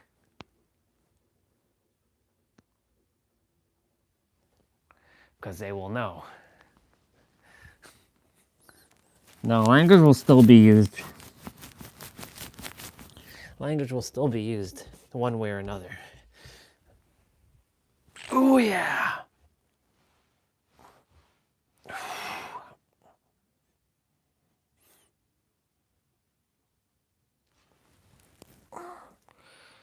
All right. So I've done, it's 4:12. I'm done my main quest, side quest. Now it's just mobility and 55s. So what I'm gonna quickly do, I'm gonna grab a physical snack, yam on that, and then we will continue. I'm gonna fuel up. So I'm gonna fuel up on some physical snack, and then we're gonna do mental snacks. I'm gonna have movement snacks actually. Mental snack and movement snack. So uno momento. Uno momento. I'll be back.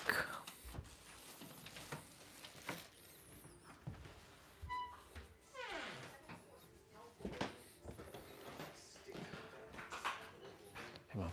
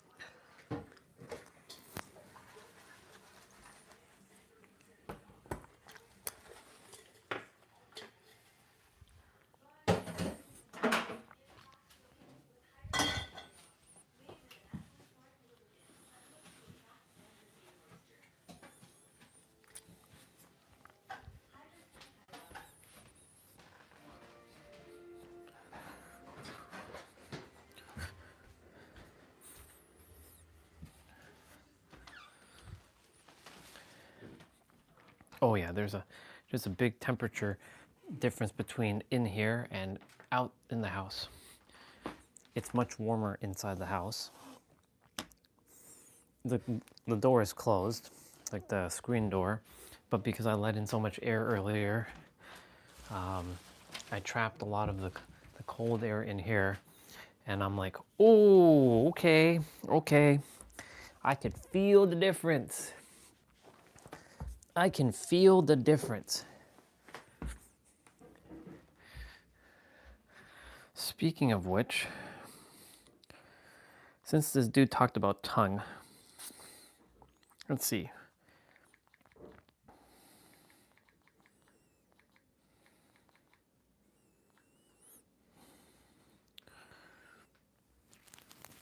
Every language has a dark secret. Let's listen to it. There is a kind of parasite in your mind right now. It's stopping you from seeing reality. And I want to tell you that I'm not using that word poetically. I mean the biological definition of a parasite. And a parasite has 4 basic traits. It needs a host. It consumes the resources of the host. It alters the host's behavior to promote its own survival. And 4, it replicates through the host into a new host.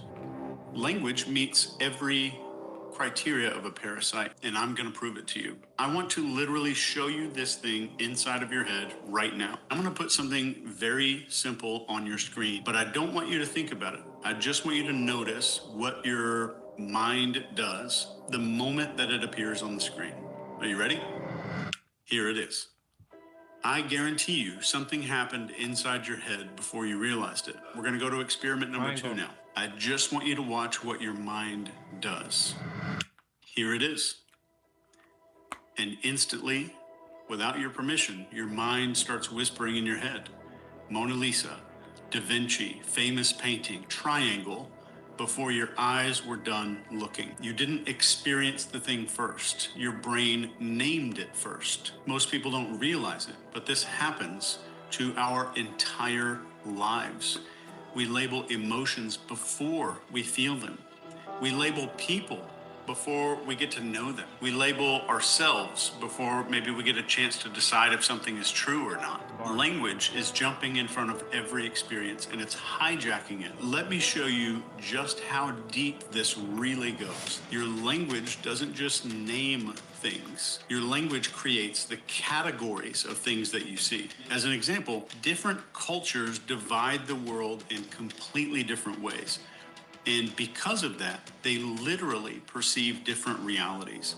If your language has no word for a certain color, your brain becomes way slower or even completely unable to see that color. The category shapes the perception. So your language isn't really describing your world, it's deciding what your world contains. We do not think with logic. We think with metaphors that we did not choose ourselves. Just think of like the metaphors that we live by. There's thousands that are programmed into our psyche. Time is money. Love is a journey. The mind is a container. None of these things are facts.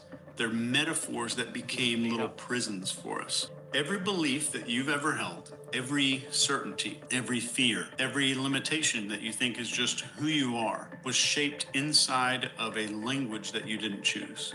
You didn't pick the categories, the metaphors to understand yourself. You didn't pick the metaphors you used to know who you are as a person. You inherited these things. If you grew up and you heard words like lazy or not enough or problematic or dramatic, quiet, difficult, shy, gifted maybe, smart, maybe broken, they didn't describe you, they became you. And the moment that someone labeled you, your mind built a world around that label, and the world became a huge cage. So language doesn't reflect your identity.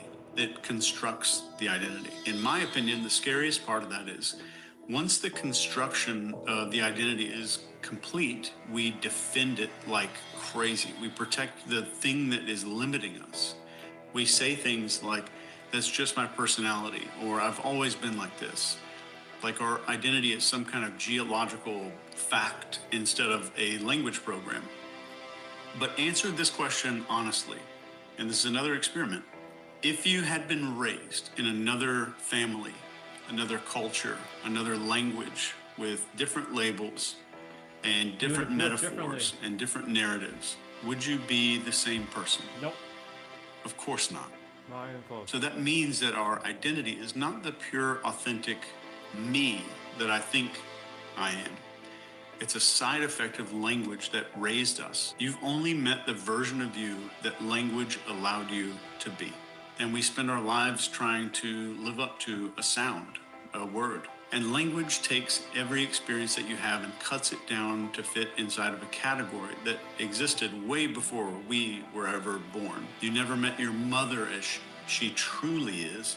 You met the word mother. You met mom. You started defining it as mom as fast as you can. In fact, that's the oldest known word ever discovered as a fun fact. How many arguments have you had with people that were never about the situation? They were about the words that you and someone else used to describe the situation? How many moments of connection were maybe ruined because people use the same word that had different meaning? And if you think about your emotions, a lot of people don't feel sad. They feel the word sadness and everything that the culture taught us to attach to the word sadness. And if you think that you're bored with your life, or maybe you're bored in life right now, I promise that you're not.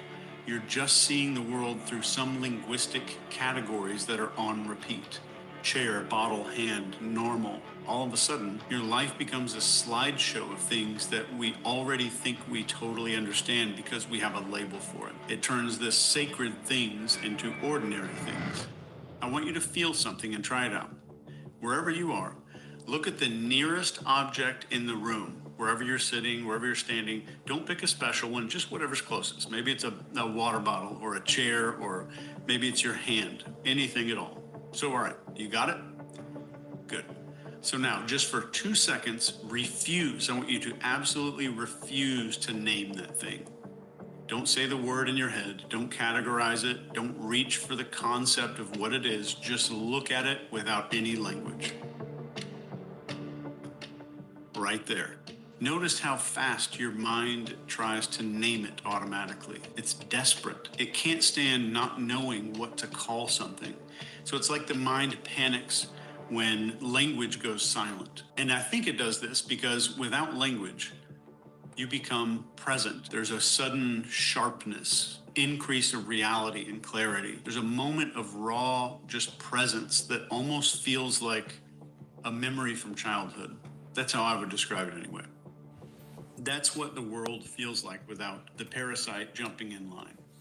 The parasite can still be there, but you're just putting it in its actual place where it's meant to be, behind the experience. I want you to think of the most real moment in your entire life. The moment that punched through everything, like the birth of a child, maybe a breakup, maybe a death. Maybe it was a moment of terror, or maybe it was the kind of just incredible awe that just shuts down your breathing. In that moment, there weren't any words. None. Language arrived after that experience, and then it tried to shrink that thing into a sentence because language couldn't hold the size of what happened. That is your proof. Every moment that you felt truly alive in your life was so much bigger than the language that you used to describe it. And if language was just a tool, then we could put it down.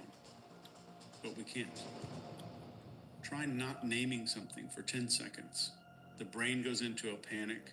It begs for a label. It demands some kind of a category. And that's a system with survival instincts. And anything that comes before your perception is in control of your perception. Maybe you're probably realizing that this isn't just a theory, that this is something that you can actually feel. But there is a catch here. Waking up to this is just the beginning. We still have to break the spell. And for the last 2 years, I've been building that book designed to do exactly that. And the book is called Tongue. It's definitely not a normal book at all. It's not written the way that a book is supposed to be written. It breaks every single rule, and it doesn't teach you about language. It bypasses language for you.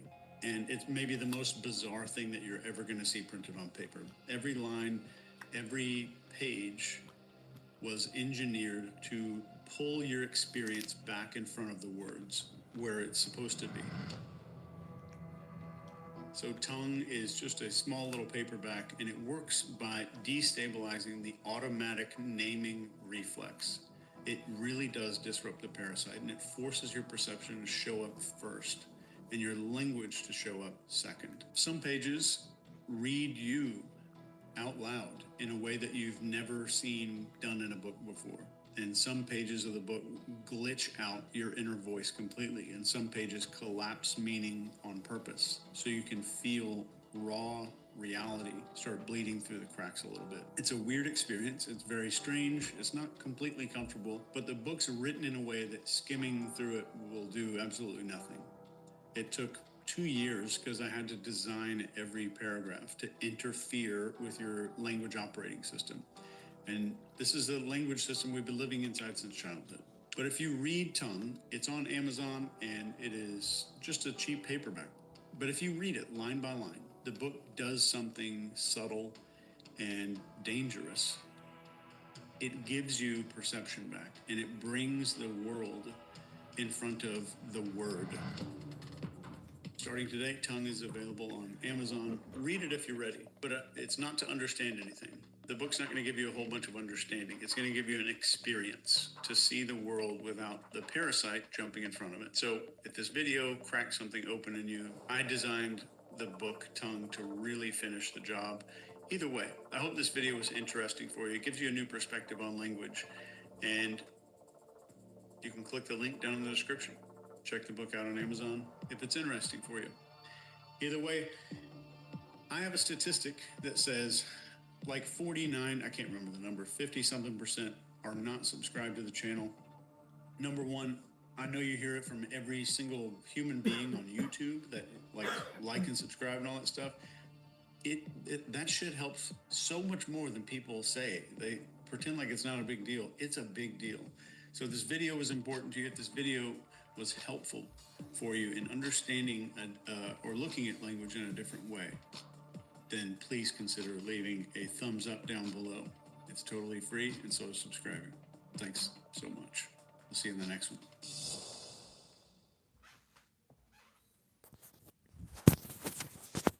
I love it. Yep, see, life's a video game. That's his next video. I mean, I figured it out. I figured the very thing that he's talking about is the very thing that we have been exploring in the last, month or so?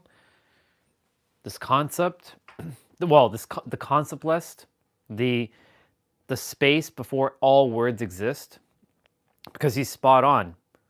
I'm going to get, when I start talking, you know what happens? we start to delay the movement, but it's okay. This is mental. This was the mental snack now. We gave the body a physical snack. Now we're giving the mind a mental snack, and then we're going to give the body some movement snack, like the physical body. Like, yes, the stomach wanted something.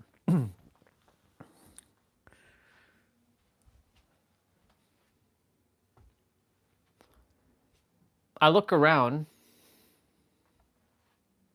and I'm attempting not to label anything. And he's right. The moment you look at something, your brain wants to label it immediately. Because it wants, and this is what I've been saying, it wants to understand. It's always looking for the next, because it forces the mind to be present, and the mind does not like to be present. It always likes to do this thing. Now, of course, this is a limiting belief. You can say that the mind loves to be present, but the mind is designed for linear thinking, past and future. It's always scanning the environment to see if there's a threat or if it's like safe, right? The moment you walk outside, you're going to start to label something, right? The sensations of what you're feeling, like, ooh, it's kind of cold, or my fingers are starting to numb up, or in the summertime, ooh, it's very hot, right? Imagine those words didn't exist, right? I've given you all this exercise before. Imagine you came to Earth. I'm going to change the game a little bit. Imagine you come to Earth, no words. You don't even know how to fucking speak. You know how to, you know how to move your mouth, and you know how to make a sound out of your mouth, but you don't know what you're doing.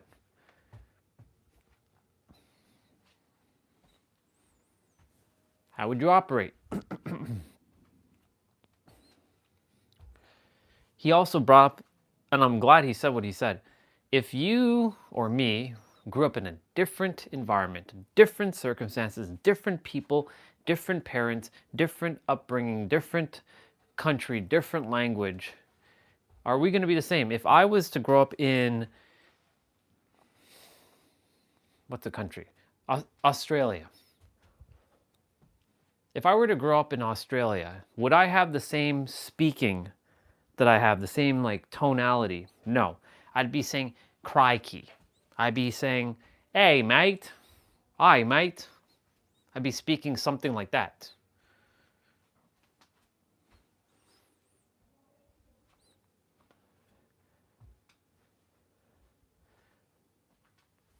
Different parents. Maybe I'm white. Maybe I'm black. Maybe I'm Chinese.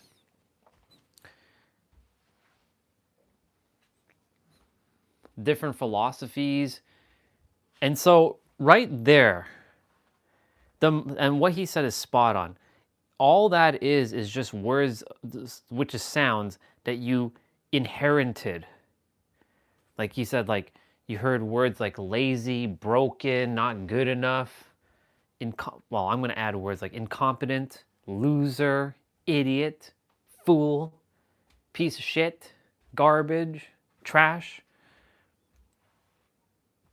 anti-man. That's a pretty nasty word to say. An anti-man, that's how the Caribbeans disrespect a guy. You're an anti-man.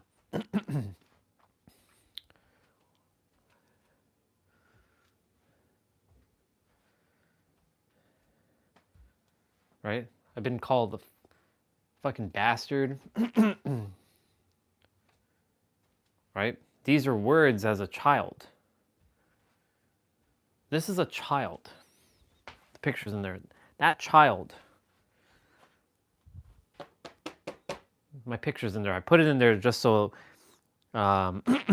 it's with the crystals. That child picked up a bunch of words who didn't experience the reality of what mom is or what dad is, because they themselves also did not pick up the right, like they didn't understand the power of words, and their parents didn't understand the power of words, and their parents didn't understand the power of words. And of course, that's not even this bloodline. That's every bloodline in the history of humanity, except for the ones who start to be aware of the power of their words. Chase would be one. Trina would be another. Right? Because everybody's still using language. And everybody's using these words. And that's what I've been attempting to get at from the beginning of these live streams, from the moment I started live streaming. I've been attempting to just share with all of you truly what words are really doing for us and against us.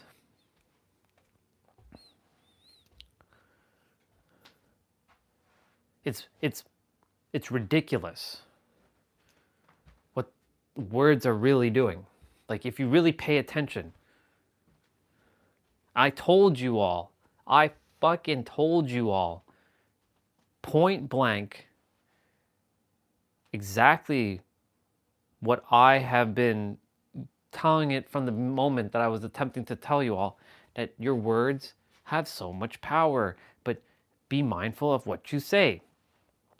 Now you all are seeing these things in real time as I've evolved, or I have gained my awareness to what was already here.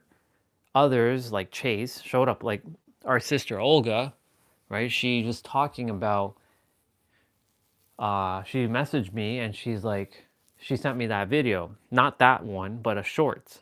And then that short is actually from that video. So then I decided to look up Chase again, because I met Chase 3 years ago, but I didn't resonate with him. And 3 years ago, he was not even in the process of writing that book that he just talked about, Tongue. I just downloaded the book. Olga wanted to see if the book was available. She's like, it's pretty new. I don't think it's out like for the download. I already found it. I already sent her a copy of it. It's the same thing with Dr. Joe Dispenza. Like back when I first saw Dr. Joe back in 2019 on Tom Bilyeu's podcast, he's talking about energy and all these things. I'm like, the fuck is this guy talking about? Like, this makes no sense. It's because I wasn't in resonance with Dr. Joe, but it took 3 years later for me to be in resonance with Dr. Joe in 2023.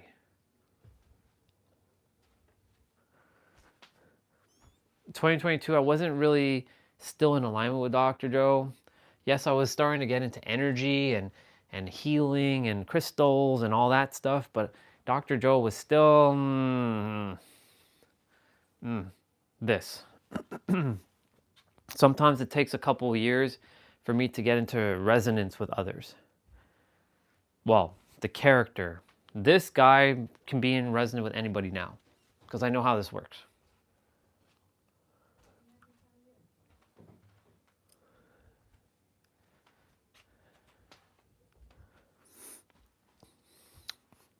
I got to get some movement snack now.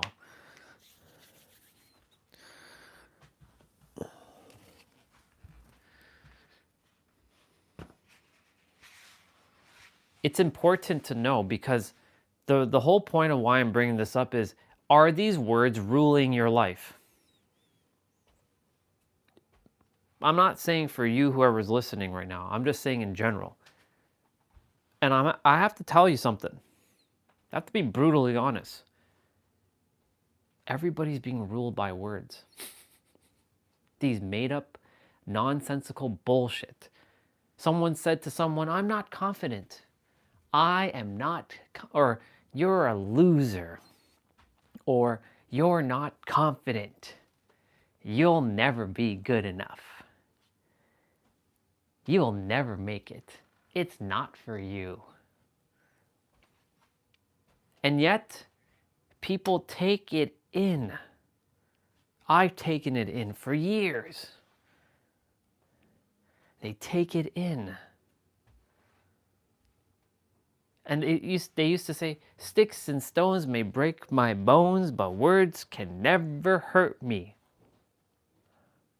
Well, there's two sides to that. Yes, words can never hurt you if you know that words are all made up.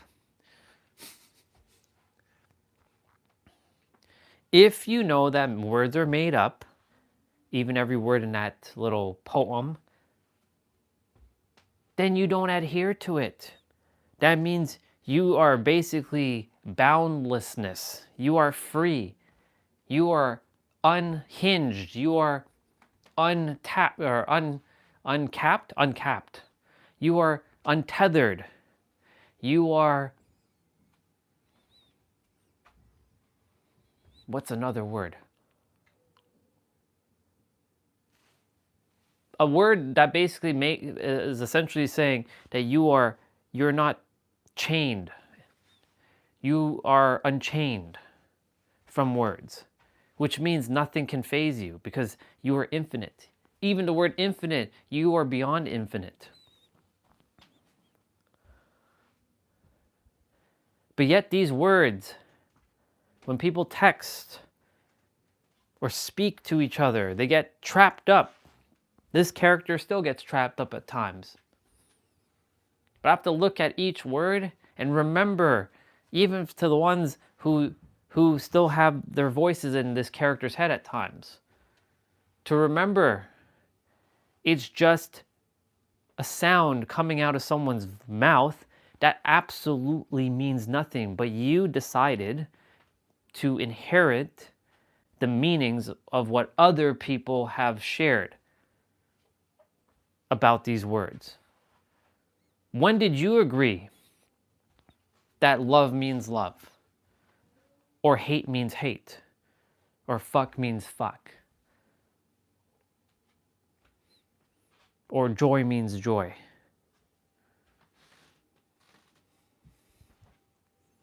When did you decide? We all decided when we were kids. But you have the power right now to break every fucking word right now. Even the word decide. Now, of course, I'm not saying to never use words. We use words as tools, and it's okay to use words, but to not adhere to the meanings of certain words. Like, for example, I'm not good enough. I'm not good enough. That string, don't even adhere to it. That's just a bunch of sounds coming out of somebody's mouth. Or it might be coming out of your mouth because your mind has convinced you that you're not good enough. But where did you pick that up from? From your experience. It's a felt experience. It's a sensory experience. So what you can do is go back to that experience and feel it viscerally and rewrite it in a positive sense.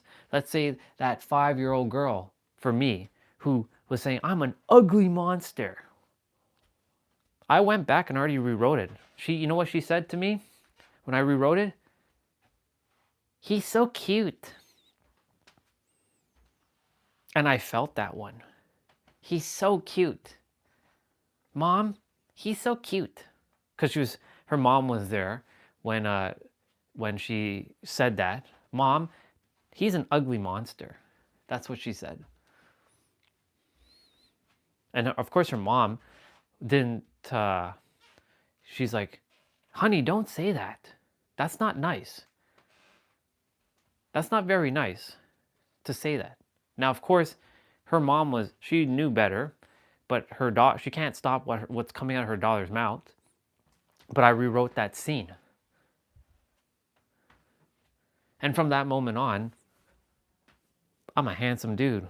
Whether people think I am or not, I really don't care. You know? It's 4:43, almost 4:44. I'll start at 4:44. So go back to your scenes when someone said something to you and you felt something. Remember, every word was just a sound coming out of somebody's mouth that means nothing. It means nothing. That's the point of what I am attempting to help people to realize. That's why I must, at all cost, I don't care what I got to do, I have to hit the masses. I have to. Just like Chase is doing, but I have to do it slightly different from a more esoteric standpoint, a more mystical or metaphysic standpoint. And you bet your ass that I am. Because I will no longer agree to certain words. I'm not good enough. I'm not supposed to make it. This mind is still telling this character that he'll never be visible. You see, no matter whatever effort you do, it doesn't work. Even saying those words to the character, stop. Those are just a bunch of sounds that means nothing. Take that string and toss it. Success is for you. Success is not for you. Take that string and toss it. Is not for you. Take that string of words and toss it. It doesn't exist. It's just a bunch of sounds. If you can give emotional intensity to it's not for you, then why can't you take that same energy and it is for you and apply it to that? Because you think it's hard, because the mind has convinced you and finessed you into thinking it's hard for you to switch. But it really is just that simple to actually switch. But the mind's going to tell you it's hard because you still identify with your mind. But really, you're not your mind. You are a separate being with your character and the mind. And when you can tap into that, you can literally smash every damn thing in an instant. Nothing it gets in your way. Confidence, already have it. Don't need to do anything. Healed, you're done healing. Your traumas, gone too. Because you can simply take that energy that you've told your mind, or the mind has convinced you so it can continue to believe that you're still, a victim of this circumstance, and take that energy and apply that you're the victor, not the victim.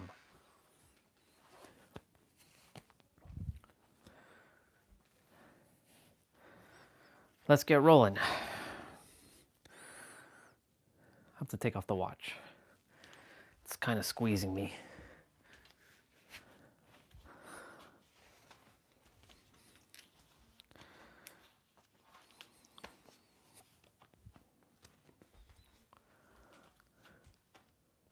I'm telling you right now, whoever's here,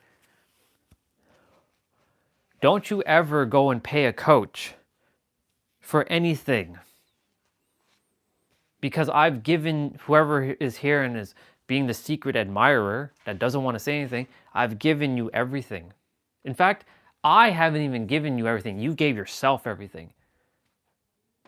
So please make sure that you're not going out and reading books because you have to, or having to do all this healing because something's wrong with you, because nothing's ever been wrong with you. You're perfect. You're complete. You have been born with everything right now. Right now. It's not some future now, it's right now. Like right this moment, as I say the words, right this moment, right now. You have everything. I'm telling this to the character too, because I'm looking in the camera and telling the character the same thing. And I'm going to make sure to go back and watch this and tell the character, listen up, character, that you have everything. You have everything, and I have intensity. Because sometimes you have to, got to give a little bit of a,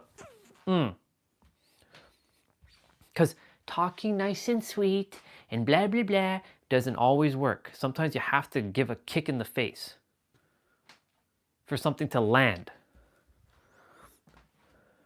Of course, I know the time and place. So whoever's here listening, I trust that you're taking this seriously. But at the same time, please make sure you know that life is all about being in joy. Because if you, whoever's listening, if you are like, yeah, and then you go and listen, and maybe it might land, maybe the things I'm saying might not land. Maybe you have to go listen to someone else, and that's fine. Go listen to, maybe it's Chase, maybe it's someone else. Go listen to them. Maybe it's going to be 10 years from now, and you'll hear the same damn thing I just said. But it'll land a little bit differently. Maybe it might click. You're like, oh, wow. And you'll have deja vu maybe. It's like, I remember that Orion guy telling me something 10 years ago about this. Even though time is an illusion, because when you're supposed to know, you will know. Not a moment sooner. I didn't come here to wake anybody up. I didn't come here to wake anybody up. I came here to mirror back the awareness that you already are awakened, and that awaken is an illusion. It's just another word, and even awareness is another word, and consciousness is another word. They're all made up, but you are everything right in this moment right now. No tactics, no tools, no teachers, no techniques. Nothing. Right now. Not tomorrow now, not 10 minutes from now. Right now, this moment, decide. Decide. Either decide right now or decide when you feel ready to decide. But you decide right now. I don't care if you say anything in the chat, whoever's here. But you decide. You decide right now. It's right now. It's not tomorrow. It's right now. There is no more teaching. There is no more techniques and tools and tactics. Even I was doing that a year ago. It's not necessary. It's right now. That's, if I could, I would just fucking telepathy this entire live stream going forward. But we still have to use words. Otherwise, I'd just be sitting there looking at you and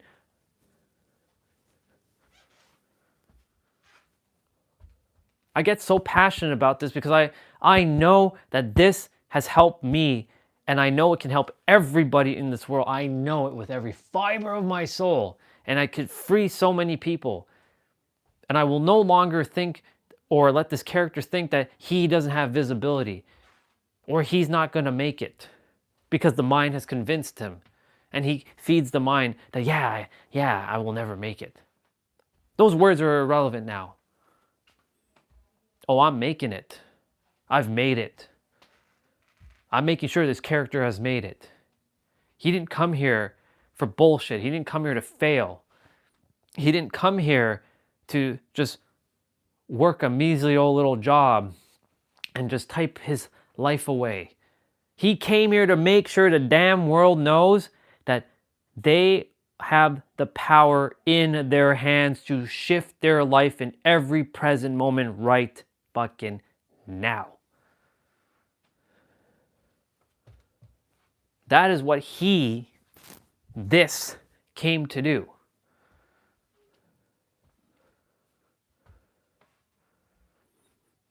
I have to remind this character to stay in this energy, because this energy is what we call conviction. And not to, but I'm never gonna make it. You're fucking made it right now. You understand, character? It's done. You're perfect, you're complete, you have it all right now, just like everybody else does right now. No one's missing anything. Everybody has everything. They just forgot everything. And what they're doing is going to remember everything, and then they're going to realize it, and then that's the end. It is over. Then we can get back off of this thing called social media and start living the human life again, where people actually are talking with people. I so want to break social media. I want to destroy it. But Orion, if you destroy social media, then how do we connect with each other? There are other ways.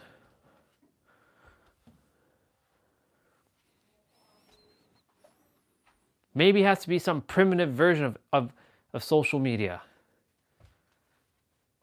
Or maybe it's only video-based, where we're all just talking to each other via video.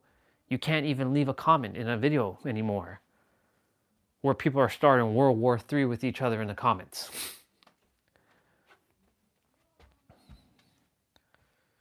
So many do this and this. They're little keyboard warriors.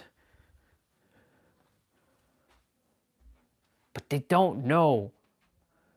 Well, their mind has convinced them that they think they know, but they really don't know from the mind, because the mind doesn't know, but their soul knows. But their soul is attempting to tell them to stop, but they're not stopping because the mind has finessed them into keep going.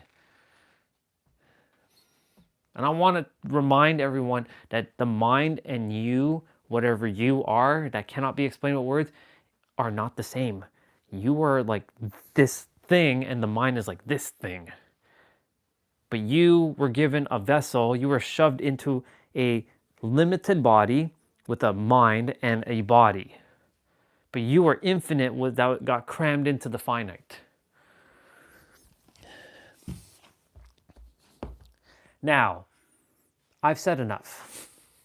So I want to see this reality as a video game version of Chase. Not that I require to watch another video, but just for the sake, I want to see what he has to say, because this is my topic, video game. Enjoy. Life might not be a video game, but it certainly feels like it. So here is the tutorial and a review. I've been playing Earth video game since I spawned onto the map in 1981. I'm not one of the most experienced players, but I wanted to make a review or a tutorial here for you. I'm also going to share a few tricks on how you can hack the game. Closer to the end of the video, I'm going to share with you how to truly beat the game and get on the leaderboard. So basically, when you start the game Earth, you're dropped straight into the tutorial phase, and the developers call this childhood. And you learn the basics, how to interact, survive, and get by. But the thing is, this tutorial barely scratches the surface of what you'll need to know to play Earth really well and level up your character. In most games, when you choose a character, you get to break down all their strengths and weaknesses so you can plan accordingly. But in Earth, that is not how it works. The deep traits, the strengths, strengths and the flaws of your character are kept hidden from you on purpose. You don't get any guide telling you what you're naturally good at or where you might struggle. And the developers designed it this way. You have to dig, you have to work, you've got to explore and understand who your character really is. And most players who play Earth spend their entire lives without ever fully knowing their character's true potential. And they get stuck playing Earth on the surface level, and they miss out on the depth that could change the way they experience the entire game.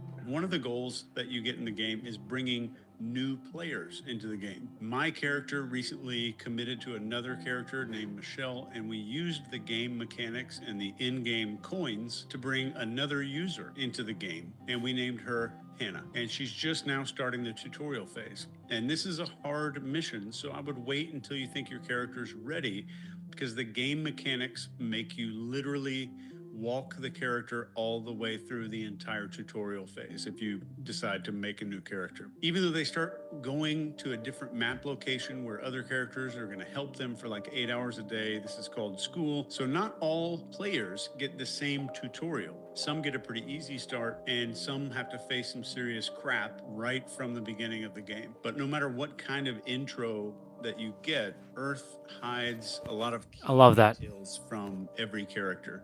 And you might think you've got your strengths and weaknesses nailed down, but the truth is there's always more to uncover. There's abilities and traits that come to light through missions and unlocking new levels of Earth. So the true goal is to know your character really deeply. So the biggest mistake that players on Earth make is assuming that they know their character just because they've been playing it for a while. But if you really want to thrive, you've got to go deeper. Most people never reach this level of insight.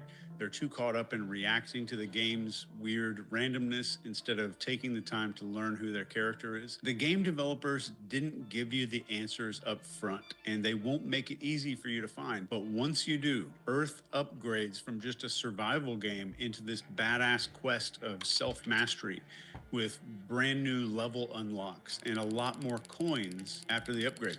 And then we have glitches. Here's one of the biggest things that nobody tells you when you start playing Earth. Your character is probably running way too many programs at one time. If you imagine having 50 tabs open on your browser all the time. So the game developers turned off the open programs alert by default. So most players don't even realize that it's happening. And these programs keep running in the background. They cause your character to lag, and I love the way he's explaining this. This is exactly what I've been explaining about video games.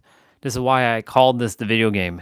I love his version of it. It's pretty cool. I'm enjoying it. Keep going, Chase. I thought it was gonna be boring, but I'm actually enjoying this. reduce our critical abilities, our focus, and our overall performance just goes way down. In Earth, these background programs could be anything from unresolved tasks, emotional baggage that your character tries to hold on to, distractions, or habits that just don't level up your character at all. And then we get into entropy.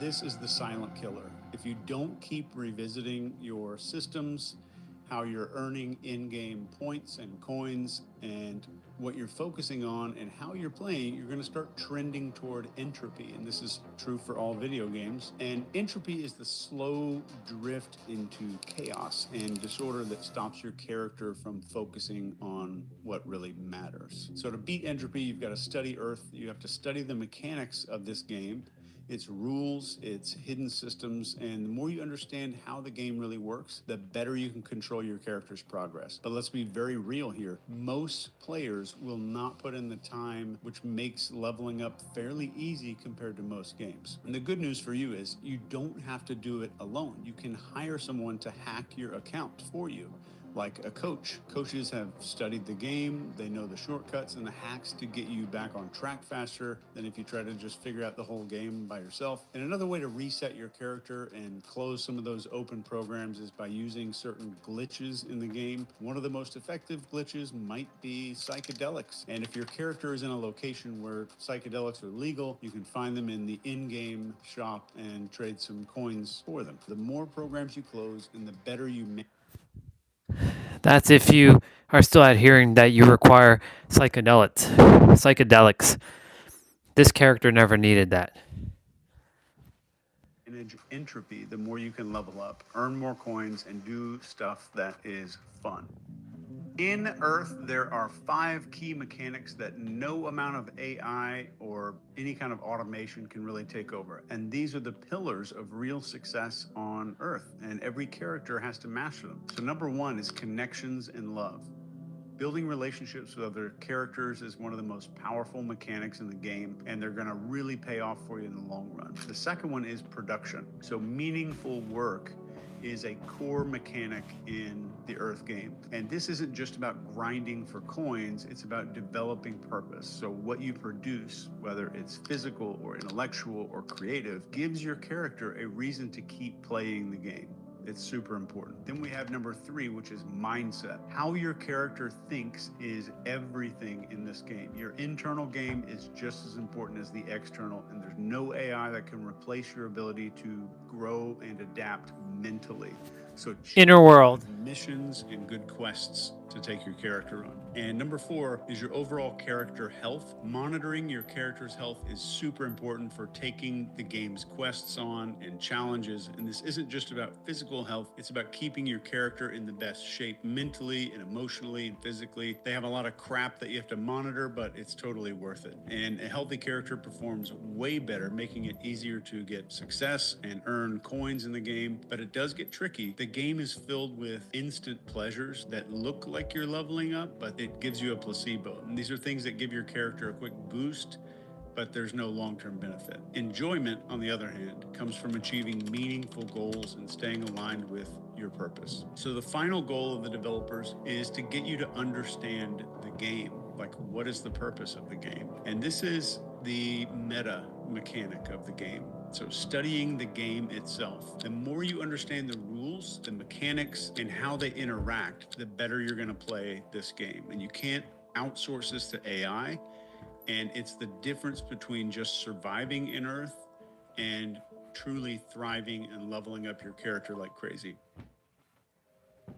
In Earth, the real secret to enjoying the gameplay is designing your own quests. And of course, the developers have pre-built missions and quests that you can go on, and they're almost limitless challenges that keep you busy. But if you want to play like a pro, you need to take full control. The players that are famous for getting the most points in this game don't actually wait for the game to give them tasks. They make their own, and they shape how their character's story unfolds themselves. So Stephen Kotler, who's one of the characters in the game map right now, he wrote a tutorial called The Art of Impossible. He lays out a framework that's perfect for creating your own quests here on Earth. And you can think of these like custom missions that you get to choose rather than letting the game pick for you. So number 1 is curiosity. In Earth, it drives your character toward exploration and new levels. And the more you follow curiosity, the more unique and exciting your quests are going to get. If you ignore it, you're going to get stuck in a lot of predictable crap. The second is passion.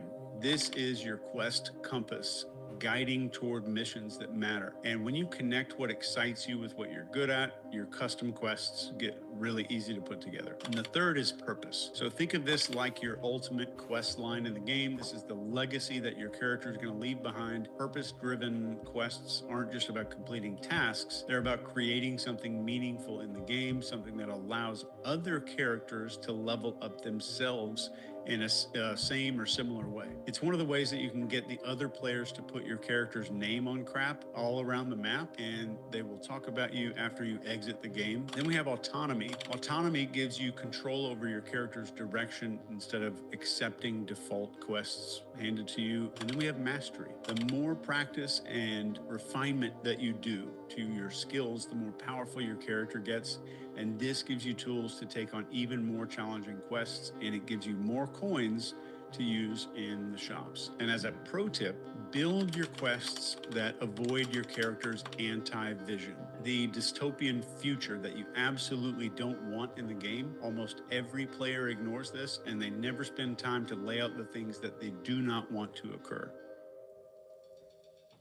Once your quests get mapped out, it's time to build your mission goals. And you can think of them as checkpoints along your journey. These goals become the specific tasks that your character is going to tackle and level up, and they'll keep you focused on what matters and keep out of distraction mode. But then when it comes to distraction mode, there's something called the NPC trap. The developers added a trick to convert real players into NPCs, which is non-playable characters. If you're not familiar with NPCs, they're basically the characters in video games that don't have any real control over their actions. They just kind of repeat these routines over and over without any purpose or growth, like a shopkeeper or something like that. In Earth, this trap is very real, and it's right in front of us. Every time that your character gets sucked into social media, spends hours doom scrolling, politics, and basically you let the character get consumed by whatever media is making them pay attention to, you're walking right into NPC territory. One of the other ways they do this is by convincing you to keep learning and gathering information by taking game tutorials and never using that information on quests. Lots of game tutorials out there. Most people don't use them. They get addicted to the game tutorials. The developers don't want every player reaching the higher levels of development. So they flood the entire game with these distractions, and they make sure a lot of characters never get past a certain point. It's pretty brilliant. They seduce people with the easy stuff, and before they know it, they've become an NPC, just following trends and distractions that are out there. So all characters are prone to this, so be careful if you decide to try out Earth. Here's the way to hack that. The more you force your character to focus on what really matters, your decade, your year, your monthly goals, the less likely you are to fall into this trap. So keep your eyes on the long term. You level up your character a lot faster, and you get to complete missions and quests instead of wasting your character in low energy loops. They use low energy because it conserves memory processing for the game. At this point, you start seeing how much of the game is designed to derail you and how many people around you are stuck in the loop. And the difference between a real player and an NPC is that the NPC reacts and the player chooses what they want to do. So most of them don't even realize that their character converted into an NPC because they've been programmed by the game to believe they're still playing, but they're stuck on autopilot. Some of the NPCs we need to harvest coins, but most of the distractions are there to get you to take on smaller missions and compare your character's stuff to other gear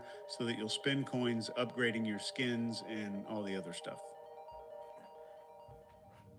Once you reach the end of the game, you get access to this character grading system that the game uses, and the game judges you only while you're exiting. Only when you're very close to exiting and leaving the game, you get judged on these 5 things. So here are the 5 secret things that the game is secretly rating you on to determine if you're going to go up on the leaderboard. First thing is decision perspective, and it's love versus fear. This is the ultimate test in the game. Without ever telling you, the developers designed life on Earth to evaluate how often you can make choices rooted in love, empathy, connection, and compassion versus all those that are driven by fear, like self-protection and judgment and isolation. The highest rated characters navigate the game from love a lot more often, even when fear seems like a really easy pass. All right, so secret grading system number 2 is your connection to others. Points are scored for collaboration, deep understanding, forgiveness, the ability to dissolve the illusion of separation. And the strongest players understand that they're not competing, but are in this together. That's the ultimate trick, because when people think of the word game, they think they're in a game. They think that there's a winner and a loser, but that's the ultimate trick, is just getting this in your head and living that in your life. Next is your adaptability. The game is going to throw endless plot twists at you. There's going to be loss and failure, unexpected change. Those people who can learn and grow from adversity score a lot higher. And players who cling too tightly to control and resist change are going to lose points like crazy and not even know it. Next, we have authenticity. There is a hidden bonus for playing your character in alignment with who you truly are, and it's not about playing by society's rules or trying to achieve external success. The developers reward characters who are true to their inner voice, their passions, their purpose, which most people don't figure out until they're about to exit the game completely. And the final secret rating that you're going to get when you're near the exit of the game is contribution.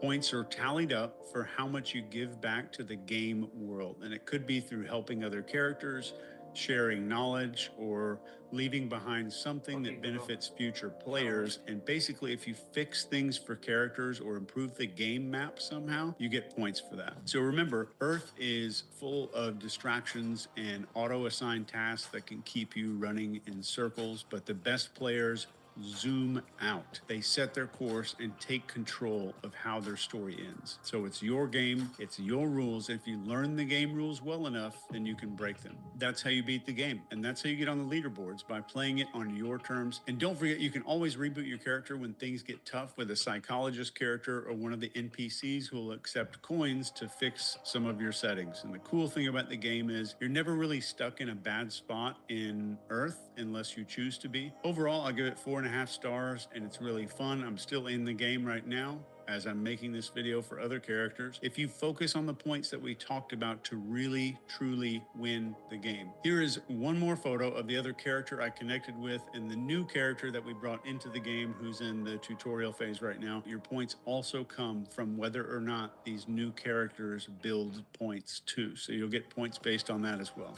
If you're also in the main map, let me know, and maybe our characters will meet up with each other. So, you made it to the end.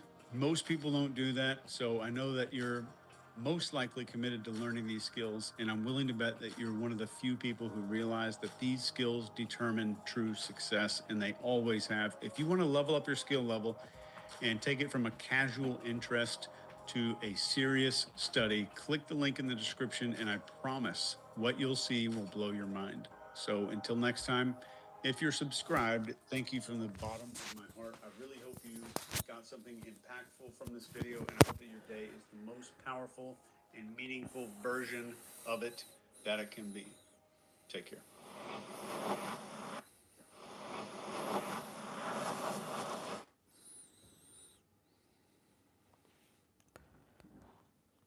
Good video. I really enjoyed that perspective.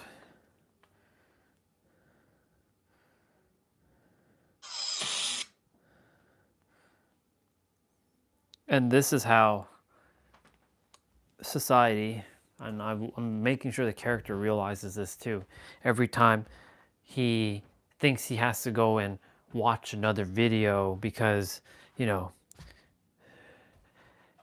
far from an NPC, and I don't want anybody to be an NPC. That's what I'm attempting to make sure that every person that I touch, this character touches other characters, that other characters realize that they are no NPC, that they are the game master, they are the creator of their game, they have the control over their game, and that they know that they have the ability to change their game like this. That is what this character came specifically to do.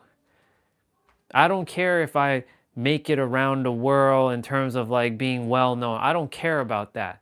All I care about is everybody remembering who they are and why they came and what's the purpose of their reality, and that they can make it whatever they choose to, and that everyone can have whatever it is that they desire. Yes, he said that some will still have to be NPCs so that we can farm coins, and unfortunately that will still be the case. But if I can help to bring a shift to the world, just like he is, that other character, and collaborating with other characters, this is where the team comes in. I'm not doing this alone. I desire my team, but my team, or our team, has to be in the same alignment. We cannot be like, you have your beliefs and you have this and blah, blah, blah, blah, blah. You have to be exactly where I am, where there are no beliefs. There is no concept. All words are all made up. Everything is just is. You accept others for who they are and as they are. That's how this team must operate. Because if someone's like, I believe in there's a guy in the sky judging me, it's not going to work. It's not going to work. So that's why I'm calling in my team, our team, the team that I'm supposed to be with, to do this thing so that we can help other people, other characters, level up their characters faster and enjoy their game. All right, I gotta do knees. Pistol squat. Oh, well, just as I say that, the microphone goes red.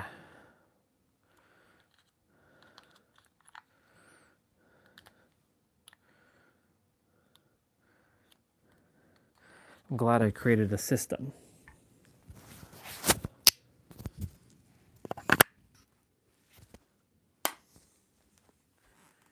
You know, once upon a time, on these live streams, I wasn't watching any YouTube videos besides, you know, my playouts. But because no one's really on and there's no communication right now, I'm like, well, what's the point of talking? There is still someone here, but that person, whoever you are, I don't care if you respond or not. I really don't care. If it's a girl or a guy, it could be Destiny, it could be Regina, it could be whoever it is, whoever you are. If you don't want to respond, that's no big deal. I don't really care at this point. As long as you know that you are the answer, that's all that matters.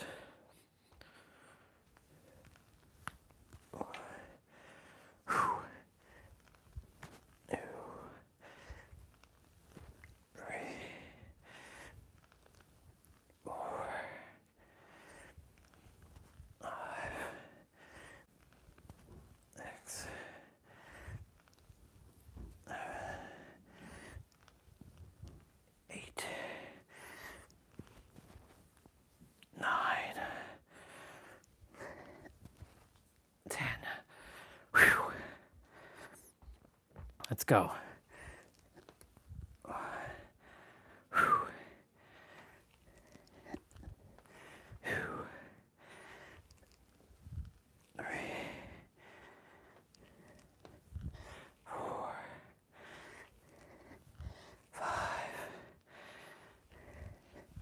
Six.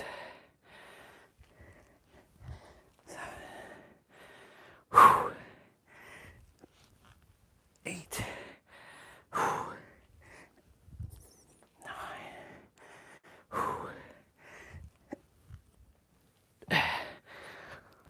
Whew. Oh yeah, let's go. 5:19. Still have a fair bit more to do.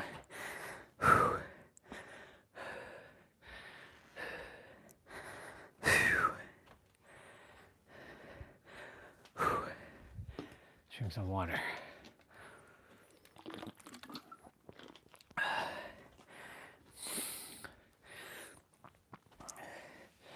I did like that video very, very much. It was really awesome. I think I'm going to download it because I love the game premise, how he explained it. He did quite a good job.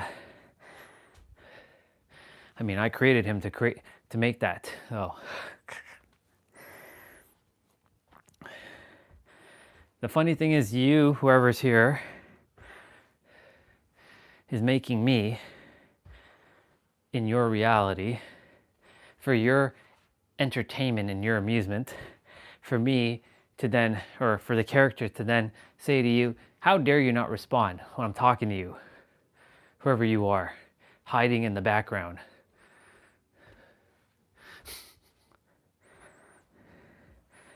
I'd be like, you coward, you coward. How dare you? If you're the same person where I hit my head, I'm gonna find you. The character's gonna find you. See? Character's gonna find you. That's how much power I have. I made my stuff fall without me touching it. Kidding. I don't care. Like I said, I don't care if you respond. As long as you know that you're the answer.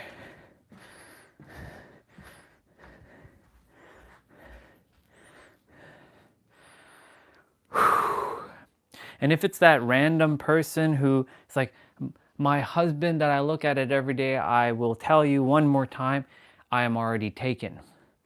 I don't belong to you. I belong to me. I've taken myself. So I hate to break it to any woman that wants to be with me, but I took me. So you all can't have me. So I'm so sorry.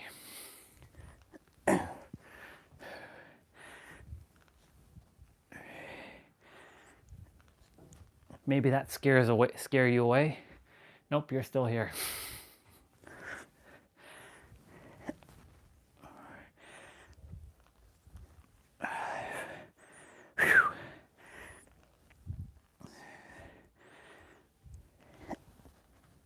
Oh yeah.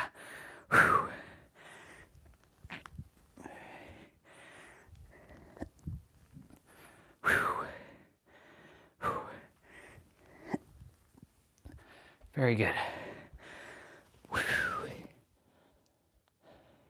I gotta get some air in here.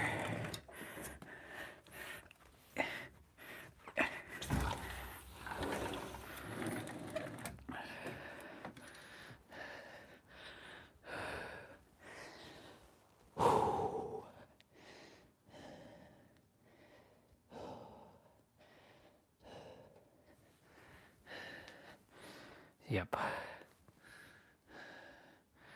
Focusing on goals, serving, helping people every day. It's my ultimate goal. Making the map better. The earth map, as he called it.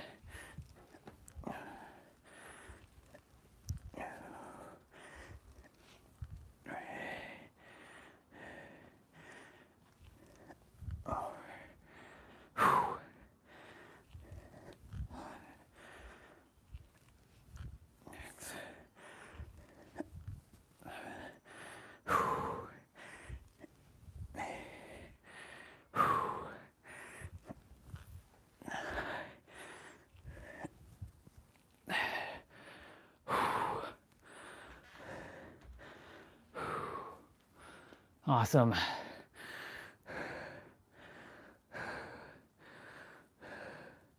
Okay, knees are done.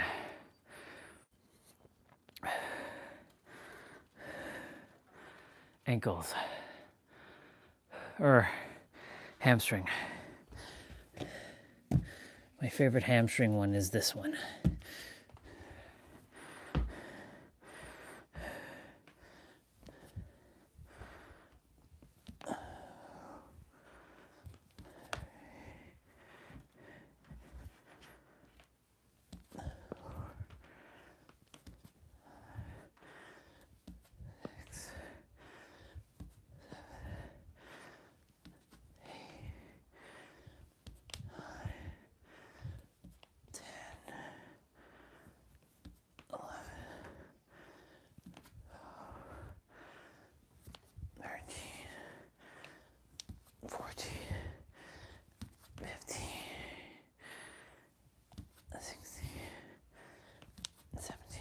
Ooh.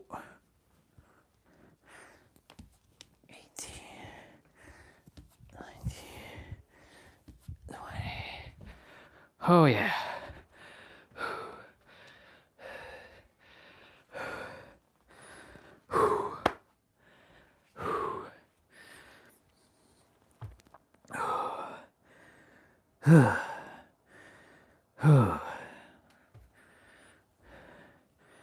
The character wants to turn on something.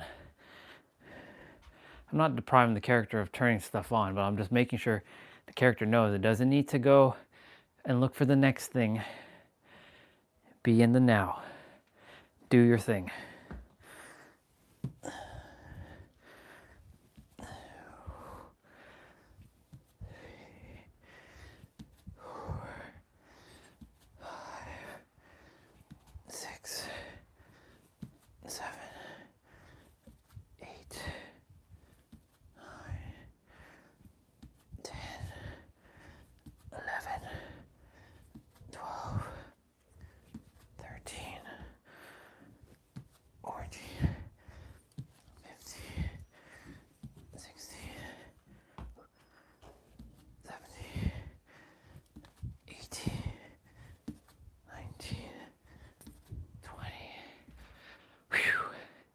Ankles are done. Or hamstrings are done. Ankles are next.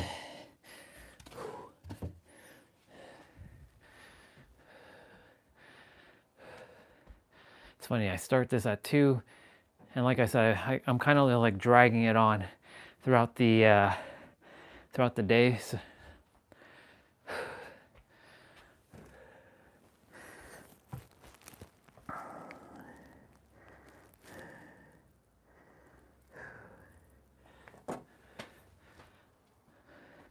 I feel like I'm going to probably read tongue, potentially. He's got me curious. I mean, I don't need to read anything because I'm lacking. But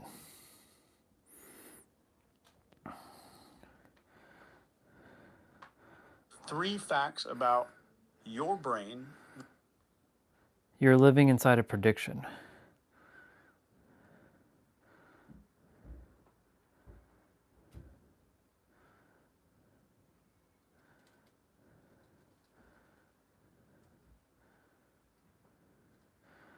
That are absolutely not Let's up watch for it. debate at all.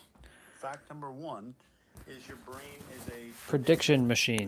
just about everything that you experience, your emotions, your reactions, all of your decisions, what you decide to do, they're all filtered through whatever your brain expects to happen next. So factor two, your sense of identity is not a truth. It's a forecast. Fact number three, that's undeniable, the brain does not experience time the way that clocks measure it. If you take those three facts, prediction, identity forecasting, and time distortion, explain why most people's lives stop changing after about the age of 25.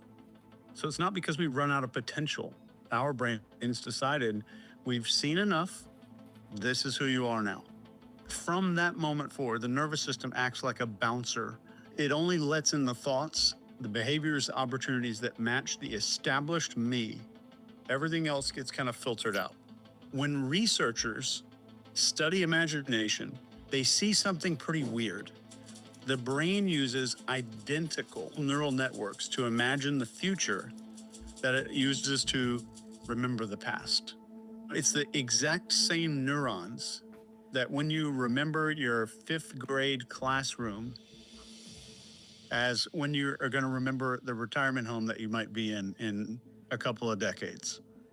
Neurologically speaking, your future is treated like a memory that you haven't lived yet. This is why expectation changes behavior. This is why super optimism improves everyone's outcomes.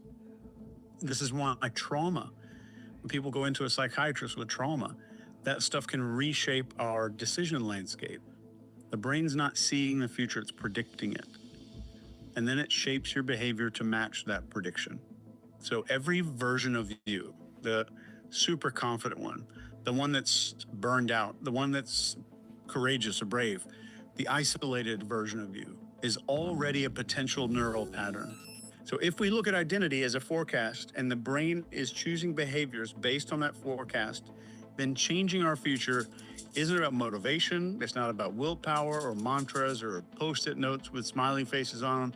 It's about updating the brain's prediction. You do not have one future. You have thousands, maybe millions of plausible and maybe billions of possible futures. Each of one of those is attached to a different version of you that your brain could inhabit right now. But this is not happening because anything in the universe changes. Nothing in the universe changes. It's just that your one little brain starting to select different behaviors. It's noticing different opportunities. And most of all, the most important thing ever, it is interpreting events differently. If you look at quantum mechanics, the future in any quantum mechanics field, the future is never fixed. The future exists as a spread of all these possibilities. A particle doesn't have a predetermined path. It has a distribution of potential paths, potential trajectories that it could travel. And that trajectory becomes real, depends on two things. Number one, its starting conditions, and two, the forces that are acting on it.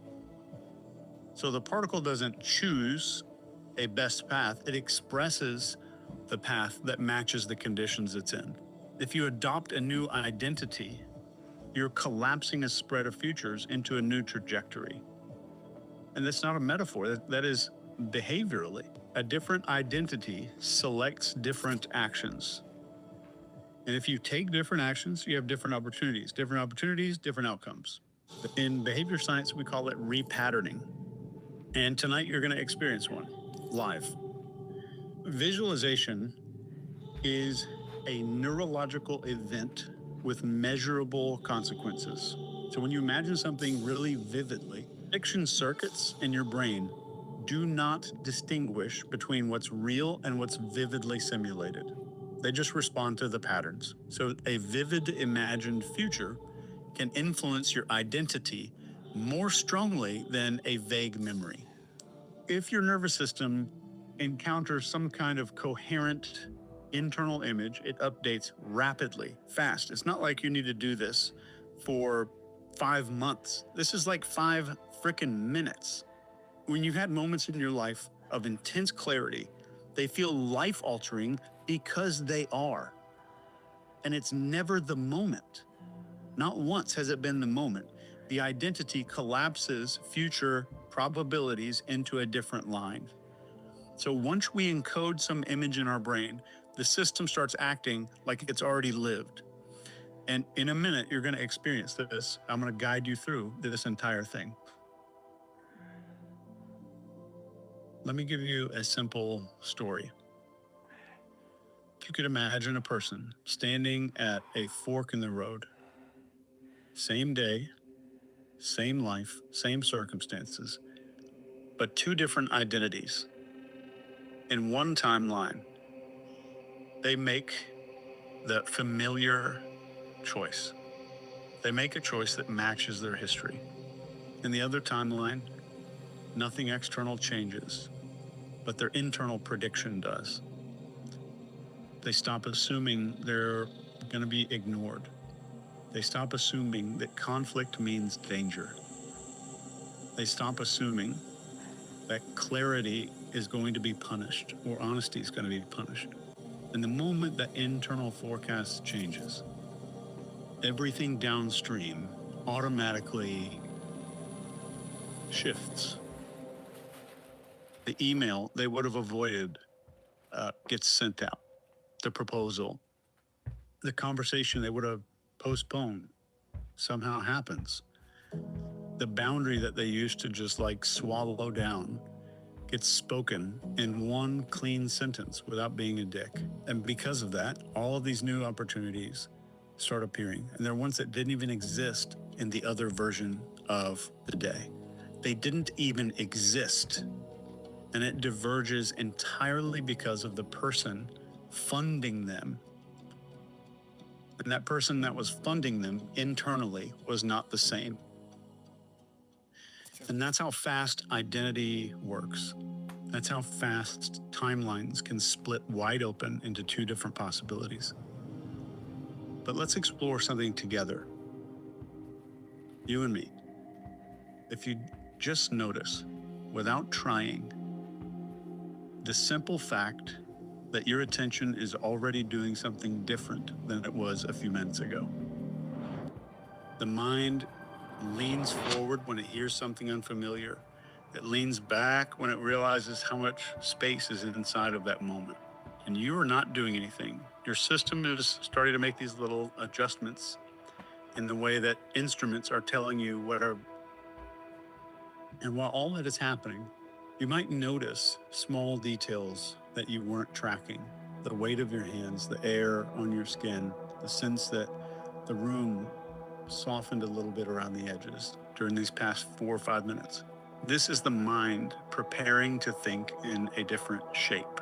And in quantum mechanics, a system changes state when conditions change universally. There's no effort required. It's just reorganization. And people aren't different. The concepts, the tone, the shift in where your attention sits, all of these are conditions. And inside you, states begin adjusting all on their own. It's nothing dramatic. It's nothing stressful. You don't even have to think about them. As you notice, they might be arranging themselves or rearranging themselves on their own. And when you hear something that doesn't fit your usual categories, the mind will stop trying to finish your sentences. It's going to loosen its grip. And when it gets loose, that little looseness becomes the doorway. That is the doorway where your thoughts can stretch. Time feels a lot less linear. Breathing shifts on its own. This is the same state that you enter just before a memory forms or a dream starts. And you can picture yourself as a field, not a grassy field, and not just a biography of who you are or personality, but this glowing cloud of possible pinpointed versions of your future, or maybe lines toward your future, each with its own density, its own emotional state. But they all have one thing in common: the beginning. Some are bright, some are faint, some are just razor sharp, some might be vague. And as you imagine that, you can notice how you naturally take the vantage point of the observer. You watch from just outside the field. And if you just let, all by itself, let that field stretch way forward into these thin little threads. And each one of those is just a possible future that you could take if a different version of you became the dominant one. And I'm not asking you to choose. I just want you to sense which one of those pull your attention slightly. The way that maybe one of those outcomes is vibrating or humming at a frequency that you recognize, even if you can't explain why. And if the imagery that's in the mind drifts or fades, that's absolutely fine. That's how the nervous system stores information that it plans to use. So now you can sense the part of that field behind you. How big is that? All the possible yous that haven't been expressed yet. You could even let one of them step forward a little bit, just coming out like a little silhouette with a different internal physics model, more clarity, more composure, more belonging to yourself. You don't have to force a face on it. It could just be a silhouette. It could be the idea of a person. And you just notice that person's little emotional feel, their emotional signature. And as you feel that, you might notice that your breath starts lining up with that other version. And it's not because you tried to do it, because systems tuned to each other naturally. These small little shifts happen all on their own. Jaw loosens, chest widens, thoughts get quiet. If you can imagine stepping with that version, that imaginary person, that silhouette, into a space between timelines, kind of like an open field that has no paths chosen yet.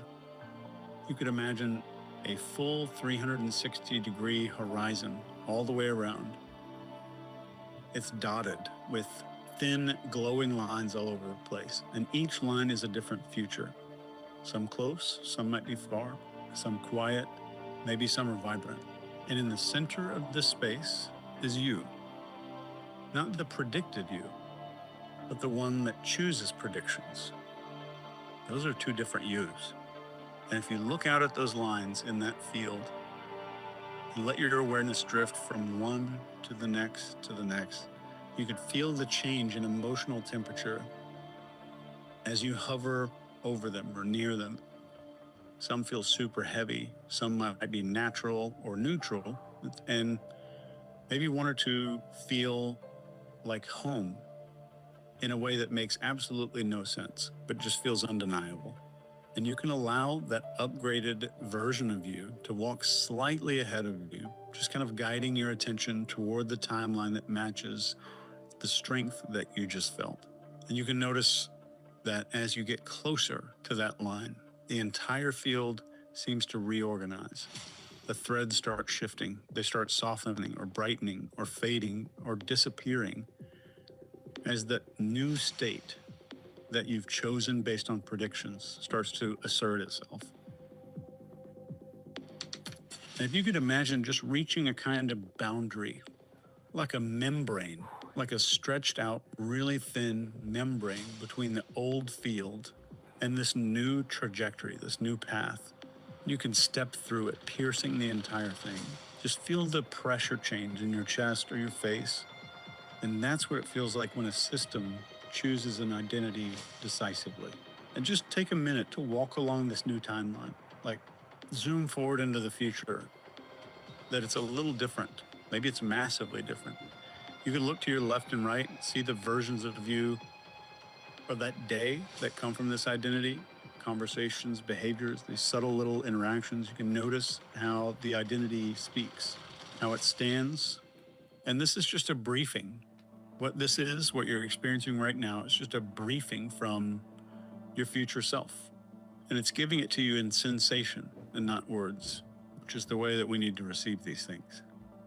So, reach the version of you a few days into this timeline, just a couple days into this timeline. That's what I want you to reach into right now. You can look at how they move differently, how they wake up, the choices they make. You can let all of that information just flow into you the way that warmth starts spreading when you just stand out in the sunlight. This is the transfer. So now before you return, you can walk backwards now through this future, watching how the choices start rearranging themselves as you move through all of them. You could observe how these really tiny changes early on shape these massive outcomes in the future. Everything downstream changes. And you can let one tiny action from this timeline present itself. Nothing dramatic or heroic.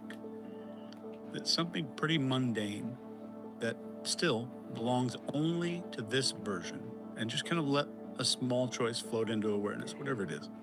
Now, if you step back through this membrane into the center of the field again, and just carry that sensation of that future you and the future itself with you, I want you to look around that circle again and watch how instantly the old timelines start fading off, turning into smoke or vapor. They fade as the new one starts to become more and more stable. The field reorganizes itself as all fields do. And in a moment, we'll kind of come back for anybody that has their eyes closed, but I don't want you to return as the same prediction. Don't come back as the same prediction. The trajectory has already changed. The field's already reorganized. The system's selected a new state here.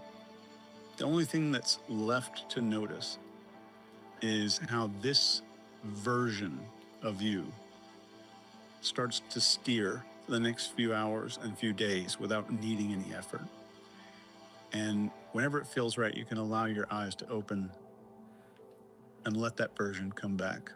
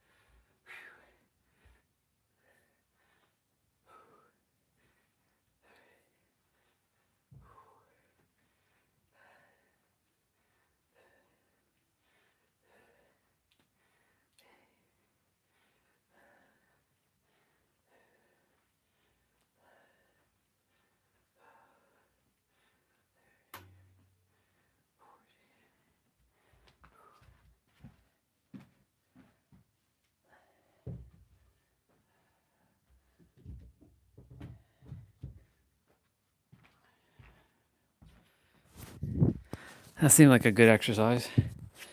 That's a good exercise. Whew. I've done that already. Whew.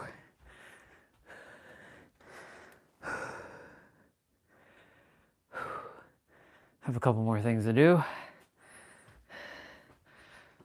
My 55 bicep curls. And a couple stretches, and then we're done. Alexa, what is the wind chill at right now? Right now, the wind chill is minus 22 degrees Celsius. Tonight, expect it to feel like minus 18 degrees. How? It's not supposed to go up, it's supposed to go down.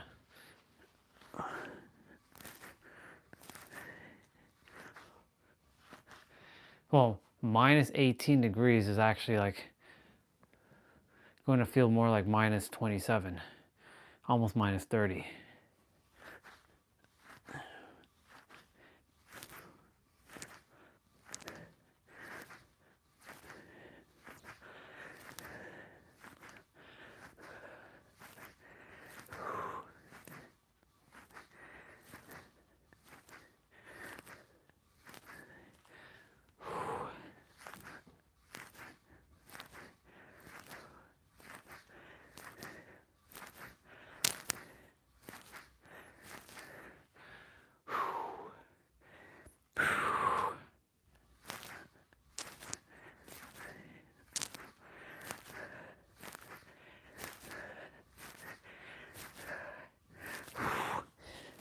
Not done.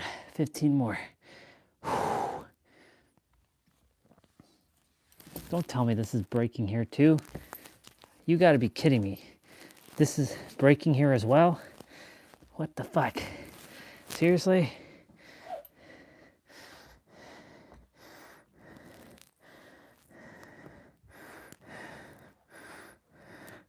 This is gonna break. Fuck's sakes. Seriously. How are you breaking so fast? Damn it. Doesn't make any sense. It's not like you're being subjected to the cold outside. It's either that or I just became too damn powerful for you. Yeah, that's gonna break. Well, screw it.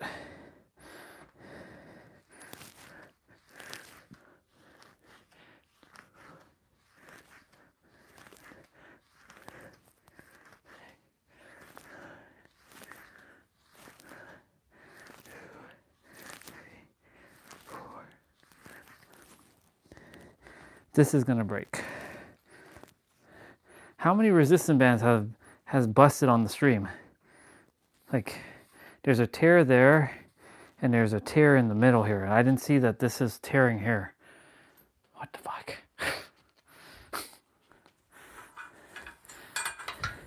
I swear, everything. The live stream has seen me destroy resistant bands. Resistant bands are supposed to take the punishment. I haven't even had these for a full year. What the fuck? They're just snapping. I bought highly rated ones, those broke. I bought these ones, they're breaking. So clearly, like, I'm not using them wrong. That just means I'm just too damn powerful for them. Ew.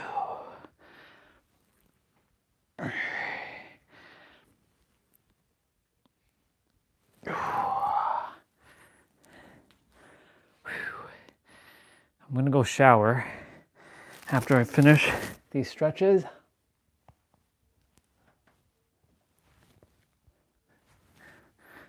I'll put on Family Feud or something so y'all can just chill and laugh.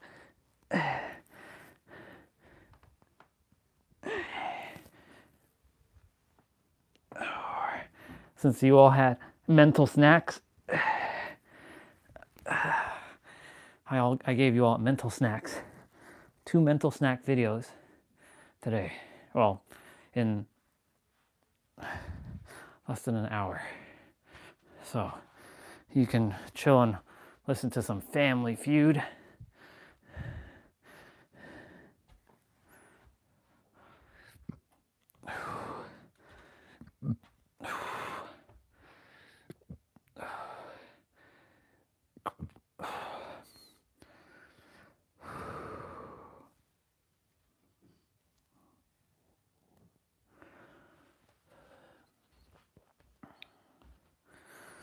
Okay.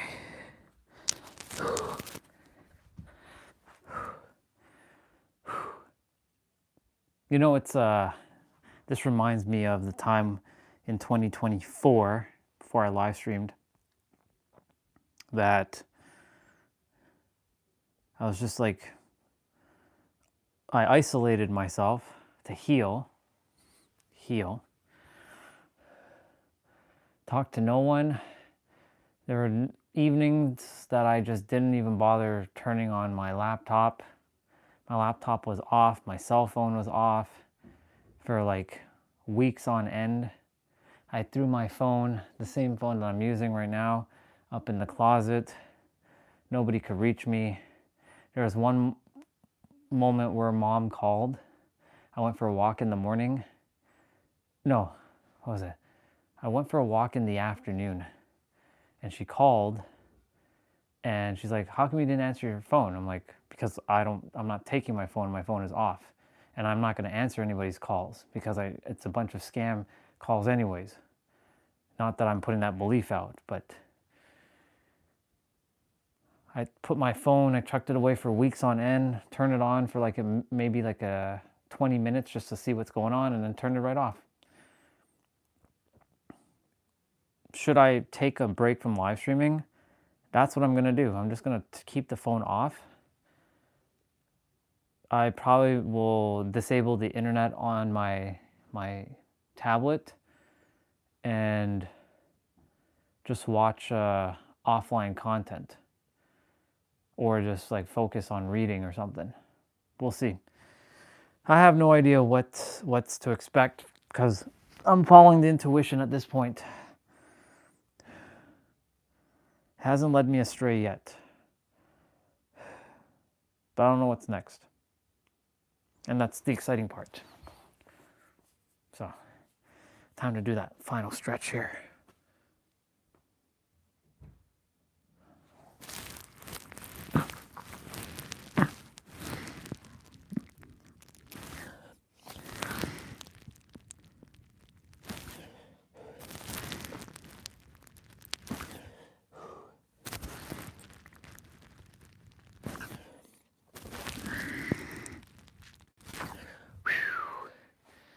Ladies and gentlemen, we are done.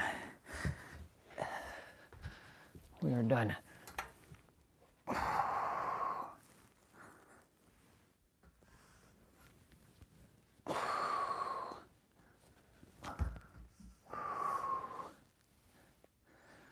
And it's 5:55. Yes, sir. It's 5:55. Okay. Done. Finished. Complete. As long as I finish before 6 o'clock, in terms of like my movements and stuff, I'm good. Now the body gets to just chill for the rest of the evening. I'll put on my watch just so I can get my steps. I'll grab my food after I finish showering. It's not too late to escape.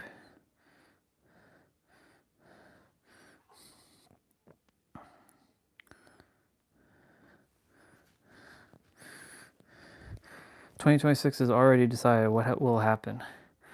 Of course, now his stuff starts showing up. A warning about Chase Hughes' most challenging work." Let's see what this person...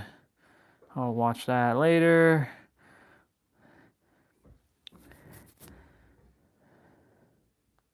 Top 7 answers on the board. board, here we go. Name something in your home that isn't working. My wife.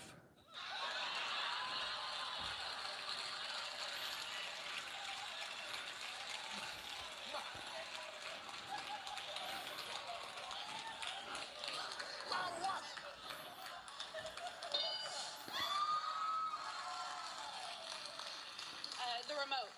The remote.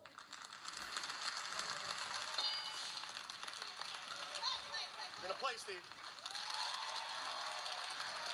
See, I don't like these ones because I want the like the funny blooper ones.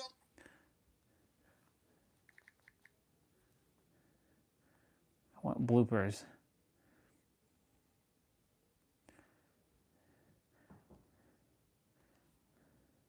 Holy shit. Anthony, give me a boy's name that starts with the letter H. Jose. Nah, this one's not long enough though, because I'm gonna go shower.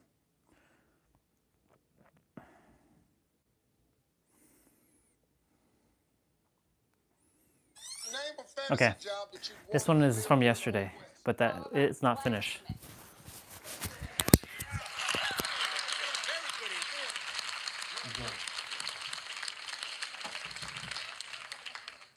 Next time, then to kind of push it together a little faster, just for me, okay? How about a black? Hey, whoa, lady. Whoa. Where we going with this now? Sorry, just a little touchy sometimes. How about a black Smith? I was hanging on that black way too long. Name a fantasy job you'd want if you lived during the Old West. Prostitute.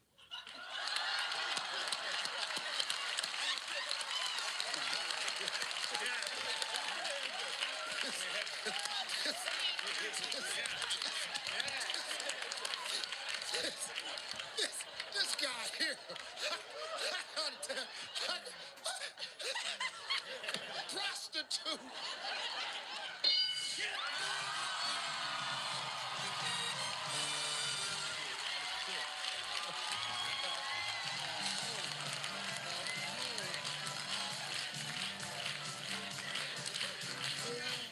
You want to be a hoe. Hey, kid, what's going on, boy? I like that. That is a Steve Harvey original. Is it? Yes, it is. Boy, look at you right there. That's right. That's a Steve Harvey suit. I like that. Feels good. Ken, is this My wife, Debbie. your wife, Debbie? Debbie? She was my third and favorite wife. She's your third and favorite wife. That's correct.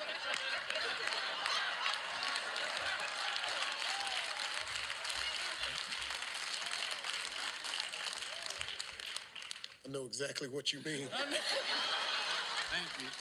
Man, Thank you, sir. I thank you for saying it, man, out loud. Oh, we're going to have to get us a club.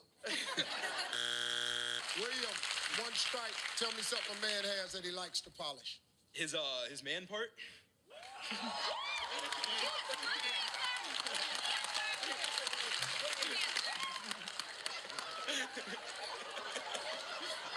Yeah, that's good. I mean, not that I know from experience or anything. Shut up. Hi, Trelane? It's a character from Star Trek. Your mama named you? A character from Star Trek, yes. It was an alien guest star. An alien guest Yes. star. So he didn't even make it on the show? Your mom was sitting up there. This happened in, she was pregnant with you when it happened. She's sitting up there eating some ice cream and a pickle.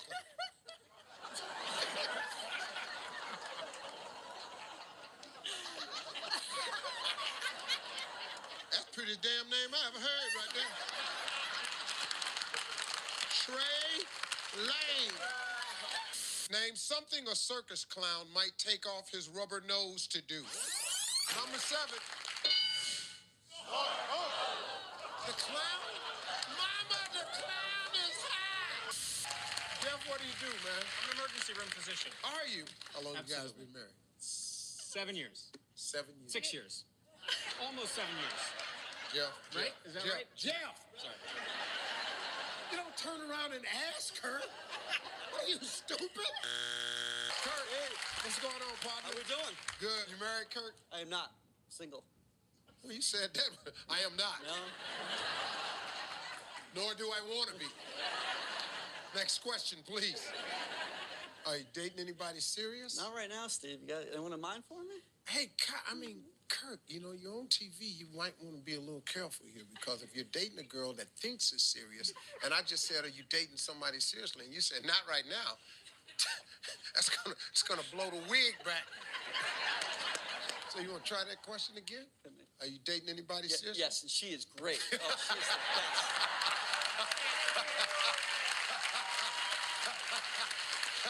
Love her to death. I'll tell you, man, I know how to take care of a guy. Name something a wife hates to discover her new husband does in his sleep. Masturbate.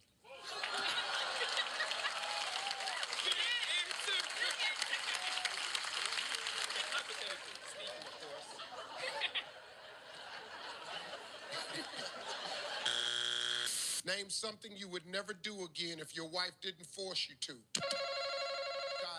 Get married.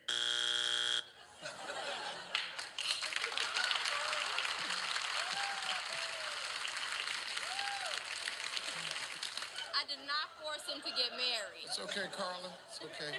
I know you didn't force him, baby. I did not force him. I know you didn't force him. I know you didn't. Oh, my God. You can't believe how stupid you are. I'm gonna get that. And what's going to be even more stunning, watch this. You are really... Admit it. Name something of your wife's you tried on when she wasn't around. Underwear. Underwear. Elise? High heels. High heels. High heels. What man has a wife and he can wear her shoe? That's a 13, folks. If I slip that into my wife's shoe, we're getting a divorce. No, my wife's foot can't be the same size. There's no way we can be laying in bed and the covers come up and her foot look like my foot. Can you give me a beat? All right, Can I give you a beat? We'll give it a beat. Ready?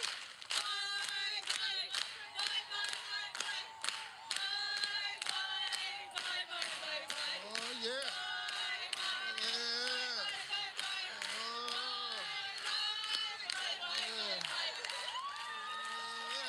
Name something Shaquille O'Neal has that's bigger than yours.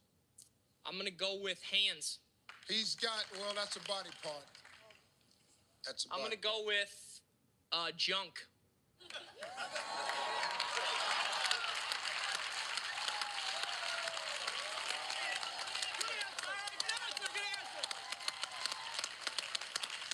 That's all body parts?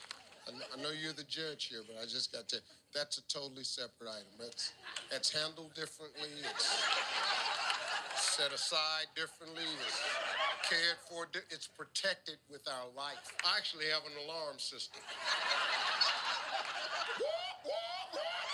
Warning, warning, you're too close. Back up.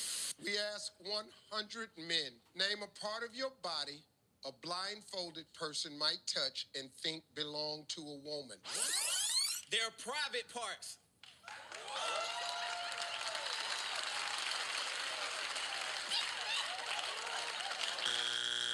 Steve, I'm a licensed massage therapist. Watch I've been out, boy. rubbing bodies for 10 years. Shut up. baby. Yes, sir. Bless hands, baby. You don't see no hard work here, do you? Well, you ain't ever out of work. Oh, no. I had to get permission from my wife first, though. You're married? Yes. She said, as long as I bring it home. She don't mind. All right now. There she is right there. Yeah, She's where? smiling. See her smiling? Where's she at? Yeah. Grinning and waving. Hey. Hi, Mr. Hands. Well, that's good, man. What is it that a customer likes most during a massage? Well, my clients, they like them buns rubbed. I can't believe what. What the hell are you grinning that hard for? Most of my clients like them bones, really. Yeah, that's it. Hey, gluteus maximus is the best part, the biggest muscle in the body, baby. Name a phrase that takes courage to say for the first time. Well, Steve, this doesn't pertain to me because I'm celibate, but you have a small penis.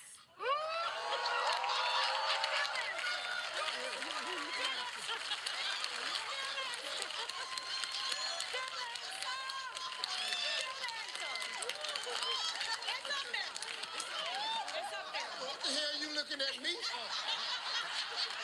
Don't pertain to me, Steve, but you have a small penis. Name something you toss. Toss them draws.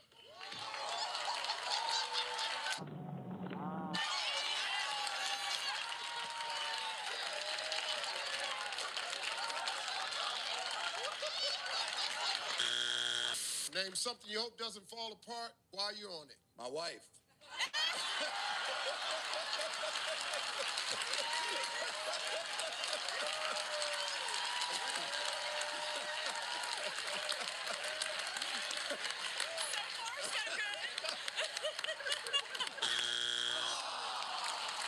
That was the best answer I ever heard. Marie, how you doing today? Good, how are you? What do you do? Well, I investigate adult abuse and neglect with the state of Alabama. And you're staring at me. Are you being spanked now as an adult and you need protecting? I try to every now and then.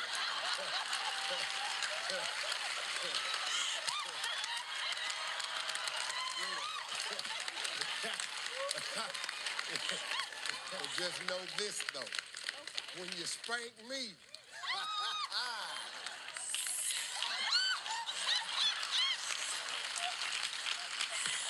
I don't think that's the kind of the spanking I protect. Could I tell you something? yeah. Okay. You're going to do it anyway. No, my little niece Annie We're going to play the game after a while. Y'all hang in there. it'll just be like is emotionally involved with you. Emotionally, not physically, emotionally involved with you. Wait a minute, She's listen, red. I don't know any of you. I never met you before. We haven't met her either. I'm married, stop. Now, I'm in an extramarital affair that I don't even know about. That's the worst kind. I'm gonna get another divorce. At least I need to know who the hell is that. She keeps your book in her car, and that's when Oh, well, that's good. Just let Annie read the book. Oh, yeah, Hal. Oh, you used to knock them dead, did you, boy? Oh, I could tell. Pretty dude like you. Freckles. Sneaky looking. You got your little mustache and goatee with a drawing on it. Anytime a man cuts his goatee to make it look like a champagne glass, that's sexy right there. That's when you're sexy right there. I bet nobody ever told you that, had it? No, it is. No. My wife loved it. Yeah, that's good.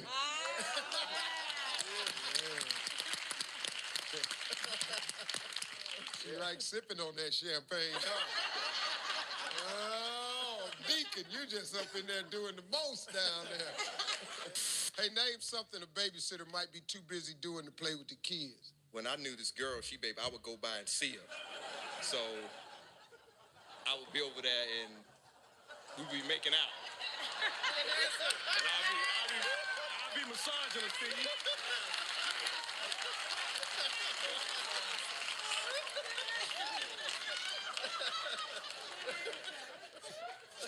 That good enough for you?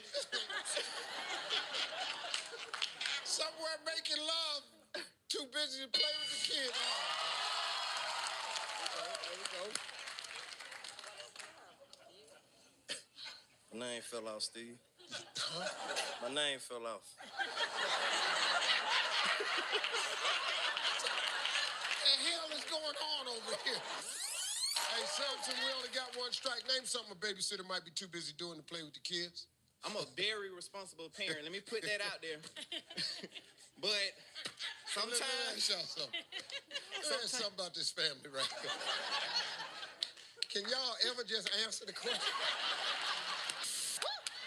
And what you do for a living? I work at my mother's kitchen, which is a soul food place. I would just love to have you there, Steve. Well, I'm coming to Chicago. What's the name of the restaurant? My mother's kitchen, Comfort Southern said you work- Food. I work there. I'm a waitress. Yeah. Okay, I was trying to get the name of your mama's restaurant. My mother's kitchen. Oh, I'm sorry. That's it, honey. Just help yourself. It's okay. It's okay. It's all right, Steve. I heard you say it was your mama's kitchen. I'm trying to find out the name of the place. It's my mother's kitchen, Okay. Southern Comfort Foods. You greet the people at the door? I hug everybody come in there. I said, oh, welcome, darling, to my mother's kitchen. Yeah, I am so proud that you came to visit us. Uh-huh. Oh, they love it. They love it. I know they do. Yes, and they call me Sweet Dorothy at the restaurant. Yes, ma'am. Yes. And you probably the reason y'all on the show, too. Absolutely. I know all of this here. Absolutely. You have a holy name. That's a holy name? Holy. Saint Stephen. Do you know my whole name? Broderick Stephen Harvey. You know who I was named after? No. Broderick Crawford on the Highway Patrol show. Broderick Crawford. Name something a single guy might have a collection of from all the women he's dated. Bruises.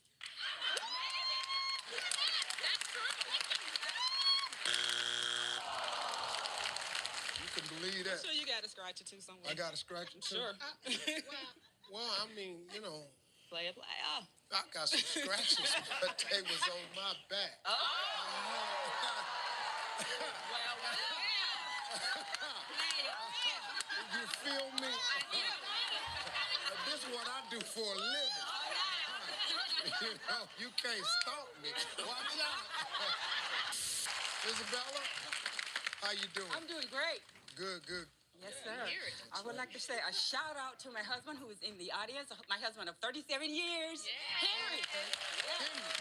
Henry here today? Henry is here. Let me see, where's Henry? Yes, he Henry. Yes, sir. All right. Didn't want Henry on the show? Oh, yeah. He's here. I said didn't want him on the show. He's morals. He's good support. Yeah, didn't want him on the show. Didn't want Henry out here trying to take a shot at this $20,000. You picked the 5 people in your family you thought could win this money, huh? They said, how about Daddy? Don't worry, Daddy, just come and support the show. I can't play no Family Feud. I've been working. I don't even know what the show about. Henry had a job all his life, ain't he? He did. So he ain't got Retired time. military. The whole family involved in the military? Pretty much. Well, that's good. Thank all y'all. Yeah. Miss Isabella, let's go. Name something a man drops when a woman suddenly says she wants it. His pants.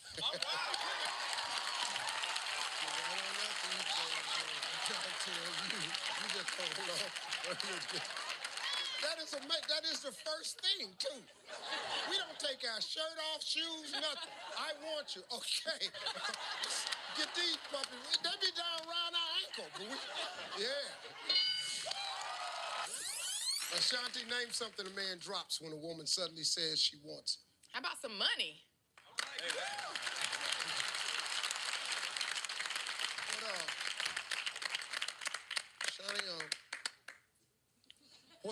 What type of woman you think we talking about? Hi, how you doing? I want you. Oh, hell.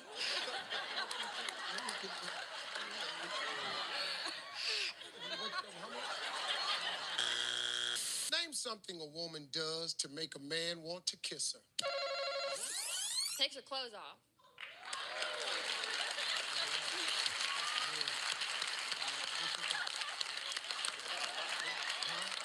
You wanna kiss me now? You wanna kiss me now, boy? Oh, yeah, mama sure do.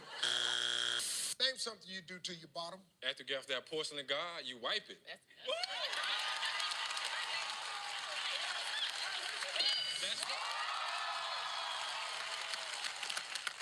I suggest, John, that you try wiping it before you get off the porcelain guard. I don't know where y'all's role is at, but you need to move it a little closer to that toilet. I don't like teaching people how to wipe on this show. When you hear a family come in and said, after I get up off the porcelain guard, I wipe it. No, no, no. You need to sit right there. Don't you move. That's how my little boy used to do. He used to get up and just walk. We'd have company over. I was potty training my son. He used to just get up and just walk in the living room. He just in there talking to people. Ain't got no drawers on. Flies buzzing around him. Well, Selena, how you doing today? I just want to say, I really do love you. You are the first voice I hear when I get up. You love the radio? Yes. Yes. I got a major behind me that's in charge of some missile command division. I kind of just want us to be clear about this love. The radio show. The radio show, yeah. There you go, Major Sergeant. I'm gonna eat and watch while you all are watching, so I'm gonna squat.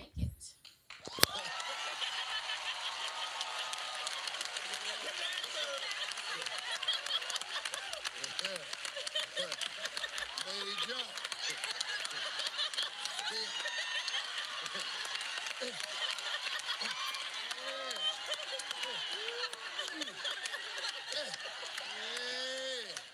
Major Bennett in there handling business.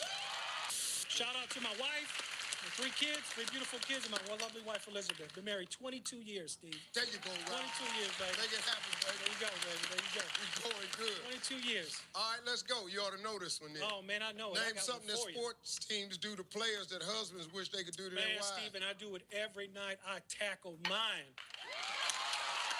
Baby, come on. Tackle mine. Good answer. Come on. I know it's up there. Yeah! What's up, How you doing? Good. What do you do, Tito? I'm a barber in Elgin, Illinois. Oh, man. Westside Customs Cuts. Custom Deuces. Cuts is the Custom name of it? Cuts. Yeah, how many chairs in there? 1. The captain's chair. That's right. What that there do? Y'all know me. They know you? They know me. Boy, so when it's air and it shows in the shop, you're going to be king, baby. That's right. I'm going to be applauding myself. Name someone you wouldn't want to know that you were dating a stripper. Your friends. Get up. Tyler. Them the first people, I'm telling you. Hey, fellas. You remember Bubblicious? All right, here we go. Name something made out of leather a wife might hit her husband with. Her leather panties. Go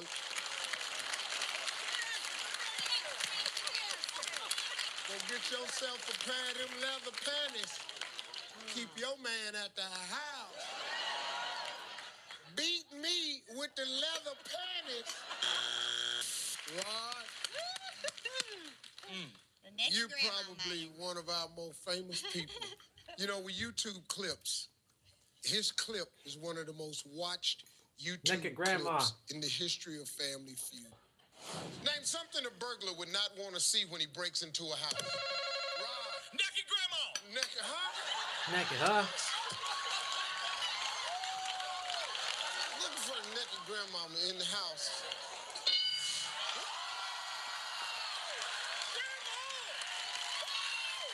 This is big.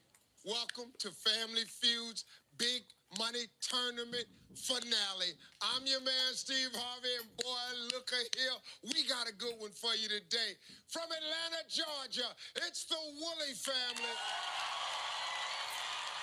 And straight out of Gainesville, Florida, it's the Hutchinson family. We want to say thank you so much to Publishers Clearinghouse, because one of these families is going to win on this show right here, $160,000.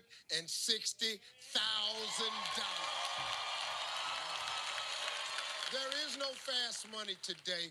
The first family to reach 400 points will win the game and the entire jackpot of $160,000.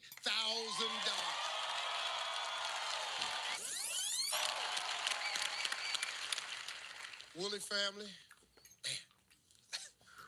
it's thick. If it's there, your family steals, your family wins $160,000. Damon, name something you'd be more likely to see at a bachelor party than at a bridal shower. Something I've been doing all day here is fighting. Fighting.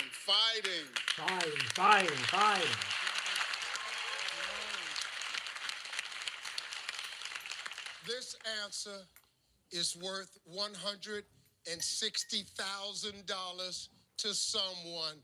We are looking for fighting.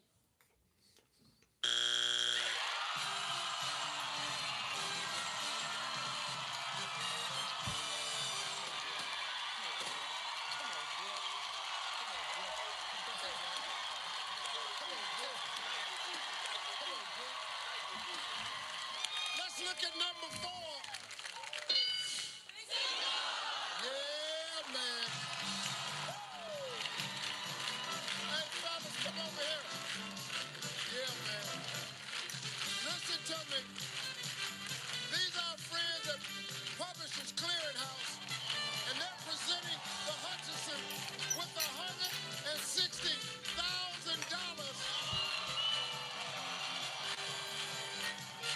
We have a check for the Woolley family for $20,000. Give me a boy's name that starts with the letter H. Jose.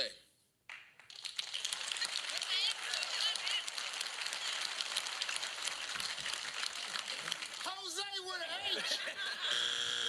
We talked to 100 men. What's your worst physical flaw? I'm gonna go with the penis size.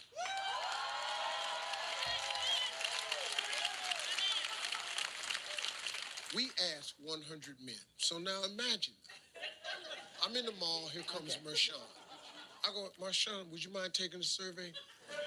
Let me ask you something, Marshawn. What's your worst physical flaw? How many men is going to turn to a total stranger, taking a survey in a mall and go, well, be perfectly honest with you, I'm not packing at all. Val, let's go, man. Name a place you might hear the sound of a zipper being unzipped. One of them nasty movies.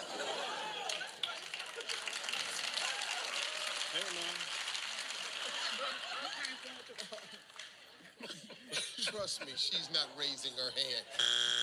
Give me a word or phrase that means naked. Can I say naked?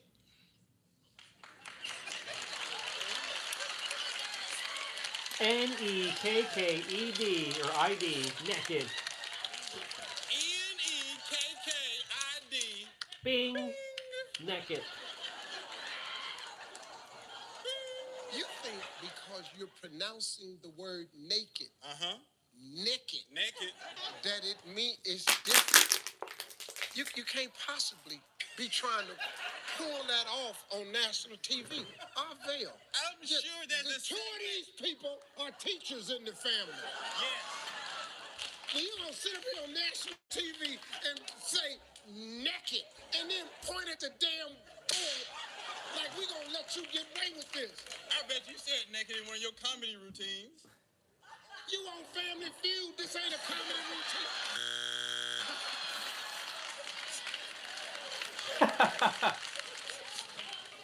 I ain't never just. Okay. Listen, you gotta give me a word or phrase that means naked. All right, I'm ready. Say the same word. I got you.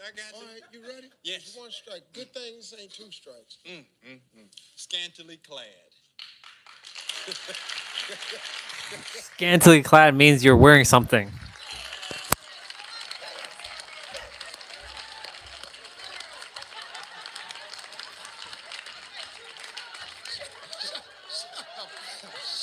Shut up. Their last names are Ireland. Scantily clad mean you're naked.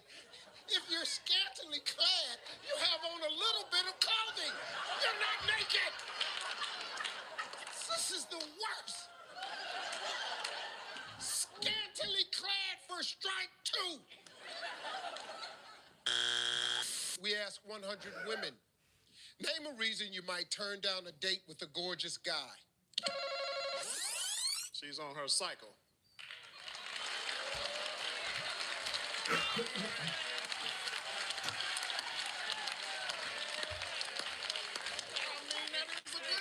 That's a good reason. It might be. How can you keep justifying these answers? Sam, it's a simple question. Name a reason you might turn down a date with a gorgeous guy. They just going to eat. People eat on their cycles every day. What if it's the first date? I don't care if it's the first date. Let's say they're going to the pool. Going to the pool. Do you see how she looking at you? You go down there and stand next to Harvell. Paul, how you doing? What do you do, I'm man? doing fine. I'm a health and physical education teacher Oh, good. Where at? at Chamblee Charter High School here Well, I in shouldn't Atlanta. say where at. I should say where. So where at? But what was really cool was a lot of country people out there were going, yeah, where at? I'm country too. Good. I'm from LA, Oh, yeah? Lower Arkansas.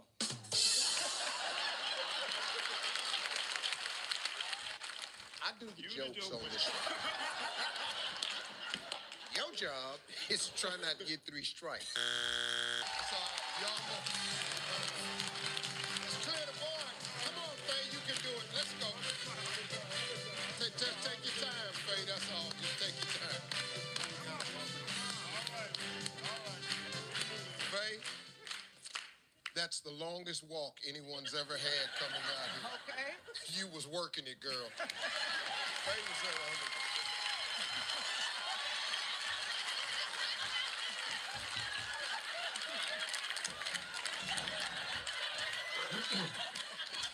This was a modeling moment for Faye. Andy, name something Superman would take off his cape to do.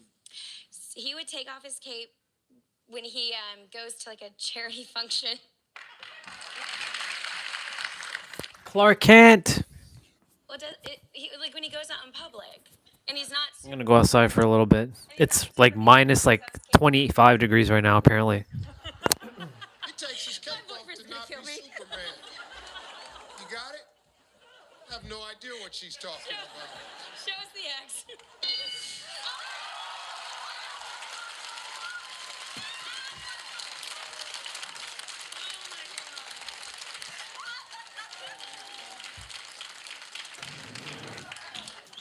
This is the most ridiculous game on television. Name something you'd hate to be wearing when you get locked out of your hotel room. Does their girlfriend's clothes count as thongs? Huh? Like they're switching clothes, and now they're wearing their girlfriend's clothes, and they get locked out. You wearing your girlfriend's switch clothes. Like your girlfriend's clothes. Yeah, okay. If you switch clothes with your girlfriend and you got them on and you went out in the hallway to see if anybody was out there and noticed you had on your girlfriend's panties for some stupid reason, you would go in the hallway for it up there.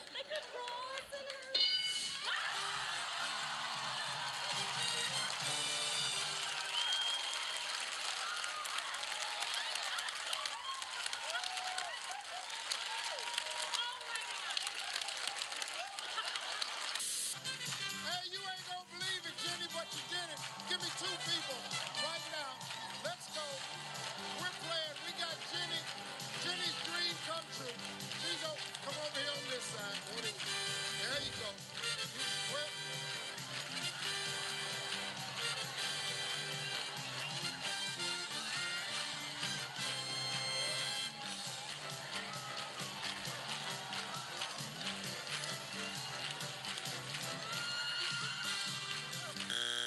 We talked to 100 men.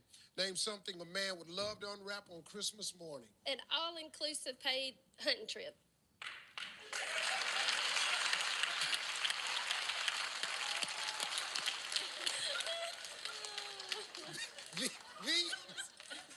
These are the countryest answer I've ever heard. And an all expense paid hunting trip. Who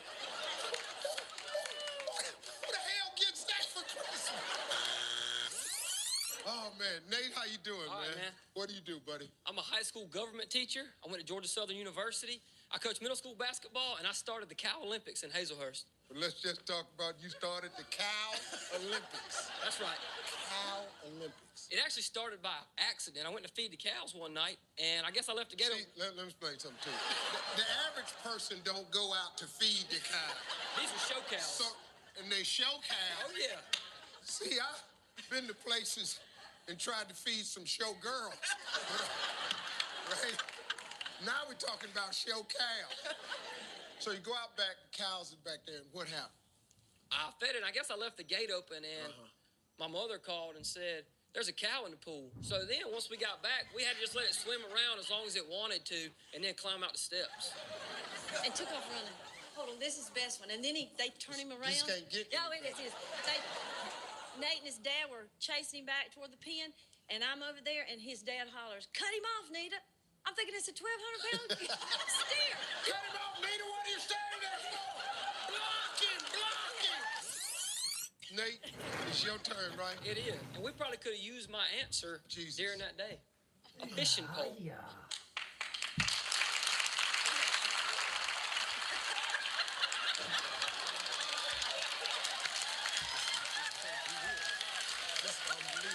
Y'all practice this at the house, didn't you? You said, Nah, get man. Steve out here. We're going to tell him a bunch of lies. Back to back, a series of them. And at the end of it, Nate, I want you to fish the cow with a pole. All right, Nate, let's go. We talked to 100 men. Name something a man would love to unwrap on Christmas morning. Fishing pole. I wish your answer.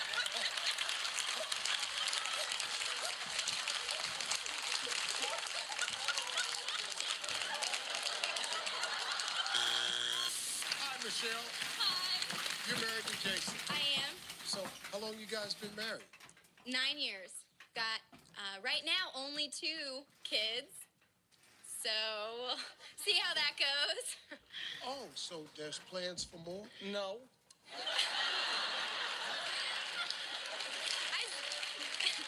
We're still young. Hey, Christina. Hey, Steve. How you doing? Good. You're a first grade teacher. First grade teacher. And you've been married 5 years to Chad. 5 wonderful years. Wonderful. You any kids? No. Well, teaching, I have like 20. So when I get home, I'm exhausted. Absolutely. I just want to kick back and lay down. Yeah, he does too. Christina, let's go. Name an activity that makes you hungry afterward. After hanky panky. After hanky panky? Wow. After hanky panky. She nice. All them 20 kids at that school and all that. Remember that? Just a second ago, you just said that you're tired when you come in. You have 20 kids. Well, you know how men are. They don't care. I know that's right. Please understand. I don't care if it's 500 kids down there and you drove 200 of them home. Let's get them outside in the yard and play. Let's go upstairs. Name something you might compare a bald guy's head to. Pumpkinhead. Pumpkinhead.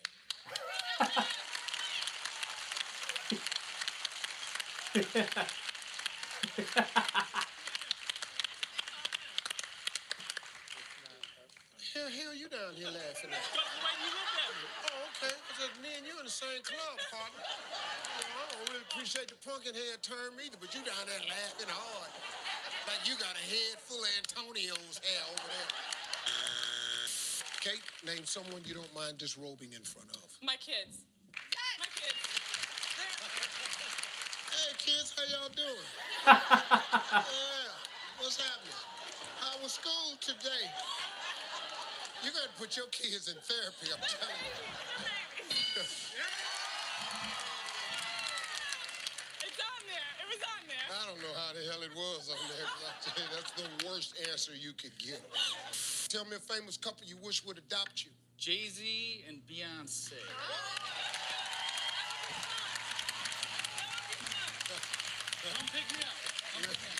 gonna tell you right now, Beyonce cannot be my mama. I'll tell you that right now. You am not supposed to feel that way about your mama. Name something a group of female workers might do when a sexy guy walks past. Give him the look over. Give him the... Yeah. I love that. Show me how you do that, Miss June.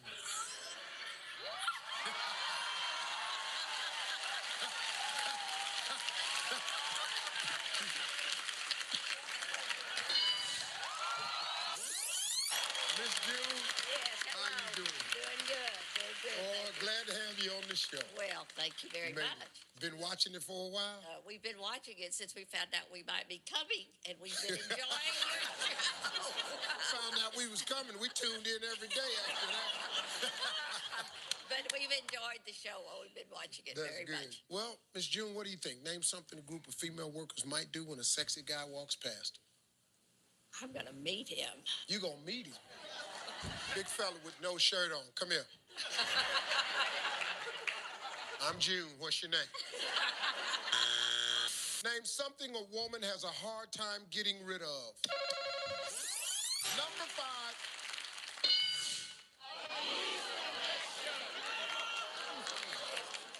I don't even want to play no more. You just, boy, you got it on today, don't you? You're my role model. Boy, let me tell you something. I had a closet full of this. I had every color in the rainbow. And pants with 32 at the knee. What? Like, come on out here, Grady. Let me show them. Remember when I said the longer jackets? All of my jackets touched my fingertips. That's how I had them made. Extend your hand, fingertips. 32 inches at the knee. Bam. That was it. And my shoes had to match the suit. That was the only way I was leaving the house. Let me see the sun. And the sun. I love him. All right, Miss June, here we go. What might someone be talking about if you hear them say the joint? Marijuana.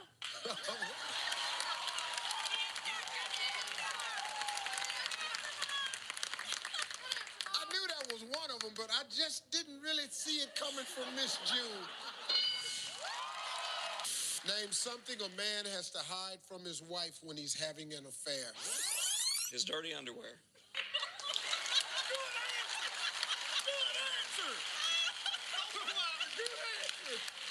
That's good, Steve. Yeah, It's up there, Steve. It's up there. Brian, your mama right now. Pretty shame of you right now, boy. His wife's out there too. That's why he's the favorite. His wife is out there too? She's got the red face. Oh, yeah, he said that's the one with the red face. You come home, you ain't got your drawers on. I gotta tell you something. It's hard to explain you ain't got no drawers on. Oh, man. Name something in their homes that people always keep hidden. You said phone numbers. I don't really expect that to. No, either. Survey says. What's the record blow? Yeah. How many points do you think he could have gotten that would be disappointing for you? Just 50. Yeah. He ain't let you down.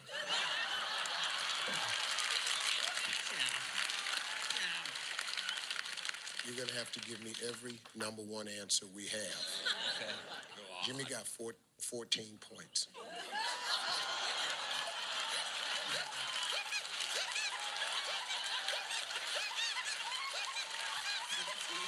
That's 2 touchdowns. Name something a married couple might do together at home in the nude. Regina. Make love. Make love.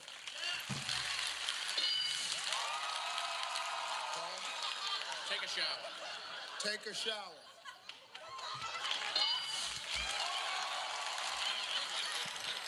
I'll start chatting just now. Name something that's beefy. But.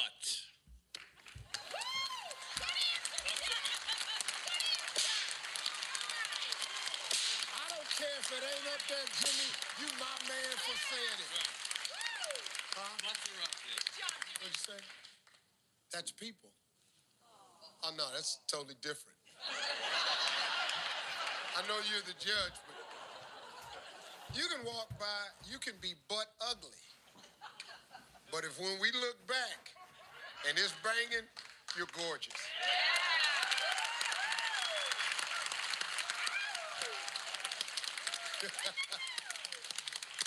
Hey, gotta give me another answer, Jimmy. She didn't like it. Roast beef.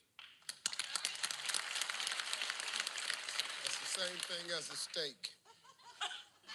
What's a steak? Women. That's people. I was cool with that one, though. I was going with you, Jimmy. Let's go again. Name something that's beefy. Animals.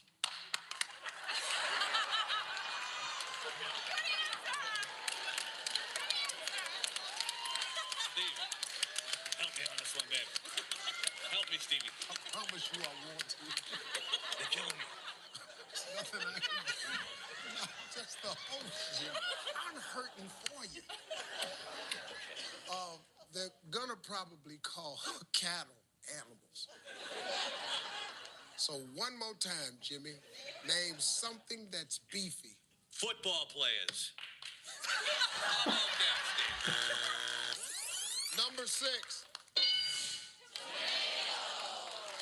Name something a cab driver wouldn't want someone to do in his cab.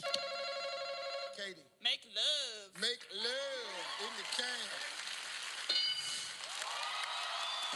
I didn't see the number 2.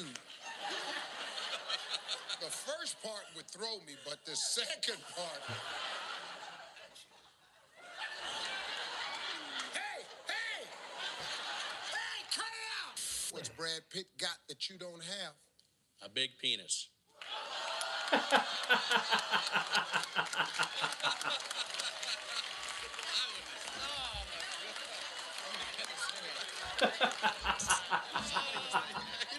Thanks for having us back.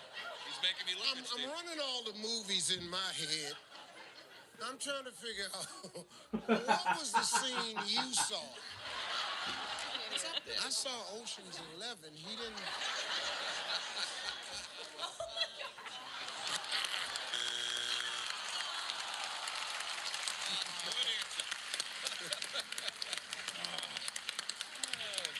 It was a good answer because of the joy you give me.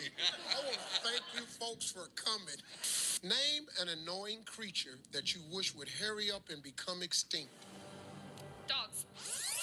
Name an annoying creature that you wish would hurry up and become extinct. Like a neighbor's dog. Be quiet. How many people are going to hate you? You said man's best friend. Survey said... Hey, Jeff, let's go. Women love a man in uniform. Men love a woman in what? I'm going to get myself in trouble with my wife, but the kitchen.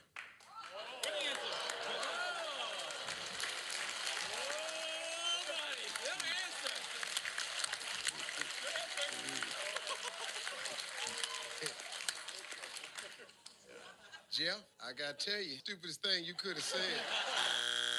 Name something specific a woman might do at a bar to get a man's attention. Maybe lick her lips.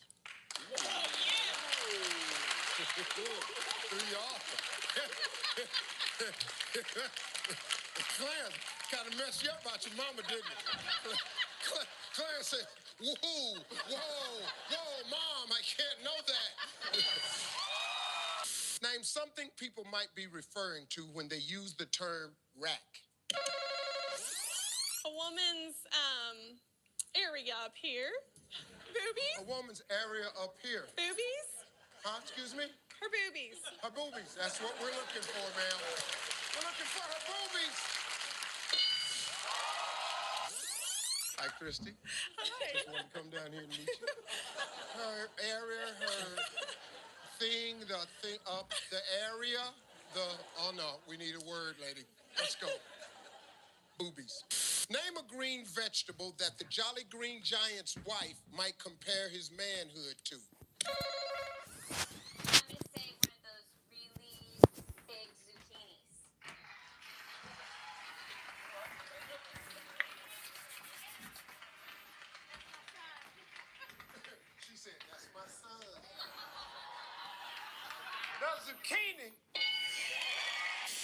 Sherry, let me meet you. What do you do for a living? I teach Zumba. Zumba. You know, it's Oh, where you that's kind the of new like, dance yeah, you kind of craze. shake it and pop it. There you go. That's it.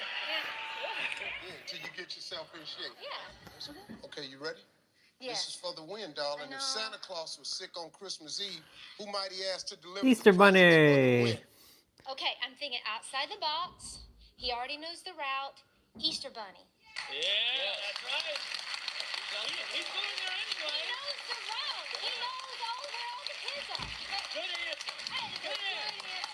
Good answer. That is a very good outside the box. He's not convinced. Keep going. Hey, the Easter Bunny already knows where all these kids live. She teaches Zumba. Hello, I got 6 kids. Hello, I got 6 kids. I got. Zumba, Easter Bunny. I'm like this with Santa Claus and Easter Bunny. It's up there. I think it's a good answer. I think it's a good answer. Yeah. Well, I want you to feel that way about it. But it's hard for me to see the tie-in between the bunny and Christmas. They're friends. Oh. They're magical friends. Oh, wait, who's friends? Easter Bunny, Santa Claus, their friends are magical friends. Like that. Like this, like this. Here we go. Get ready, David. The Easter Bunny.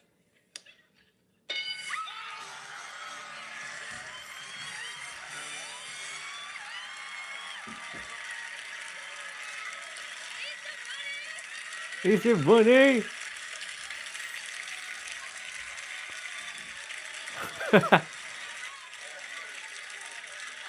How old are you? I'm 21.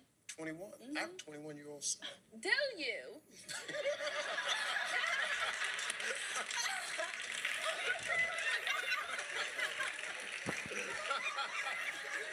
Oh, that's the best response, man.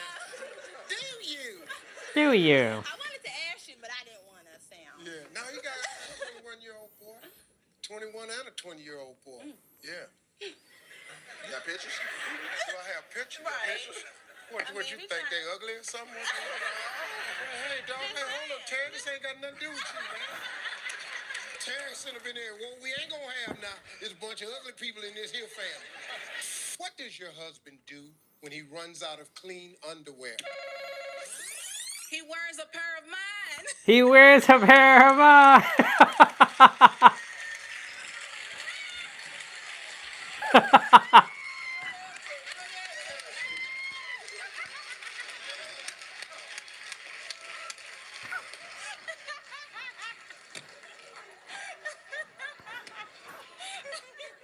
Terry, see, you know when your buddies down at the job see this.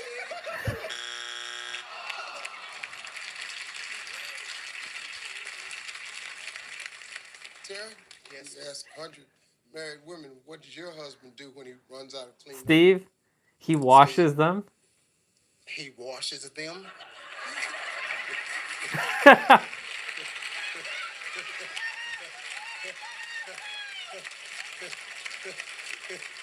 This is what you do.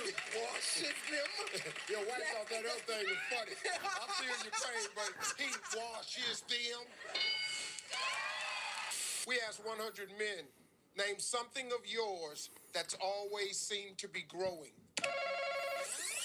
Well, can I say penis? I think you just did, sir.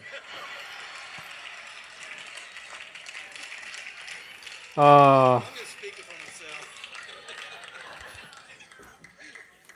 Gordon, how old are you? 63. My man.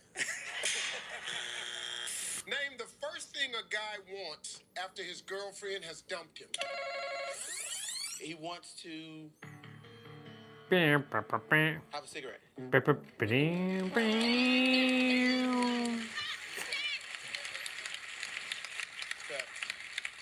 That's the first thing a guy wants after his girlfriend has dumped him.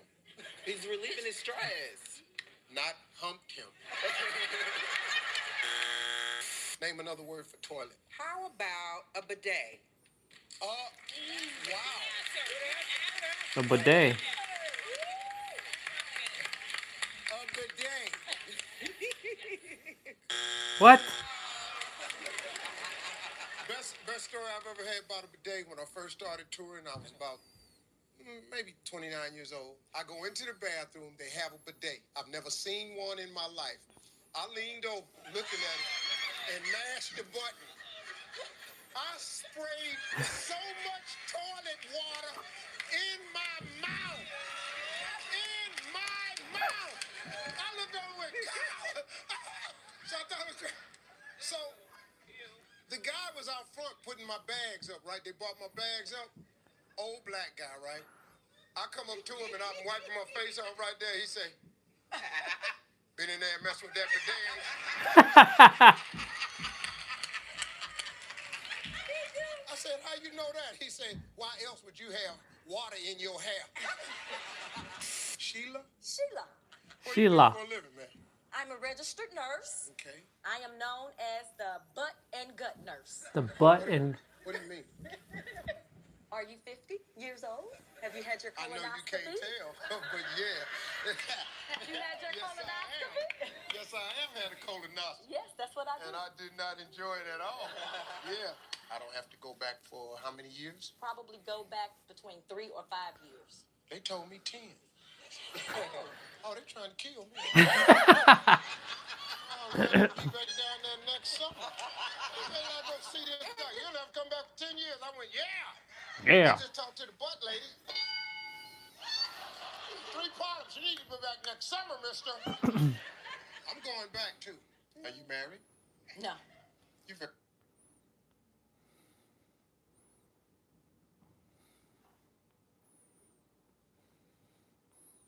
Hi, wife.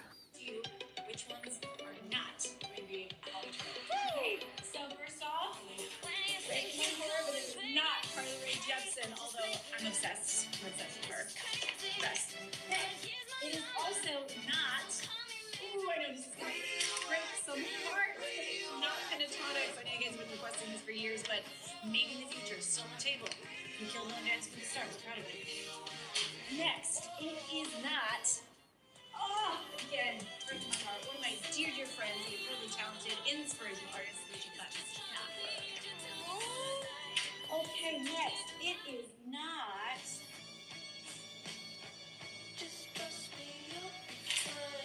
Joe Keery. Love Joe Keery. Make sure Steve lives. We all know. Okay, love Stranger Things.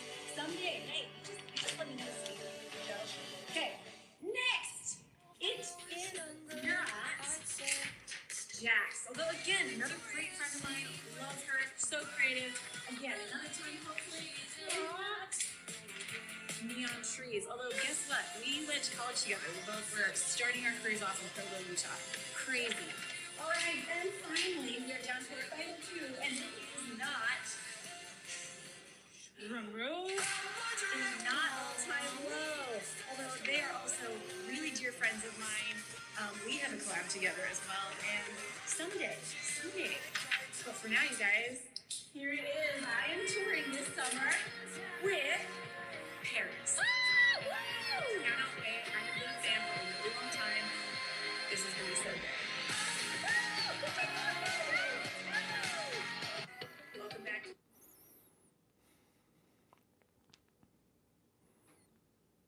Another way, another bad move. Another sleepless night, I know I deserve it.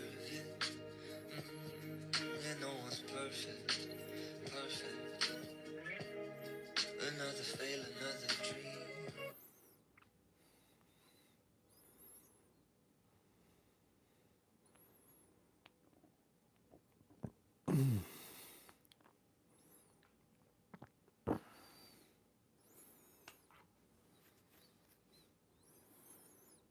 Oh, whoa.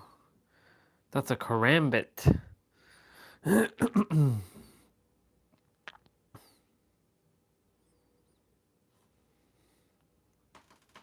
what?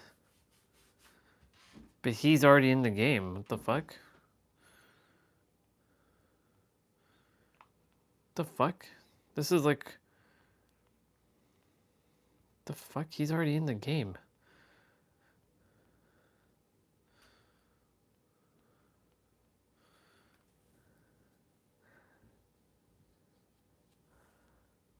But he's already in the game. What the hell?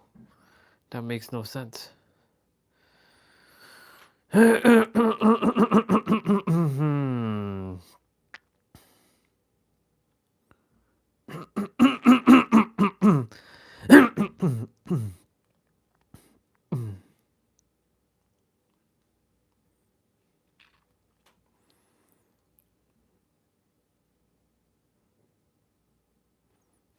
Wow. That's pretty crazy. Pretty crazy. Pretty crazy. Pretty crazy.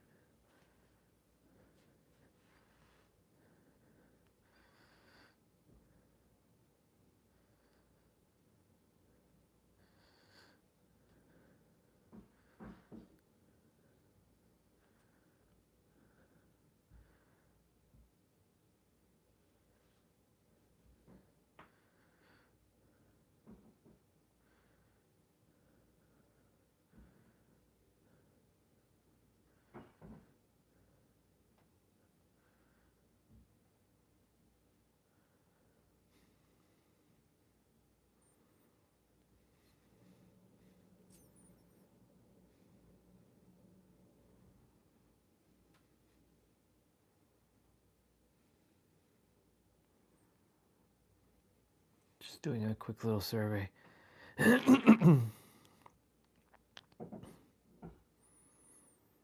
Thinking about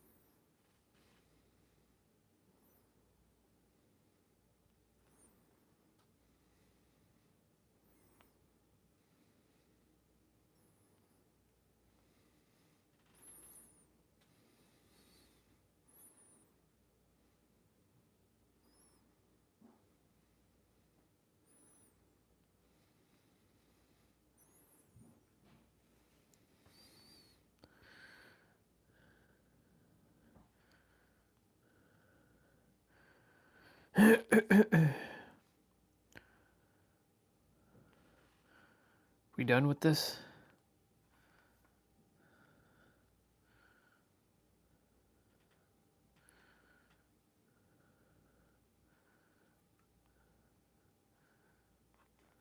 Ooh, baby, look at that Supra.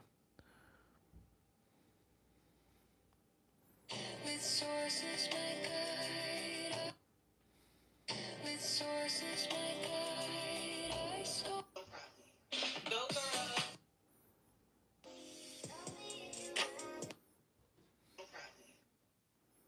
With sources.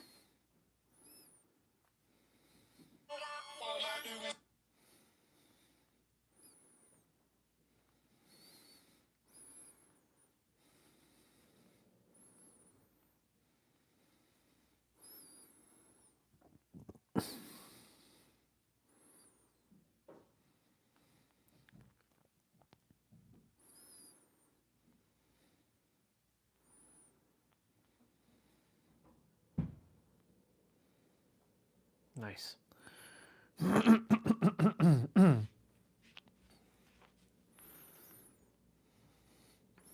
I don't care about Destination Toronto.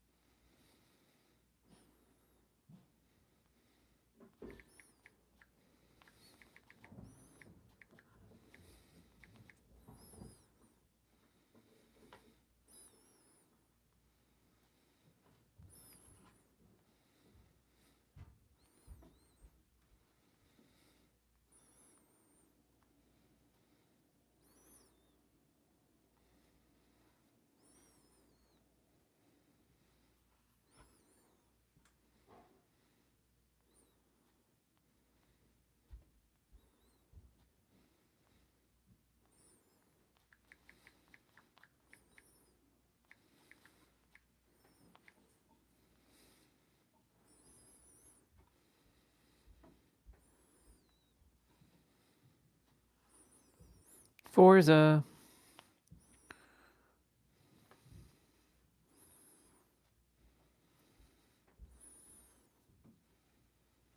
Oh.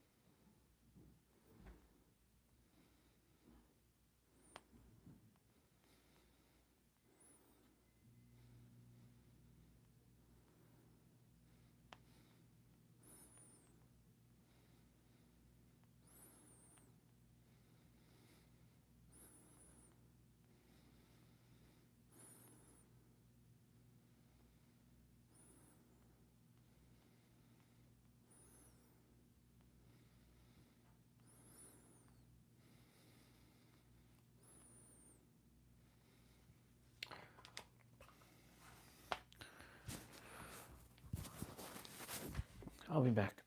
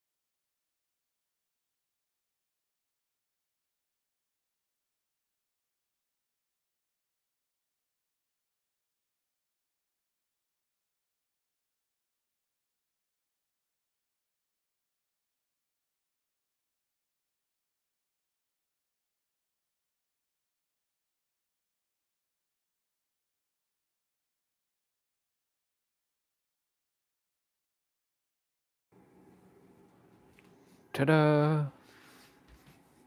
Okay.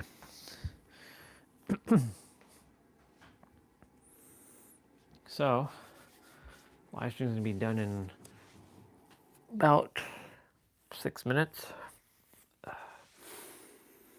I'm going to go ahead and open up the book. Tongue.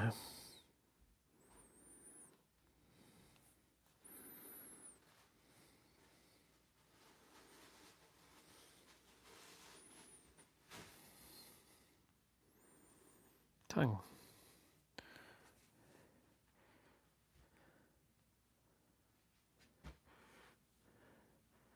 It looks fascinating.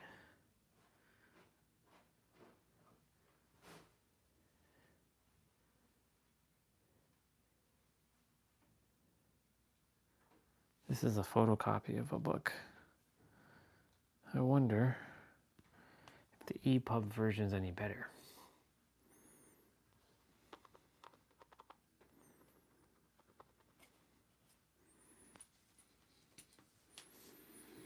$7.10.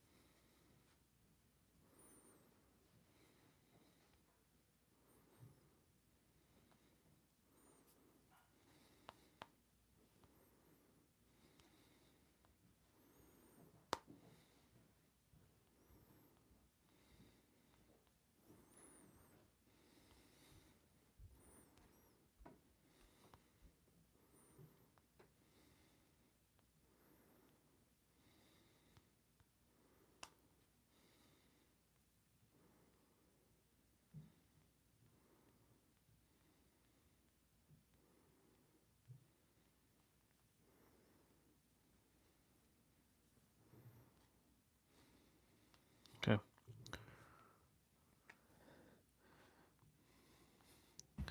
So that's no different.